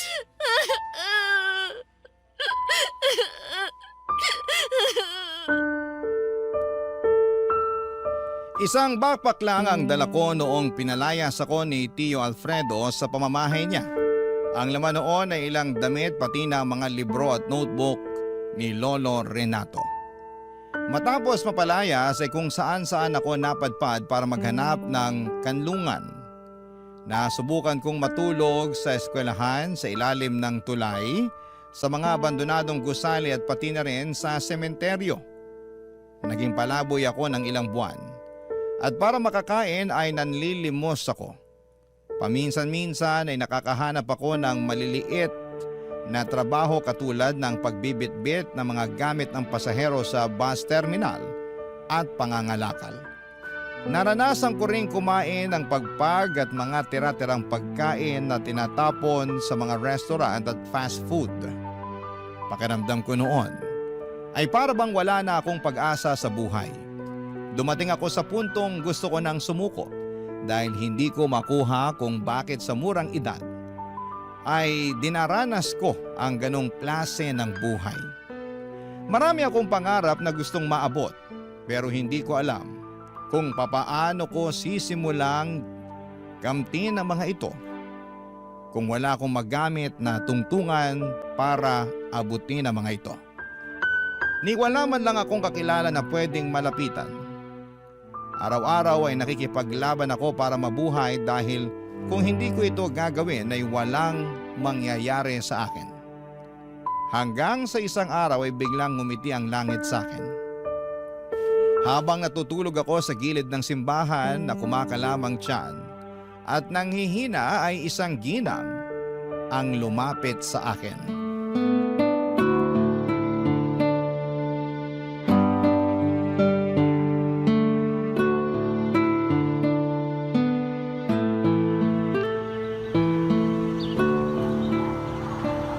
Ineng! Ineng! Kumising ka na dyan! Ano po yun? Hindi ka ba naiinitan dyan sa kinahihigaan mo? Abay, tirik na tirik ang araw, oh! Pasensya na po. Bawal po bang matulog dito? Hindi naman, pero pwede kang lumipat ng pwesto kung gusto mo para hindi ka na mainitan dyan. Ako, kawawang balat mo niyan. Hindi ko na po napansin na mataas na pala ang araw. Hindi po ako nakatulog ng maayos kagabi. Umulan po kasi. Naku, kawawa ka naman. Hindi ka pa siguro kumakain. Ay, sandali lang. May dala akong tinapay dito sa bag ko. Oh, heto, tinapay. Para naman magkalaman ng sikmura mo. Maraming salamat po. Oh, tapos ito, piso, pambili mo ng panulak. Maraming salamat po, Ale. Neng, ano palang pangalan mo? Evelyn po. Ah, ako naman si Nenita. Palagi kitang nakikita dito sa tabi ng simbahan kada linggo eh. Pero hindi ko pa nakikita ang mga magulang mo. Nasaan ba sila? Wala na po akong magulang. Namatay po sila sa aksidente. Ay, mahabaging Diyos. Mukhang ang bata mo pa para mawala ng magulang ah. Ilang taon ka na ba? 14 po. Wala ka bang ibang kamag-anak na pwedeng kumupkup sa'yo? May tsuhin po ako pero pinalayas niya po ako. Ay, bakit naman? Akala po kasi niya ako yung nagkalat na may iba siyang babae. Nagalit siya tapos pinaalis na niya ako sa bahay nila. Ay, kaawaan ka ng Panginoon. Paano ka nila natitiis na palaboy-laboy na lang sa lansangan? Nasanay na po ako. Simula nung nawala ang mga magulang ko, pati na rin si Lolo Renato. Wala na akong naging kakampi sa buhay. Sanay na po akong mag-isa. Alam mo, Evelyn, hindi ka naman talaga nag-iisa eh. Kapag kailangan mo ng kasama, ng makakausap, ayan, bukas ang simbahan para sa lahat ng tao. Manalangin ka, kausapin mo ang Panginoon. Nakapasok ka na ba dyan? Opo, minsan kapag nanlilimos po ako, kaso ipinagtatabuyan lang ako ng mga tao eh. Nandidiri yata sila sa akin. Gusto mo bang sumama na lang sa akin? Saan po? Sa bahay ko. Maliit lang yung bahay na yon pero sa tingin ko, kakasya naman tayong dalawa doon. May isang kutsyon ako na hindi na nagagamit. Maaari mo yung gamitin kesa nagtitiis ka dito sa mga karton. Saan po yung bahay nyo? Malayo po ba? Ay, malapit lang dito. Nilalakad ko nga lang eh. Pauwi na ako. Gusto mo bang sumama? Baka po mamaya may kapalit ito. Wala po akong pambayad ng upa. Hindi ako nagpapaupa, iha. Isa pa, libre itong pagkukup ko sa'yo. Bukal ito sa kalooban ko. Pero bakit niyo po ako tinutulungan? Hindi naman po tayo magkaano-ano ah. Hindi kailangang magkadugo para magtulungan. Kung kaya ko namang tumulong, bakit hindi? Isa pa, naaawa ako sa sitwasyon mo. Bata ka pa at kapag nagabayan ka ng maayos, nako, baka maaayos pa natin ang kinabukasan mo.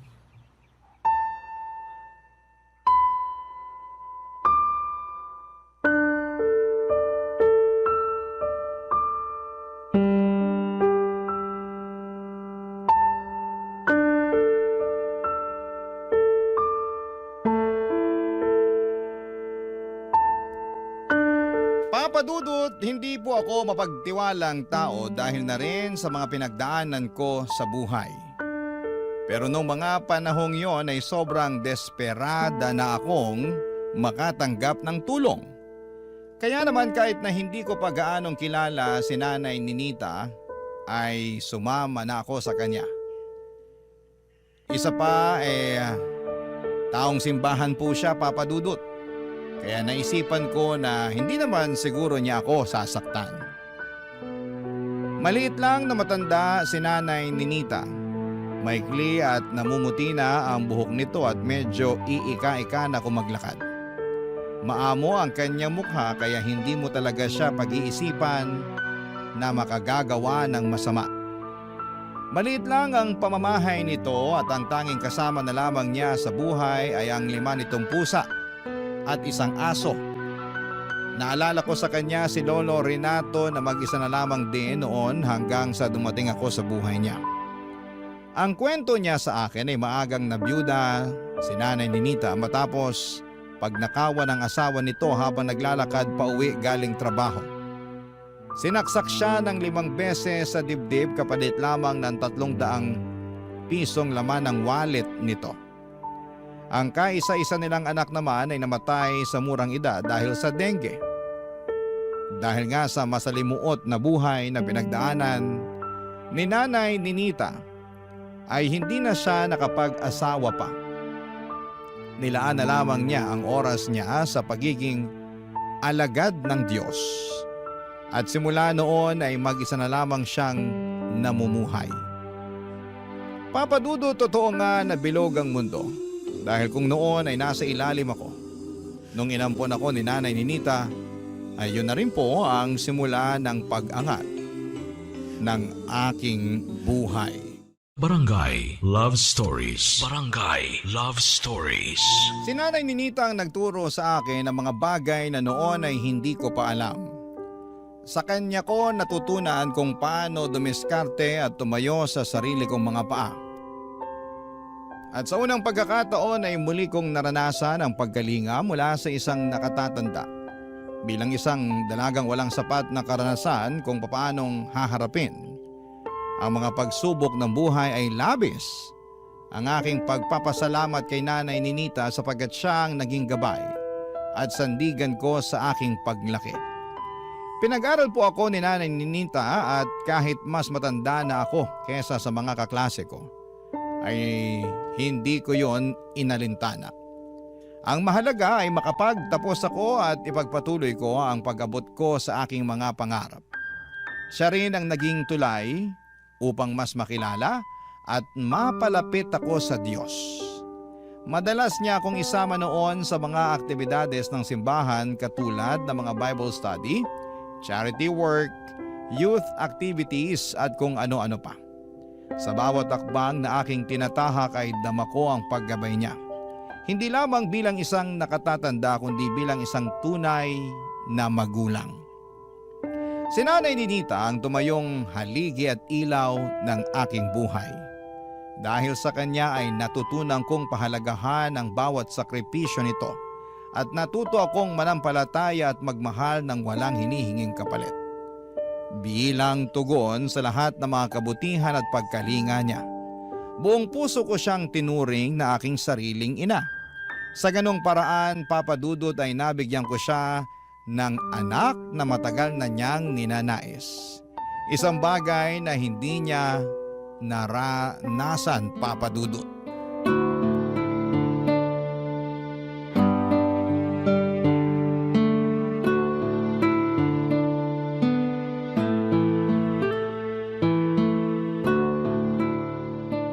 Naininita? Ano yon, Evelyn? Nandito ako sa kusina. Nakita niyo po ba yung bag ko? Anong bag? Yun bang kulay asul na sira-sira ang zipper? Opo, yun nga po. Ay, itinapon ko na. Bakit? May paggagamitan ka pa ba noon? Nandun po yung mga gamit ng lolo ko eh.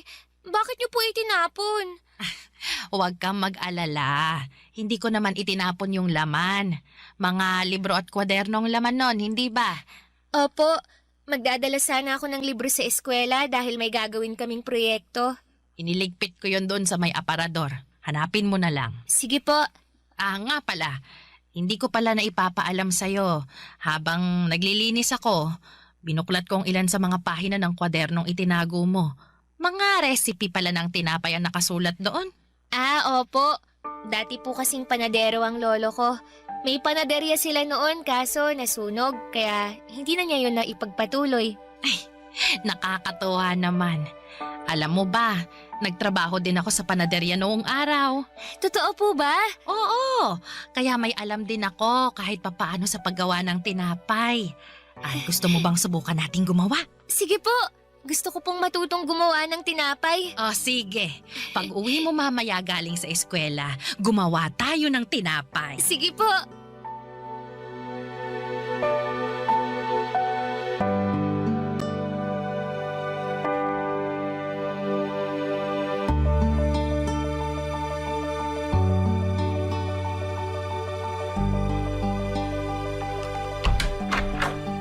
Naininita, nandito na po ako. Evelyn, nakauwi ka na? Ay, sakto. Katatapos ko lang ihanda itong mga gagamitin natin sa paggawa ng tinapay.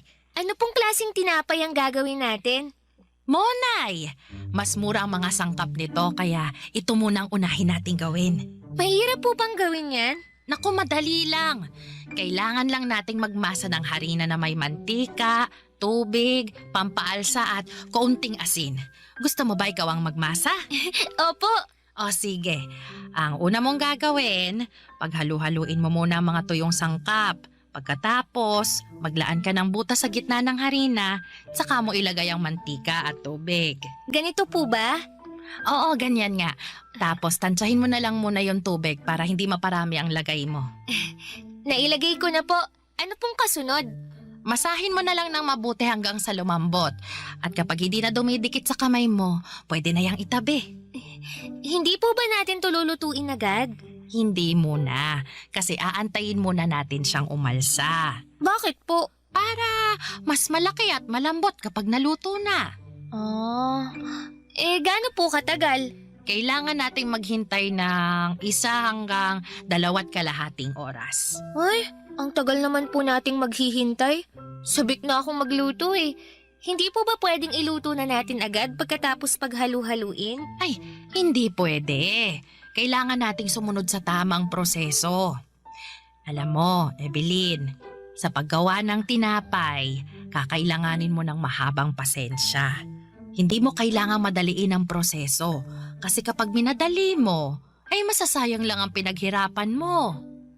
Katulad lang din yan sa buhay. Hindi natin agad-agad nakakamit ang tagumpay.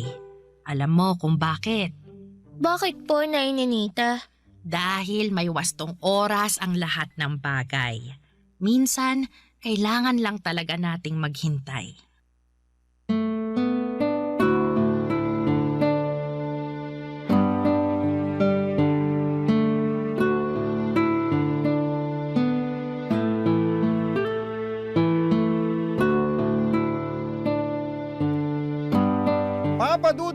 nagkaroon ng isang charity event sa simbahan ay naisipan namin ni Nanay Ninita na gumawa ng tinapay para ipakain sa mga nag-volunteer na sumali sa naturang kaganapan.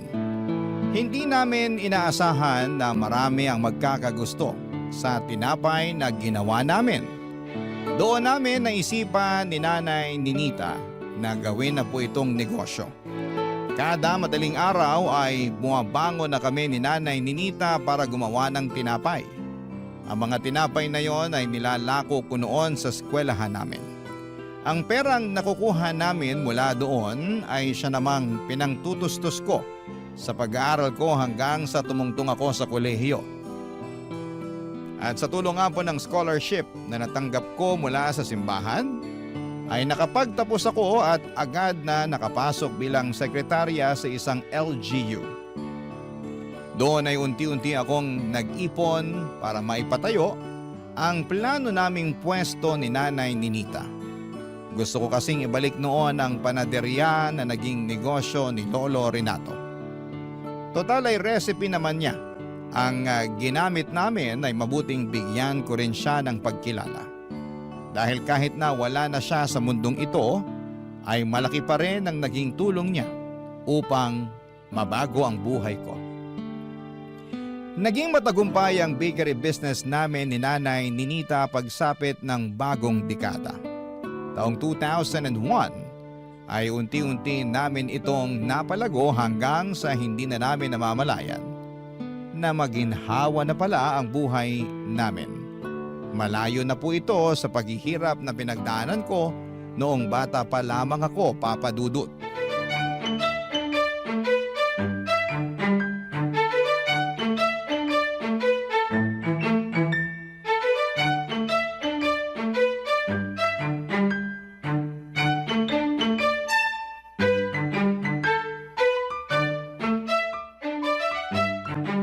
Evelyn, natapos mo na ba yung... Op. Wait a minute, kaping mainit. Diyan lang po muna kayo sa kinatatayuan nyo. Oh, bakit? May sorpresa po ako sa inyo. Ipikit nyo muna yung mga mata nyo. Ano na namang sorpresa yan? Oh, eto na, nakapikit na ako. Sandali lang po. Inaayos ko lang yung ibang detalye, ha? Ayan. Ready na po ba kayo? Ready na ako. Buksan nyo na po yung mga mata nyo. Charan! Ay, totoo ba yan, Evelyn? Opo. Nung lumabas kayo kanina papuntang palengke, naisip kong mag-bake ng cake para sorpresahin kayo. Katagal ko na pong plano to eh. Nako! Ang ganda. Saan mo naman natutunang gumawa niyan? May binili po akong cookbook. Sinundan ko lang kung anong nakasulat doon. Sige nanay, tikman niyo po. Sige na nga. Matikman nga yung gawa mo. Masarap naman ba yan? Hindi po ako sigurado. First time ko palang gumawa eh. Ay, sandali lang po. Ikukuha ko kayo ng platito. Sana hindi matigas yung tinapay. Gaano po kalaki yung gusto nyo? Nako, bigyan mo ako ng malaking slice dahil gutom ako. Ay, napagod akong mamalengke. Sige po. Yan, isang malaking slice para sa inyo. Ayan nanay, tikman nyo na po.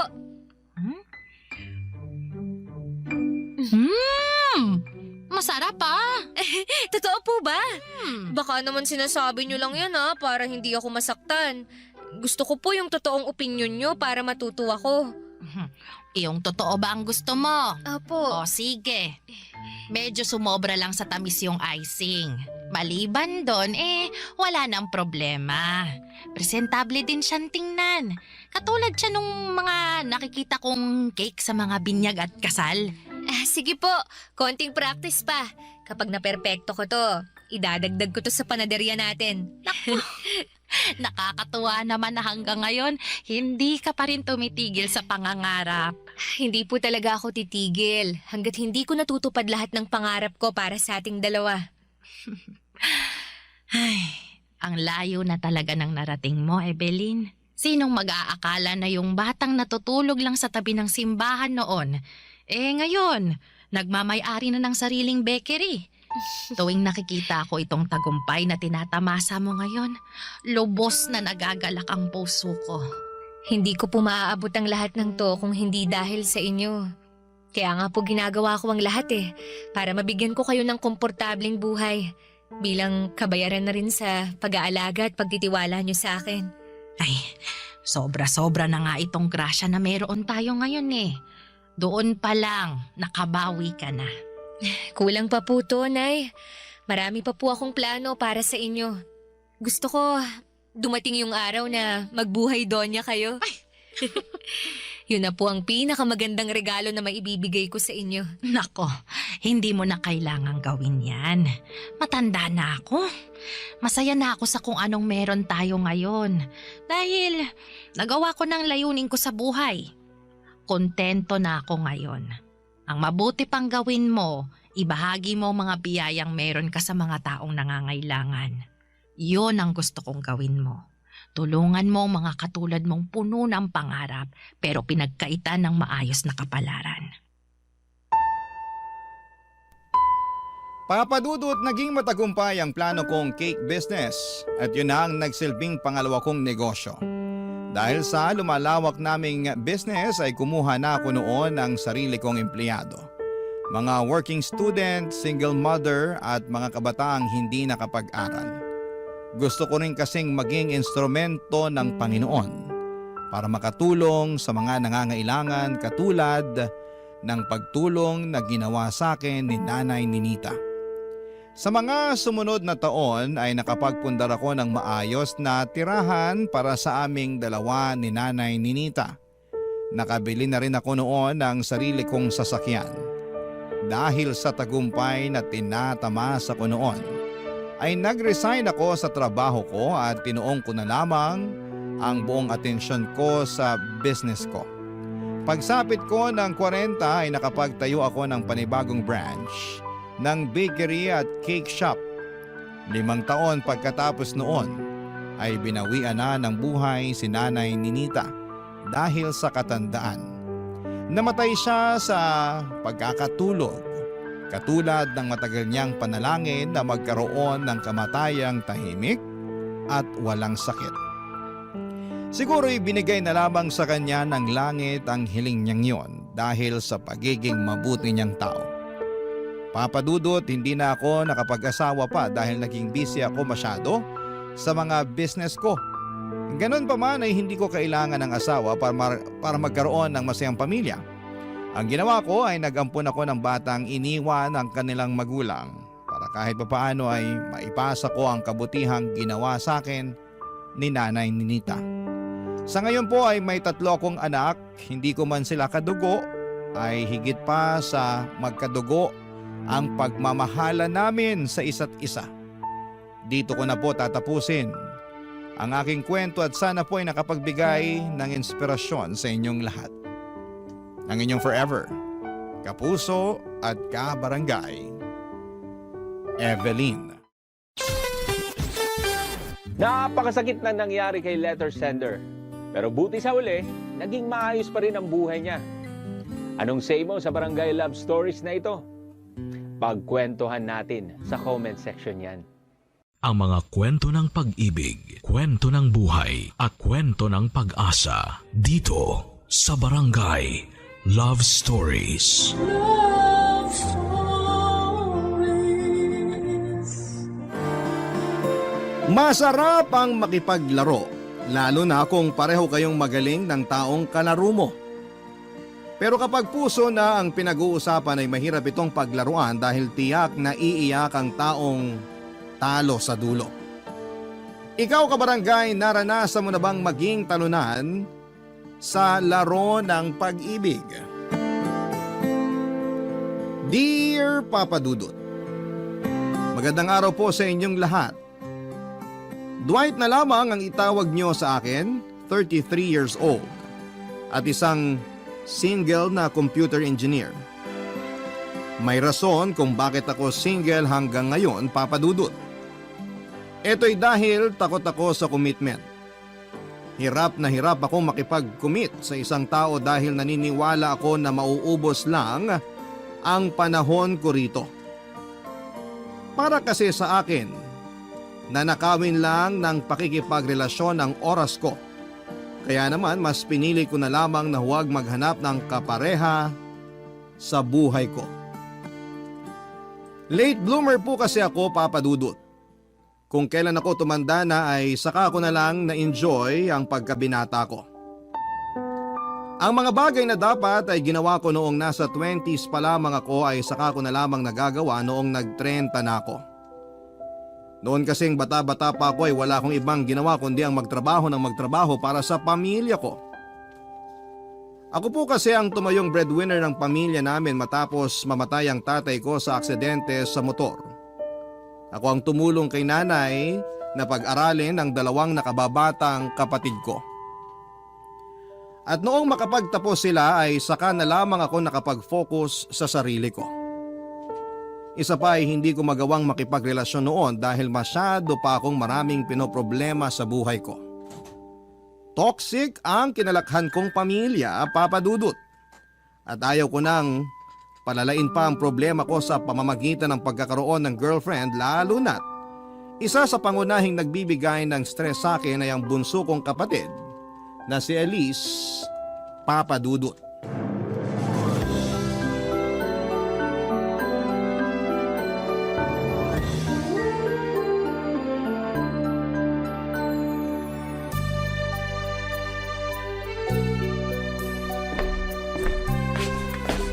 O Elise, anong ginagawa mo dyan? Bakit hindi ka pa nakabihis? Wala ka bang trabaho ngayon? Wala, nag-resign na ako. Ano?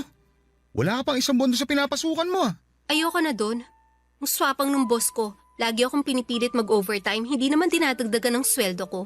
Elise naman, ang daming tao dyan. Hirap na hirap makahanap ng trabaho tapos ikaw, sasayangin mo lang ibinigay sa'yo? Ano magagawa ko kung ayaw ko sa trabahong yun? Ikaw naman nagpumilit sa akin na pumasok doon, di ba? Oo, nakiusap ako sa kaibigan ko na i-recommend ka niya sa pinapasukan niya. Kasi ilang buwan ka nang walang trabaho. Mabuti nga kinuha ka nila tapos sasayangin mo lang? Bawal ba magreklamo?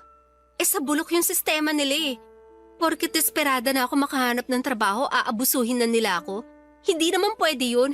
Kaysa naman nakatambay ka rito sa bahay. Ano, buhay prinsesa ka na lang. Tagahintay ng grasya.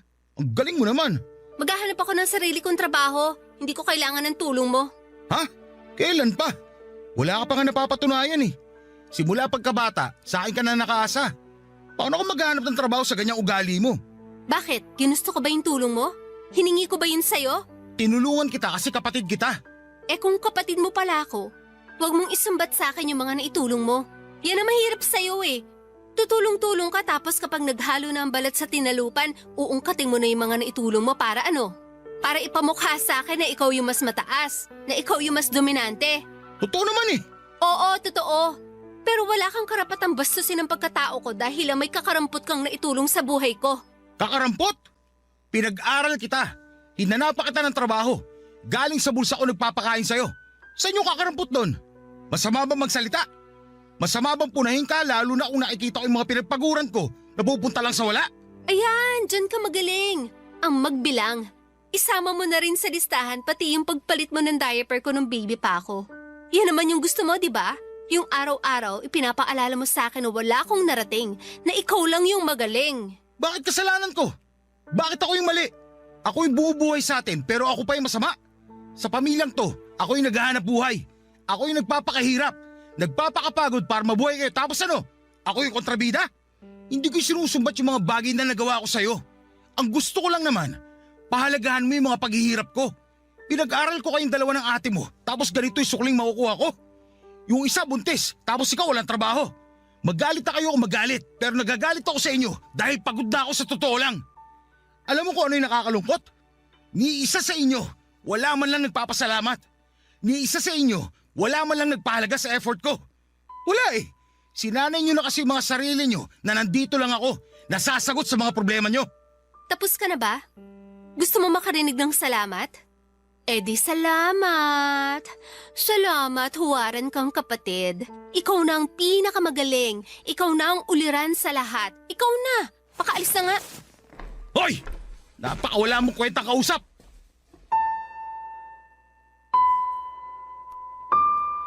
Nasanay na ako sa ganong klase ng buhay, Papa Dudut.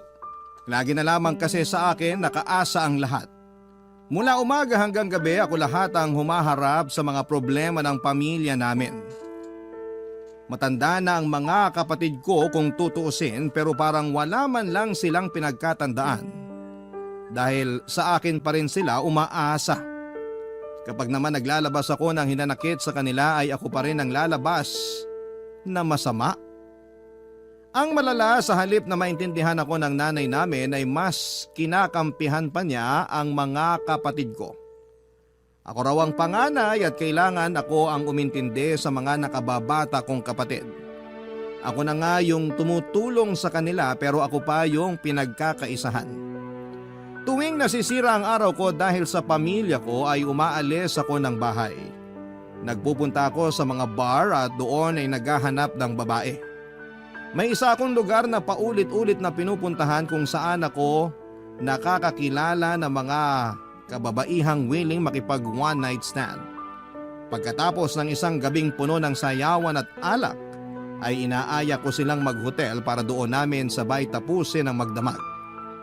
Pagsapit ng umaga ay maghihiwalay kami at hindi na magkikita pang muli, Papa Dudut. Ganun na nga po ang naging buhay ko. Alak at babae na lamang ang tanging nagpapasaya sa akin lalo na tuwing stress ako sa trabaho at stress sa bahay. Sa ganoong paraan ko nakilala si Sienna na noong unay nakasama ko lamang ng isang beses hanggang sa naulit muli ang pagkikita namin, Papa Dudut. Kalaunan ay siya na ang naging fubo ko. Ang babaeng pinupuntahan ko kapag kailangan kong maglabas ng stress at init ng katawan, Papa Dudut.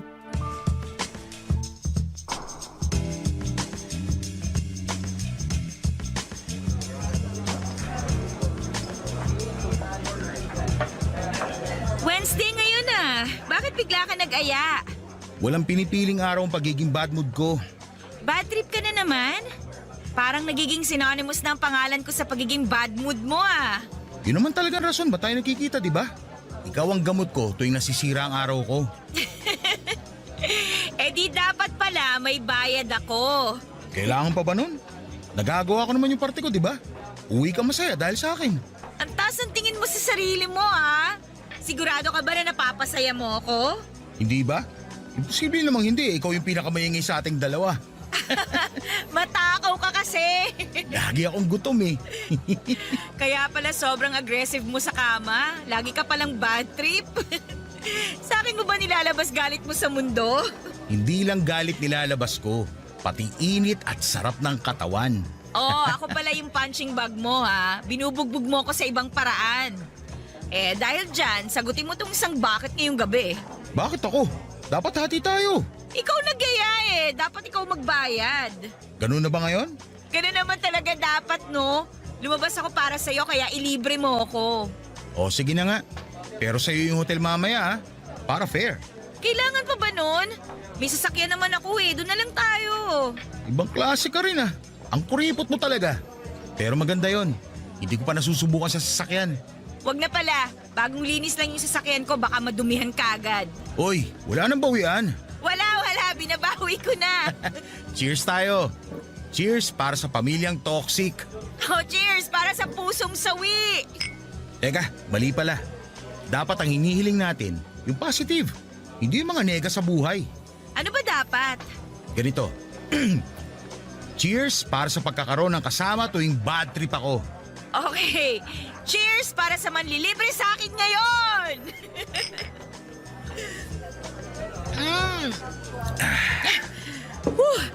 Tuloy na lang kaya natin to sa hotel. Ayaw mo na ba rito? Masyadong maingay eh.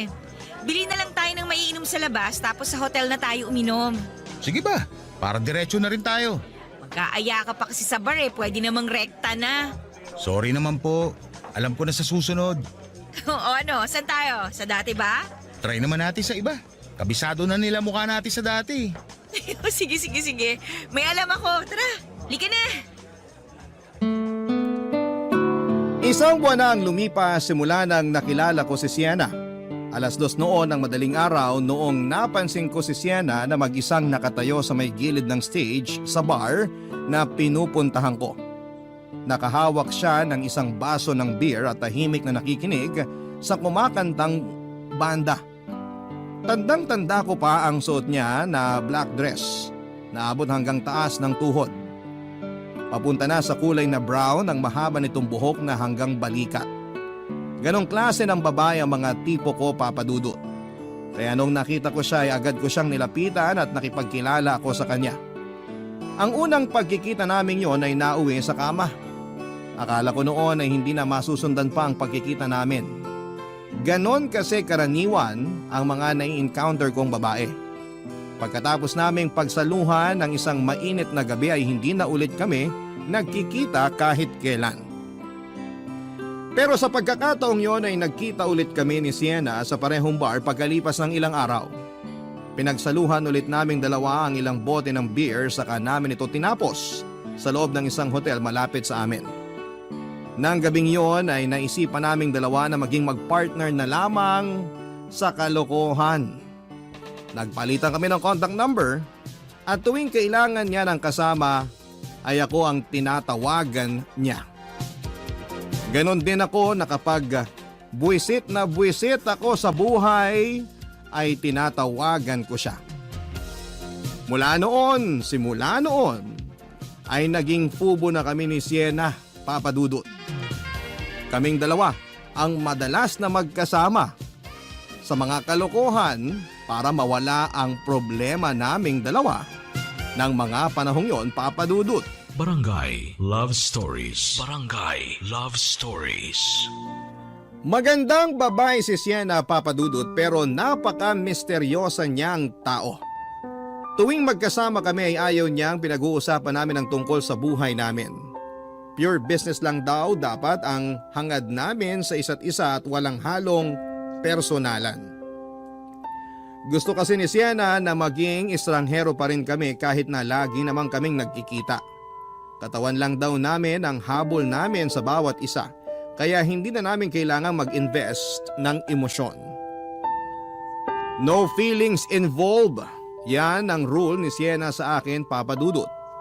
Bawal magtanong tungkol sa buhay-buhay, bawal mag-share ng personal stories, at higit sa lahat ay bawal kaming ma-inlove sa isa't isa. Kaya naman kahit mahigit isang buwan na kaming nagkikita noon ay hanggang pangalan lamang ang alam ko kay Sienna. Hindi ko nga po sigurado kung totoo bang Sienna ang pangalan niya. Hindi ko alam kung saan siya nakatira, kung ano ang trabaho niya at ang mga hilig niya. Pati na rin ang birthday o maging edad niya. Sa totoo lang ay wala din naman po akong pakialam kahit na hindi ko makilala si Sienna ng lubusan. Hindi rin naman po ako interesado sa kanya noon dahil wala din naman akong planong pumasok sa isang relasyon na kasama siya. Kaya agree din po ako sa kanya na kailangan naming gawin ang mga bagay na yon. Tuwing nagkikita kami wala itong halong feelings. Pero noon yon, Papa Dudut, dahil kalaunan ay nagbago ang lahat. Nung bigla na lamang nag-open sa akin si Sienna tungkol sa problema niya sa buhay niya, Papa Dudut. Sandali lang. Bakit? Wala talaga ako sa mood ngayon eh. May problema ba? Pwede bang pass muna tayo ngayon? Bakit naman? Tagal nating di nagkita eh. Excited pa naman ako makita ka. Ay, ang dami ko kasing iniisip ngayon eh. Eh di sana hindi ka na lang nagpunta kung ayaw mo pala. Anong gagawin natin ngayon dito? Umuwi na lang tayo. Pasensya na talaga ha. Dali lang. Uwi agad? May problema ba? Sabihin mo na, baka makatulong ako. Wala.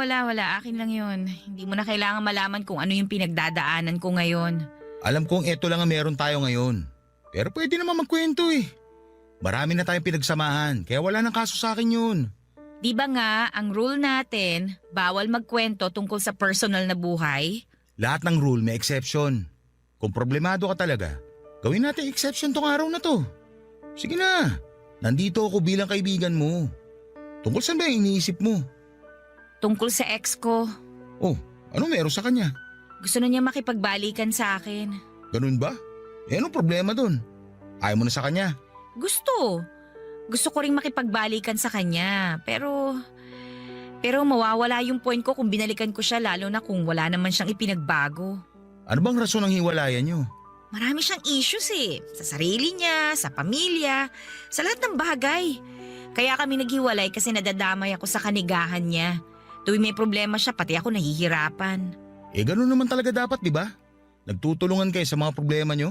Pero masyado nang malala yung issues niya eh. Alam mo yun, yung imbis na ma-enjoy namin yung moment naming dalawa, lagi na lang niyang nasisira dahil sa ugali niya. Napakaliit niyang tao pero ang daming bitbit na problema ng babaeng yun. Teka, babae? Oo, Dwight. May girlfriend ako. Ex-girlfriend. You mean? Bisexual ako. Pareho akong nagkakagusto sa babae at sa lalaki. Romantically attracted ako sa mga babae pero sexually mas gusto ko sa lalaki. Teka. Oh, ngayon ko lang nalaman yan ah. Oo, ngayon alam mo na. Ngayon, alam ko na nga. Kung ako tatanungin mo, isa lang ang sagot siya sa problema mo. Ano? Mahal mo pa rin ba siya hanggang ngayon? Oo. Pero gusto ko kasi ayusin niya muna yung buhay niya. Hindi ko trabaho bilang girlfriend ang umayos ng buhay ng isang taong madaming pasang problema. Kung gusto niya makipagbalikan sa akin, ayusin na muna niya yung sarili niya. Di sabihin mo sa kanya yan. Malay natin, yan ang maging rason para magbago na yung tao. Sana nga. Ganun lang naman kasimple yun eh. Pag-usapan yung lahat. Kung wala magbabago, di wala magkakabalikan. Oo, alam ko na yan. Yun naman pala eh. O ikaw naman. Anong ako naman? Di ba problemado ka rin sa pamilya mo? Ikaw naman magkwento para fair. Usual na toxic family lang naman yung pinagdadaanan ko. Isang pamilya na sa akin lahat nakaasa. Lalo na yung kapatid kong bunso. Puro problema na lang ang dala sa akin. Baka naman maging siya, marami ding problema, kaya ganun. Parang pareho lang din naman pala tayo ng pinagdadaanan eh. Ibabalik ko sa iyo yung sinabi mo. Kausapin mo yung kapatid mo. Alamin mo kung saan nanggagaling yung mga problema niya. Baka yun ang solusyon sa pinagdadaanan mo ngayon. Malabo na mangyari yun. Try mo lang. Okay, sige. Subukan ko siyang kausapin. Ikaw din. Kausapin mo rin yung ex mo.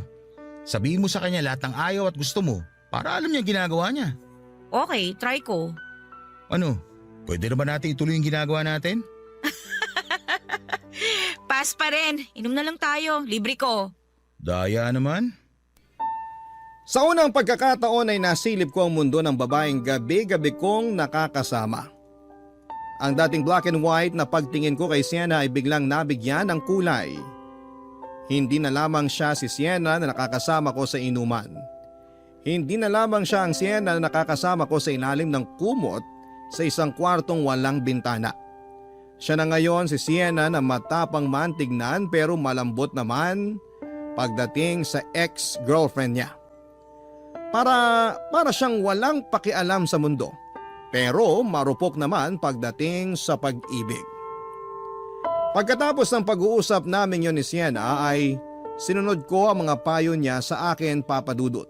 Kailangan ko raw kilalanin pa ang kapatid kong si Elise para mapakinggan at malaman kung saan ang gagaling ang ginagawa nitong pagre-rebelde. Kung iisipin ay hindi talaga kami close ng kapatid kong yon. Noong kasing nag-aaral pa lamang siya ay wala siyang ibang ginawa kundi ang gumala kasama ang mga kaibigan niya. Hindi nito sineseryoso ang pag-aaral niya kaya ilang beses siyang bumagsak sa mga subjects niya. 7 taon siyang nag-aral, Papa Dudut, bago siya nakapagtapos sa kolehiyo. Doon nagsimula ang hindi namin pagkakaintindihang magkapatid. Ang awayan namin yon ay nabuo hanggang sa nasanay na lamang kaming dalawa na hindi magkasundo. Kaya naman, noong naabutan ko si Elise sa bahay isang gabi ay kinausap ko siya ng masinsinan.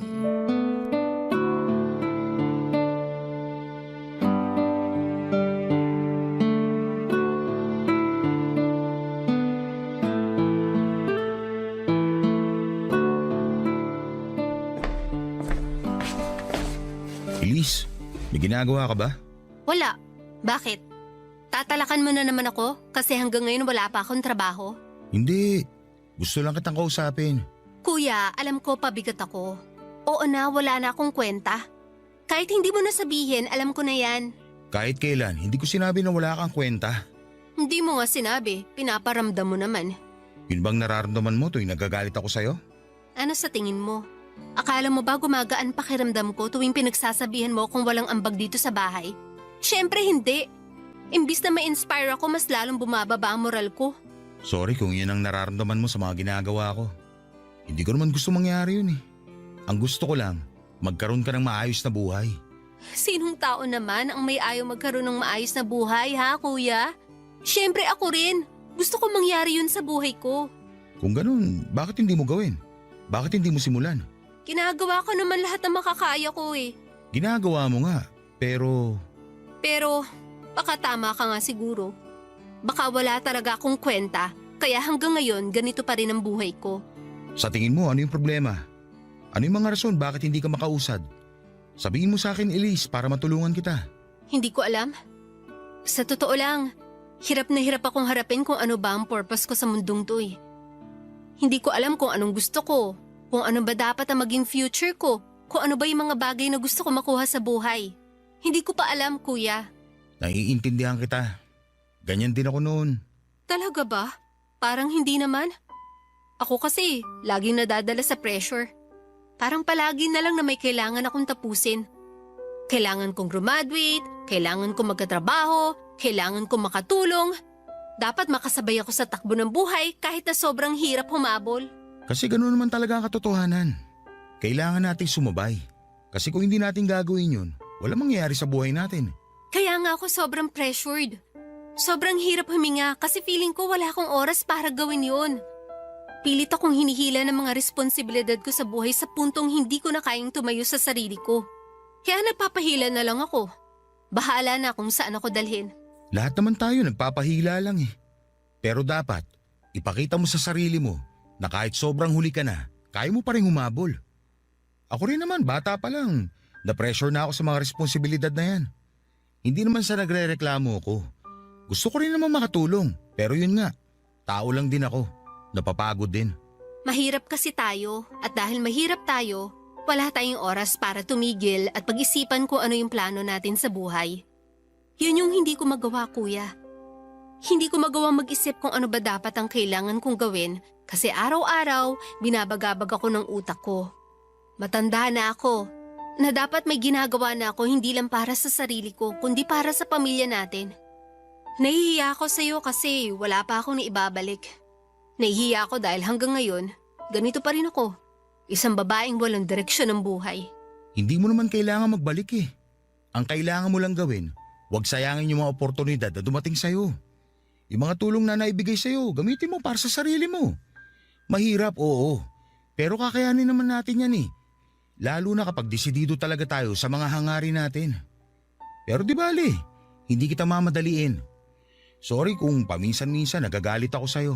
Sorry din, kuya, kung nasasagot-sagot kita. Pasensya na sa mga nasabi ko sa'yo. Okay lang yun. At least ngayon, alam ko na ang rason. Ngayon, pwede na tayo magsimula ulit. Salamat, kuya.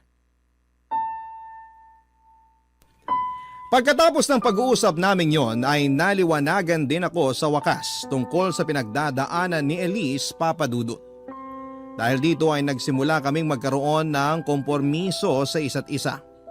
Nangako si Elise na babawi siya at hindi niya hahayaang masayang ang mga pinaghirapan ko para sa kanya. Nang mga oras na yon ay maghahanap daw siya ng trabaho para makatulong sa mga gastusin sa bahay.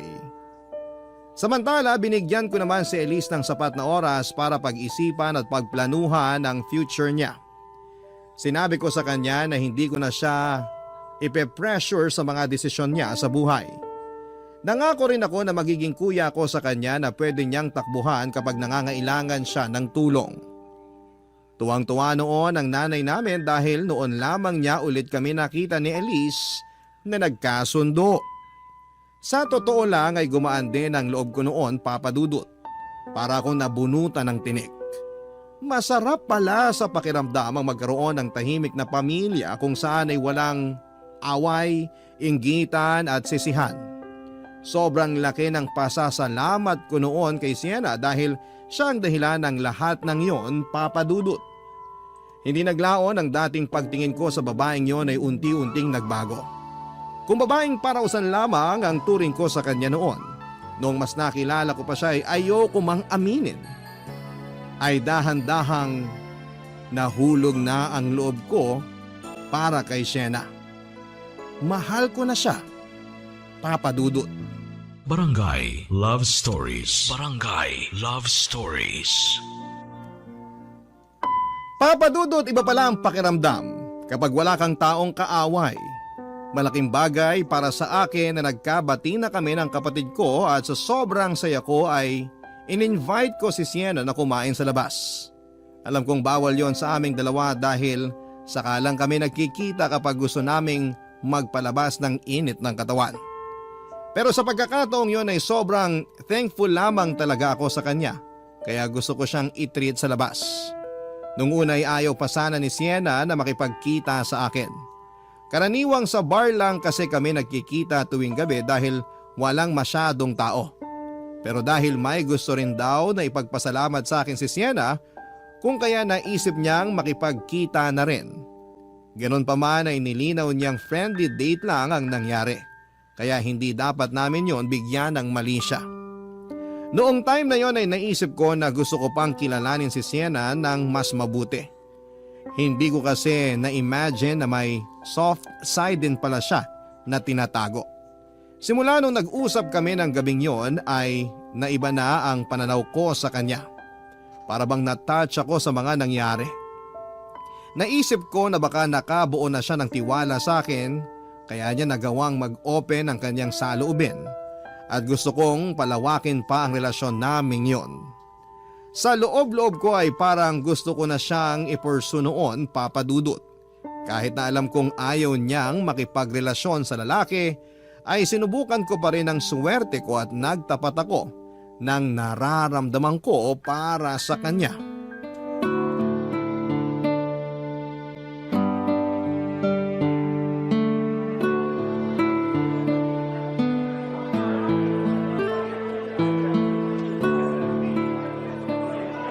Weird. Bakit naman weird? First time lang kasi nating magkita ng may araw pa. Tuwing nagkikita tayo, gabi na, di ba? Ngayon lang tayo lumabas ng ganitong oras, ha? Oo nga, no? Ngayon lang din tayo nagkita na walang ibang plano kundi kumain lang at hindi alak ang iniinom natin. Kakaiba kasi itong setup natin eh. Pero ang mahalaga, nag-grow na yung pagsasama natin. Na dapat hindi mangyari. Bakit naman? Di ba nga, kaya nga may rule tayo na bawal tayo mag-open para hindi na ma-develop tong samahan natin. Pang-aliw lang tayo sa isa't isa. Pampatanggal ng init ng katawan. Iniiwasan ko talaga na magkaroon tayo ng attachment kasi nga hindi maganda kapag nangyari yun. Bakit kasi ayaw mo mangyari yun? Eh kasi ayoko. Magiging problema yan kapag nagkataon. Paano mo naman nasabi? Kasi ayoko ma-fall sa'yo. Bakit naman ayaw mo? Good catch naman ako ah. Hindi pwede kasi nagkabalikan na kami ng ex ko. Talaga? Nagkabalikan na kayo?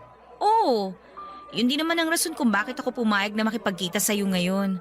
Kasi ito na yung magiging huli nating pagkikita. Bakit naman? Siyempre, hindi na ako single, no? Noong nagkikita tayo, broken ako, single, walang kasama sa buhay. O ngayon nagkabalikan na kami ng girlfriend ko, hindi na ako makikipagkita pa sa'yo.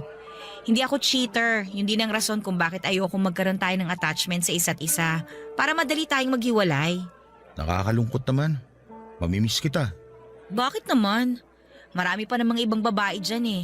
Babalik ka lang naman sa dati mong gawi. Ikaw na yung gusto ko eh. Huwag mo sabihin. Sabihin ano? Na nahulog na ako sa'yo? Paano kung oo? Dwight! Alam ko hindi dapat ito mangyari. Pero huli na. May nararamdaman na ako eh.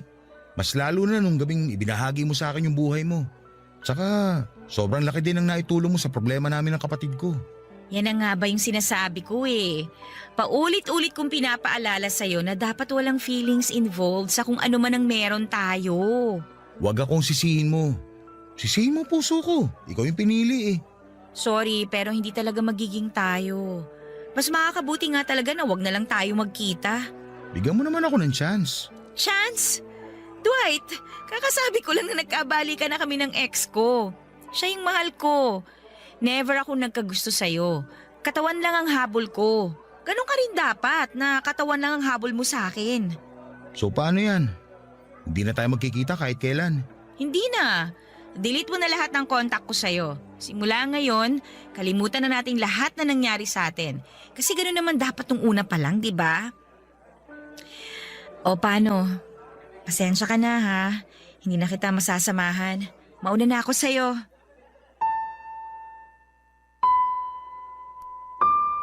Nalungkot ako, Papa Dudut, sa pagkakahiwalay namin ni Sienna. Kung kailan kasi unti-unti nang nade-develop ang feelings ko sa kanya ay saka naman niya winakasan ang pagsasama naming dalawa. Masaya ako na masaya na siya kaso nga lang nakakalungkot din dahil masaya siya sa piling ng iba. Wala naman po akong ibang choice kundi ang sumunod sa gusto nito. Kung ayaw na niyang ituloy ang ginagawa namin ay wala na akong magagawa pa doon. Pagkatapos ng date namin yon ay nagpaalam na kami sa isa't isa at hindi na nagkita pang muli. Never na niya akong kinontak noon at kahit na gustong gusto ko siyang tawagan at i-text ay hindi ko ito ginawa dahil alam ko namang may karelasyon na siya at ayaw kong makasira ng maayos na relasyon. Masaya pa rin naman ako, Papa Dudut, dahil nakatulong ako sa love life ni Sienna. Masaya din ako dahil bago kami nagkahiwalay ay malaki rin ang naitulong niya sa akin sa problema namin ni Elise. Dahil naayos na ang family problem namin sa bahay ay tumigil na rin ako noon sa dati kong mga gawain. Umiinom pa rin naman ako paminsan-minsan para mag-unwind pero hindi na po ako ng bababae. Unti-unting inayos ni Elise ang buhay niya. Nakahanap siya ng matinong trabaho na na-enjoy niya at masaya ako para sa kanya. For the first time ay nagkaroon kami ng Pasko na tahimik, masaya at punong-puno ng pasasalamat.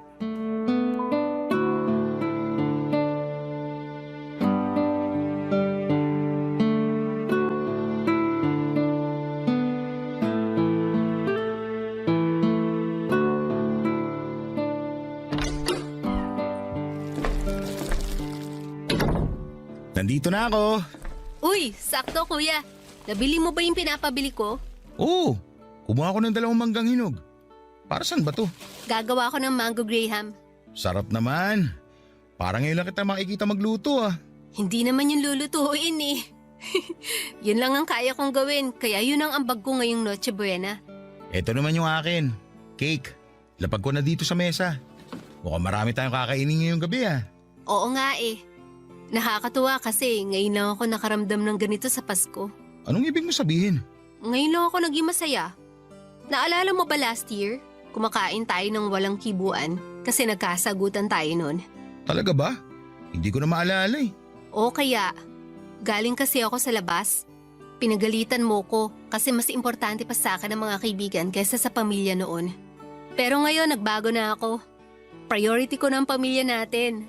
Nakakatuwa naman kung ganun. Masaya ako na matatapos ang taon na nagkapatawaran na ang lahat. Tsaka isa pa kuya, may bisita pala ako ngayon. Talaga? Nasaan? Papunta pa lang siya rito. Baka darating na rin yon maya-maya. Sino ba yun? Basta, papakilala ko siya sa inyo nila mama pagdating niya. Boyfriend mo ba? Basta, surprise ko siya sa inyo. Oh, siya na yata yan. Ako na magbubukas.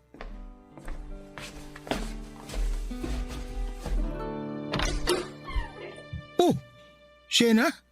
Dwight? Anong... Kanina pa kita hinihintay. Halika, pumasok ka. Salamat. Ito pala yung kuya ko, si Kuya Dwight. Dito siya sa atin magno-Noche Buena. Pinaalam ko na kay nanay. Talaga? Hi, Sienna. Merry Christmas. Merry Christmas din. Kuya, may aaminin ako sa'yo. Ha? Ano? Ano yung sinabi mo? Ang sabi ko may aaminin ako. Gusto ko na sa'yo ko muna unang sabihin ng lahat bago ko to i-announce mamaya. Baka kasi hindi matanggap ni nanay yung surprise ko. Mas maganda na may backup ako. Sige, ano ba yung aaminin mo? Gusto kong ipaalam sa'yo ang totoo, kuya. Nagkakagusto ako sa babae. Siya ang girlfriend ko. Ha? Si Sienna? Girlfriend mo ang kapatid ko? Oo, siya nga. Siya yung girlfriend ko. Sorry kuya kung nagulat ka ha. Matagal ko na sanang gustong sabihin kaso hindi ko alam kung ano magiging reaction nyo eh. Tsaka isa pa, hindi naman tayo ganong close pa nun. Pero ngayon magaan na ang loob natin sa isa't isa, tumapang na ako para tanggapin ang totoo. Okay lang, huwag ka mag-sorry. Ano ka ba? Nabigla lang ako sa mga nalaman ko pero congrats. Natutuwa ako na may tiwala ka na sa akin. Sa tingin mo, tatanggapin kami ni nanay? Oo naman. Akong bahala sa kanya. Salamat, kuya. Tulungan mo ko. Gagawa ako ng Graham. Paborito mo yon, di ba? Oo. Excuse lang ha. Maiwan ka muna namin. Sige. Enjoy kayo sa paggawa ng Mango Graham.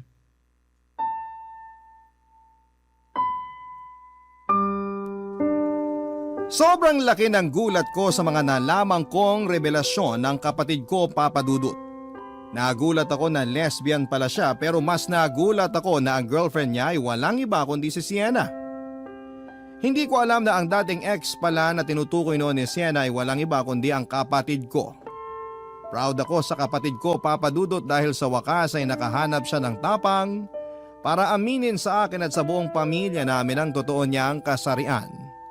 Tinanggap namin siya, pati na rin si Sienna. Noong nagkaroon kami ng oras ni Sienna na mag-usap na dalawa, ay pinakiusapan niya ako na kung maaari ay huwag ko na raw sabihin sa kapatid ko ang namagitan sa amin, Papa Dudut.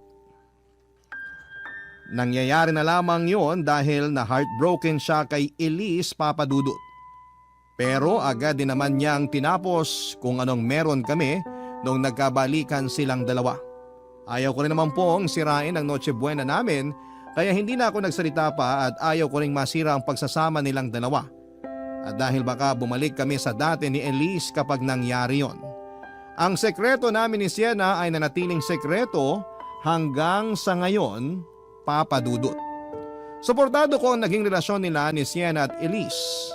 Minsan ay may mga awkward moments nga lang tuwing nagkikita kaming dalawa ni Sienna dahil mahirap itago na magkakilala na kaming dalawa. Isa pa ay nagkaroon ako ng kaunting feelings sa kanya noon. Pero nadisiplina ko naman po ang sarili ko. Gusto kong maging mabuting kapatid kay Elise, kaya naman kung ano man ang nangyari sa pagitan namin ni Sienna noon ay kinalimutan ko na lamang, Papa Dudut. Hanggang sa ngayon ay going stronger pa rin silang dalawa. Sa kabilang banda naman ay naghahanap na rin po ako ng babae na willing na tanggapin ang commitment na ino-offer ko sa ngayon. Tapos na po kasi ako sa stage ng pagiging binata at sa tingin ko ay oras na rin po siguro na bumuo ako ng sarili kong pamilya. Ito po ang kwento ko, Papa Dudut. Maraming salamat sa pagpili ng aking sulat. Mabuhay po kayo ang Barangay Love Stories, lalong-lalo na ang Barangay LS. Ang inyong forever kapuso at kabarangay, Dwight. Nagustuhan ng iyong napakinggan? Ituloy yan via live stream sa www.gmanetwork.com/radio. Barangay LS 97.1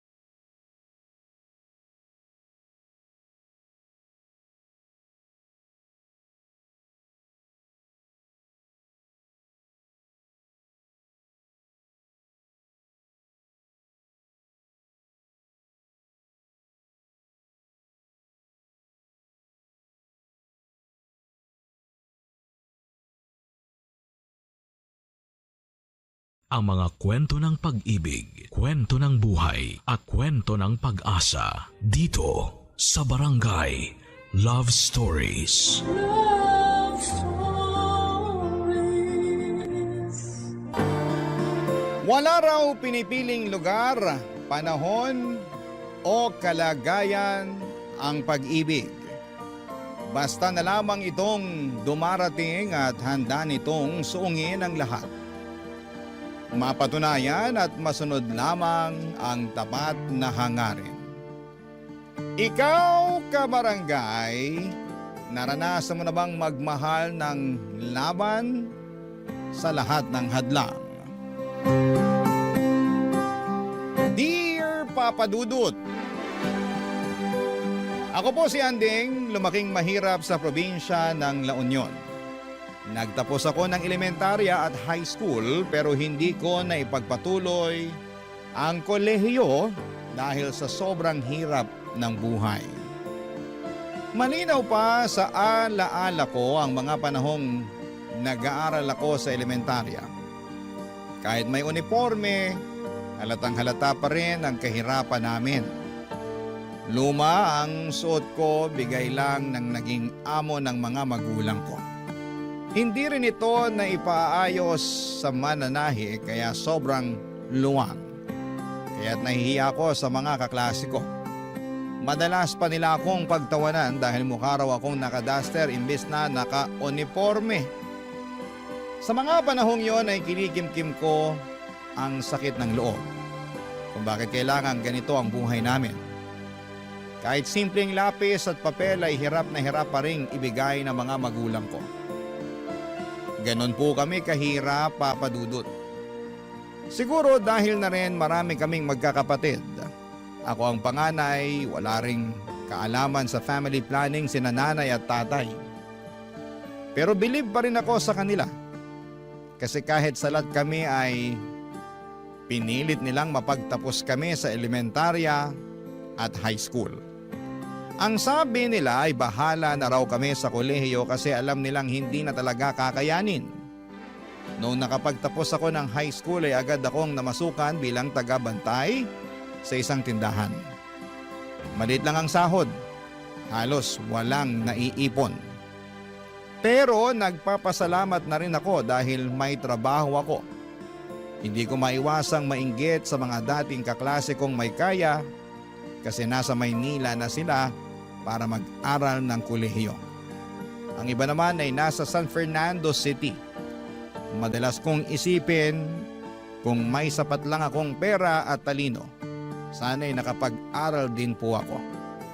Pero sinampal ako ng realidad.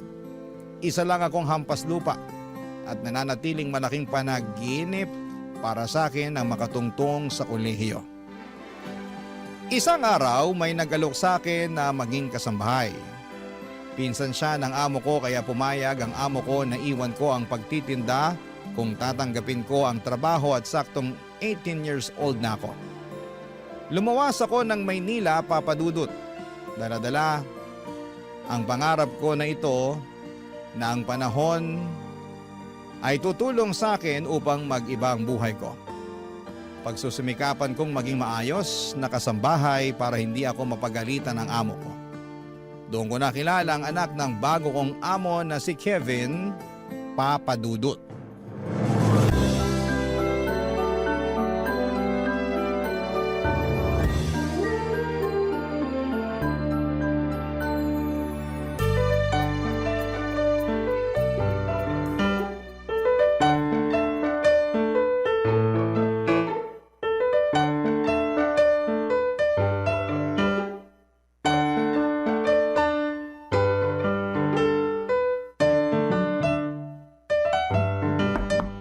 Sir Kevin? Sir Kevin, kumain na po kayo. Kanina pa po nakahanda yung pagkain nyo. Sir Kevin? Sir, gumising po muna kayo para makakain. Bilin po ng mami nyo na on time daw po kayo pakainin kahit walang pasok.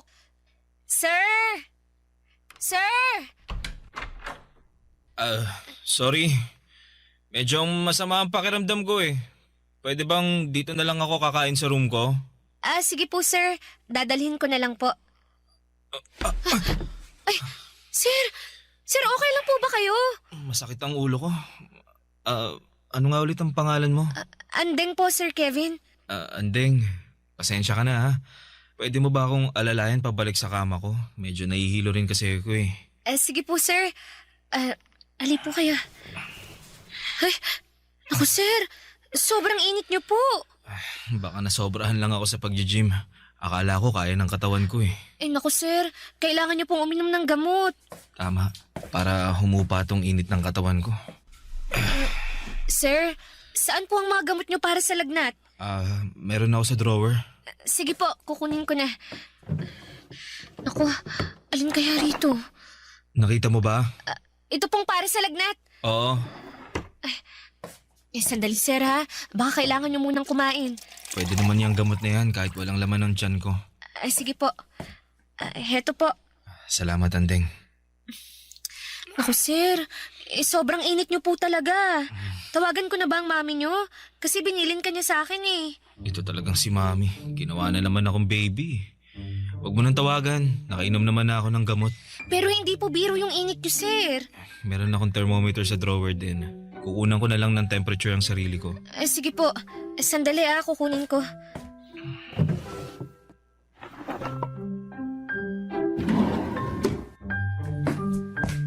Ito po, nahanap ko na sir. Ito po. Salamat, Andeng. Welcome po. Trabaho ko po na alagaan ko kayo. Inaalagaan mo ang 20 years old na lalaking gustong maging baby forever ni Mami. Ikaw lang din kasi ang anak niya sir. Kaya ganun siguro. Kami sir, ang dami namin 7 kami. Talaga? Ang sipag naman. Sinabihan ko na naman sila na awat ni. Pang-ilan ka? At ilang taon ka na nga? Panganay po ako sir. Bale, 18 na po ako. Dapat nasa school ka. Tapos na naman po ako ng high school pero walang pera pang college eh. Sir, baka naman... Mataas nga ang temperature ko. Ilan po ba sir? 38.5 eh. Kaya pala ang init ng katawan ko. Nako, baka kailangan ko kayong punasan ng maligamgam na tubig para mas guminhawa ang pakiramdam nyo. Naku, nakakaya naman. Naku, wag na po kayong mahiya. Tsaka, kasambahay nyo naman ako eh. Bukas sa loob ko na alagaan ko kayo. Ang bait mo naman. Kukuha lang ako ng bimpo tsaka mag-iinit ng tubig. Meron ako sa mga gamit ko. Saka, huwag ka na mag-init.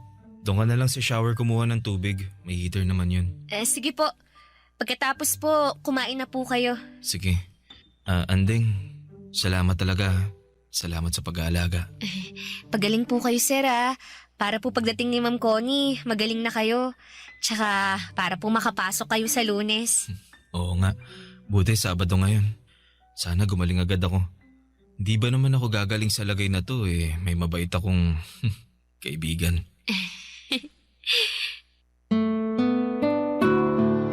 Papadudot, nakakaawa talaga kapag may sakit ang isang tao. Sa kaso ni Kevin ay lagnat lang naman. Pero labis ang pasasalamat niya dahil inalagaan ko raw siya. Medyo nahihiya pa nga ako habang pinupunasan ko ang katawan niya. Pero kailangan kong gawin para kahit papaano ay gumaan ang pakiramdam niya. Naisip ko na lamang na parang ganun din ang ginagawa ko kapag may lagnat ang mga kapatid ko. Gwapo po si Sir Kevin. Matangkad at matipuno ang katawan dahil nagji-gym.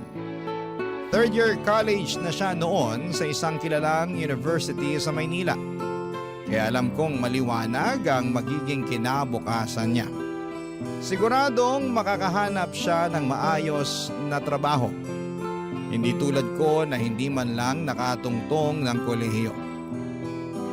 Pero papadudot, kung gaano kabait si Sir Kevin sa akin, gano'n naman kaiba ang ugali ng nanay niya. Sobrang madam talaga.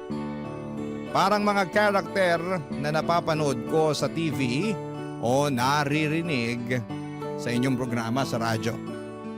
Mataray at nakakatakot kapag nagsalita siya. Hindi ka pwedeng magkamali sa harapan niya dahil siguradong tatalakan ka. Kaya naman sobra ako naging maingat sa trabaho ko, papadudot, pero kahit na anong ingat ay may mga pagkakataong sumasablay din ako. O hindi niya gusto ang ginagawa ko, papadudot.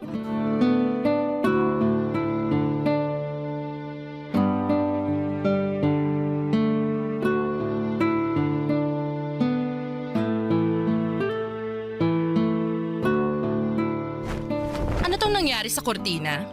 Hindi ganito yon. Ma'am, sinunod ko lang po ang sabi niyo. Mali ang paglagay mo ng drapes. Hindi maayos. Tatanga-tanga. Nasaan na ba si Christina? Nasa palengke po, ma'am. Kapag hindi mo alam kung paano gawin, magtanong ka kay Christina. Opo, ma'am. Sorry po talaga. Aayusin ko na lang po. Hindi ka kasi nakikinig. Tapos sasabihin mong sinunod mo lang ang sinabi ko? Ako pa ngayon ang may kasalanan? Hindi po, ma'am. Wala po kayong kasalanan. Bakit ba kasi isang katulad mong pinadala sa akin? Para ako nagtitrain ng isang aso. Pasensya na po. Nakakairita yung pasensya mo ha. Gawin mo na lang kaya ng tama ang mga pinagagawa ko sa'yo. Pati ang pag-vacuum hindi mo pa rin kabisado. Ano ako? Teacher ng mga chimay? Ide-demonstrate ko isa-isa? Gamitin mo naman ang utak mo. Hindi ba sabi mo na kapag tapos ka ng high school? Opo, ma'am. Daig mo pang elementary. Ang tanga mo. At wag mong sabihin pati itong kape ko hindi mo pa rin maayos. Sinunod ko po yung sabi niyo. Nako, mukhang sablay na naman to. Ano to? Ma'am! Tanga! Tanga-tanga! Hindi ganito ang pagtitimpla ng kape. Wala ka nang ginawang matino, Andeng. Alam mo ba yon? Pasensya na po, ma'am. Pasensya na po. Gusto mo ba akong lasunin? Ma'am, hindi po. Ma, anong ginagawa mo kay Andeng? Itong babaeng to, tatanga-tanga. Hindi niya alam kung anong ginagawa niya. Nakadalawang buwan na siya sa atin. Ma, ano ka ba? Hindi naman pwedeng ganito. Dahil ba hindi niya nagawa ng maayos, tatapunan mo na ng kape? Okay ka lang ba, Andeng? Sige na, pumunta ka na muna sa kwarto mo. Diyos ko, paawa effect. Siya naman ang may kasalanan. Hindi maayos ang trabaho niya. Ma, please. Maging tao ka naman. Hindi tama to. Kevin? Tingnan mo naman ang ginawa mo. Oh. Hindi mo siya tinatrato ng tama. Hindi porket pinapasweldohan natin si Andeng, pwede na natin gawin ang kahit ano sa kanya. Pwede kanyang mapakulong. Huwag niya akong subukan. Please, Ma. Magpakatao ka naman. Kevin, ginagawa ko lang naman kung anong nararapat sa kanya. Ay, hindi niya deserve to, Ma. Sige na, Andeng. Punta ka na sa kwarto mo. Linisin mo sarili mo. Magpahinga ka na.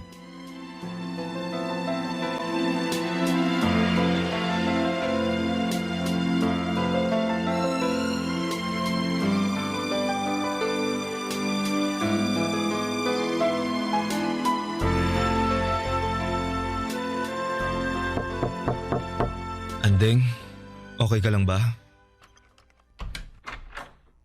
Sir, opo. Okay lang po ako. Mukhang hindi. Medyo mapula yung mukha mo. Oh. Sumusobra na talaga si Mama. Paano kung nalapnos yung mukha mo? Hindi na po ganun kainit nang tinapo niya sa mukha ko. Kahit na, pinagmalupitan ka pa rin niya. Kakausapin ko siya mamaya. Baka mas lalo lang siyang magalit sa akin kasi kinakampihan mo ko. Naku, mali naman talaga ang ginawa niya eh. Kahit may hindi ka nagawang tama sa trabaho mo, hindi pa rin makatarungan ang ginawa niya sa'yo. Kailangan niya humingi ng dispensa sa'yo. Sobra na yung ginawa niya. Salamat po, sir. Sana naging mas maaga ako kanina para hindi na nangyari yung pagbuhos niya ng kape sa'yo. Tana, nandito lang ako para sa'yo, Andeng. Sobrang bait ni Sir Kevin sa akin, Papa Dudut. Sabi nila ay nagmana raw siya sa ama niya na nasa ibang bansa. Kaya siguro ay hindi ko maiwasang hangaan siya. Si Ma'am Connie naman ay parang tigre kung makapagsalita. Lagi niya akong tinatalakan at mabuti na lamang at may kasama akong kasambahay din, si Christina. Siya ang karamay ko sa bawat sermon ng amo naming mukhang mangkukulam. Si Christina ang nakapansin na may nararamdaman daw ako kay Sir Kevin. Pinagbintangan pa nga niya ako na si Sir Kevin daw ang dahilan kaya nagagawa kong pagtiisan si Ma'am Connie. Pero syempre tumanggi talaga ako sa una. Pero sa totoo lang ay tama si Christine. Crush ko po si Sir Kevin. Ang gwapo niya kasi at mabait pa. Parang lahat ng hinahanap mo sa isang lalaki ay nasa kanya na. Pero hanggang pangarap lamang po ako kasi naman lupa lamang ako at siya naman ay langit. Hindi kami bagay, Papa Dudut. Ang kaya ko lang gawin ay mangarap at mag-imagine na baka sa ibang mundo ay pwede kaming dalawa. Pero sa realidad, hanggang tanaw lamang ako. Kasi alam kong hindi kailanman magiging kami ni Sir Kevin. Barangay Love Stories. Barangay Love Stories. Papa Dudut, naging simple lang naman ang pangarap ko noong magtrabaho ako bilang kasambahay. Ang makapagsilbi ng maayos kina Sir Kevin at Ma'am Connie. Mabait talaga si Sir Kevin. Gumagaan ang pakiramdam ko kapag nandyan siya. Ang hindi ko alam, Papa Dudut, ay may nararamdaman na rin pala siya para sa akin na mga panahon na yon. Madalas niya akong kausapin at para bang gusto niya akong mas makilala pa. Kapag naririnig niyang pinapagalitan ako ni Ma'am Connie ay lagi siyang nandyan para ipagtanggol ako at siya mismo ang sumasalo ng galit ng mami niya. Basta lang wag maulit yung pagtapo ng kape ni Ma'am Connie sa mukha ko. Bukod pa roon ay tinuturuan niya rin po ako para kung nagkaroon ng libreng tutor. Pinapaliwanag niya sa akin ang mga mahihirap na lesson sa math at English. Hindi lang basta turuan, Papa Dudut ha, kundi parang gusto niya talagang matuto ako para raw hindi ako habang buhay nakatali sa pagiging kasambahay. Sabi niya may mas malawak pang mundo para sa akin kung pagbubutihin ko ang aking pag-aaral. Ang mga pagre-review namin ay parang paghahanda na rin kung kukuha ako ng entrance exam sa kolehiyo. At habang tinuturuan niya ako, hindi ko maiwasang kiligin. Nakatingin siya diretsyo sa akin. Nakangiti at pakiramdam ko ay importante ako. Kahit alam kong hindi kami bagay, ngunit sa mga pagkakataong yon, parang wala kaming iniisip na agwat. Ako si Andeng na natututo at siya naman si Kevin na buong tiyagang nagtuturo.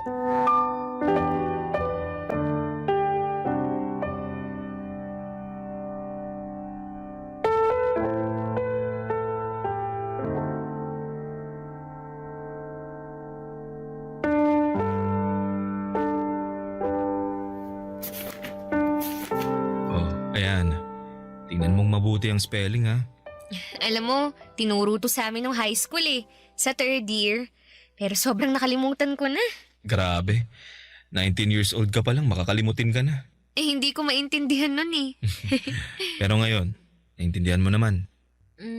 Medyo. Anong medyo? Pag-aralan mong mabuti, lalabas to sa exam. Mag-e-exam ba ako? Kapag kaya mo nang pumasok ng college, di ba? Nag-iipon ka naman. Saka kapag kulang talaga, lapitan mo lang ako.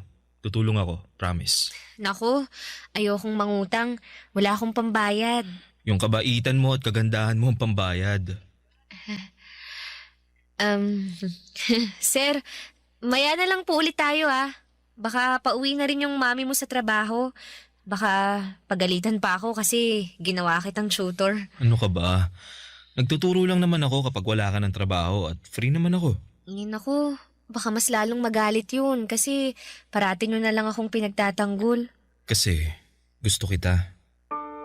Ano po? Gusto kita, Andeng. Sir naman, nagbibiro kayo Alam mo namang hindi ako nagbibiro. At alam kong nararamdaman mo na may gusto ako sa'yo. Naalala mo nung unang araw mo pa lang, yung nilagnat ako? Nakita ko ang kabaitan mo. Sir, hindi po pwede. Hindi po tayo bagay. Dahil ba anak ako ng amo mo? At kasambahay ka lang? Hindi po talaga tayo bagay. Andeng, sa totoo lang, ilang araw at gabi ko na rin tong iniisip Pero totoo ang nararamdaman ko sa'yo. Gusto kita. Mahal kita. Sir, marami namang ibang babae dyan. Mga kaklase nyo, schoolmates nyo. Hindi ako pwede. Hindi pwede. Makinig ka. Hindi ko sila gusto. Ikaw ang gusto ko. Pero katulong lang ako. Mahirap lang po ako. Mayaman kayo. May pinag-aralan. 1 taon na lang gagraduate na kayo. Samantalang ako. Basta, hindi tayo bagay. Andeng, wag mo namang maliitin ang sarili mo. Dahil lang ba sa kalagayan ng buhay natin kaya tayo hindi pwede? Kung lahat ng to, kung wala akong pera, kung hindi ako mayaman, pwede na? Ganun ba? Sir naman, sobrang layo po ng agwat natin. Tsaka ano na lang sasabihin ng mga magulang mo? Baka mas lalo akong hamakin ni Ma'am Connie. Poprotektahan kita. Naririnig niyo ba yung sarili niyo? Magkakaisa-isa kayong anak ni na Ma'am Connie. Tapos, sa isang chimay, sa isang maid, muchacha lang kayo mauuwi. Hindi kita nakikita bilang isang chimay, maid o muchacha. Ang nakikita ko isang totoong tao. Isang dalagang may magandang puso na alam kong mamahalin din ako. Gusto kong mahalin ka. Sir, hindi. Huwag na nating ipilit. Huwag na po. Anding. Natatakot akong tanggapin ang pag-ibig mo. Kasi, sino ba ako? Wala akong karapatang umibig sa isang katulad mo.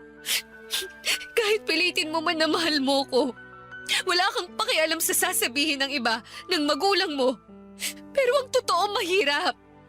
Magiging mahirap lang ang sitwasyon kung ipipilit natin. Babalik na ako sa trabaho, sir. Teka, Anding! Anding! Papadudot akala ko'y hihinto na sa panliligaw si Kevin matapos ang araw na yon. Pero nagkakamali ako. Patuloy pa rin siya sa panliligaw sa akin at umabot na ng isang buwan na araw-araw niya akong sinasabihan kung gaano niya ako kamahal. Paano mo nga ba mapipigilan ang tibok ng puso? Kahit anong pigil ko sa sarili ko'y bumigay na rin ako. Sinagot ko si Kevin, Papadudot. Hindi na hanggang tanaw ang relasyon namin. Tinanggap ko ang pagmamahal niya. Pero walang araw na hindi ako natatakot. Paano kung malalaman ni Ma'am Connie ang katotohanan? Sa tuwing kinakausap ako ni Kevin at sa bawat pagngiti niya ay parang may naaninag akong anino ni Ma'am Connie. Pinapakaba ang bawat araw ng paglilihim naming dalawa sa aming relasyon. Sa bawat oras na magkasama kami, ramdam ko ang saya at kapayapaan. Pero sa likod ng lahat ng yon ay may kaba, Papadudot, at takot din po akong nararamdaman. Si Kevin mismo ang nagsabi na hindi naman kami gumagawa ng masama. Ang gusto niyang ipaalam na namin sa mami niya ang katotohanan. Buo talaga ang loob niya pero ako ang umaayaw.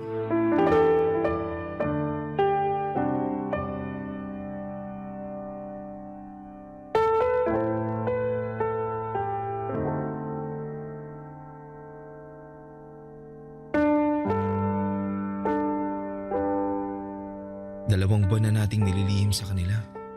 Baka kailangan na talaga nating sabihin. Da naman akong ipaglaban ka, Anding. Kevin naman, baka ganito na muna tayo. Magtatago? Hindi naman tayo gumagawa ng masama ah. Nagmamahalan tayo. Sige na, lumabas ka na ng kwarto ko. Baka hinahanap ka na ng mama mo. Anding, gusto kong hindi na tayo maglihim sa kanila. Kevin, ang hirap nun. Kasi naman, kung ipagtatapat natin sa kanila, sa mama mo, ano na lang ang sasabihin niya sa akin? Malanding chimay na inaakit ang anak niya? Alam kong mahirap to. Pero nandito ako para ipagtanggol ka. Hindi mo ako inakit, kusa kitang minahal. Mahal kita.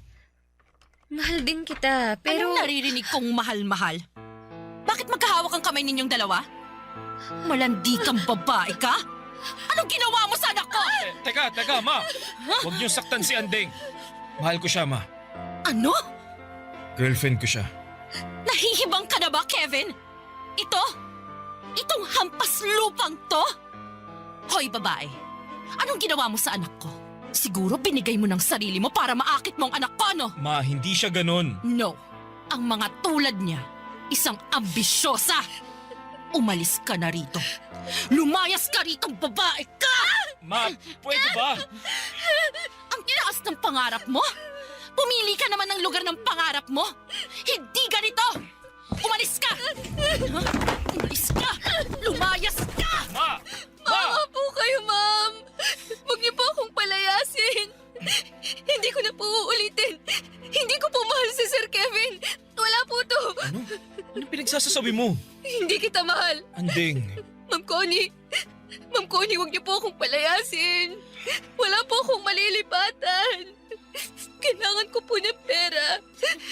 Promise Please po, hindi ko na po papapasukin si Sir Kevin sa kwarto ko. Anding, mahal kita. Hindi mo mahal ang babaeng yan, Kevin.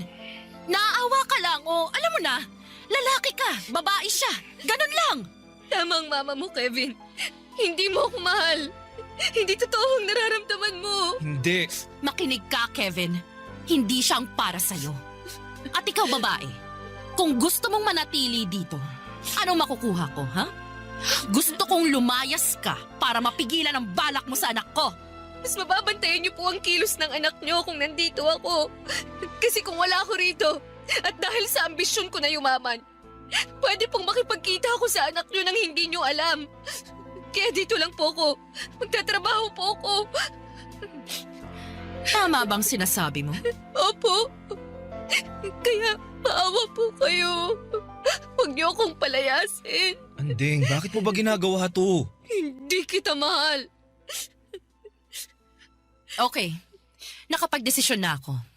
Mananatili ka rito.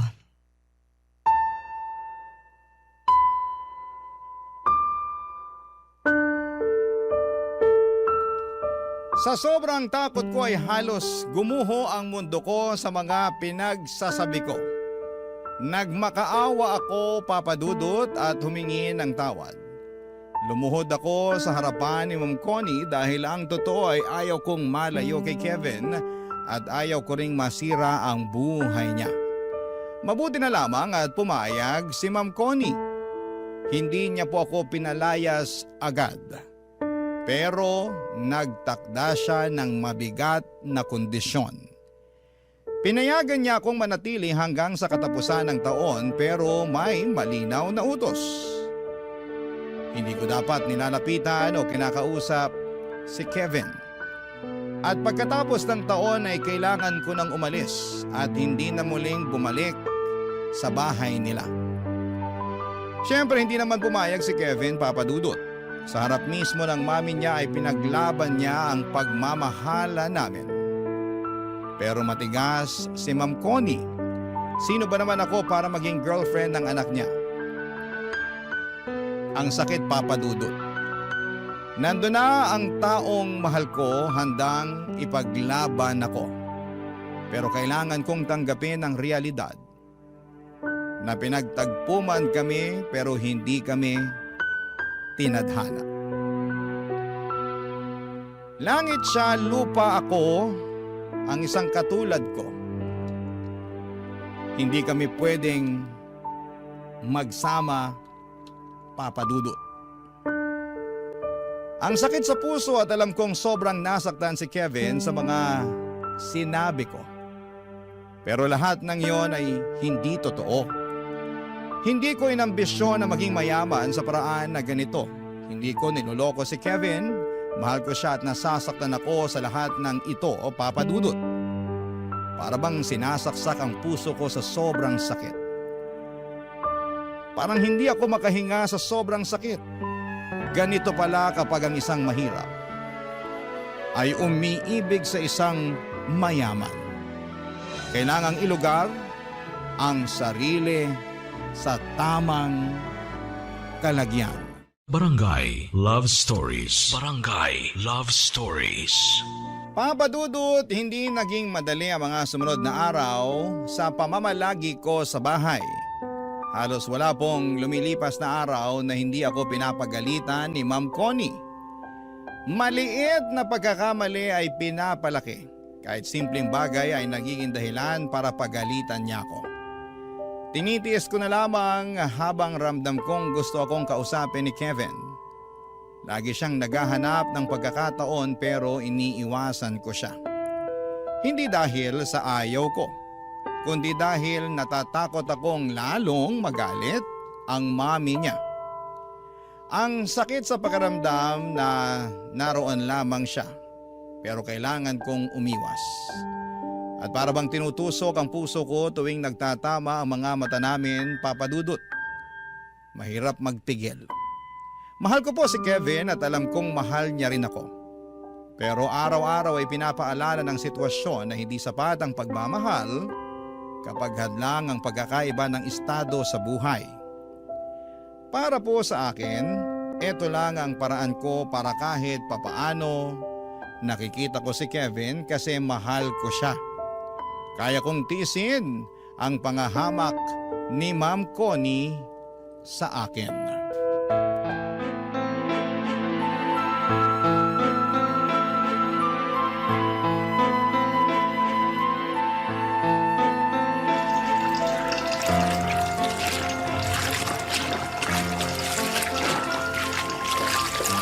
Andeng, kinakalaban mo ba ako ng palihim? Po? Hindi po, ma'am. Huwag kang magkunwari. Alam mo naman na maselan ako sa mga kurtina ko, di ba? Bakit may mancha yung sa kwarto namin? Bakit hindi maayos ang pagkakalaba? Ma'am, maayos po ang pagkakalaba ko noon. Hinandwash ko pa nga po kasi alam kong gusto nyo ng ganun eh. Pero hindi mo inayos. Yan ang totoo. Kunwari ka pa. Ma'am, inayos ko po talaga. Tigilan mo nga yung kaiiyak mo. Wala dito ang anak ko. Walang maaawa sa'yo. Walang magtatanggol sa'yo na para bang akong pinapalabas mong kontrabida sa buhay mo. Ma'am, ang gusto ko lang po, maging maayos ang trabaho ko rito. Kaya po, inayos ko po talaga. Kung gusto niyo po, lalaban ko na lang po ulit. Hoy, ikaw, kung ano man ang binabalak mo sa anak ko, tigilan mo. Wala po. Wala po akong binabalak sa kanya. Kaya nga po nandito ako para pakita niyong wala akong balak sa anak niyo eh. Hindi ko po siya kinakausap. Umiiwas po ako. Sinungaling. Teka, naisip ko lang. Siguro ikaw rin yung nagnakaw ng pera ko na naiwan ko sa bulsa nung nakarang araw, no? Matapos mong labhan, wala kang sinole. Po? Ma'am, wala po akong perang nakita. Hindi po ako magnanakaw. Talaga lang? Ang sinungaling ay kapatid ng magnanakaw? Siguro pinadala mo na sa mga magulang mo yung ninakaw mo. Hindi ka na nahiya? Ma'am, hindi ko po gawain ng magnakaw. Sinungaling? Ha? Tama na po, ma'am. Ang iya ka talagang babae ka! Masama kang tao! Wala po akong ninakaw. Wala po. Ikaw, huwag na huwag mong sasabihin sa anak ko na sinaktan kita. Kung hindi, malilintikan ka sa akin. Tigilan mo yung paawa effect mo na yan. Kung hindi ako makakatiis, papaalisin na kita. Opo, hindi po ako magsusumbong. Kasi kung magsusumbong ka, isusuplong din kita sa pulis dahil ninakawan mo kami. Naiintindihan mo ba? Opo. Paano mo kaya inakit ang anak ko? Ibang klase ka talaga, no? Akala mo dahil ang sipag-sipag mo kunwari ay matutuwa kung ikaw ang mapapangasawa ng anak ko. Nagpapatawa ka ba? O iniinis mo ko? Sinabi ko naman po sa inyo na wala na po akong balak sa anak niyo. Ah, so may balak ka dati. Tapos noong nalaman kong totoo at muntik kitang kalad ka rin sa labas, ay nag-iba ang ihip ng hangin. Wala ka ng balak. Ganon ba? Magsalita ka! Umayos ka. Dumating ng anak ko. Umayos ka! Pahiran mo yung mga luha mo. Hindi niya pwedeng mahalatang umiyak ka. Opo. Huwag mo akong subukan, Andeng. Masisira ang buhay mo. Opo, Ma'am Connie. Umayos ka.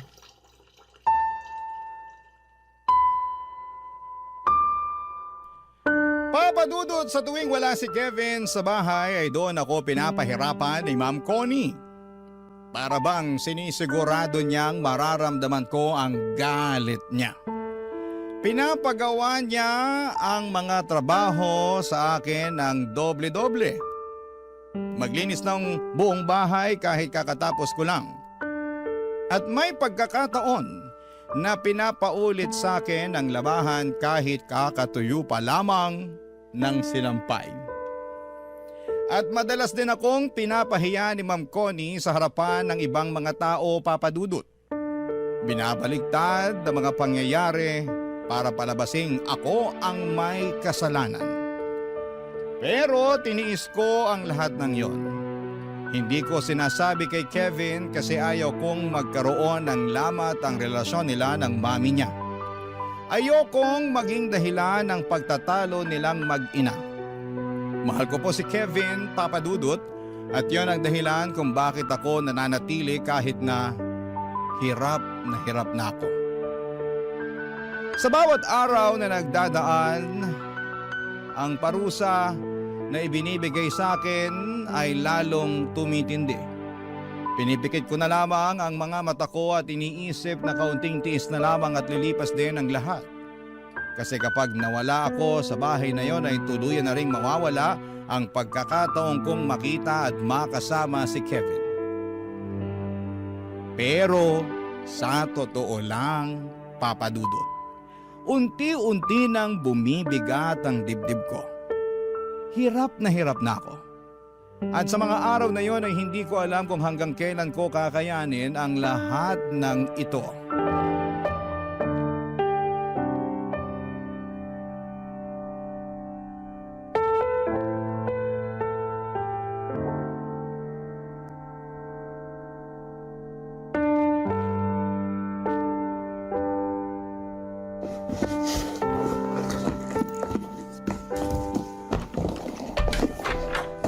Anding, anong ginagawa mo? Naalis na ako. Ibig sabihin, iiwan mo na ako? Sana noon ko pa ginawa to eh. Anding, alam kong nagsinungaling ka lang kay mama na hindi mo ako mahal. Dahil ramdam kong gusto mong manatili sa bahay kasi ayaw mong malayo ako sa'yo. Ayaw mong masira din ang buhay ko. Gusto mong makatapos ako ng college. Alam ko yun. Hindi kita mahal. Kaya aalis na ako para matahimik ang lahat. Ang gusto ko lang, magkaroon ng trabaho. May maipadala akong pera sa pamilya ko. Mahal kita, Anding. Huwag mo naman ako saktan ng ganito. Kevin, kailangan ko nang umalis. May nahanap na akong ibang trabaho. Sasama ako sa'yo. Ano? Nahihibang ka ba? Hindi kita mahal. At wala kang mapapala sa akin. Kasi mahirap ka lang. Hindi ka nakapag-aral, ganun ba? Buo na ang loob ko. Buo na ang loob kong umalis na akong mag-isa. Dito ka lang. Ayokong sirain ang buhay mo. Mag-aaral ka. Tapusin mo ang pag-aaral mo. Kaya ba ayaw mong aminin na mahal mo ako dahil natatakot kang masira ang buhay ko? Andeng, kaya ko ang sarili ko. At wag mong iisipin na masisira ang buhay ko dahil sa'yo. Kasi ikaw nga ang inspirasyon ko sa lahat ng ginagawa ko. Huwag mo na akong pahirapan pa. Wag mo rin akong pahirapan. Wag mong pahirapan ang puso ko. Hindi ko kayang iwan mo ko. Hindi ko kayang mawala ka. Mahal kita. Hindi ko ikakahiya na ikaw ang minahal ko, na ikaw ang makakasama ko habang buhay. Kevin naman. Sasama ako sa'yo. Sasama ako, Andeng. Dahil mahal kita. Mahal na mahal kita. Buo na ang loob ni Kevin na iniwan niya ang lahat para samahan ako. Umalis kami ng magkasama, dala ang takot at kaba. Pero higit sa lahat, Papa Dudut, dala ang pag-ibig na matagal na naming pinaglalaban. Hinahanap kami ng mga magulang niya pero nanindigan si Kevin at pinili niya ako sa hirap man o sa ginhawa. Pinili niyang magsimula ng mahirap kasama ako, kesa ang mabuhay ng marangya pero wala sa tabi niya. Doon ko lalong napatunayan, Papa Dudut, na totoo ang pagmamahal niya. Nagsimula kami sa wala except doon sa naitabi niyang pera. Pareho kaming nagbanat ng buto. Si Kevin nagtatrabaho habang pinagpapatuloy ang pag-aaral niya. Kahit na anong hirap ay hindi siya sumuko hanggang sa makapagtapos siya sa isang state university. At nang siya naman ang nagsimula ng magtagumpay, ako naman ang kanyang pinagtapos. Papa Dudut, hindi madali, maraming luha, maraming gabi ng gutom at pagod. Pero lahat ng yon ay nalampasan namin dahil sabay naming hinarap. Unti-unti ay gumanda ang buhay namin. Hindi man marangya pero puno ng kasiyahan at pagmamahalan. Ngayon, Papa Dudut, ay masasabi kong tama ang naging desisyon ko. Ang lumaban para sa puso ko. Kasi lahat ng sakit, lahat ng parusa at hirap na tiniis ko noon ay napalitan ng magandang bagay. At higit sa lahat ay natupad ang pangarap kong dati hanggang panaginip lamang. Na makasama at mahalin si Kevin hanggang sa dulo ng lahat. Parang Cinderella story pero pareho kaming nagsumika para umangat. Ang prinsipe ay buwaba sa kanyang palasyo para sa akin at mamuhay na normal para lamang ipaglaban ang puso niya. Sobrang mahal ko po si Kevin, Papa Dudut. Hindi man ako tanggap ni Ma'am Connie ay wala na siyang magawa kasi ako na ang pinakasalan ni Kevin. Ang mahalaga, I am made to be with my Prince Charming. Ang mahal ko, si Kevin. Kasama ang aming 3 anak. Maraming salamat po sa inyo, Papa Dudut, at sana'y forever po itong programa ninyo. Ang inyong forever kapuso at kabarangay, Andeng. Nakakaantig naman talaga ang ating kwento. Ikaw ba, kabarangay? Nakarelate ka ba sa story natin ngayon? Kwentuhan naman tayo dito sa comment section. Ang mga kwento ng pag-ibig, kwento ng buhay, at kwento ng pag-asa dito sa Barangay Love Stories. Love Stories.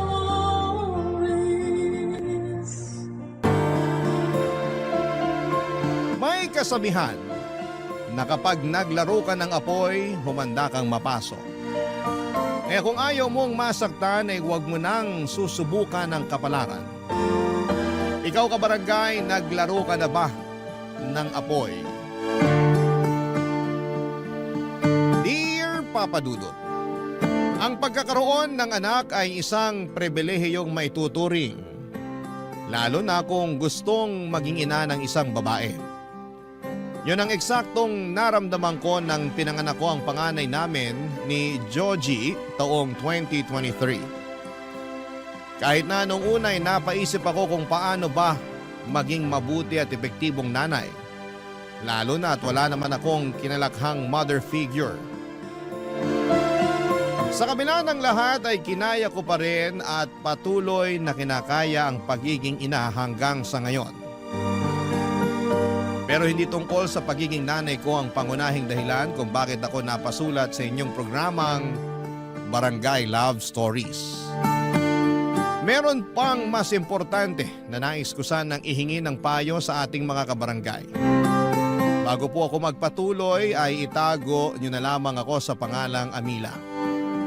32 years old, taga Taguig City at isang sales representative na nagtatrabaho sa isang sikat na brand ng sasakyan.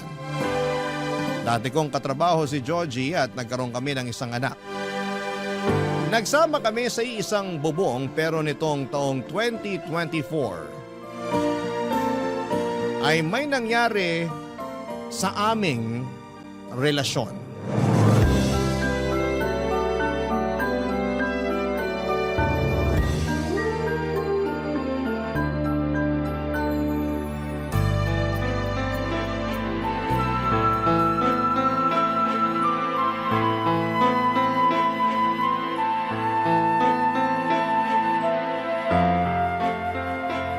Sigurado na ako sa desisyon ko.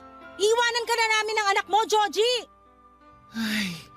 Amila naman, huwag mong gawin sa akin to. At bakit hindi ko gagawin? Sige nga. May anak tayo.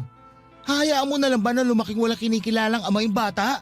Mas mabuti pa na wala na siyang kilalaning ama kesa naman sa meron nga pero pulpul at batugan na kagaya mo. Sobra ka naman makapagsalita. Totoo naman sinabi ko, di ba? Na pulpul ka at batugan kasi kung hindi, sige sabihin mo, bakit nalugi yung negosyo niyo nung kaibigan mo? Di ba kasalanan mo? Di ka marunong mag-costing at mag-handle. Puro ka lang gastos. Hindi na bumabalik kapital nyo tapos ang lakas pa ng loob mo magmalaki sa akin na marami kang nalalaman sa pagpapatakbo ng negosyo? Hanggang ngayon ba naman issue pa rin sa'yo yan? Aba oo. At bakit hindi? Sige nga. Kainis naman eh. Ikaw pa talaga may ganang mainis? Eh dapat nga ako yung mainis dito. Imbes kasi na maghanap ka ng mapagkakakitaan mo, pagkatapos malugi ng negosyo nyo, eh naging batugan ka na. Palibasa may trabaho ako kaya sa akin mo na inaasa lahat-lahat. Maghanap naman ako pero nagpapalipas lang ako ng sama ng loob dun sa nangyari sa negosyo namin. Ilang buwan ka na nagpapalipas ng sama ng loob? Hindi pa rin ba tapos yan? Eh kasi... Alam mo para sa akin, nagdadahilan ka na lang. Hindi ako nagdadahilan ha? Hindi raw. Pero bakit hanggang ngayon wala ka pa rin matinong trabaho? Naghahanap pa nga lang. Naghahanap daw kahit puro mobile games lang yung inaatupag mo? Akala mo siguro di ko nakikita no? Ano ba kasi nirereklamo mo dyan? Eh inaalagaan ko naman yung anak natin pag nasa trabaho ka. Saka, wala naman tayo binabayarang upa. Kung sa pagkain naman, nakikihati-taki na mama at papa. At proud ka pa talaga na hanggang ngayon nakikipisan pa rin tayo rito sa mga magulang mo? Hindi naman sa ganun. Pagiging praktikal yung tawag doon. Ibang klase. Pagiging praktikal daw. Sabihin mo, masyado ka nalang naging kampante na umasa sa kanila kahit na matanda ka na. Matanong nga kita, di ka man lang ba nakakaramdam ng kahihiyan dyan sa katawan mo dahil hanggang ngayon umaasa ka pa rin sa mga magulang mo? Bakit naman ako mahihiya? Sabi mo nga, mga magulang ko naman sila. So ibig sabihin wala nga? Meron pala. Nahihiya rin ako sa kanila. Kung nahihiya ka, sana nagsisikap ka. Kaya lang sa nakikita ko walang hiya ka talaga, Joji. Grabe naman. Totoo naman eh. Oo, grabe ako. Wala ka bang pangarap sa amin ng anak mo? Ni minsan ba di pumasok dyan sa utak mo na ibukod kami para makapagsimula tayo ng buhay natin bilang pamilya? Nangarap naman ako pero... Puro ka pero. Wala ka talagang pangarap hanggang salita ka lang. Kaya diyan ka na. Bahala ka na sa buhay mo. Please, Amila. Huwag mo kong iwanan. Parang awa mo na. Wala na akong awa. Ubos na. Mahal na mahal ko kayo ng anak natin. Kayo ang buhay ko. Wow ha? Ngayon may pasabi-sabi ka pa ng ganyan? Akala mo ba mauto mo pa ako? Kung noon, oo. Kasi naniwala at nagtiwala ako na magbabago ka. Na marirealize mo mga pagkukulang mo sa amin ng anak mo bilang padre de pamilya. Pero ngayon, nek-nek mo. Hindi mo na mabibilog ulo ko, Joji. Ano gusto mong gawin ko? Sabihin mo, gagawin ko. Wala. Di ba gusto mo ako maghanap ng trabaho? Sige, maghanap ako ngayon din. Wag na. Baka manghingi ka pa sa akin ng pamasahe at pangkain mo pag nagutom ka sa labas. Mapagastos pa ako sa'yo. Oy, Amila, sumusobra ka na talaga ha? Ikaw nga sobra-sobra na yung katamaran at kapulpulan mo. Nagreklamo ba ako? Ngayon lang, dahil punong-puno na ako. Isipin mo na lang kung anong magiging future namin ng anak mo sa'yo. Wala. Kaya mabuti pa ako na lang mag-isa magpalaki sa kanya. Magkanya-kanya na tayo. Bahala ka na sa buhay mo. Papadudot naging magkatrabaho kami ni Joji at doon kami nagkakilala taong 2021. Naging magkaibigan kami lalo at iisa lang ang grupo namin. Kami lang yung single ng mga panahong yon kaya sinimulan kaming tuksuhin ng mga kasamahan namin sa isa't isa. Noong una ay sinakyan ko lamang ang pang-aasar nila dahil baka tumigil din sila kinatagalan. Lalo na at nagpahayag na rin ako na wala pa akong interes na pumasok sa relasyon matapos ang breakup namin ng ex-boyfriend ko noong pandemic. Matagal din kasi kaming naging mag-on at umabot din ng 7 taon kaya sinabi ko sa sarili ko na gusto ko munang enjoyin ang pagiging single ko. Kaya lang ay hindi pa rin tumigil ang mga kasamahan namin sa trabaho sa panunukso sa amin ni Joji. Hanggang sa napansin ko na lamang na kinagiliwan na niya yon. At kapag naiinis ako sa mga pang-aasar nila, papadudot ay sinasabihan nila akong KJ o Killjoy. Sa huli inamin sa akin ni Joji na nahulog na siya sa akin. Sa totoo lang ay hindi ko naman naramdaman na masamang tao siya. Mabait siya at may itsura naman. At kahit na noong sinabi kong hindi pa ako ready makipagrelasyon, ay nirespeto niya yon. Kinatagalan, tinanong niya kung pwede akong ligawan. Sa isip ko ay ligaw pa lang naman. Hindi pa sigurado kung sasagutin ko na siya. In short ay pumayag ako, kaya lang dala ng kalasingan at bugso ng damdamin noong isang beses na nagkayaan kaming uminom ng mga katrabaho namin ay doon na may nangyari sa amin ni Joji. Bali nag-check-in kami noon sa isang motel sa Pasig para magpalipas ng gabi. Alam ko naman na kasalanan ko rin dahil naging mapusok ako ng gabing yon. At laking takot at pagsisisi ko nang mabuntis ako ni Joji. Pinanagutan naman niya ako at binahay. Tumira kami sa kanila kasama ang parents niya at 2 nakatatandang kapatid na lalaki. Pero sa loob lang ng ilang buwan hanggang sa makapanganak ako ay hindi na talaga kami naging okay ng dati kong kinakasama. Lalo na At 2 buwan bago ako manganak ay nag-resign siya sa trabaho namin para makipag-business partner sa kaibigan niya. Pero makalipas lamang ng 2 buwan ay nalugi ang negosyo nila. Hindi na bumalik ang drive ni Georgie sa pagtatrabaho hanggang sa makapanganak ako. At nung matapos ang maternity leave ko ay ako na ang naghanap buhay sa amin. Makalipas ang 6 na buwan simula na maghiwalay kami ni Georgie ay hindi sinasadyang nag-cruise naman ang landas namin ng panganay niyang kapatid na si Bernie Papadudut.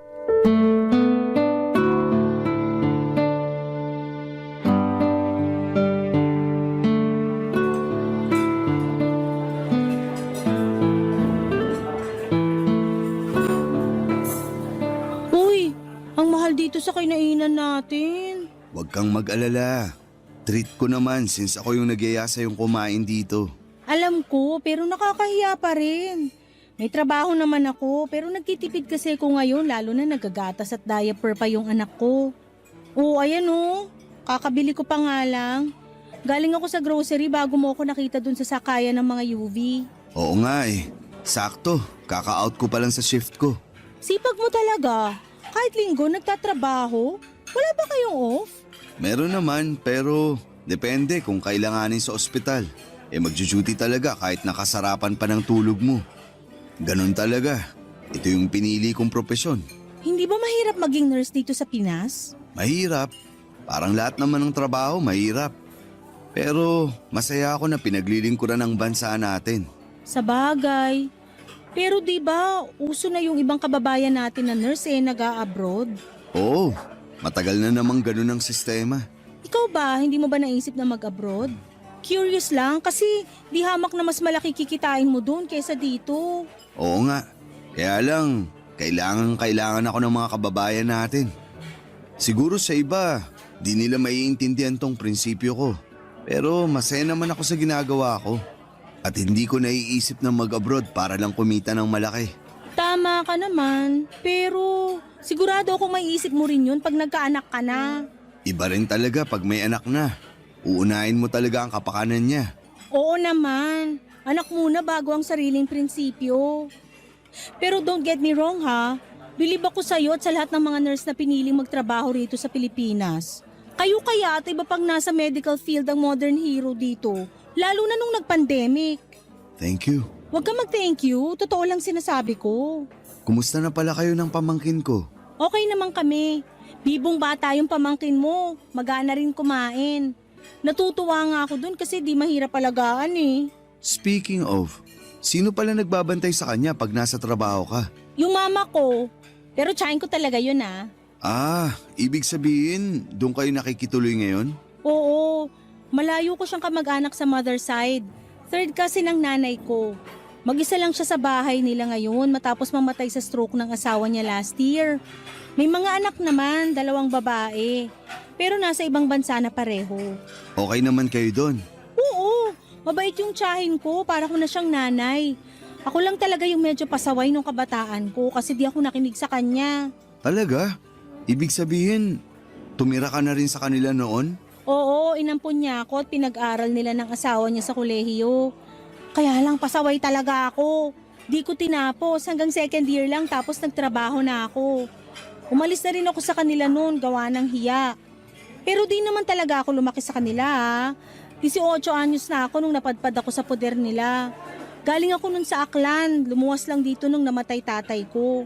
Wala rin naman akong nanay, sumakabilang bahay na raw sabi ng kamag-anak namin. Grabe, ang dami mo palang pinagdaanan, bata ka pa lang.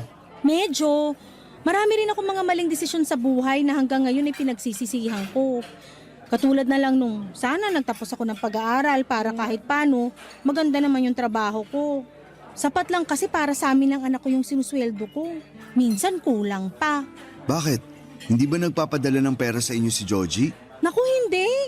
Pero di ko na rin naman siya hinihingan kasi saan naman siya kukuha ng pera na ipapadala sa amin, di ba? Kung sa mga magulang niyo pa siya manghihingi, ako na ang nahihiya. Kaya nga nag-decide na ako makipaghiwalay sa kapatid mo. Ay, nalungkot talaga kami ng husto nung umalis ka sa bahay. Lalo na sina mama at papa. Lagi nilang hinahanap yung apo nila. Tungkol sa bagay na yan, wala naman akong intensyon na ilayo sa inyo yung anak ko. Di pa lang talaga ako handang ipakita siya kay Joji. Pero sa nakikita ko naman, nagbago na si Joji. Sa ngayon, nagsisikap siya na makapaghanap ng trabaho. Para raw may mukha na siyang ihaharap sa inyo. Ilang buwan na kaming hiwalay, hindi pa rin ba siya nakakahanap ng bagong trabaho? May nahanap at napasukan naman, pero di nagtatagal. Ewan, sabi niya depressed daw siya. Hindi makapag-focus, gawa ng lagi kayong iniisip. Amila, wala na ba talagang chance na magkabalikan kayo ng kapatid ko? Gusto mo bang malaman ng totoo? Oo. Hindi ko alam. Okay naman kami ng anak ko.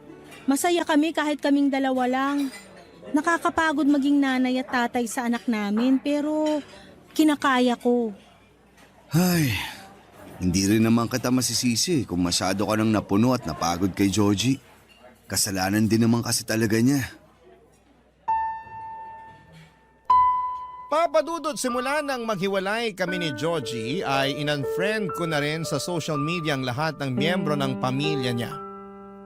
Desidido na kasi akong kalimutan sila at magsimula ng bagong buhay kasama ang anak ko. Kaya nga hindi ko napigilang makonsensya nang banggitin ni Bernie ang pang-unfriend ko sa kanya sa kwentuhan namin ng araw na yon. Lalo't wala naman siyang ginagawang mali sa akin noon. Sa dalawang kuya ni Joji, si Bernie ang pinakamabait, maginoo, gentleman at guwapo. Noong unang beses na dinala ko ng dati kong kinakasama sa bahay nila para makilala ang pamilya niya, ay napansin ko na talaga si Bernie. Nagtatrabaho siya bilang isang nurse, maasikaso siya sa akin ng mga panahong yon. Palibhasa ay masaya raw siya dahil magkakapamangkin na raw sila. Sa buong panahon ng pamamalagi ko kina Joji ay nakuha ni Bernie ang buong atensyon ko. At kahit hanggang sa pag-uwi ay si Bernie ang tumatakbo sa aking isipan imbis na ang dati kong kinakasama at tatay ng magiging anak ko, Papa Dudut. Barangay Love Stories. Barangay Love Stories. Papadudot, bago kami naghiwalay ng landas ni Bernie, noong nagkita kami ay nagkapalitan kami ng social media. Gusto niya raw kasing makumusta ang pamangkin niya kaya hindi na ako tumutol pa. Hindi ko naman sila tinanggalan ng karapatan sa ano ko pero ayoko na talagang makisama kay Joji. Para sa akin ay masyadong pabuhat ang taong yon. At nakampante na lamang sa buhay na sinusuportahan ng mga magulang nila. Batugan pa at kung kailan ako nag-decide na tapusin na ang lahat sa amin saka pa lamang sasaniba ng kusa na maghanap ng trabaho. Kaya nga wala talaga akong ka-interes kay Joji noong nagkikwento tungkol sa kanya ang Kuya Bernie niya. Kunwari ay may pakialam ako pero wala na talaga. Ganon pala kapag napagod ka na at naging manhid. Sa pagpapatuloy ng kwento ko ay nagkaroon kami ng constant communication ni Bernie sa Messenger. Pero tungkol lang naman sa anak ko na pamangkin niya ang aming pinag-uusapan. Isang araw, in-invite niya ako na pumunta sa kanila dahil birthday ng papa nila. Ayoko sanang umaten pero noong parang naglambing na siya sa akin na gusto raw makita ng parents nila ang anak ko, ay hindi ko na siya natiis pa. Ayos lang naman talaga sa akin na pumunta sa kanila. May isang tao lang na ayokong makita ang pagmumukha, Papa Dudut.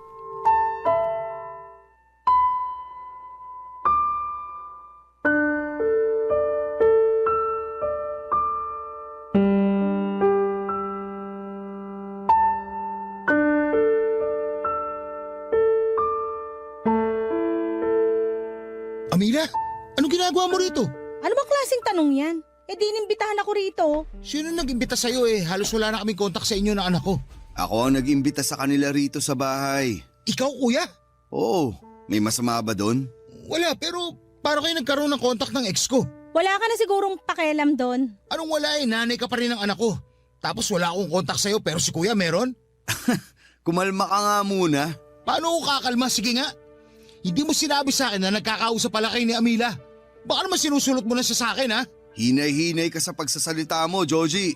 Baka nakakalimutan mong kuya mo pa rin ako. Walang kuya pag pag-ibig na pinag-uusapan. Sira ulong to. Ano ba yung pinagsasabi mo? Wala naman kaming relasyon ni Bernie. Saka nung nakaraang araw lang naman kami nagkaroon ng contact dahil aksidente kaming nagkita matapos kong mamili sa grocery.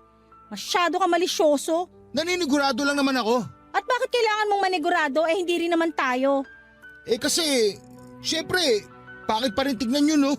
Nagit tayo. May anak pa nga tapos papatol ka sa kuya ko? Alam mo, kung hindi lang birthday ni Papa, baka kanina ko pa pinadugo sa suntok yung bunganga mo. Napakabastos mo. Pati ako na kapatid mo, pinag-iisipan mo ng ganyan? Mahirap na. Hirap sa'yo, masyado kang sigurista na wala sa lugar. Di na ako magtataka bakit iniwan ka ni Amila eh. Ano sinabi mo? Ulitin mo para masapa kita. Mahiya ka nga. Gagawa ka pa talaga ng eksena sa birthday ni Papa. Ikaw nga walang iya eh. Inibita mo si Amila. Hindi mo malang sinabi sa akin. Alam ba nila mama at papa na pupunta sa larito ng anak namin? Oo, alam nila. Kaya expected nila pagdating ng mag-ina mo. Ewan ko ba naman kung nasa ang lupalop ng daigdig yung utak mo nung sinabi ko yun sa dinner natin last time. Di ka nakikinig. Tapos ako pa sisisihin mo na wala kang alam sa pagpunta nila rito sa bahay? Ha? Hindi ko nga talaga alam. Hey, kahit kailan talaga, Joji. Mag-sorry ka sa kuya mo. Nakakahiya ka. Ayoko nga. Hindi ka lang sigurista na wala sa lugar. Ma-pride ka rin. Bahala ka kung anong gusto mo sabihin. Maiwan ko na kayo. Maglalaro na lang kami ng anak ko. Tingnan mo yung taong yun. Hindi pa rin pala nagbabago. Pasensya ka na kung ganun pa rin ugali ni Joji. Ako nga dapat humingi ng pasensya sa'yo eh. Napagkamalan pa niya tayong may relasyon kahit wala naman. Naiintindihan ko naman yung galit niya pero kapatid niya ako. Hindi ko magagawa yung iniisip niya. Hindi ko siya maintindihan kasi hiwalay na rin naman kami. Wala na siyang dapat pakialam kung gustuhin kong pumasok sa panibagong relasyon. Bakit? May bago ka na bang nagugustuhan? Ha? Wala pa pero in the future ba? Okay. Pero tingin ko, kaya nagkakaganon si Joji dahil mahal ka pa rin niya. Talaga? Oo. Sabi mo nga, ma-pride siya. Kaya di niya talaga kayang aminin yung nararamdaman niya. Pero halatang halata siya masyado. Anong masasabi mo? Ewan ko, di ko alam kung matutuwa ako o maiinis. Mabuti pa, kalimutan mo na lang yung tinanong ko. Ayoko namang masira yung mood mo. Pumunta kayo rito para sa birthday ni Papa at hindi sa kung anong family drama. Tama ka. Ayoko magpaka-stress kaya sana lubayan ako ng kapatid mo. Para kasi siyang stress na nagkatawang tao. Sa tono mo, parang wala ka na talagang natitirang pagmamahal sa kapatid ko Para sa akin, tatay pa rin naman siya ng anak namin. Pero hindi ko na alam kung may lugar pa siya sa puso ko, kung sakaling plano niyang makipagbalikan. Hindi naman sa pinangungunahan kita pero baka nasasabi mo lang yan sa ngayon. Hindi ako sigurado. Depende kung mag-iba ang ihip ng hangin.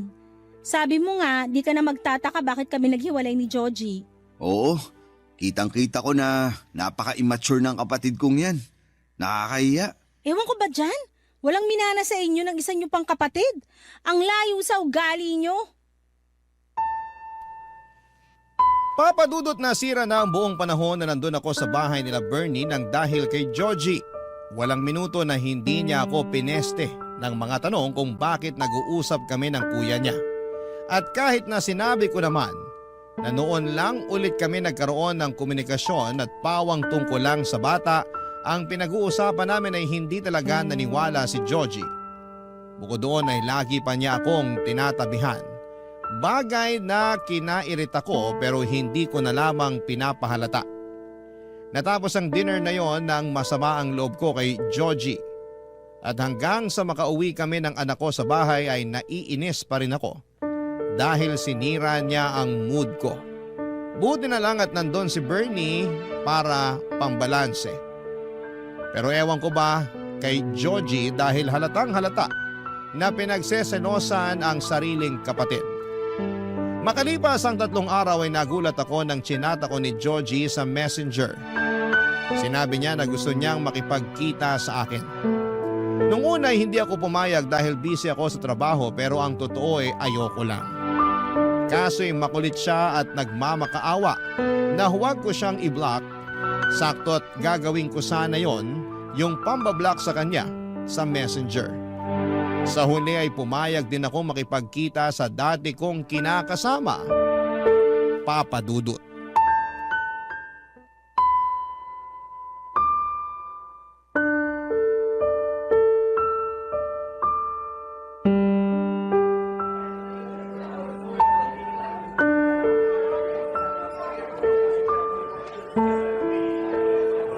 Natatandaan ko, paborito mo rito sa cafe na to kaya dito kita dinala. Ah, oo. Paborito ko nga rito. Natatandaan ko pa rin yung kape na gustong-gusto mong in-order dito. Pati yung cake na kaparis nun. Ano ba kasing kailangan mo? Ha? Sabi ko, ano bang kailangan mo? Bakit mo ako kinukulit na makipagkita sa'yo? Pwede bang mamaya ko na sabihin? Umorder muna tayo para makakain tayo. Hindi ako pumayag makipagkita sa'yo para kumain kasama ka. Kaya sabihin mo na kung anong kailangan mo sa akin. Amila naman. Bakit? Ano bang ginawa ko? Medyo tumataas yung boses mo. Nakakahiya pinagtitinginan na tayo ng tao. Ay, nakakainis ka kasi. Ayaw mo pa akong diretsuhin, dami mo pang cheche-bureche. Sige, para lang malaman mo. Nakipagkita ako sa'yo para makausap ka. Tungkol saan ba? Tungkol sa atin. Anong tungkol sa atin pinagsasasabi mo? Sa pamilya natin. Napag-isip-isip ko kasi na gusto ko nang ayusin ang pamilya natin. Hindi ako naniniwala na bigla mo lang yan naisip. Kilala kita, Joji. Wag ako. Napag-isip-isip ko nga. Pero mas lalo ko lang na-realize nung kinausap ako ni Kuya Bernie. Ha? Anong pinag-usapan niyo ni Bernie? Marami pero nagsimula yun nung tanungin niya ako kung mahal pa ba kita. Sabi ko, oo, mahal pa kita. Ang totoo, hindi naman nawala yung feelings ko sa'yo kahit na naghiwalay na tayo. Tapos sinundan niya ako ng tanong na kung bibigyan ako ng isa pang pagkakataon para ayusin ang pamilya natin, susunggaban ko raw ba? Sabi ko, oo naman. Kaya hiningi ko sa kanya yung pangalan mo sa messenger at naglakas loob akong i-chat ka. Ah, o tapos? Anong gusto mong gawin ko ngayon? Ayaw mo ba na maayos pa ang pamilya natin? Ayaw mo bang lumaki na may kinikilalang tatay yung anak natin? Sino ba namang ayaw nun? Siyempre gusto ko pero... Pero ano? Nag-aalangan ako. Alam mo naman kung bakit, di ba? Nakakatakot sumugal sa'yo tapos sa dulo matatalo lang uli ako. Pangako, hindi ka na matatalo dahil gagawin ko ang lahat para may panalo tong pamilya natin. Magiging matino akong padre de pamilya, tatay sa anak natin at kinakasama sa'yo. Bigyan mo lang ulit ako ng isa pang pagkakataon para mapatunayan kong sarili ko sa inyo ng anak natin. Hindi ko alam, Joji. Hindi naman din kasi biro yung mga pinagdaanan ko noon kasama ka. Ngayon na nakaalis na ako sa sitwasyon na yon, gugustuhin ko pa bang bumalik? May parte sa akin na gustong tanggapin yung inaalok mo kasi sino ba namang magulang na naghahangad na magkaroon ng wasak na pamilya ang anak niya, di ba? Wala. Napagdaanan ko na yan eh. Alam ko yung pakiramdam pero may isa pang parte sa akin na nagsasabi na baka mag-aksaya lang ako ng panahon pag pinayagan pa kitang makabalik uli sa buhay namin ng anak ko. Pero hindi naman ako masamang tao. Nagkulang lang ako sa inyo ng anak natin. Lang? Kailan naging lang ang pagkukulang? Ewan, pero isang beses lang naman yun. Anong isang beses? Maraming beses na yun, hindi ko lang sinabi sa'yo. Sana, sinabi mo para alam ko kung saan ako nagkulang sa inyo. Ay, wow ha? Kailangan ba talagang sabihin sa'yo ang lahat? Hindi ba pwedeng makiramdam ka? Sobrang manhid mo naman yata. Di sorry. Akala mo siguro maaayos ng sorry mo ang lahat, no? Alam ko na hindi maaayos yung mga bagay na nagawa ko na. Nagawa ko na nga, hindi ba? Nasa nakaraan na. Pero meron pa namang ngayon at hinaharap. Yung ngayon at hinaharap na sinasabi mo, kaya ko nang ayusin ng mag-isa. Kailangan mo pa rin ng katuwang lalo na sa pagpapalaki ng anak natin. Kung ngayon nakakaya mo pa dahil hindi pa siya nag-aaral, paano na pag lumaki na siya? Sige nga. Nandiyan ka naman, di ba? Di tulungan mo ko.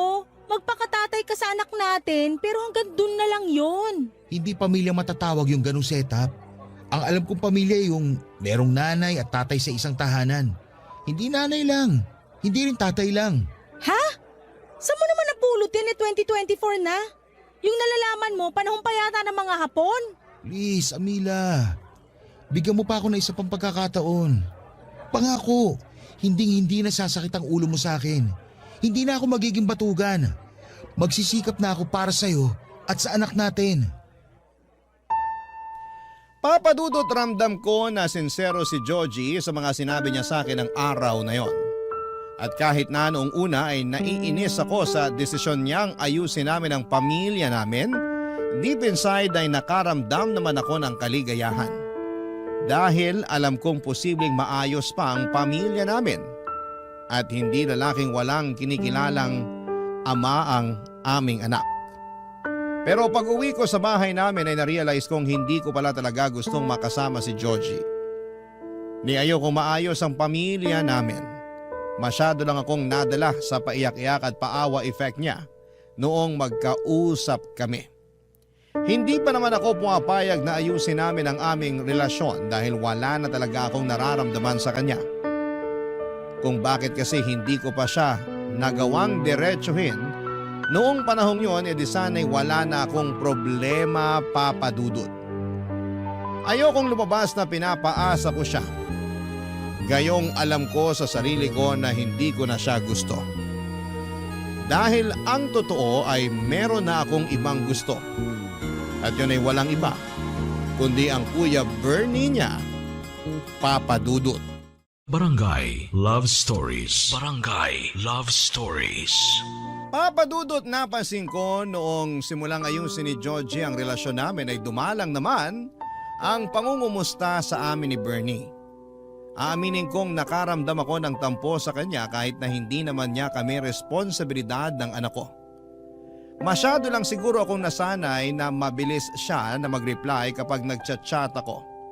Pero kahit marami na akong sinend na picture at video ng anak ko, ay hindi man lang niya magawang isin.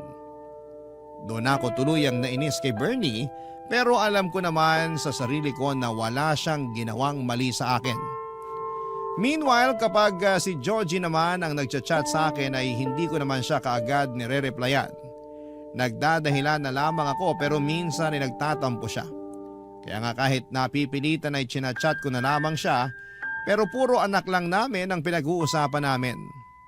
One time, in-invite ako ni Georgie na pumunta sa kanila dahil wedding anniversary ng parents nila at may pa-dinner sa bahay. Walang pag-atubili akong umuo dahil naisip ko ay makikita ko doon si Bernie.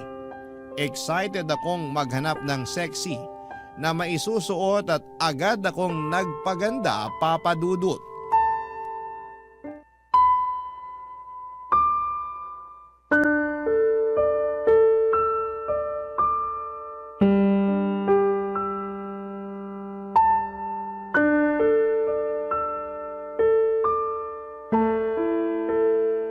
Ano ba, Georgie? Hanggang CR ba naman? Plano mo akong sundan? Naisip ko lang naman na baka gusto mo. Gusto kong gumamit ng CR. Ano bang kababuyan yung nasa isip mo? Grabe ka naman. Kababuyan agad. Oo. Bakit? Hindi ba? Kitang-kita dyan sa mukha mo yung kamanyakan. Hoy, below the belt na yun ha. Kung ayaw mong nasasabihan nun, lubay-lubayan mo ko. Hindi ko lang mapigilan na lubayan ka. Kasi ang sexy mo dyan sa suot mo. Tapos, ang ganda-ganda mo pa ngayon. For your information, matagal na akong sexy at maganda. Ay, totoo rin naman yan. Pwede ba? Huwag mo nga akong utuin. Hindi naman kita inuuto.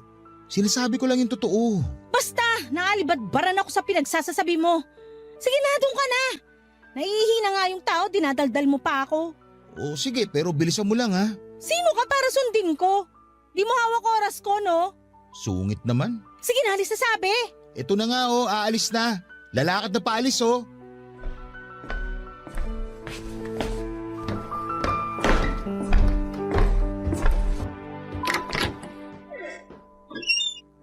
Tagal namang umalis ang kapatid kong yun. Kanina pa ako sa CR eh. Sino pa kasi may sabing dyan ka sa CR magtago? Sino pa ba? Di ikaw. Sorry na, pero ewan ko ba dyan kay Georgie masyadong tagal umalis. Ano ba kasing pag-uusapan natin? Saka bakit dito sa... Sandali, isara na natin tong pinto para meron tayong konting privacy. Amila, ano bang ginagawa mo? Hinahan mo lang yung boses mo kung ayaw mong may makarinig sa atin dito. Sige, pero sabihin mo na sa akin dahilan bakit gusto mo akong kausapin. Hindi ka na kasi nagre-reply sa mga chat ko. Anong nangyari? Wala naman. Busy lang ako sa trabaho. Di ako naniniwala sa'yo. Dati naman nakaka-reply ka kahit gaano ka pa ka-busy eh. Ano naman ba sa'yo kung di ako nakakapag-reply? Nakuha mo pang magtanong? Malaking bagay kaya sa akin yung nakakausap ka. Bakit naman? Hindi pa ba halata? Siyempre gusto kita. Nababaliw ka na ba? Baliw na kung baliw pero yun naman ang totoo. Saka matagal na itong nararamdaman ko sa'yo.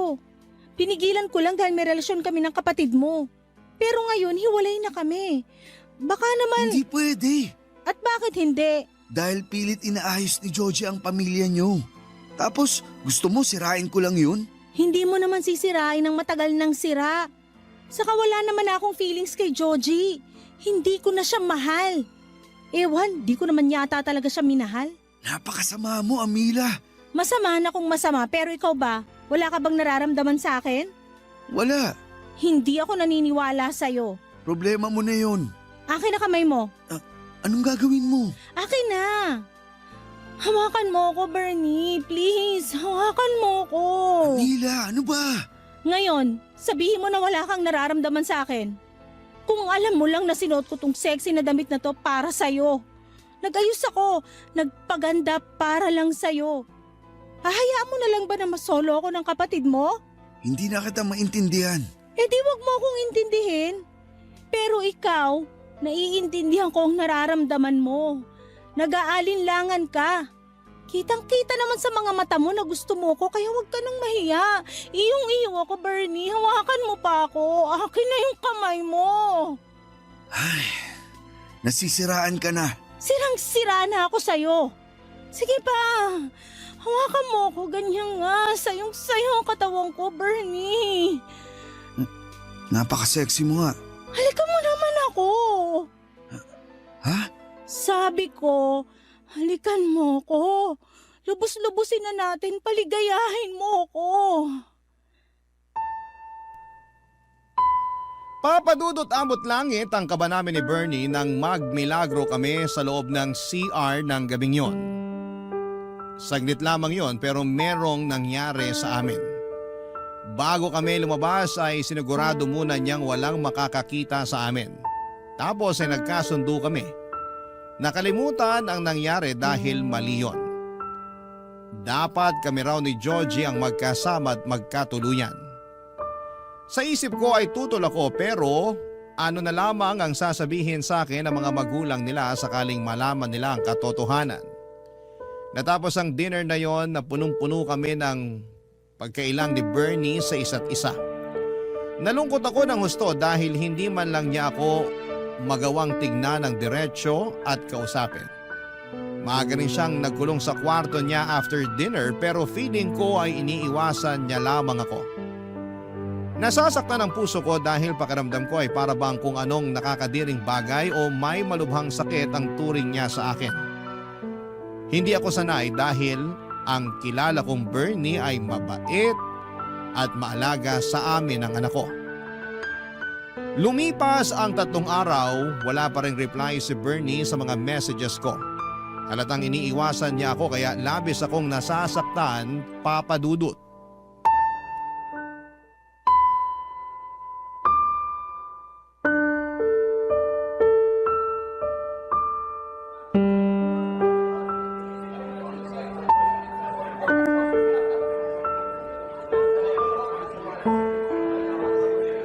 Ayos ka lang ba, Amila? Ha? Oo. Bakit mo naman natanong? Napansin ko lang na kanina ka pa nakatulala dyan. Actually, may kinukwento ko pero tinigil ko na. Kasi mukhang hindi ka naman nakikinig. Sorry, medyo pagod lang. Sa trabaho ba yan o sa anak natin? Pareho. Kulang ako sa tulog lalo na nagkasakit din yung anak natin. Ilang gabi akong puyat. Ha? Bakit ngayon mo lang sinabi? Sana natulungan kita sa pag-aalaga sa kanya. Ayos na. Magaling na yung anak natin kaya huwag ka nang mag-alala. Pero sa'yo naman ako mag-aalala. Bakit? Mukha ka kasi magkakasakit eh. Kulang nga lang ako sa tulog. Bigla tuloy ako na konsensya dahil niyaya pa kita lumabas. Buti alam mo. Ay, sorry na. In my defense, may importante rin kasi akong gustong sabihin sa'yo. Gaano ba yan ka-importante at di mo na lang chinat? Importante nga. Kung sa chat ko sasabihin hindi ko na magagawa to. Asa na ba yun? Ano yan? Teka, ito. Nahanap ko na. Amila, alam kong marami akong pagkukulang sa'yo at sa anak natin. Pero nangako ko sa sarili ko na babawi ako. Magiging mabuting padre de pamilya ako sa inyo at gagawin ko lahat para ibigay sa inyo ng anak natin ang masaganang buhay. Sandali nga lang. Nagpo-propose ka ba? Oo, tignan mo yung laman ng box. Napakagandang singsing, hindi ba? Para sa iyo yan. Ha? Sa akin? Oo. Sinabi kasi ng Kuya Bernie ko na kung mahal kita, iyayain raw kita magpakasal. Sa totoo lang, matagal ko na yung gustong gawin. Hindi pa lang ako nagkakalakas ng loob na mag-propose sa'yo. Kumbaga, naghihintay pa ako ng tamang panahon. Pero naisip ko na hindi naman darating yung tamang panahon pag hinintay mo yon. Naguguluhan ako, Joji. Saan? Sa mga sinasabi mo, sa lahat-lahat. Diyan sa pagpapropose mo. Anong magulo, desidido na nga ako. Aayusin ko na nga yung relasyon at pamilya natin, hindi ba? Sa palagay mo, maaayos yun sa pagyaya mo sa aking magpakasal? Bakit naman hindi? Nagtatanong ka pa? Hindi nga ako pumayag na magkaayos tayo. Ikaw lang yung pilit na magkabalikan tayo alang-alang sa anak natin. Pero kung ako yung tatanungin mo, ayoko na talaga. May iba ka na bang mahal? Oo, meron na. At hindi ikaw yon. Sino? Si Kuya Bernie ba? Ha? Siyempre hindi. Sa bagay, hindi ka papatulan nun kasi may girlfriend na yon. Anong sinabi mo? Sabi ko may girlfriend na si Kuya. Nagulat nga kami dahil wala naman sa bokabularyo nun yung pagsusyota. Tapos nung nakaraan lang may bigla siya pinakilala sa amin. May girlfriend na siya? Oo. Matagal na raw pala niyang gusto yung babae. Dito lang siya nagkaroon ng lakas ng loob na ligawan. Natawa nga ako kasi may pagkatorpe rin pala yung kuya ko. Oh, ano nangyari sa'yo? Bakit parang naluluha ka dyan? Wala. Napuwing lang yung mata ko. Sigurado ka? Oo nga. Sabihin mo kay Bernie, congratulations ka mo. Makakarating. Paano naman yung tungkol sa atin? Anong tungkol sa atin? Ito, yung singsing. Anong gusto mong gawin ko dyan? Uulitin ko ha. Nagpo-propose ako sa'yo ngayon, Amila. Gusto ko na maging asawa ka. Tinatanggap mo ba? Hindi! Ano nangyayari sa'yo? Ayos ka lang ba? Iabot mo na lang yung tubig kesa magtanong ka na kung ano-ano dyan. Sige. Oo, yan. Ayun na yung tubig.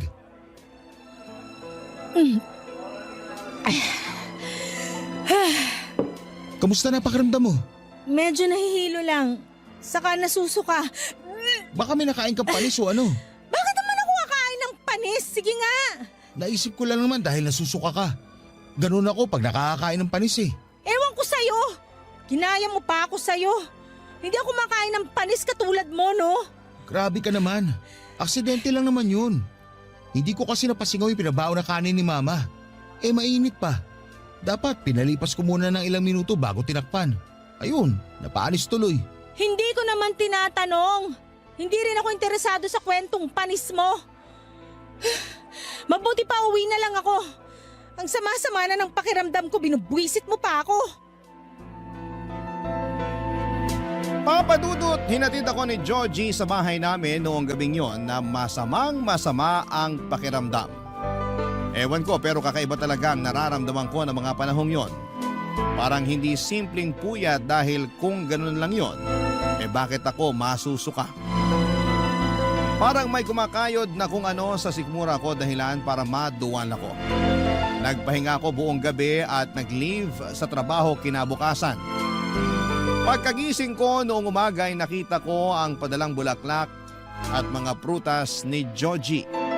Natouch naman ako sa ginawa niyang yun at aaminin kong napagaan ng mga magagandang bulaklak ang masama kong pakiramdam. Lumipas ang 2 araw at hindi pa rin nawala ang sintomas ng pagsusuka ko. Doon ako kinabahan dahil huling beses na naranasan ko yon ay noong nagpositibo ako sa pagbubuntis sa anak namin ni Georgie. Bukod doon ay doon ko lang din napagtanto na delay ang menstruation ko. Kaya nga kahit kabado ay ginawa ko ang alam kong dapat kong gawin para malaman kung tama ang hinala ko. Nag-PT ako at lumabas doon na positibo. Buntis ako sa anak namin ni Bernie. Imbis na magtatalon sa tuwa ay napahagulhol ako ng iyak. Takot na takot ako at hindi ko alam ang gagawin ko. Gusto kong sabihin kay Bernie ang katotohanan pero alam kong wala na siyang pakialam sa akin, Papa Dudut. May girlfriend na nga siya, hindi ba, at ayoko namang makagulo sa relasyon nila. Pero paano ko kakayaning dalhin na mag-isa ang baby na nasa tiyan ko? Hindi ko kaya. Hindi ko alam kung kakayanin ko pa. Alanganin din naman akong sabihin kay Georgie dahil sigurado magagalit siya ng husto sa akin. Sa ngayon ay siya lang ang inaasahan kong dadamay sa akin. Sana po ay mapayuhan ako ng ating mga kabarangay. Hanggang sa mga pagkakataong ito ay nalilito pa rin po ako. Alam kong hindi ko habang buhay maitatago ang pagbubuntis ko, Papa Dudut. Gusto kong gawin ng tama pero natatakot ako sa pwedeng kahinatnan. Kung bakit kasi sa dinami-rami pa ng taway si Bernie pa na kuya ng dati kong kinakasamang si Georgie. Napakagulo at komplikado ng pinasok kong sitwasyon. Hanggang dito na lamang po ang sulat ko, Papa Dudut, and God bless and more power sa Barangay Love Stories. Maraming salamat na rin po sakaling mapili po ninyong itampok ang kwento ng buhay ko. Ang inyong forever kapuso at ka-barangay, Amila. Barangay Love Stories. Barangay Love Stories. Anong say mo sa Barangay Love Stories na ito? Pagkwentuhan natin sa comment section yan. Nagustuhan ng iyong napakinggan? Ituloy yan via live stream sa www.gmanetwork.com/radio. Barangay LS 97.1 Forever.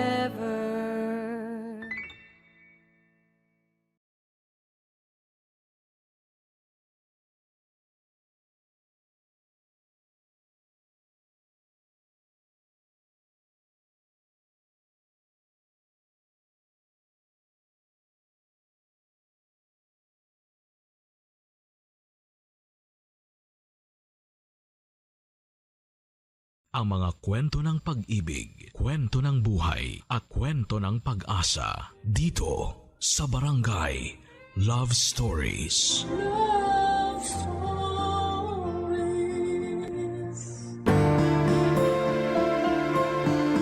Ang mga nanay natin, ang mga taong inaasahan nating magpoprotekta at mag-aalaga sa atin. Sila ang unang tinatakbuhan natin sa oras ng pangangailangan. Pero may mga pagkakataon na sila din ang magdudulot ng pinakamatinding sugat sa ating puso dahil sa mga pinili nila sa buhay. Ikaw, kabarangay, may lakas ka bang patawarin at yakapin ang sakit na kanilang iniwan? Dear Papa Dudut, magandang araw po sa inyong lahat at sa mga kapwa ko kabarangay. Matagal na po akong taga-suporta ng Barangay Love Stories. Dahil may katrabaho po ako dati na palaging nakikinig sa inyong mga kwento sa YouTube. Dahil sa kanya, nagsimula na rin po akong makinig sa Barangay Love Stories. Ang kwentong ito ay isang bahagi ng aking buhay na tanging ang aking mommy at kapatid lamang ang nakakaalam. Nakasulat po ito sa aking journal at sa pagkakataong ito, napagdesisyonan ko pong ibahagi sa inyo ang ilan sa mga karanasan at aral na natutunan ko sa buhay. Alam niyo po yung feeling na mas lalong gumagaan ang lahat tuwing may nakakausap ka tungkol sa problema mo. Kaya po ako sumulat sa inyo kasi gusto ko pong maramdaman ulit yung feeling na yon. Ako po si Jasper. Lumaki po ako sa isang pamilya na malayo sa karaniwang buhay ng marami. Noong pinanganak po ako ay tila hindi pa ganap na handa ang mami ko na maging isang magulang. Maaga po naghiwalay ang aking mga magulang at hindi ko na po nakilala ang aking tunay na ama. Kaya po habang ako'y lumalaki, ang yaya ko po ang madalas kong kasama at kausap sa bahay. Nagbago po ang aming sitwasyon noong pinanganak ang kapatid ko. si Dylan na ang tatay ay isang Amerikano. Ngunit hindi rin po nagtagal at naghiwalay din si Mami at ang tatay ni Dylan. Habang lumalaki po ako ay unti-unti kong napapansin na parang mas paborito ni Mami si Dylan. Aaminin ko po na sobrang nasasaktan ako tuwing napapansin ko po ito. Pero ni minsan, hindi ko po pinagbuhatan ng sama ng loob ang aking half-brother. Sa katunayan po ay hindi ko na rin po naramdaman na magkaiba pala kami ng ama. Para sa akin ay si Dylan ang kapatid ko at wala po akong ibang nararamdaman kundi ang pagmamahal at pagkalinga sa kanya, Papa Dudut.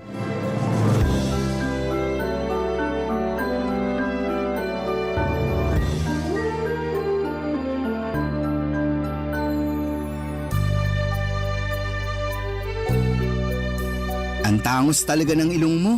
Sana kahit kalahati man lang bigyan mo ako. Tapos ang puti-puti mo pa. Iba talaga pag may lahing kano. Mukhang naliligo kahit hindi naman talaga naliligo. Huwag mo nga akong simulan, kuya. Nagkakaganyan ka ng dahil lang sa ilong. Okay din naman yung ilong mo ah. Parang isda. Boneless. Ah, ganun ha? Dylan, ayaw ko sanang sabihin to sa'yo pero sa tingin ko ito na yung tamang oras para malaman mo ang buong katotohanan. Sana maintindihan mo na hindi madali sa akin na sabihin to sa'yo. 2 years old ka lang noon nung napulot ka ng kasambahay natin sa basurahan. Hindi alam ng kasambahay natin kung ano ang gagawin niya noong mga panahon na yun. Kaya si Mami na ang nagpaubaya at nagpalaki sa'yo. Anong akala mo sa akin 5 years old? Hoy, lumang tugtugi na yan. Balikan mo na lang ako pag nakapag-isip ka na ng bago. Eto naman, di na mabiro. Nga pala, asan si Mami? Namamalengke ata. Kanina pa wala dito yun. Ang sabihin mo, baka nagbubulakbol. Ang di ko rin kasi maintindihan dito kay Mami, para siyang teenager kung umasta. Kung yung ibang nanay dyan, sobra-sobra yung pag-aalaga at pag-aaruga sa mga anak nila. Tayo naman parating naiiwan sa bahay kasama yung maid. Di ko tuloy maiwasan mainggit dun sa mga kaibigan kong pinaghihigpitan ng mga nanay nila. Naku, bahala ka dyan. Huwag mo akong idamay. Ayokong paghigpitan ako, no? Tsaka isa pa, ayaw mo nun? Pwede tayong kumain at maglaro ng video games buong maghapon. Kung sa bagay, pero mas maganda sana kung may tatay tayong kasama dito, no? Ay, yang si Mami talaga. Sana naman makahanap na siya ng matinong lalaki. Oo nga, di ko pa talaga nararanasan yung pakiramdam na magkaroon ng isang ama. Pareho lang naman tayo. Yung tatay ko di ko na rin naabutan. Tapos yung tatay mo naman, sobrang bata mo pa nun. Di nga nagtagal ng 1 month yun dito sa bahay. Mabait pa yung tatay ko, kuya. Ewan, di ko rin masabi. Pero ang natatandaan ko, parati silang nag-aaway ni Mami. Tas kadalasan, nasa terrace yung tatay mo umiinom at nagyoyosi. Ah! Ikaw Pilipino, ako naman Amerikano. Ano kaya magiging lahi ng susunod nating kapatid, kuya? German? Japanese? O Canadian? Ano sa tingin mo? Huy, sana naman di na magkaanak yan si Mami. Hirap na nga siya sa ating dalawa eh. Sa akin nga lang pala siya nahihirapan. Ikaw ang paborito eh. Kumbaga sa internet, ikaw yung nakabookmark na website. Tas ako yung parang advertisement sa video na pilit sinasara. Grabe ka naman, kuya. Hindi naman siguro. Di mo ba talaga napapansin? O sige nung isang araw, anong kinain mo for breakfast? Ha? Bacon. Teka lang, bakit mo naman naitanong yan? Mismo. Nung isang araw, pinagalitan at pinigilan niya ako nung kinuha ko yung bacon sa ref. Sabi niya pa nga sa akin, nagtitipid daw tayo. Pero mukhang ako lang naman tong tinitipid niya. Ikaw naman, kuya. Nagkakaganyan ka ng dahil lang sa bacon? May longganisa naman sa ref eh. Yun na lang ang kainin mo. Ano ka ba? Hindi lang yun. Napapansin ko rin na siya yung palaging kumukuha ng report card mo. Pero yung report card ko, sa maid niya parati pinapaubaya. Hala, baka ampun ka nga. Joke lang. Pero seryoso na to. Pakiramdam ko din na favorite ka ni Mami kasi ikaw tong mukhang foreigner sa ating dalawa. Uy, paano mo naman nasabi yan? Napapansin ko lang kasi na ikaw tong laging binibida niya tuwing kausap niya yung mga kaibigan niya. Tapos kapag pumupunta yung mga kaibigan niya dito sa bahay, ikaw lang yung pinapakilala niya sa kanila. Pakiramdam ko tuloy kung hindi ako ampon. Siguro nakababatang kapatid niya ako. Sa totoo lang, sobrang bigat sa pakiramdam. Kuya talaga? Ba't kung makapagsalita ka parang kasalanan kong lahat? Uy, sorry na. Di ganun ang ibig kong sabihin ha. Pasensya ka na. Masyado lang ako nadala ng mga emosyon ko. At isa pa, yung pagtrato sa akin ni Mami, palagi mong tatandaan na wala kang kasalanan doon, okay? Problema naming dalawa yun ni Mami. Sorry na at ikaw tong napagbubuntungan ko ng sama ng loob. Promise, di ko na uulitin. Last na yon. Talaga? Oo, Walang iwanan ha? Promise? promise. I love you, kuya.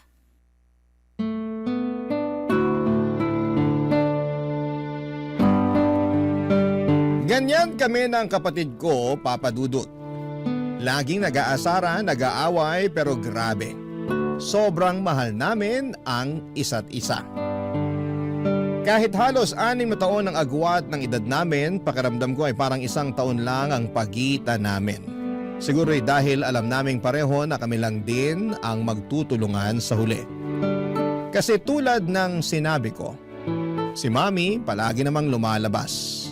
Tapos yung maid na lang yung nakakasama namin sa pang-araw-araw. Kaya kami ni Dylan magkasama sa lahat ng oras, pagkain, laro, problema. Lahat ng maliliit at malalaking bagay ay magkasama kami. Pero bigla po nagbago ang sitwasyon nang nakilala ni Mami si Nathan, isang French na hindi nagtagal ay naging boyfriend niya. Hindi ko talaga maintindihan yung nararamdaman ko ng mga panahong yon. Parang naghahalo-halo yung takot, pagwo-worry, at hindi ko alam kung matutuwa ba ako o mababahala. Sa totoo lang, sa pagkakakilala ko kay Mami, akala ko ay hindi rin magtatagal yung relasyon nila. Kasi hindi siya yung tipo ng tao na basta-basta magpapadala sa isang relasyon. Pero sa kabila ng lahat, at the end of the day ay masaya kami ni Dylan kasi naging mabait naman si Nathan sa amin. Hindi nagtagal ay nag-live-in na rin sila sa bahay na inuupahan namin. At doon ko na-realize na tila ba isang malaking pagbabago yung pagpasok niya sa buhay namin. Akala ko ay magiging one big happy family na kami. Yung tipong magkakasama kami masaya at walang sagabal.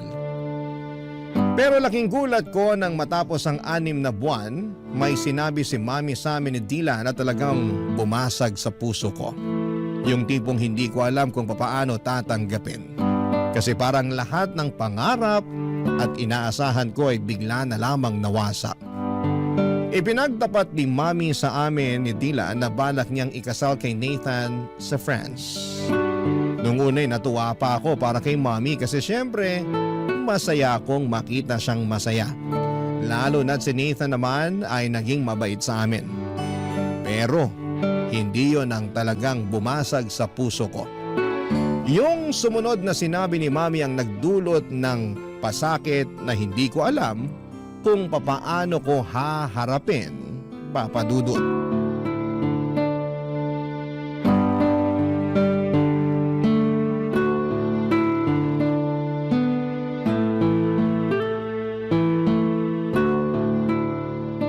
Sige na naman, kuya. Pahiram ako ng cellphone mo. Sandali lang. Hindi mo ba nakikita na naglalaro pa ako? Manood ka na muna ng TV doon sa sala. Kanina ka pa naglalaro eh. Okay na yan. May kailangan tayong pag-usapan. Bakit? Ano po yun? Mukhang seryoso to ha. Patay. Kung may nabasag dito sa bahay, malamang kasalanan ni kuya yan. Basagin ko kaya mukha mo, gusto mo? Tumigil na nga kayong dalawa. Tungkol to sa napag-usapan namin ng Tito Nathan nyo. Bakit po? Magpapakasal na kami. At napagdesisyonan namin na doon na kami sa France magpapakasal. Ibig niyo po bang sabihin, sa ibang bansa na tayo titira? Astig! Sa wakas, makakakita na ako ng snow. At napagkasunduan rin namin ng Tito Nathan nyo na si Dylan na muna ang dadalhin namin. Ano? Dylan, lumabas ka na muna. Pero kuya... Sige na, please. Sige na anak, iwan mo na muna kami ng kuya mo. Okay po.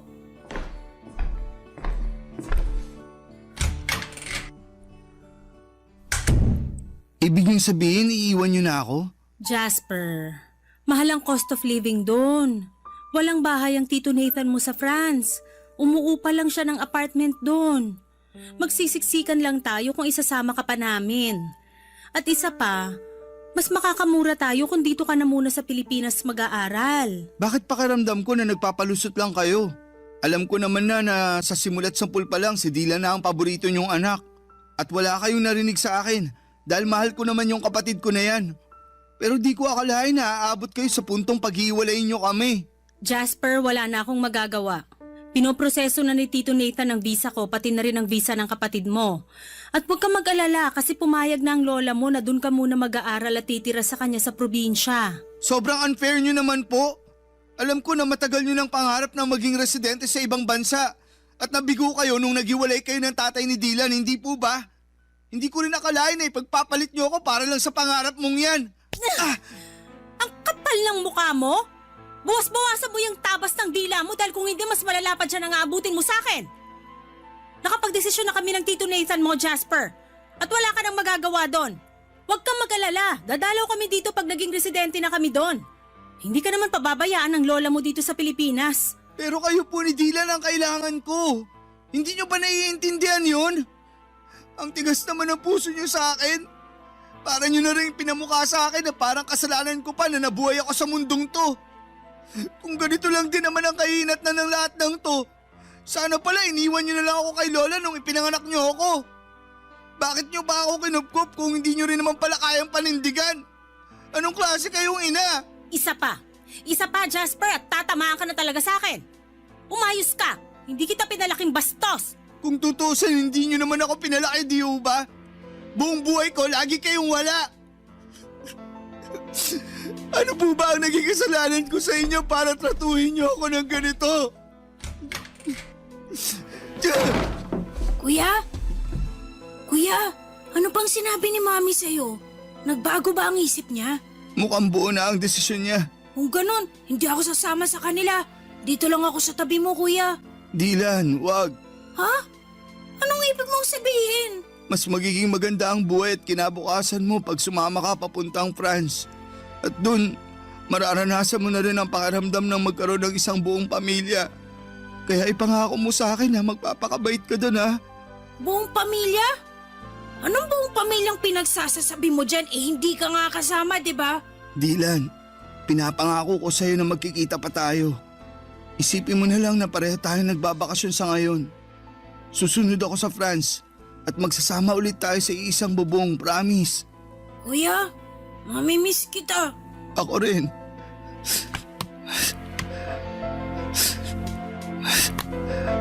Oh, eto. Kunin mo. Ano to, kuya? Sa'yo na yung cellphone ko. Para naman may remembrance ka sa akin. Ingatan mo yan, ha? Oo, iingatan ko to. Thank you, kuya. Pero paano ka? Doon na daw ako kay Lola titira eh. Sigurado naman ako na may cellphone yun. O siguro magpapabili ako sa kanya. Ewan ko. Basta, huwag kang mag-alala. Dahil tatawagan pa rin kita, okay? Kuya, mamimiss kita. Payakap ako.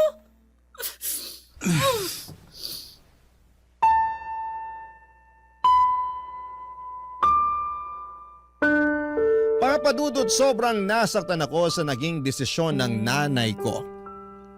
Hindi ko malilimutan yung araw na umalis sila, Mami at yung partner niyang si Nathan at ang kapatid ko papunta sa France. Hindi ko makakalimutan na hindi na ako sumama sa kanila sa airport. At pinili ko na lamang na magtago at hindi na magpakita para kahit papaano'y maibsan yung sakit na nararamdaman ko sa pag-alis nila. Pero kahit na anong gawin ko ay hindi pa rin natanggal yung bigat sa dibdib ko. Noong sumunod na araw, pumunta na ako sa probinsya doon sa lola ko. Doon nagsimula yung depression ko. Naging pasaway ako at aaminin ko na nalulung ako sa mga bisyo at nagkaroon ng matinding depresyon. Pumayat ako dahil halos hindi ko na nararamdaman ang gutom. At naging pabigat na rin po ako kay lola. Halos hindi na rin ako kumakausap ng tao. Kung hindi ako nagbubulakbol, nandun lang ako sa kwarto, nagkukulong at nakikinig sa music. Simula nung umalis si Mami ay hindi ko na rin siya kinausap pa. Galit na galit pa rin ako sa kanya. Gusto ko siyang sumbatan sa lahat ng sakit na nararamdaman ko. Pero pinili ko na lang na manahimik at maglaho na parang bula sa buhay niya. Mas lalo rin akong nasaktan noong hindi rin ako kinausap ng nanay ko simula nang umalis siya. Dahil alam niya siguro na hindi naman ako pababayaan ng lola ko. Pero syempre mas lalo lang nadagdagan ang pagkamuhi ko sa nanay ko. Si Dylan naman, Papa Dudut, ay palagi ko siyang sinusubukang i-contact. Noong unang araw niya sa France ay punong-puno ng messages yung phone ko mula sa kanya. Mga pictures, mga videos na nag-i-enjoy sa bagong buhay niya doon. At parang bahagi ako ng mundo niya. Kahit malayo siya. Pero habang tumatagal ay mas kumonte yung mga mensahe niya. Kung minsan, ilang araw na akong hindi makakatanggap kahit isang text mula sa kanya. At yon, hindi ko maiwasang mag-isip na baka nakalimutan na niya ako. Nasaktan ako noon syempre at mahirap tanggapin pero iniisip ko na lamang na baka abala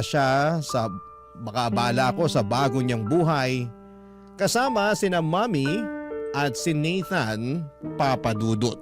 Barangay Love Stories. Barangay Love Stories. Yung empathy ng lola ko ang naging gabay ko, Papa Dudut. Kahit na siguro naging pasakit ako sa kanya ni minsan ay hindi ko naramdaman at tinataboy ako ni Lola. Laging pinaparamdam ni Lola na naiintindihan niya ako.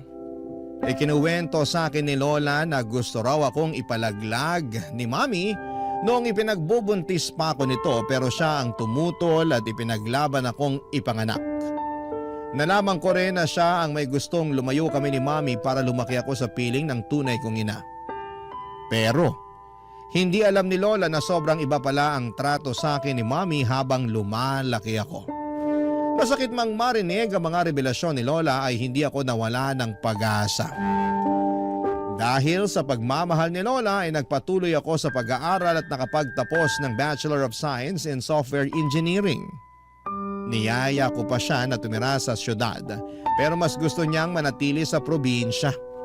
Tinanggap ko na lamang ang desisyon niya pero araw-araw pa rin siyang kinukumusta sa pamamagitan ng cellphone. Bumalik ako ng syudad at pinalad na makapasok sa isang kilalang kumpanya at nag-ipon. Isa sa mga layunin ko noon ay makita si Mami at si Dylan. Aaminin ko na may mga hinanakit pa ako kay Mami pero handa na akong lunukin ng pride ko, Papa Dudut. Matagal na kasi ang mga nangyari. At ang tanging hangad ko na lamang ay magkaayos kami at makasama sila, lalong-lalo na po si Dylan, Papa Dudut. Sinubukan kong mag-message kay Dylan pero madalang na lamang talaga siyang mag-reply. Kaya naman nag-decide akong kontakin si Mami sa social media tungkol sa bala kong kumuha ng tourist visa papunta sa France. Nagulat ako sa mainit na pagtanggap niya. Ang sabi niya ay miss na raw niya ako at humingi pa siya ng sorry sa mga pagkukulang niya. Pinatawad ko siya at naramdaman ko na parang naghilom na ang mga sugat ko. Nag-file ako ng 3-week leave na approve at natuwa pa ako nang ma-approve ang visa ko. Kaya makakapunta na ako sa bansang bahagi ng Europa kasama na ang France.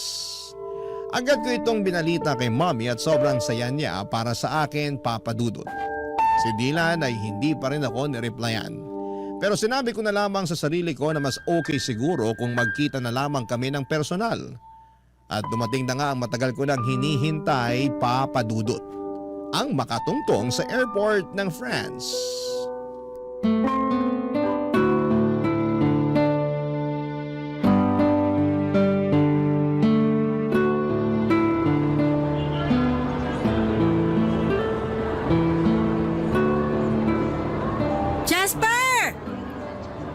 Mami!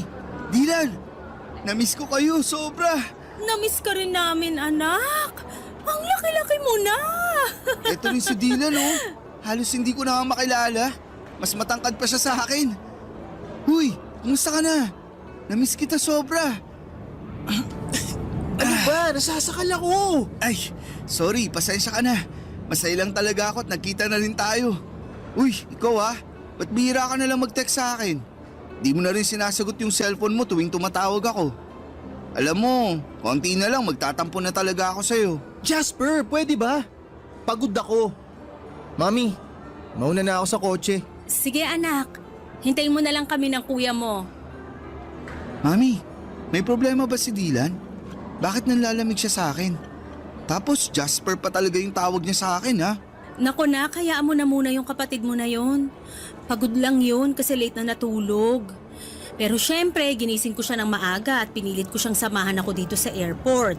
Ah, kaya pala. Pero bakit Jasper lang yung tawag niya sa akin kanina? Aaminin ko, medyo nasaktan ako dun. Nak, sobrang magkaiba kasi ang kultura dito sa France at doon sa atin sa Pilipinas.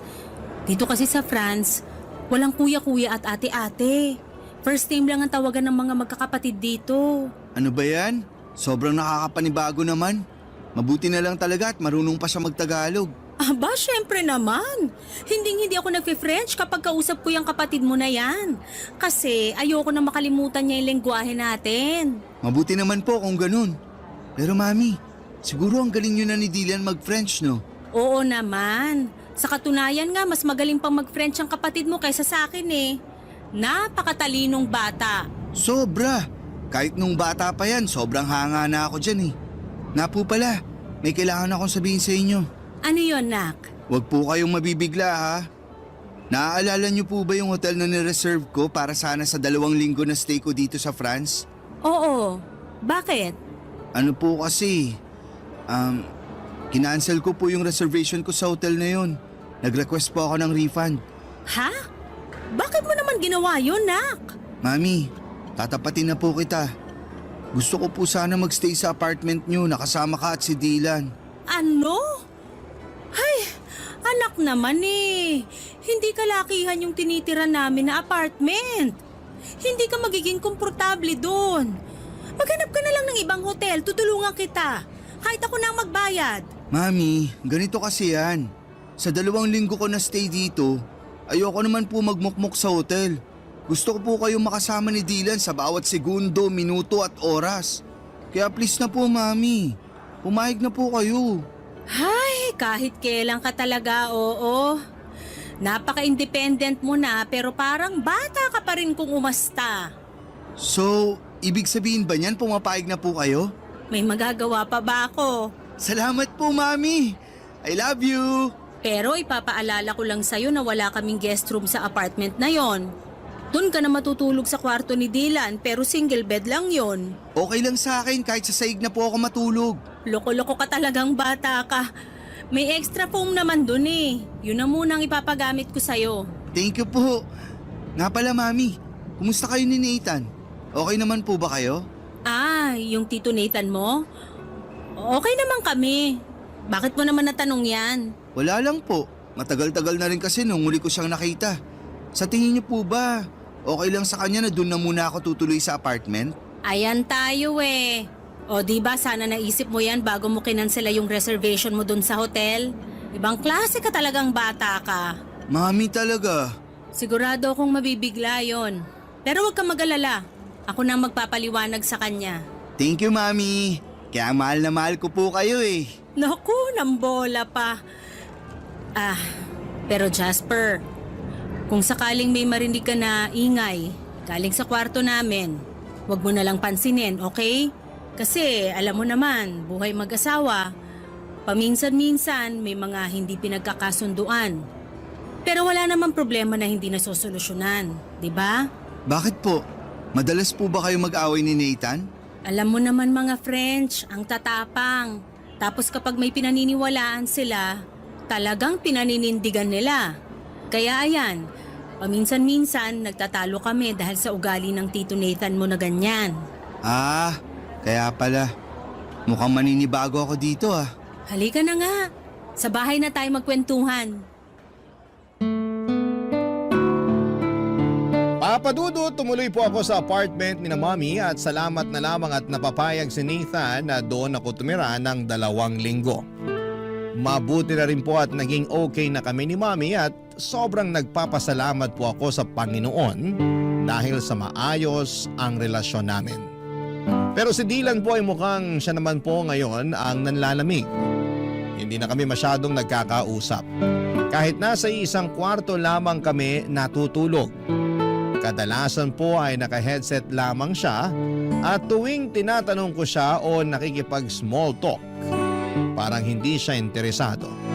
Minsan nga po ay hindi na niya ako sinasagot ng maayos. Nung una iniisip ko na baka epekto lamang ito ng pagiging dito niya sa France nanirahan. O baka naman dahil sa mga pagtatalo ni Mami at Nathan sa kabilang kwarto. Alam ko po kasi na kahit na hindi nila sinasadya ay malaki ang epekto ng mga ganong bagay, lalo na kapag naririnig ng bata. May mga pagkakataon din na iniisip ko na baka may pinagdadaanan siya na hindi ko pa rin nauunawaan. Sinubukan ko pong kausapin siya minsan kung bakit siya nanlalamig. Pero iniiwasan lamang po niya ako. Hindi ko na po siya pinipilit, baka lalo lang po siyang magtampo o magalit. Naintindihan ko naman po na may mga bagay na ayaw pa niyang pag-usapan at baka hindi pa siya handa papadudot. Kahit na ganito siya, hindi po nagbago ang pagmamahal ko sa kanya.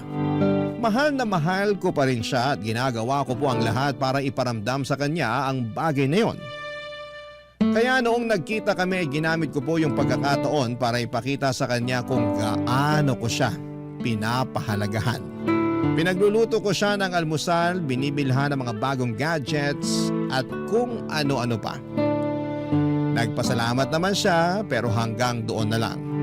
Wala na po yung mga asaran at kulitan namin at ako na lang po ang unti-unting nag-a-adjust sa nagbabagong ugali ng kapatid ko.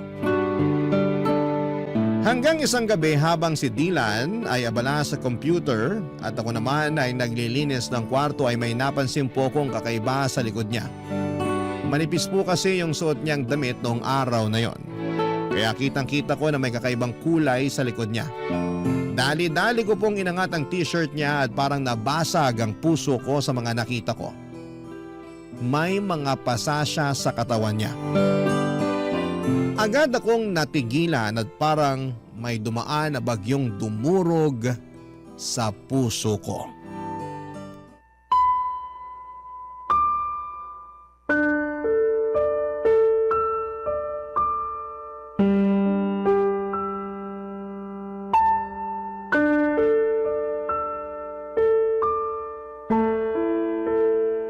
Dylan, ano yan ha?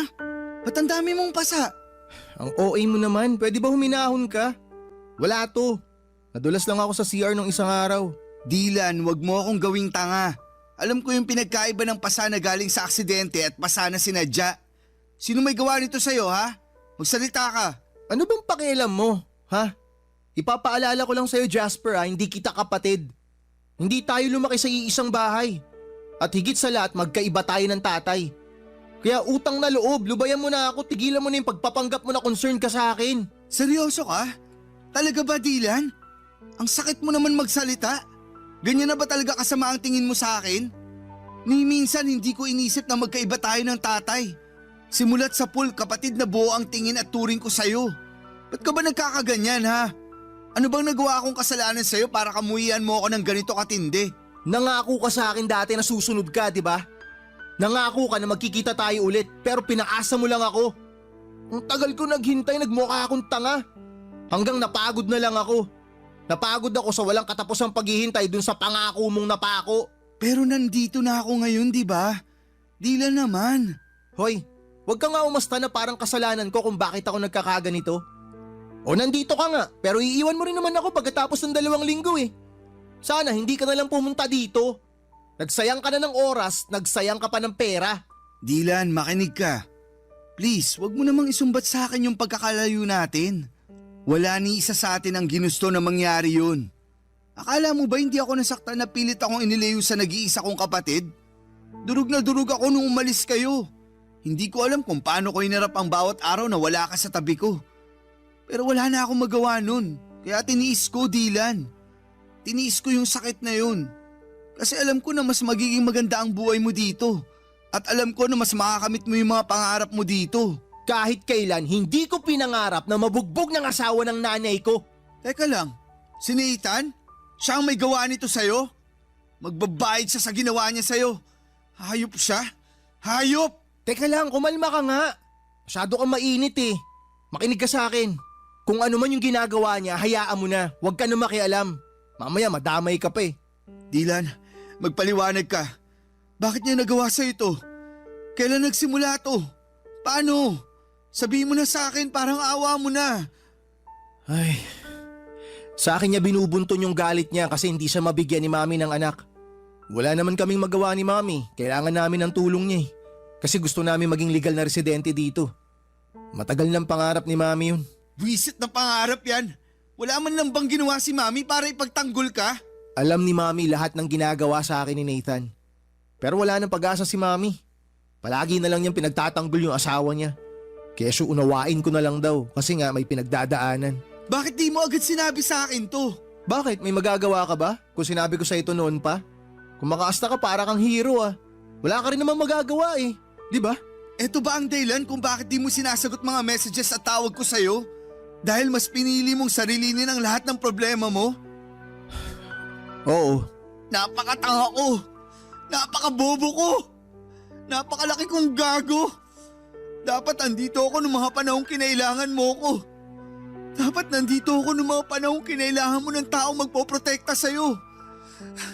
Dapat nandito ako noong mga panahong wala kang karamay at kinailangan mong ilabas lahat ng sakit ng dahil sa lahat ng pinagdadaanan mo. I'm sorry, Dylan. Patawarin mo ako. Hindi mo kailangan humingi ng tawad. Pasensya ka na kung pinamukha ako sa'yo na kasalanan mo lahat kung bakit nangyayari to. Ang importante, hindi ka na ulit masasaktan ng animal na yon, naiintindihan mo? Alam mo kung ano yung pinakamasakit para sa akin? Yung simula pagkabata natin, ikaw yung paboritong anak ni Mami pero hindi ka man lang niya nagawang ipagtanggol sa hype na Nathan na yon. Hindi ko alam kung paano natiis ni Mami yung ganitong klaseng sitwasyon, Dylan. Hindi ko na talaga kaya dito. Sasama na ako sa'yo. Parang awa mo na isama mo ako. Sorry kung hindi kita pinakitunguhan agad ng maayos. Ang totoo niyan, gustong gusto na kitang yakapin nung unang araw pa lang na nagkita tayo dun sa airport. Pero nilamon kasi ako ng inggit eh. Nilamon ako ng lungkot. Naiinggit ako kasi malaya mo nagagawa lahat ng mga bagay na gusto mo. Habang ako, mala-impyerno yung buhay ko dito. Kung akong papipiliin, mas gugustuhin ko na ako na lang sana'y naiwan sa Pilipinas eh. Dylan, alam kong alam mo na kung may paraan lang para pagbaligtarin ko ang sitwasyon nating dalawa. Matagal ko na yung ginawa. Mahal na mahal kita, kuya. Mahal na mahal kita, Dylan. Sobra. Huwag kang mag-alala. Iuwi na kita sa Pinas. Kayo ni Mami. Wala nang dahilan para manatili pa kayo dito. Hindi na ako makakapayag na saktan ka pa ng hayop na yon. Salamat, kuya.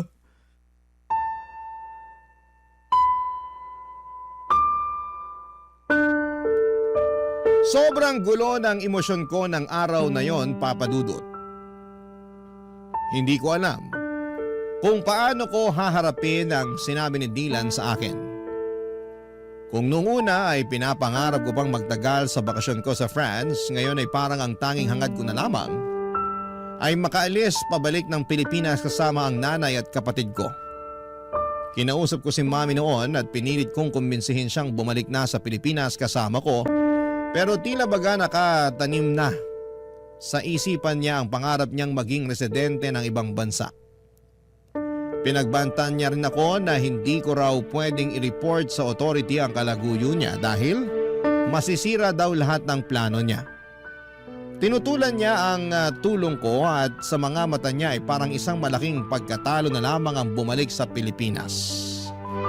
Sobrang sakit ng pakiramdam ko. Kahit na anong pilit ko ay nagmatigas siya, Papa Dudut. Kitang-kita ko na ang toxic na ang relasyon nila ng asawa niyang Frances. Pero hindi pa rin siya tumitigil sa pangarap na makapagtuloy sa ibang bansa. Ang hirap, Papa Dudut. Ipinaglaban ko si Mami sa paulit-ulit na paraan, subalit sa kanya tila wala nang saysayang lahat. Kaya't gumawa ako ng paraan at sa huli ang tanging magagawa ko na lamang ay iligtas at dalhin si Dylan pabalik ng Pilipinas. Pagdating namin sa Pilipinas ay parang isang milagro. Ang dating pagkatao ni Dylan, pati na rin ang relasyon namin ay muling nabuhay. Parang ang mga piraso ng aming koneksyon na matagal nang nawalay ay unti-unting nagsimulang magdikit muli. Naramdaman ko ang pagbabalik ng tiwala, bukas siya sa akin at sa bawat araw ay tila mas nagiging malapit kami sa isa't isa, Papa Dudut. At ngayon dito na rin siya tumitira kasama ko sa kondo na inuupahan ko. Lahat ng mga pangangailangan niya ako na ang nag-aalaga at nag-aasikaso. At si Mami naman kahit nalabag sa puso ko na iwanan siya sa friends ay wala po akong magagawa. Pakiramdam ko noon kung patuloy akong magmamatigas at ipagpipilitan ang gusto ko ay baka si Mami na mismo ang magtulak sa akin papalayo at ayokong mawala pa siyang muli. Hindi ko kayang masira pa ang natitira naming relasyon. Kaya kahit na ang sakit ay sinabi ko na lamang sa kanya na tawagan ako kaagad kung umabot na sila sa punto ng pisikala ng asawa niya. Binigay ko na rin sa kanya lahat ng mga phone numbers na mga pwedeng magbigay ng tulong doon kung sakasakali. Papa Dudut, gulong-gulo po ako noon. Para akong naiwan sa gitna ng isang bagyong hindi ko kayang kontrolin. Hindi ko matanggap na nanatili siya sa poder ng lalaking yon. Yung lalaking nanakit sa kapatid ko. Yung lalaking unti-unting tinatanggal ang kanyang peace of mind. Sobrang hirap at sa kabila ng lahat ng mga nangyari, parang hindi ko kayang tanggapin na patuloy niyang pinipili ang lalaking yon. Parang isang sugat na hindi mo kayang hilumin. Isang pighati na paulit-ulit na bumabalik. Barangay Love Stories. Barangay Love Stories. Papa Dudut, naging maayos naman po ang buhay ni Dylan dito sa Pilipinas. Lalo na at magkasama kami. Maliit lang ang inuupahan kong kondo pero komportable at magaan sa pakiramdam. Natustusan ko naman ang mga pangangailangan namin at sa bawat araw ay natututo rin si Dylan sa pag-a-adjust sa simpleng buhay dito sa Pilipinas. Ako na rin ang nag-aasikaso sa lahat ng papeles ni Dylan para makapag-stay siya ng maayos dito at higit sa lahat ay pinili kong ipagpatuloy ang kanyang edukasyon dito sa Pilipinas. Papa Dudut, masaya ako na naging mapayapa ang buhay namin kahit sa simpleng paraan. Ang mga maliliit na bagay na dating hindi namin binibigyang halaga, mga magaan na araw, tahimik na gabi ay ngayon ay nagiging malalaking bagay para sa amin. Ngunit sa kabila ng lahat ng ito, hindi pa rin nawawala ang matinding pagwo-worry namin kay Mami, lalo na si Dylan. Paminsan-minsan ay binabangungot pa siya parang ang mga masasakit na alaala mula sa friends ay patuloy na bumabalik, Papa Dudut. Parang hindi siya makaalis sa mga trauma na iniwan sa kanya ng mga nangyari doon. Minsan ramdam ko ang takot sa mga mata ni Dylan at sobra siyang nagwo-worry sa kalagayan ng nanay namin. Hindi rin ako nakaligtas sa mga alalahaning yon. Pareho kami ng mga nararamdaman, yung bigat sa puso, yung takot na baka may mangyaring masama kay Mami o kaya'y lalo siyang mapahamak, Papa Dudut. Ilang gabi rin ang lumipas na hindi ko maiwasang sisihin ang sarili ko.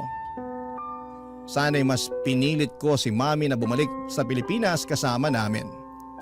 Hanggang ngayon ay hindi ko pa rin mapatawad ang sarili ko sa desisyon kong iwanan siya doon. Marami akong tanong sa isipan ko kung sana'y mas pinilit ko pa siya, kung sana ay hindi ko siya iniwan baka hindi na siya lumubog pa sa ganitong sitwasyon. Pero sa kabila ng lahat, Papa Dudut, ng pag-aalala at pagdududa, may mga bagay na kailangan ko ring tanggapin. Minsan, hindi mo kayang baguhin ang mga desisyon ng ibang tao. Lalo na kung ang pinipili nilang landas ay iba sa'yo. Ngunit kung may isang bagay man na hindi ko pagsisisihan, yon ay ang desisyon na dalhin si Dylan pabalik ng Pilipinas. Siyang naging dahilan kung bakit mas nagkaroon ng pag-asa akong maramdaman na natutulungan ko siya at magbagong buhay. Sa kanya ko nahanap ang lakas na magpatuloy at hindi ko kayang isiping wala siya sa tabi ko. Lalo na sa mga panahong kailangan ko ng gabay at suporta. Mas ligtas siya sa akin dito at mas magaan ang pakiramdam ko na magkasama kami. Ang mga gabi namin ngayon ay tahimik, puno ng simpleng kaligayahan. At mas kontento kami sa buhay, Papa Dudut.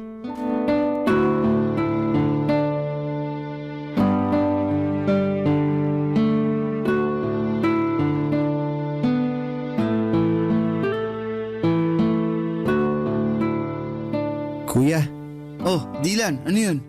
salamat talaga. Hindi ka nagdalawang isip na isama ako pabalik dito sa Pilipinas. Sobrang pasalamat ko lang talaga at malaki pa yung natitirang pera sa savings ko noong mga panahon na yun. Dahil doon, nakabili ako kaagad ng ticket mo papunta dito. Nabawasan patuloy yung savings mo dahil sa akin. Pasensya ka na talaga. Dylan, yan ang wag na wag mong iisipin. Yung pera, pwede ko ulit kitain yan. Pero hindi ko na mapapatawad ang sarili ko kung may mangyari pang masama sa'yo doon.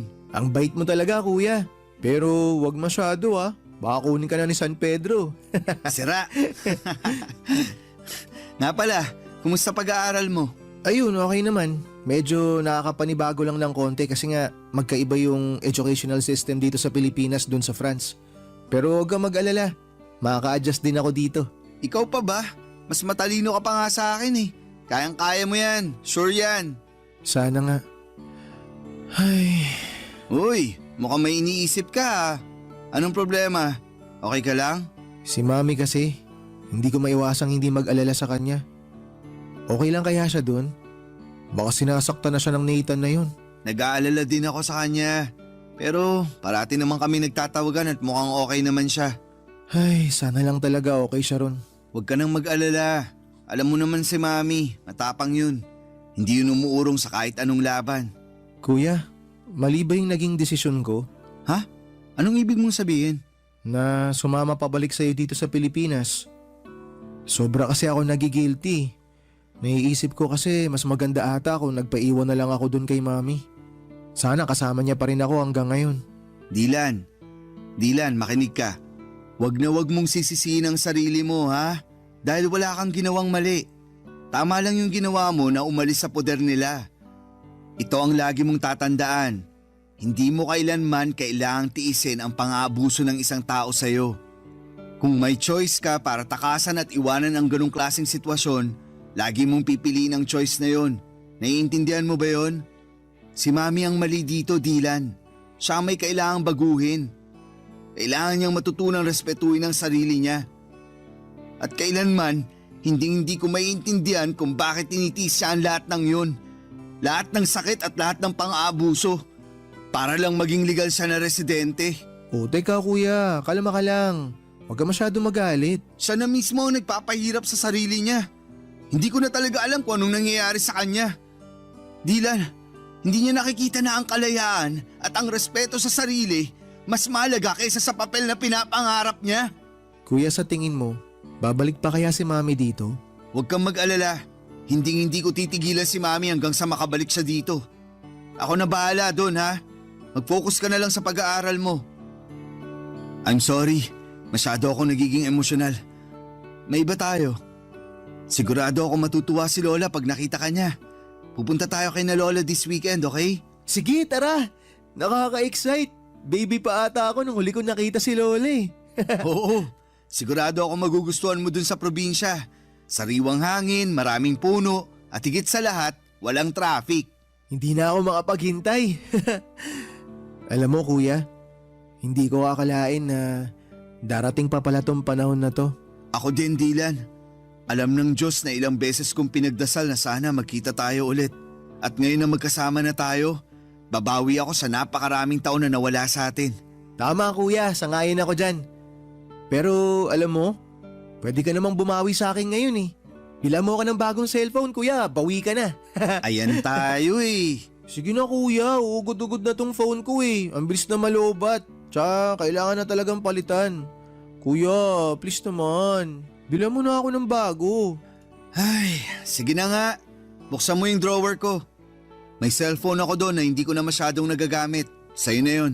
Nice! Salamat kuya, the best ka talaga. Ayos, may bago na akong cellphone. Ay kuya, sandali lang. Diyan ka lang ha, may papakita ako sa'yo. Ano yan? Oh, naalala mo pa ba to? Teka lang, ito yung bigay ko sa'yo na cellphone bago ka pumunta ng France ha. Buhay pa pala to? Oo kuya, talagang tinago ko na maigi to. Medyo matagal-tagal ko nang hindi nagagamit kasi sobrang luma na. Pero inalagaan ko to. Grabe! Hindi ko akalain na naitabi mo pa pala yan. Akala ko matagal nang nasira o nawala yan eh. Kasi tong cellphone na to, hindi lang basta gamit to. Ito yung alaala na naitago ko na kahit na malayo tayo sa isa't isa, kahit na anong mangyari, may mga bagay na hindi talaga magbabago. Dylan, thank you at hindi mo kinalimutan ang pagiging magkapatid natin. Salamat din kuya. Kasi dahil sa'yo, natutunan ko kung paano maging matatag. Ikaw rin yung nagturo sa akin kung paano lumaban. Kung wala ka, baka hindi ko rin nahanap yung lakas para makausad ako sa mga nangyari. Na-realize ko rin na walang laban ang hindi natin kayang pagtagumpayan basta magkasama tayo. Ikaw talaga. Isa na lang at maniniwala na talaga ako sa'yo. Kanina pa tayo nagdadramahan dito eh. Pahag na nga lang. I love you kuya. Love you too. Sa mga panahong yon, Papa Dudo, talagang naghilom ang mga sugat namin ni Dylan. Mas naging matatag ang aming pagsasamahan bilang magkapatid. Tahimik na ang buhay namin at sa wakas ay nakaramdam kami ng kapayapaan, isang uri ng katahimikan na matagal na naming hinahanap. Hindi na rin kami palaging nag-aalala kay Mommy kasi parati kaming nagtatawagan at mukhang okay naman siya. Kahit nasa malayo siya, pero kahit na medyo mas tahimik na ang lahat, hindi ko pa rin kayang alisin sa puso ko ang pag-asa na balang araw ay ilalayo ko si Mommy sa kinakasama niyang French. Hindi ko talaga kayang patawarin ang ginagawa ng asawa ni Mommy sa kapatid ko. At kahit gaano kalayo or katagal ay hindi ko pa rin makakalimutan ang lahat ng sakit na idinulot niya sa aming pamilya. Masaya na rin ako na parang hindi ko na masyadong napapansin na may trauma pa si Dylan. Hindi na kagaya ng mga unang araw niya dito sa Pilipinas na talagang kitang-kita ko sa mukha niya ang mga bakas ng sakit at takot na iniwan ng asawa ni Mommy. Mga emosyon na parang hindi matitinag. Pero kahit na parang mas okay na siya ngayon, minabuti ko pa rin na dalhin siya sa isang psychologist. Kailangan niyang mailabas ang lahat ng mga negatibong emosyon na naipon niya mula sa mga pinagdaanan niyang trauma. Gusto kong matulungan siya na maghilom ng buo at sana'y magkaroon siya ng lakas na tanggapin lahat ng mga nangyari at makapagsimula ng panibagong kabanata sa buhay niya. Masaya na ako sa takbo ng buhay namin, Papa Dudut. Wala po akong naging problema sa trabaho at si Dylan sa wakas ay nakakapag-adjust na rin sa buhay niya sa school dito sa Pilipinas. Gumagala kami tuwing weekends at doon kami nakakahanap ng bonding, mga simpleng bagay pero puno ng halaga. Bawat araw na magkasama kami tila ba mas napapalalim ang aming samahan bilang magkapatid at natututo kami na mas marami ng bagay tungkol sa isa't isa. Akala ko ay magiging ganito na lang ang cycle ng buhay namin, tahimik, masaya at magkasama. Hanggang isang araw, may narinig kaming katok sa pintuan ng kondo namin, Papa Dudut.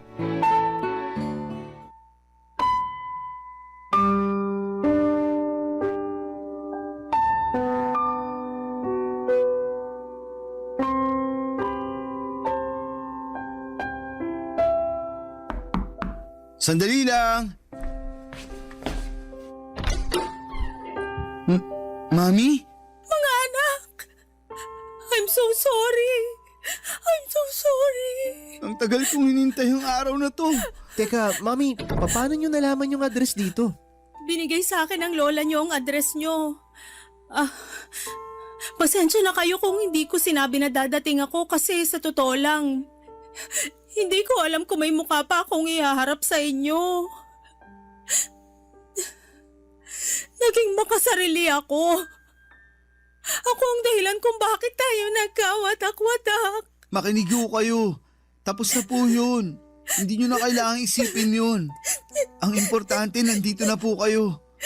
Hindi ako naging mabuting ina dahil lang sa kagustuhan ko na umasenso at manirahan sa ibang bansa. Naging unfair ako sa inyong dalawa. Mga anak, I'm so sorry. Sising-sisi na ako sa mga naging desisyon ko sa buhay. Mami, wag nyo nang isipin yun. Okay na po tayo. Hindi nyo po alam kung gaano kami kasaya ni Kuya ngayon na nandito na kayo. Tsaka ang mas mahalaga ngayon, Mami, kumpleto tayong 3 at mas matatag na tayo ngayon. Tama po si Dylan. Hindi na po tayo magkakaiwalay ulit. Lahat ng pagkakamali ko, lahat ng sakit na naidulot ko sa inyo, parang isang malaking kasalanan na hindi ko na kayang itama. Walang kapatawaran yung ginawa ko sa inyo, mga anak.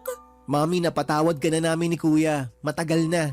Hindi ko alam kung paano ko mapapalitan yung panahon na nawala sa atin. Pero kung may pagkakataon pa, babawi ako sa inyong dalawa. Ang importante po, narito tayo ngayon at nandiyan kayo sa tabi namin. Hindi na natin may babalik ang nakaraan pero sigurado ako na mas marami pang magagandang bagay na mangyayari. Lalo na ngayon na magkakasama na tayo. Salamat mga anak.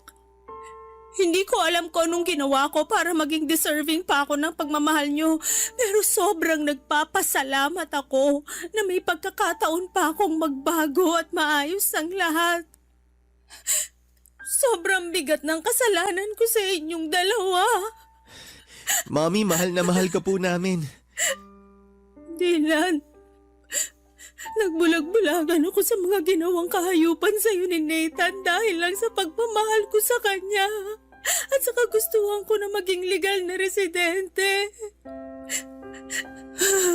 Naging impyerno ang buhay mo dahil hinayaan ko siya sa mga ginawa niyang kawalanghiyaan sa iyo, anak. Hindi mo deserve lahat ng nangyari sa iyo. I'm so sorry. Mami, aaminin ko po. Sobra ako nasaktan nang malaman ko na sinasaktan ni Nathan si Dylan.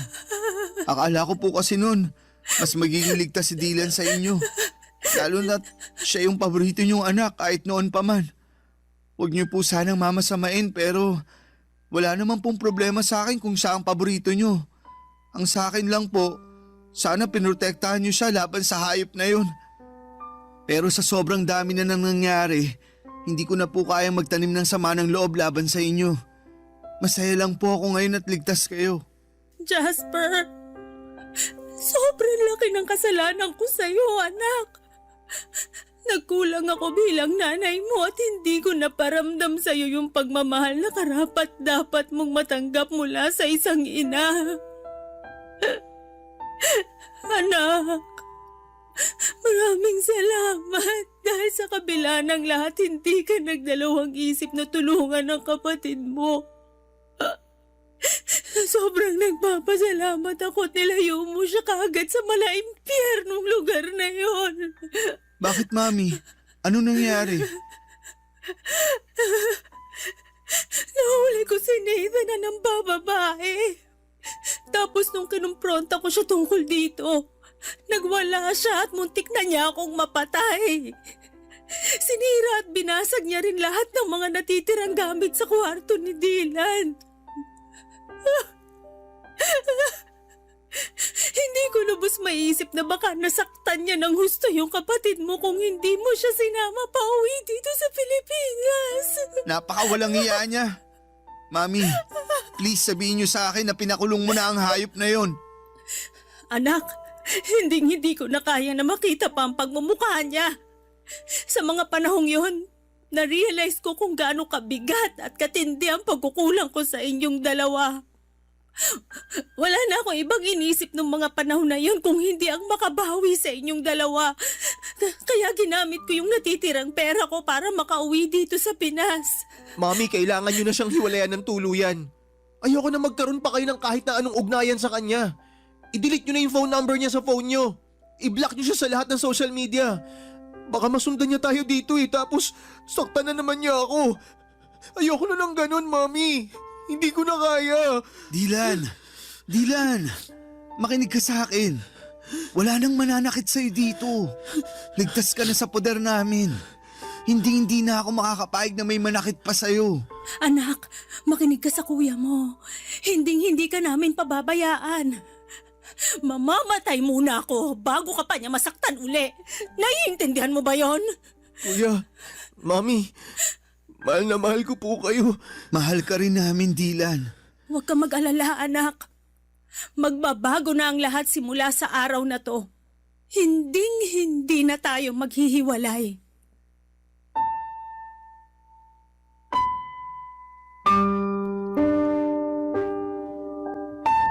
Papadudot muli ko na silaya ng mga bakas ng trauma sa mga mata ni Dylan ng araw na yon. Sobrang aking pag-aalala para sa kanya.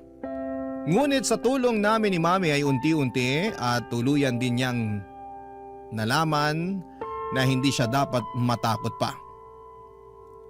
Si Mami po ay nanirahan kasama namin ni Dylan sa kondo na inuupahan namin.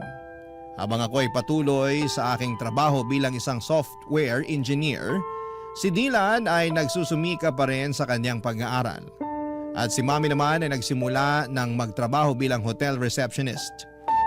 Nagtutulungan kami ngayon ni Mami sa mga gastusin at bills at sobrang saya ko po na kahit na hindi na ako bata ay nakakapiling ko pa rin siya sa araw-araw. Naging maayos naman ang takbo ng buhay namin hanggang sa isang araw. Isang kaibigan ni Mami mula sa France ang nagbalita na pumanaw na si Nathan dahil sa isang insidente sa bar. Tinulungan ko si Mami na mag-hire ng French lawyer online upang mag-file ng divorce nang hindi na niya kailangan bumalik pa sa France. Sa kabila ng mahaba at magastos na proseso ay naayos din namin ito at sa wakas ay na-finalize ang divorce. Hindi ko po kayang ilarawan ang gaan ng aming nararamdaman nang matanggap namin ang balita na opisyal nang wala ng bisa ang kasal nila ni Nathan. Sa wakas ay makakapagsimula na kami ng bagong buhay. Sa ngayon ay nagsusumikap kami ni Mami na mag-ipon upang makapagpatayo ng bahay na magiging saksi sa mas marami pang magagandang alaala na bubuuin namin bilang isang pamilya. Sa lahat ng mga naranasan ko ay natutunan ko na ang pagpapatawad ay isang paraan para bigyan ang sarili mo ng pagkakataong magpatuloy at maghilom. At syempre, maging maligaya. Lubos po ako nagpapasalamat sa Diyos dahil hindi niya ipinagkait sa akin ang pagkakataong muli kong makasama ang pamilya ko. At sa wakas ay masasabi ko na rin na ang mga sugat ng nakaraan ay tuluyan ng nagsara at naghilom. Kung sakali man po na matanggap ninyo ang aking liham ay nais ko po sanang magpasalamat sa inyong oras at atensyon sa aking kwento. From the bottom of my heart, gusto ko rin pong magpasalamat sa tuwa at inspirasyon na ibibigay mo sa programa mo. Ang inyong forever kapuso at kabarangay, Jasper. Barangay Love Stories. Barangay Love Stories. Kwentuhan naman tayo dito sa comment section. Nagustuhan ng iyong napakinggan? Ituloy yan via live stream sa www.gmanetwork.com/radio.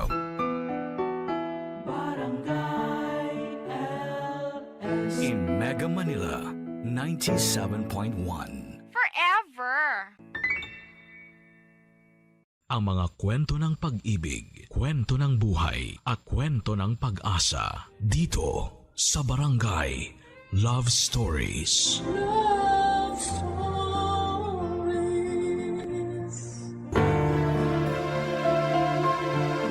Marami sa atin ang araw-araw na nakikipagsabayan sa agos ng kahirapan. Parang walang katapusang karera habang ang presyo ng bigas, gulay at pamasahe ay pataas ng pataas. Ang sahod naman ay tila nananatiling nakaidlip. Marami ang natutong humawak sa dasal at umaasang balang araw ay makakaahon din, matitikman din ang kahit kakapiranggot na ginhawa. Ikaw, kabarangay, kailan mo nasambit sa sarili mo na all is well pa rin? Kahit halos lahat ay tila hindi na maayos. Dear Papa Dudut, ako po si Boyet, 26 years old sa ngayon, pero yung ikikwento ko po sa inyo ay parang kailan lang nangyari sa buhay ko. Bata pa lamang po ako noon, nakatira po ako sa tiyahin ko sa Cavite. Simula sanggol pa lamang ako ay sa kanya na ako lumaki. Pasalamat ako at binuhay niya ako kahit medyo malupit po siya. Naalala ko pa nga mga sigaw niya sa akin na parang bangungot sa gabi, Papa Dudut. Kaya gusto ko noon na makita ko ang nanay ko. Gusto kong kunin niya ako at magising sa bangungot na yon. Pero wala pong nanay na dumating. Ang sabi nila ay prostitute daw ang nanay ko. Matapos akong iwan sa tiyahing ko ay hindi na ako binalikan pa. Kaya walang araw na hindi ko tinatanong ang sarili ko kung mahal ba ako ng nanay ko. Kasi wala naman sigurong nanay na iniiwan lang ang anak. Kaya naman tinanggap ko rin ang sinasabi nila na patay na siya para mapanatag ang kalooban ko. Na kaya ako hindi binalikan ng nanay ko dahil wala na siya sa mundo. Walang gabi na hindi ako umiiyak noon, Papa Dudut. Tinatago ko ang pag-iyak ko dahil tinutokso nila ako na mahina daw ako. Lampayatot at iyakin. Bakit ba kapag lalaki hindi pwedeng umiyak? Tao naman tayo. Marunong tayong umiyak kung nasasaktan. Dahil sa mga dinanas ko sa tiyahing ko ay nag-ipon ako ng pera galing sa pangangalakal ko. Gusto kong makaipon ng pamasahe. Gusto kong pumunta ng Maynila, oo nga't gusto kong paniwalaan na patay na ang nanay ko para mapanatag ang loob ko na mahal niya ako at hindi iniwan. Pero may parte pa rin sa puso ko na nagsasabing buhay siya at gusto ko siyang hanapin sa syudad. Lumuwas ako ng Maynila kahit na 10 years old pa lamang ako. Daladala ko ang mga pag-asa na sana'y makita ko ang nanay ko. Nang makarating ako sa Maynila ay sobrang takot ang naramdaman ko. Ang laki-laki, ang lawak at ang lahat ng tao ay parang hindi ko mapagkakatiwalaan. Unang gabi ko ay tumambay lamang ako sa labas ng simbahan. Hindi ko na matandaan kung anong simbahan yon. Pero nagdasal ako na sana'y gabayan niya ako. At sana'y walang mangyaring masama sa akin at makita ko ang nanay ko. Nagdaan ang maraming araw, linggo at buwan hanggang sa nakilala ko si Manong sa isang squatter sa Makati, Papa Dudut.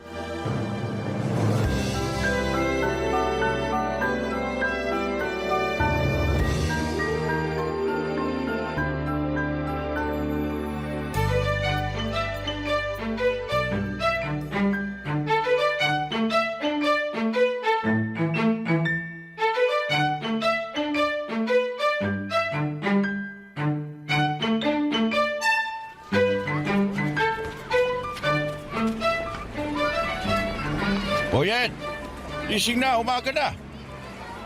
Manong, Talagang bata ka. Dapat sanayin mo yung sarili mong gumising na maaga.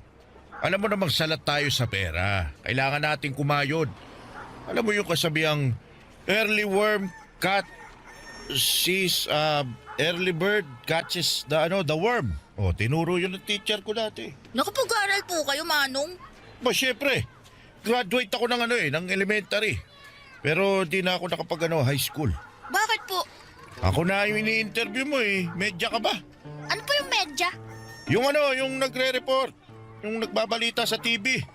Saka sa radyo. Sila yung nagsasabi ng totoo. Oh, di ba? Alam nila yung totoo eh. Oh, kapag sa kanila po ako magtatanong kung kilala nila nanay ko, sasabihin nila sa akin. Nako, Boyet. Yan ang hindi ko alam. Malamang hindi rin nila alam. Ang hirap naman kasi nung tanong mo eh. Siguro wala na talaga nanay ko. Manalig ka. Huwag mawala ng pag-asa. Opo. Asya, inumin mo na tong tinimpla kong gatas habang mainit pa. Salamat po, Manong ah. Parang kayo na nga po tatay ko eh. Talaga ba? Tatay yung tingin mo sa akin? Opo! Di ba yung mga tatay nag-aalaga sa mga anak nila? Pinagtitimplan niyo ako ng gatas eh. Ginising niyo ako para lang ipainom sa akin to. Ay nako, sige na. Ako na tatay mo. Pero Manong pa rin yung itawag mo sa akin ha. Baka pagkamalan talaga akong anak kita. Hindi na ako makapanligaw niyan. Opo, Manong. Ayan, mabuti nang nagkakaintindihan tayo. Manong, salamat po sa pagkup-kup niyo sa akin ha. Kung hindi dahil sa inyo, baka patay na ako. Wala akong makain nun eh. Naisipan ko na nga magnakaw dahil sa gutom eh. Pero nandun kayo. Mabuti naman, hindi ka nagnakaw. Alam mo, marami nang magnanakaw na nakaupo sa pwesto.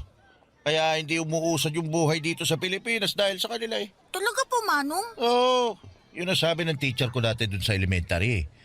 Tanda ko pa nga, kailangan daw mag-aral para hindi mauto ng mga politiko. Kaya ikaw, mag-aral ka sa susunod na pasukan. Opo, sige po. Mayos ka. Kita mo naman dito, maraming halang ang kaluluwa kasi salat sa buhay. Walang makain. Sabi ko naman sa'yo na mag-ingat ka rito kasi tuso ang mga tao. Hindi natin masisisi kasi pinagkaitan ng mga tao dito. Hindi mo masisisi na ganito yung ugali ng mga tao kasi walang-wala. Kailangan mabuhay. Kaya ikaw, mag-aaral ka. Opo, Manong. Oh, mayos ka, boyet ha. Dapat asal tao, di hayop.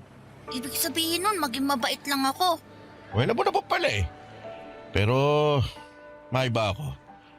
Talaga bang ayaw mo nang bumalik dun sa kamag-anak mo sa Cavite? Ayoko na po, Manong. Baka may ginawa kang masama, kaya ka naglayas. Ayoko talaga sa tao yung sinungaling eh. Manong, hindi po ako nagsisinungaling. Gusto ko po talagang makita ang nanay ko. Hindi ko nga lang po alam kung saan ko siya hahanapin pero andito daw po siya sa Maynila. Napakalaki ng Maynila. Di po, may picture naman po ako ng nanay ko eh. Kung makikita ko siya, sigurado makikilala ko yun. Dapat kapag nakita ka niya, maging proud siya sa'yo. Kaya mag-aral ka sa susunod na pasukan, ha? Opo, masusunod po.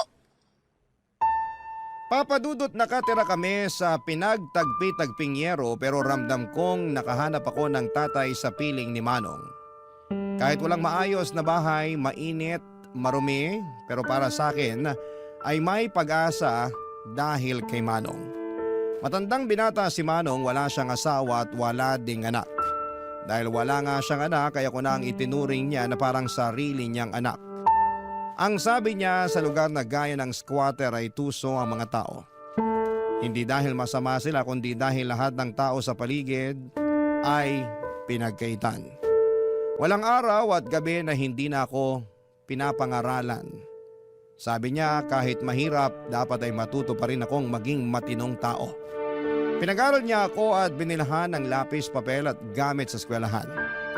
Sobrang saya ko talaga, Papa Dudut. Inihatid pa niya ako sa eskwelahan at sinisigurong okay lang ang unang pagpasok ko. Naramdaman ko na kahit na hindi kami magkadugo ay mahal niya ako. Ngunit tulad ng karamihan sa mga bata ay naging pasaway din po ako. Hindi na ako natutuwa sa lapis at papel dahil sa mahirap palang mag-aral. At marami akong nakakaaway na kaklase ko at maging sa ibang section at grade. Hindi naging safe sa akin ang eskwelahan dahil isa pala siyang malaking arena na samot-saring mga bata na iba-iba ang ugali. May matalino, may hindi binayayaan ng talino, may mabuti at masama na sa tingin ko ay hindi naturuan ng tama ng magulang o sadyang spoiled lamang at gustong manghamak ng ibang bata. Hindi ako naging masaya tuwing pumapasok ako, Papa Dudut. Kaya hindi ko sinabi kay Manong na hindi na ako pumapasok. Mas pinili kong magkalakal muli. Mas pinili kong gumala para maghanap ng pera. Kung magkaroon man ako ng kaaway ay hindi ko na kailangan pang magpaliwanag sa teacher. Ang importante sa akin ay makahanap ako ng pera. Hanggang sa isang araw, hindi na naitago ang ginagawa ko. Pinatawag pala si Mano ng teacher ko na hindi ko alam. At sa gabing pag-uwi niya ay nakita kong galit na galit si Manong sa akin, Papa Dudut.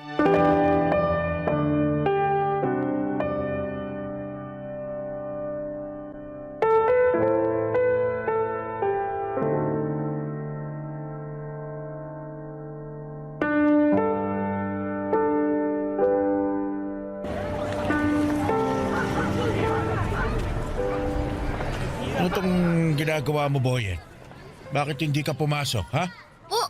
Pumapasok po ako, Manong. Alam mo ba na ang sinungaling ay kapatid ng magnanakaw? Ayokong lumaki kang maging masamang tao, ha? Manong! Pinatawag ako ng teacher nyo. Sinabi niya sa akin na 2 linggo ka nang hindi pumapasok. Alam mo bang nagulat ako sa nalaman ko kasi ang alam ko pumapasok ka. Binibigyan pa kita ng baon. Pinaghahandaan ng makakain dahil ayaw kong walang laman yung tiyan mo. Dahil nagkakasakit sa ulo ang walang kain. Boyet, para sa'yo to. Kaya wag kang magsisinungaling sa akin. Manong, kasi, nahirapan ako eh. Saka kumikita naman ako. Tsaka yung pinabaon yung pera, iniipon ko naman. Di ko ginagastos. Ito, baon ko, tsaka yung kita ko. Boyet, naiintindihan mo ba ako? Pinapaaral kita, hindi kita inuobliga na magtrabaho. O kumita ng pera kapag araw ng pasukan. Kapag wala naman pasok, malaya kang gawin yung gusto mo. Magtrabaho, maglaro, ano pa problema? Ano ba mahirap na pumasok ka lang sa paaralan? Kasi, Manong, Sige, magsalita ka, makikinig ako. Gusto mo bang habang buhay na nasa magulong lugar na to? Gusto mo bang tumanda na katulad ko, ha? Nilamon na ng basura ang buhay na unti-unting nabubulok? Manong, sorry na po. Alam mo, anak na ang turing ko sa'yo. Naging responsibilidad na kita. Hindi na kita pwedeng pabayaan, Boyet. Hindi ako nagkaanak. Ayaw kong magkaanak, kaya hindi ako nag-asawa kasi takot ako eh. Takot ako sa responsibilidad. Kita mo naman, ano may bibigay ko magandang buhay sa pamilya ko? Sa magiging anak ko na mahirap pa ako sa daga. Ayoko maghirap ang magiging pamilya ko, ang magiging anak ko. Pero nung dumating ka, naisip ko, ako na ang pamilya mo. At wala na akong magagawa kundi ang bigyan ka ng magandang buhay sa abot ng makakaya ko. Kaya kita pinapaaral kasi ito ang aahon sa iyo sa kahirapan. Magkaroon ka ng ibang buhay. Huwag kang gumaya sa akin. Kasi ayokong tumanda ka katulad ko. Manong, pasensya na po talaga. Kasi po, ang hirap-hirap naman po kasi mag-aral eh. Marami po ako nakakaaway na mga bata. Di tapangan mo. Hindi pwedeng basta-basta ka na lang susuko. Ilaban mo yung sarili mo. Hindi ko naman sinasabing makipagsuntukan ka sa kanila. Sinasabi ko, umiwas ka sa gulo. Hindi mo naman ikagagaling kung papatulan mo sila eh. Lagi mong isipin na nasa paaralan ka para mag-aral. Para maging mabuting tao. Para paglaki mo, pwede kang pumili ng kahit na anong gusto mong maging. Pagsusumikapan ko. Pero yung kaya ko lang ha. Pwede kang maging security guard. Parang pulis lang din po yun pero nakatayo lang. Pero astig pa din. Tama. Basta wag lang maging katulad ko. Pwede ba yun? Opo. Ipangako mo sa akin ha? Opo, pangako po, Manong. Alam mo, may request ako sa'yo. Ano po yun, Manong? Magpapamasahe po ba kayo? Sige po, handa po ako.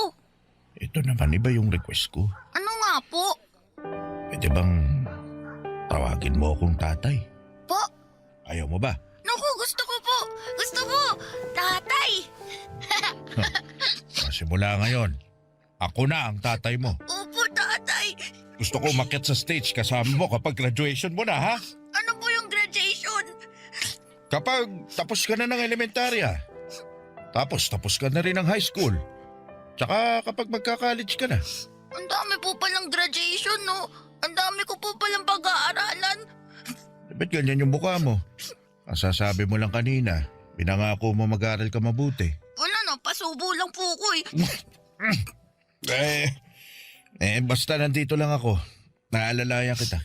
Salamat po. Nang gabing yon ay hindi ako makatulog, Papa Dudut. Sobrang mahal ako ni tatay. Pinili niya akong kupkupin at pinili niyang ituwid ang buhay ko. Pinili niya akong mahalin at gusto niyang alisin ako sa kahirapan. Kaya naisip kong hindi ko dapat sayangin ang pagkakataon na ibinigay sa akin ni tatay. Doon ko ipinangako sa sarili ko na magbabago ako dahil gusto kong maging proud siya sa akin. Gusto kong mapatunayan sa kanya at sa sarili ko na kaya kong lumaban. Kahit mahirap, kahit galing sa basura, ay may mararating din sa buhay. Noon ay hindi pa talaga malinaw na ang mga ginagawa ng mga bata sa akin ay isang klase ng pambubuli. Pero sabi ni tatay ay iiwasan ko na lamang ang mga yon at dapat ay mag-focus ako sa pag-aaral. Kaya naman sinunod ko yon, Papa Dudut. Pero hindi ko pa rin maiwasan na may mga masamang bata na inaaway ako. Minsan umuwi ako may sugat pero hindi ako sumuko. Araw-araw ay sinasabi ko sa sarili ko na baka bukas ay hindi na nila ako aawayin. Bawat pagpasok ko sa school ay parati akong nagdarasal na sana'y walang mambubuli sa akin at sana'y hindi ako pagagalitan ng teacher dahil hindi ko na naman naintindihan ang mga itinuro niya. Gusto kong maging mabuting estudyante. Gusto kong makatapos para sa pangarap ni tatay na makaakyat sa stage kasama ko. At syempre, naging pangarap ko na rin talagang makagraduate, Papa Dudut. Barangay Love Stories. Barangay Love Stories.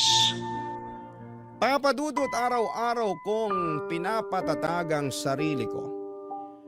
Ang nasa isip ko na lamang ay huwag biguin ang sarili ko at ang tatay na matupad ang pangarap naming dalawa.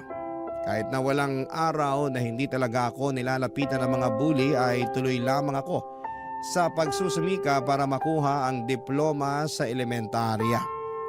Paunti-unti lang ang goal at doon ako nakafocus. Tinapangan ko talaga sa bawat pagsikat ng araw at sabi ko na sa gabi, wala na naman ang mga bully at kasama ko naman si tatay. Pero ayun na nga, sa school ay sobrang hinahamak talaga ako. Kesyo nakatira ako sa basura, sa squatter, nangangalakal at ang baon ko ay galing daw sa basura. Kahit ano pang sabihin nila, iniisip ko na lamang na may pera naman sa basura at may pupuntahan itong pagsusumikap ko sa pag-aaral. Ngunit isang araw, ibang bully naman ang dumating. Nagkasakit si tatay, ibang klase palang bully ang sakit. Kailangan mo ring tapangan at buksain para magpatuloy sa buhay. Ilang linggo na siyang nangihina at kahit sinasabi niyang pumasok ako sa paralan ay mas pinili kong alagaan siya. Hindi pwedeng basta-basta ko na lamang pabayaan siya dahil alam kong hindi madali ang buhay kapag may dinaramdam, Papa Dudut.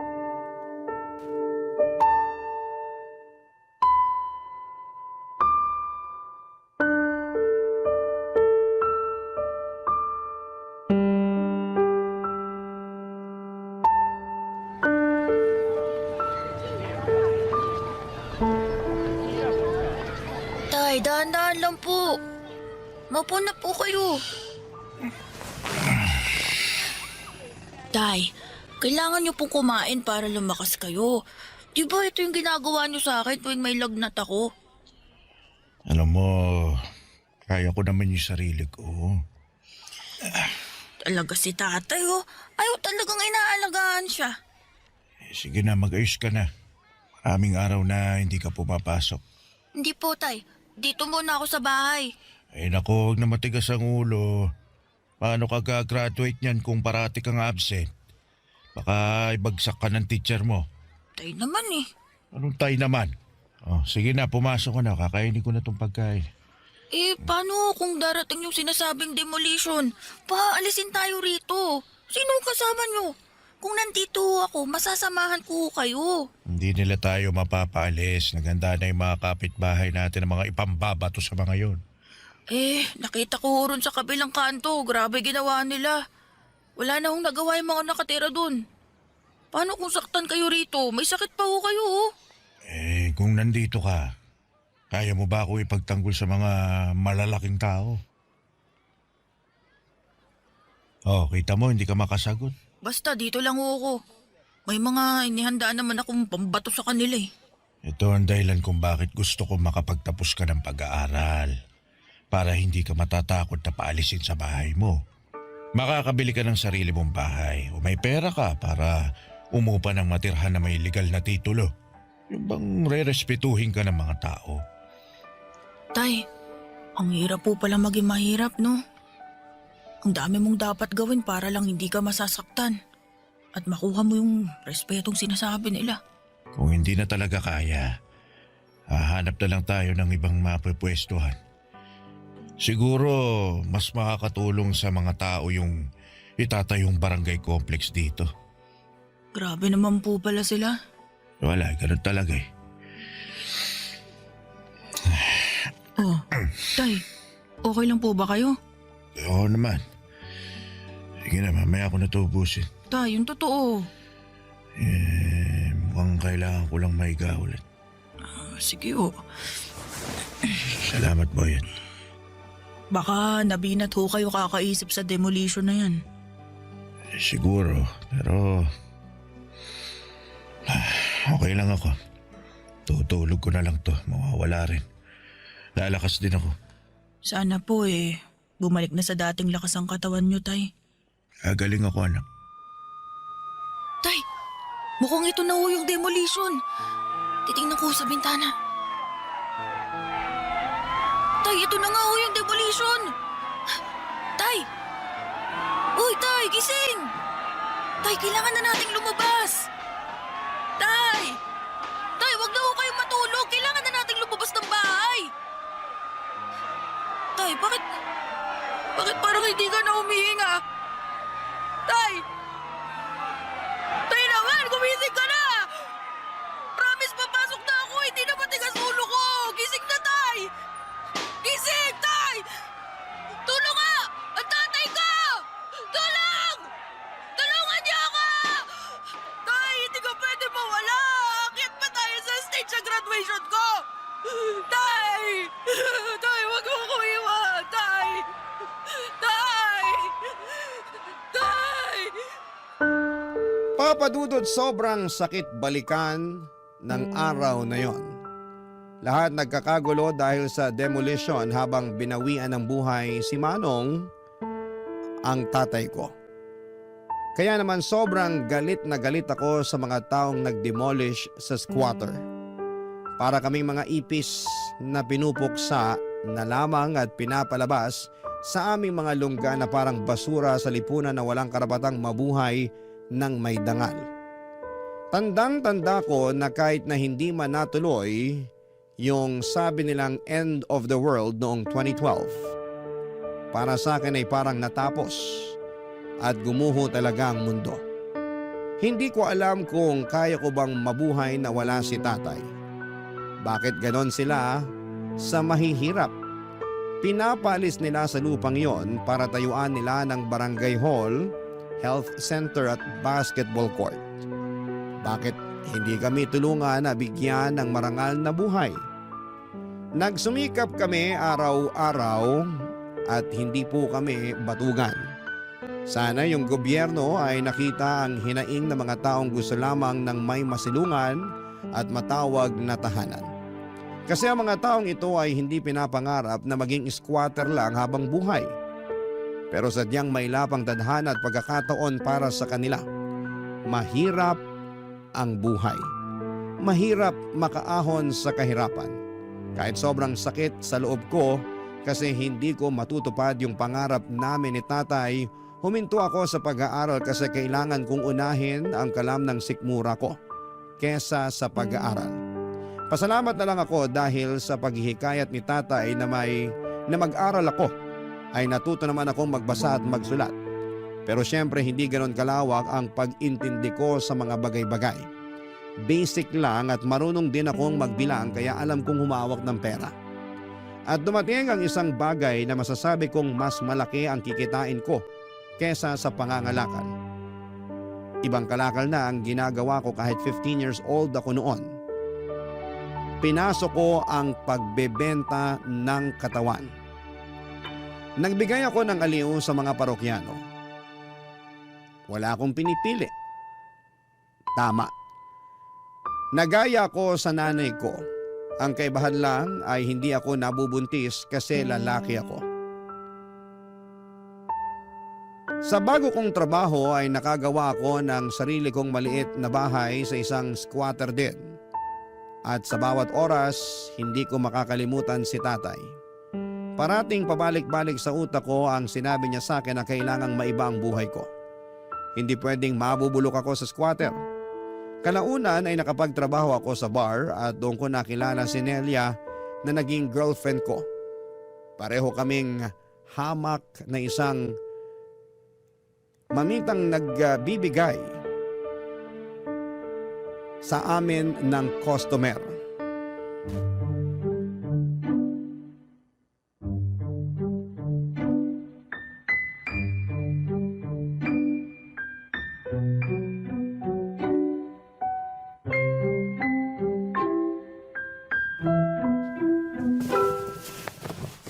Talagang ganyan ang susuotin mo? Masyadong maiksi naman, babe. Babe naman, parati mo na lang akong sinasaway. Sa trabaho natin, kailangan presentable tayo. Alam mo naman, puhunan natin ang ating mga mukha at katawan. Dapat maayos ang forma natin, no?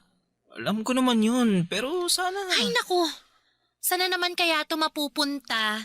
Ayokong makipagtalo sa'yo, ha? Ay, ayokong malasin ang gabi natin. Nelia, hihingi sana ako sa'yo ng pabor eh. Ayan ka na naman. Gusto mo talaga maging manang ako sa harap nila? Paano ako kikita ng pera? Paano tayo makakaipon? Paano natin mababayaran tong upa sa bahay? Sabihin mo nga sa akin, babe. Alam ko naman yan. Ang sa akin lang, sana bawas-bawasan mo yung pagtanggap ng customer na... Na ano? Na ikakama ako. Diretsahin mo na. Babe, bago pa lang tayo maging tayo, ganito na trabaho ko. Ganito na si Nelia. Ganito na trabaho ko. Isang babaeng bayaran. At ganyan ka na rin. Ito talagang ayaw ko eh. Kapag ikaw pwedeng mangyalam, kapag ako hindi. Iba kasi yung... Anong pinagkaiba?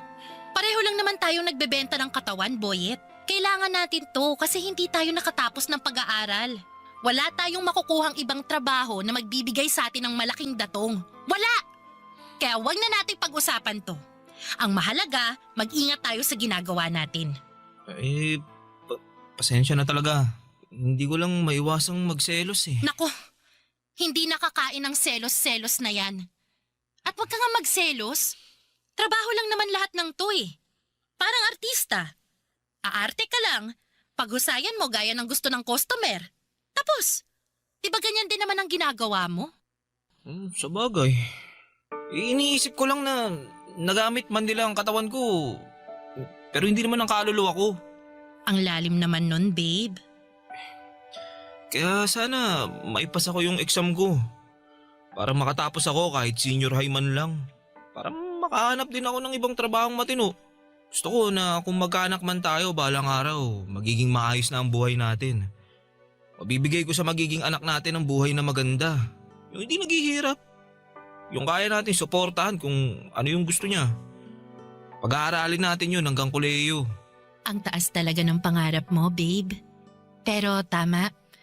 Ayaw ko rin maranasan ng magiging anak natin ang hirap sa buhay. Naghihirap na nga tayo. Ipapamana pa ba natin sa kanilang ganitong buhay?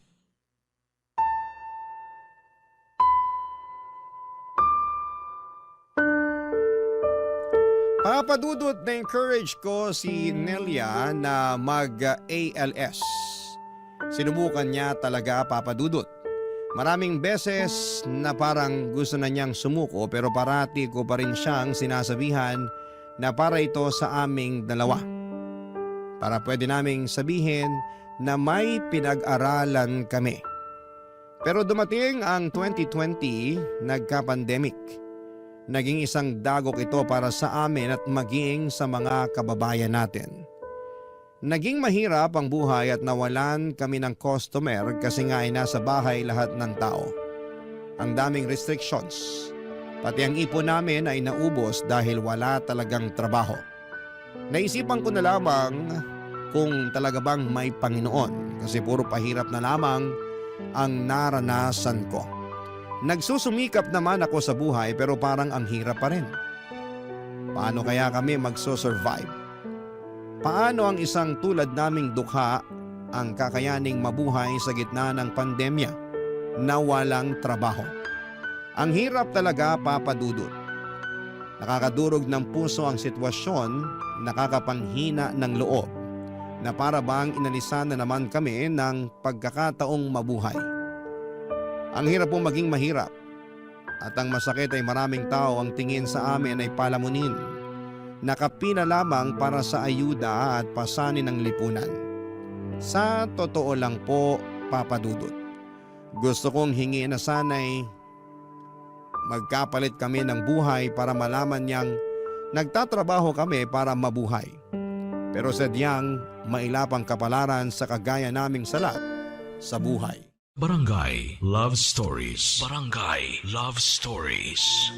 Hindi naging maganda ang pagsasama naming dalawa dahil sa sitwasyon, Papa Dudut.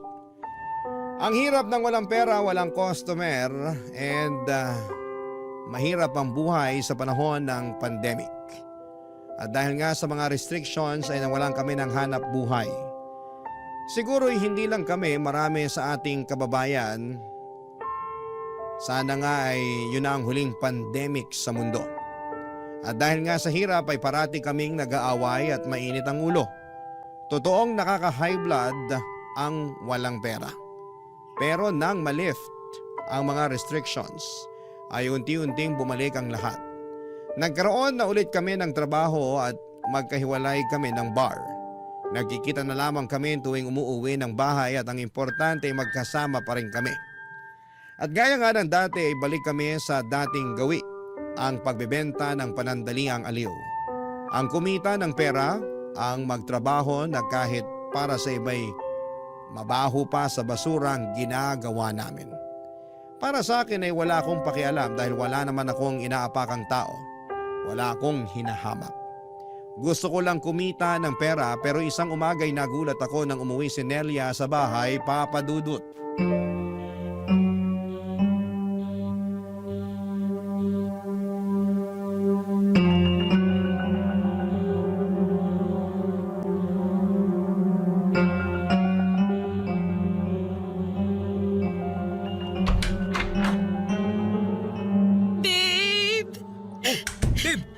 Anong nangyari sa'yo? Teka, may mga pasa ka. Sino may gawa sa'yo nito, ha?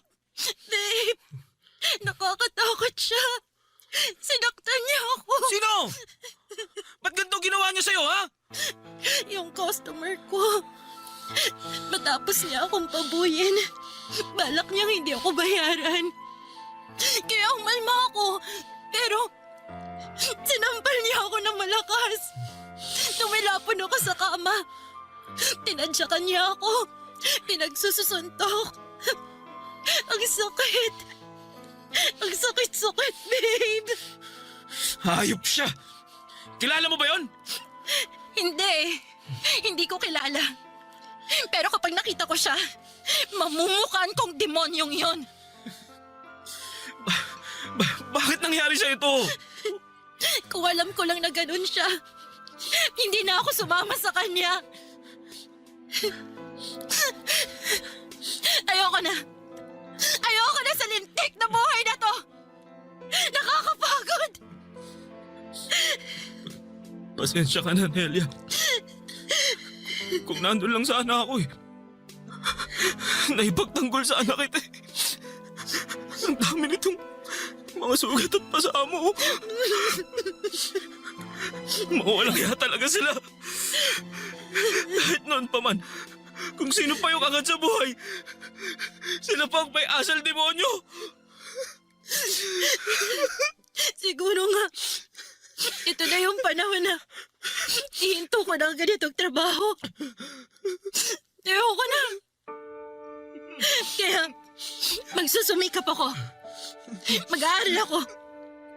Gusto ko makapagtapos para makakuha ng matinong trabaho na hindi yuyurakan ng pagkatao ko. Tama yan. Papangako ko sa'yo na balang araw. Irerespeto tayo ng mundo. Hindi na tayo mamalitin. Hindi na tayo bababuyin. Magiging tao na ang tingin sa atin.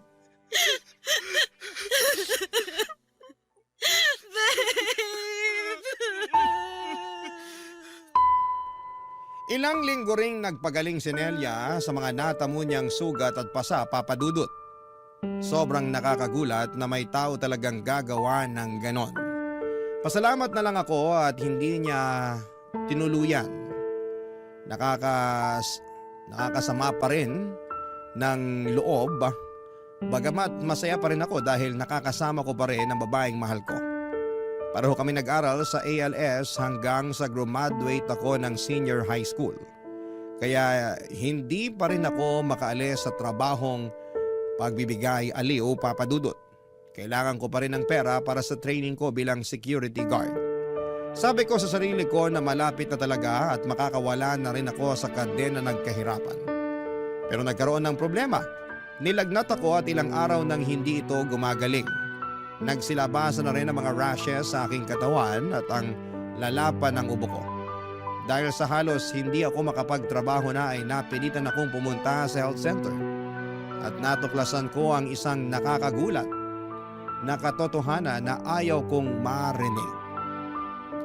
Nang mga oras na yon ay parang nag-flashback lahat ng hirap na pinagdaanan ko.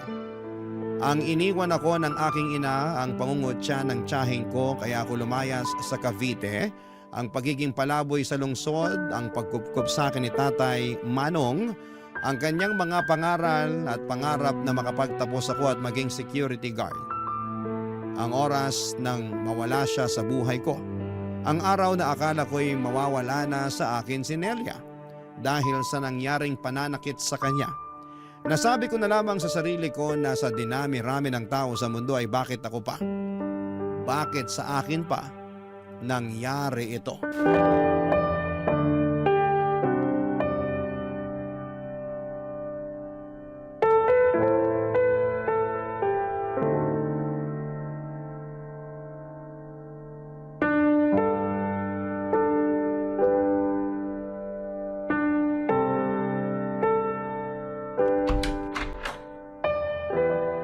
Babe, ang tagal mo namang bumalik.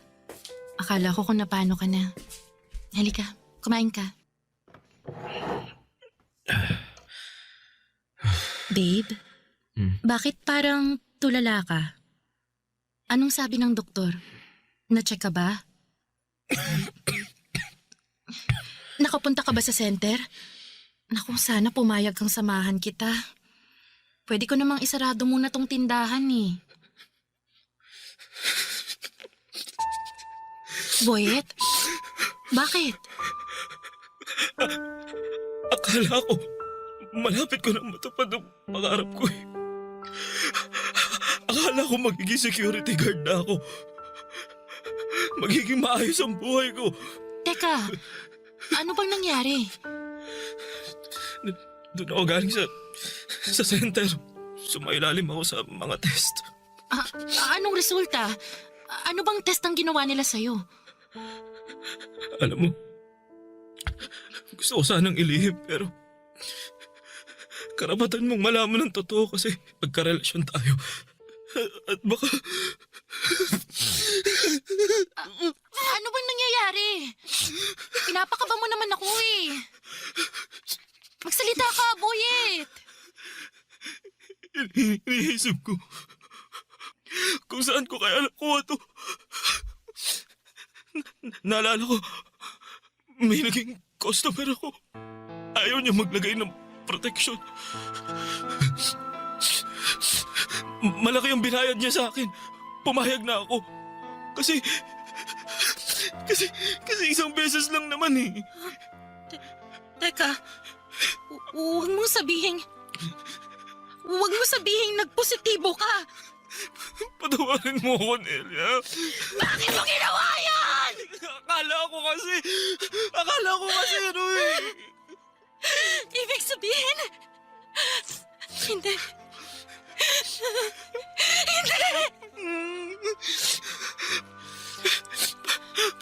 Patawad, Nelia. Patawad.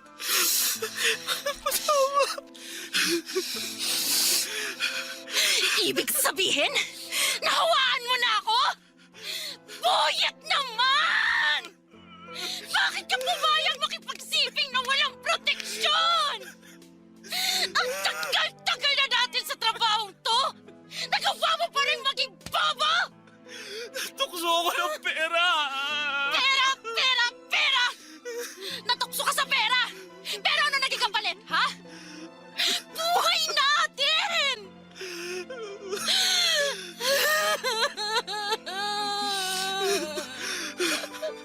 Ayoko buhay! Ayoko magkasakit!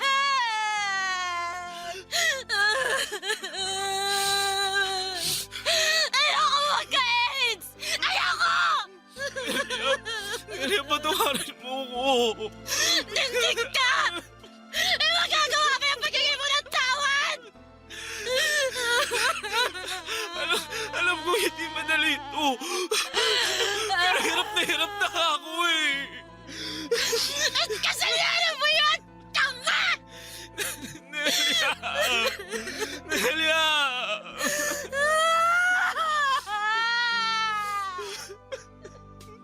Nindig na buhay ito! Kaya ba tayo lulubayan ng malas? Kapag wala na tayo sa pahirap na mundong to! Nelia, hindi tayo mamamatay. Ha? Sabi ng doktor, hindi ito katapusan ng buhay natin. Sabi niya, pumunta ka rin sa center para mapatest ka rin. Pareho natin gagamutin ang mga sarili natin. Malalabanan natin to. Lalaban tayo, Nelia. Lalaban tayo, Nelia. Ha? Lalaban tayo.